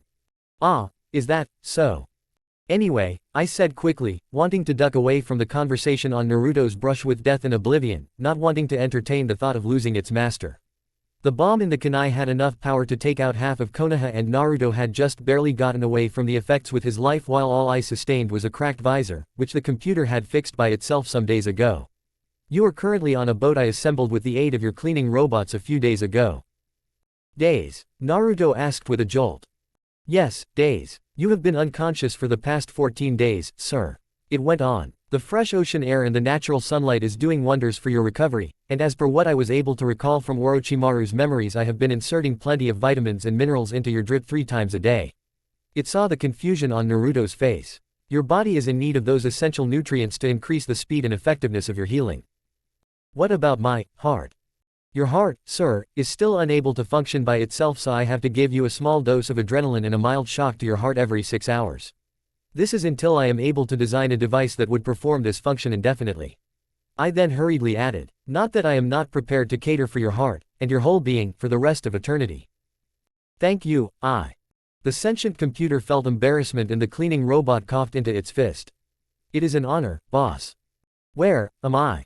"You are 10 kilometers from an island 106,576 miles north of the elemental nations." "You found an island already?" "Yes, sir. By comparison, it is about a quarter of the size of Iwagakure and it is uninhabited by humans. There is a thriving population of wild animals and plants, the soil is fertile and the air is clean. The satellite was able to calculate and predict the periodic change in weather and I was able to gather that winter would last another 4 months. Naruto tried to keep his eyes open, he really did. Not that what I was saying wasn't fascinating. His satellite worked, he was very, very happy, and I had found an island, which was amazing, but he felt the soft tug of sleep bring his eyes down and weigh his whole body down.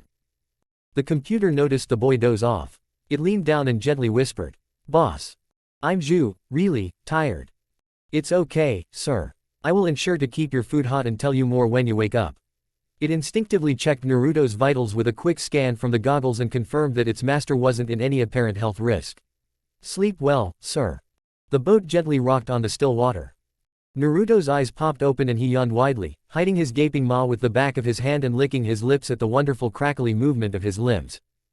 He felt stronger. Not strong enough to stand up and not anywhere strong enough to fight, but he was far stronger than he was since the last time he was awake. The sound of construction was still going on far from the boat, on the small island. His arms shook as they pushed him to sit back on his hospital bed. He lay back as tiredness swept through him from his last action. "Ah, boss, how did you sleep?" Naruto looked down and he was wearing a different set of clothes, the same layers but different design and colors. "I slept okay. How long was I out?" 2 days. Give or take a few hours. Construction is going well, boss. A drainage system and electrical network has been installed but your house has not yet been completed. I am following your latest building blueprint. Naruto wanted to ask how he could help, but I beat him to it. It would be best if you spent your time resting and recuperating. At this stage of your recovery, stressful labor is detrimental and counterproductive to your healing. Please, sir, allow me to handle it all. If you say so. I was a supercomputer and Naruto's drones cleaning, combat, suicide and reconnaissance were all robots, so they could tirelessly work for days without rest as long as there was enough sunlight to charge their batteries and as long as their solar batteries were full so they could work at night.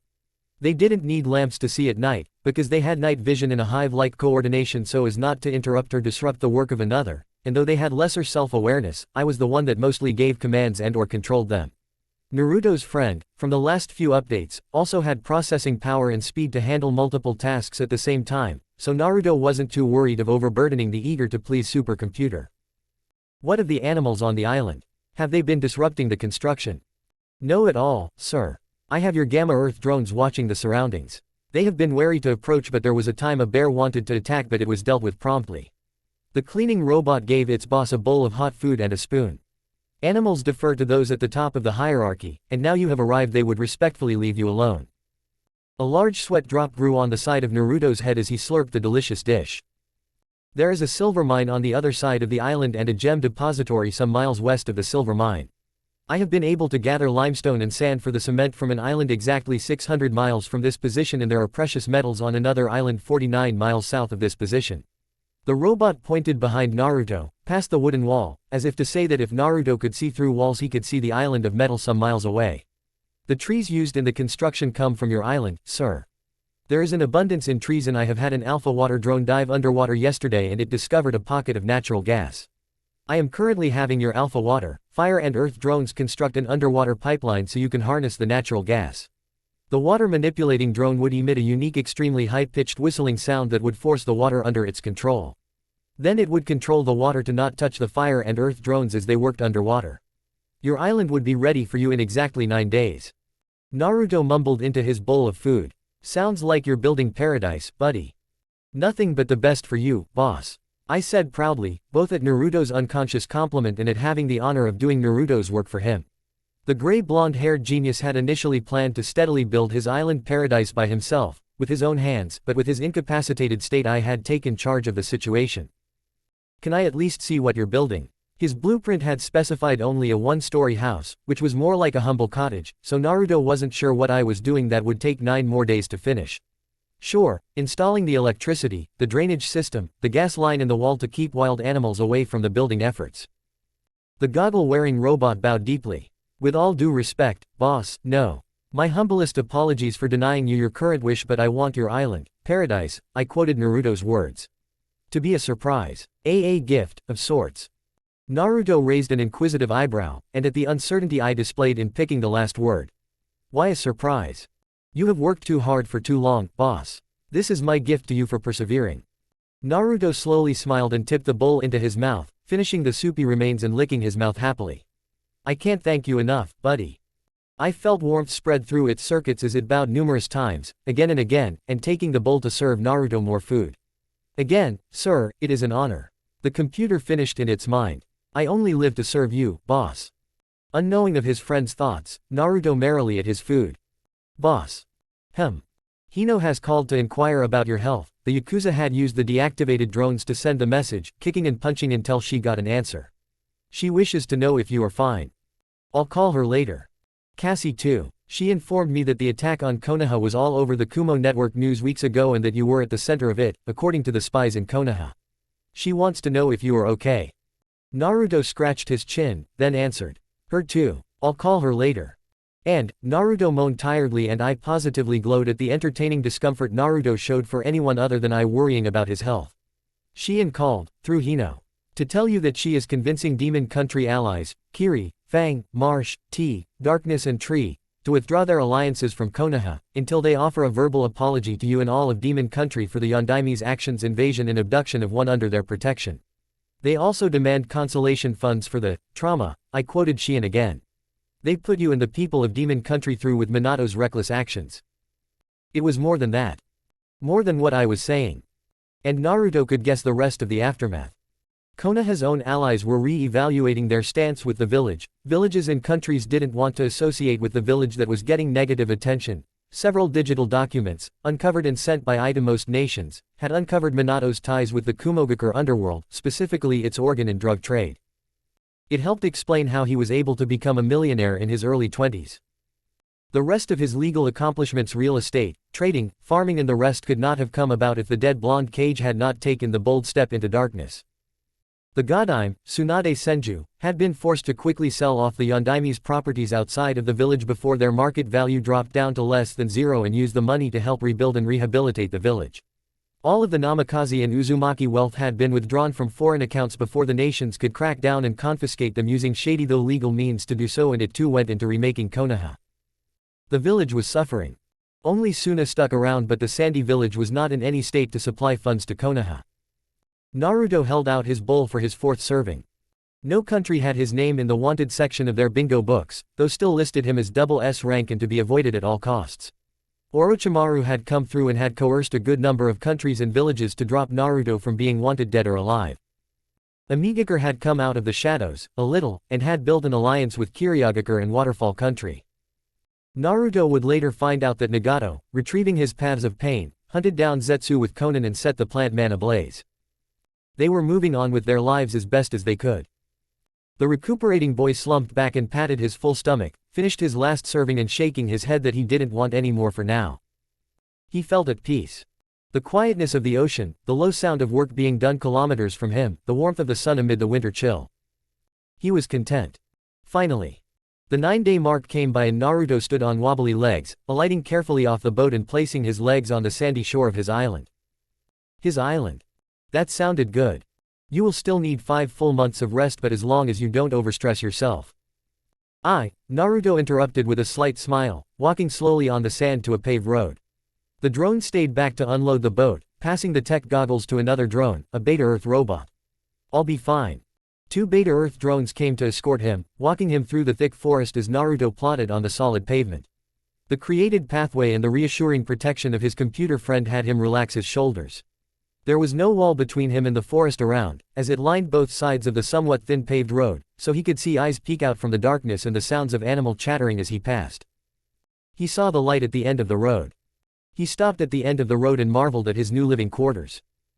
Welcome home, boss. 5 years later. It was quiet. It was tranquil. It was slow. And he loved it. He loved his new, or better yet, current life. Wearing thick farming gloves, Naruto used scooped soil and dug out a fairly large potato. He glanced over his shoulder at the hovering bowl and tossed the potato into it, where even more potatoes were. The now 18-year-old young man sat back and wiped the perspiration on his forehead with the back of his gloved hands, briefly sitting back on his knees and looking out on the humble field before him, before hunching his shoulders and continuing his task of digging up potatoes. Farming was an underrated line of work, and it was one of the many hobbies Naruto actively dabbled in. The dyed blonde gray-haired teen grew an assortment of vegetables and fruits like carrots, cabbages, leeks, melons, cucumbers, tomatoes, groundnuts, cashews, apples, oranges, bananas, and many, many more. The act of growing crops of such fertile soil wasn't too much of a hassle for Naruto, because he was used to being patient, carefully tending to a project, and he always felt a sort of joy in his heart during harvest.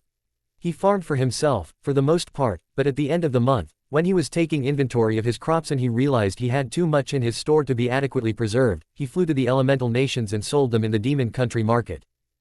Naruto could proudly say that his fruits and vegetables, due to his stringent care and the wonderful nature of the soil, were among the best in the market. The teen smiled smugly to himself and the following cleaning robot which, at that point, was several times evolved to be more sophisticated curiously beeped as it noticed its master's satisfaction.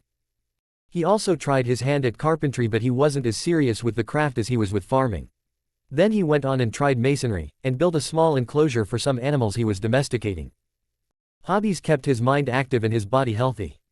Training insistently for the greater part of the day wasn't productive, not when the boy had better things on his mind than preparing for any fight. He had his robots to defend him. He had Ai at his side.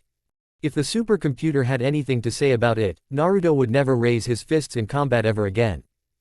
The tech goggles dangled from Naruto's neck, ever active in keeping the robots around the young inventor's living space operational and vigilant. Naruto had on overalls and a black shirt underneath with a simple pair of farming boots on his feet, these ones to prevent soil from entering his toenails or dirtying his feet. Anyone that didn't know Naruto would immediately think that he was wasting his talents doing things other than building and inventing. Naruto's knowledge of technology was so prodigious that it could be labeled a sin to see him lower himself to farm. That would have been the opinion of those that didn't know him. They wouldn't know that Naruto had already run through all the backed-up inventions Ai's memory. They wouldn't know that Naruto had branched over to the field of medicine and science, more out of boredom and when he wasn't occupied with his hobbies, sifting through Orochimaru's memories and learning from other sources, like from online libraries. They wouldn't know that his mind had scooped up the knowledge, sucking it all up like a sponge, and he had promptly invented machine after machine until he got bored and focused on his hobbies. He had more combat suicide reconnaissance cleaning robots than he could know what to do with, and they were all at stages of development unseen and unheard of by a majority of those on the continent.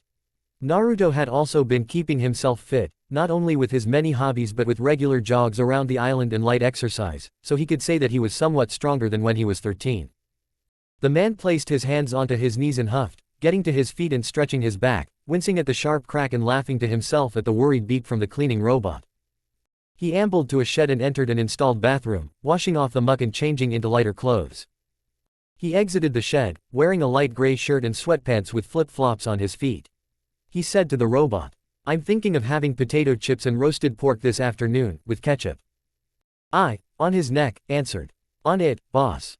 Naruto walked off his farm with his hands behind his head, slinking along the smooth pathway around his house and into the forest. "What's next on my schedule for today?" "The termite infestation on your boat, boss." "Oh yeah." He walked out from the forest and stopped at the end of the path, before the crystal white beach surrounding the northern side of his island. "I'll need to turn back to get the insecticide."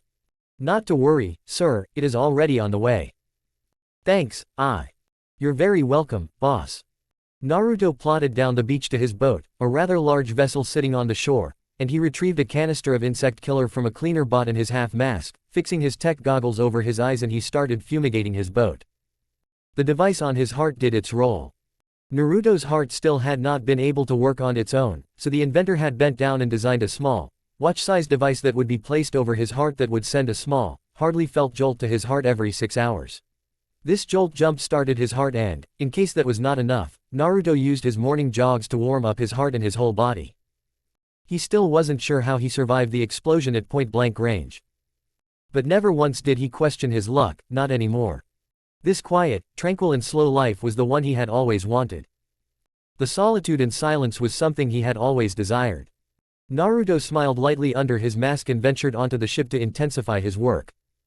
Once upon a time, years ago, he had hated his very existence and had referred to himself as less than scum and worse than trash because of his tainted sanity and his lost innocence.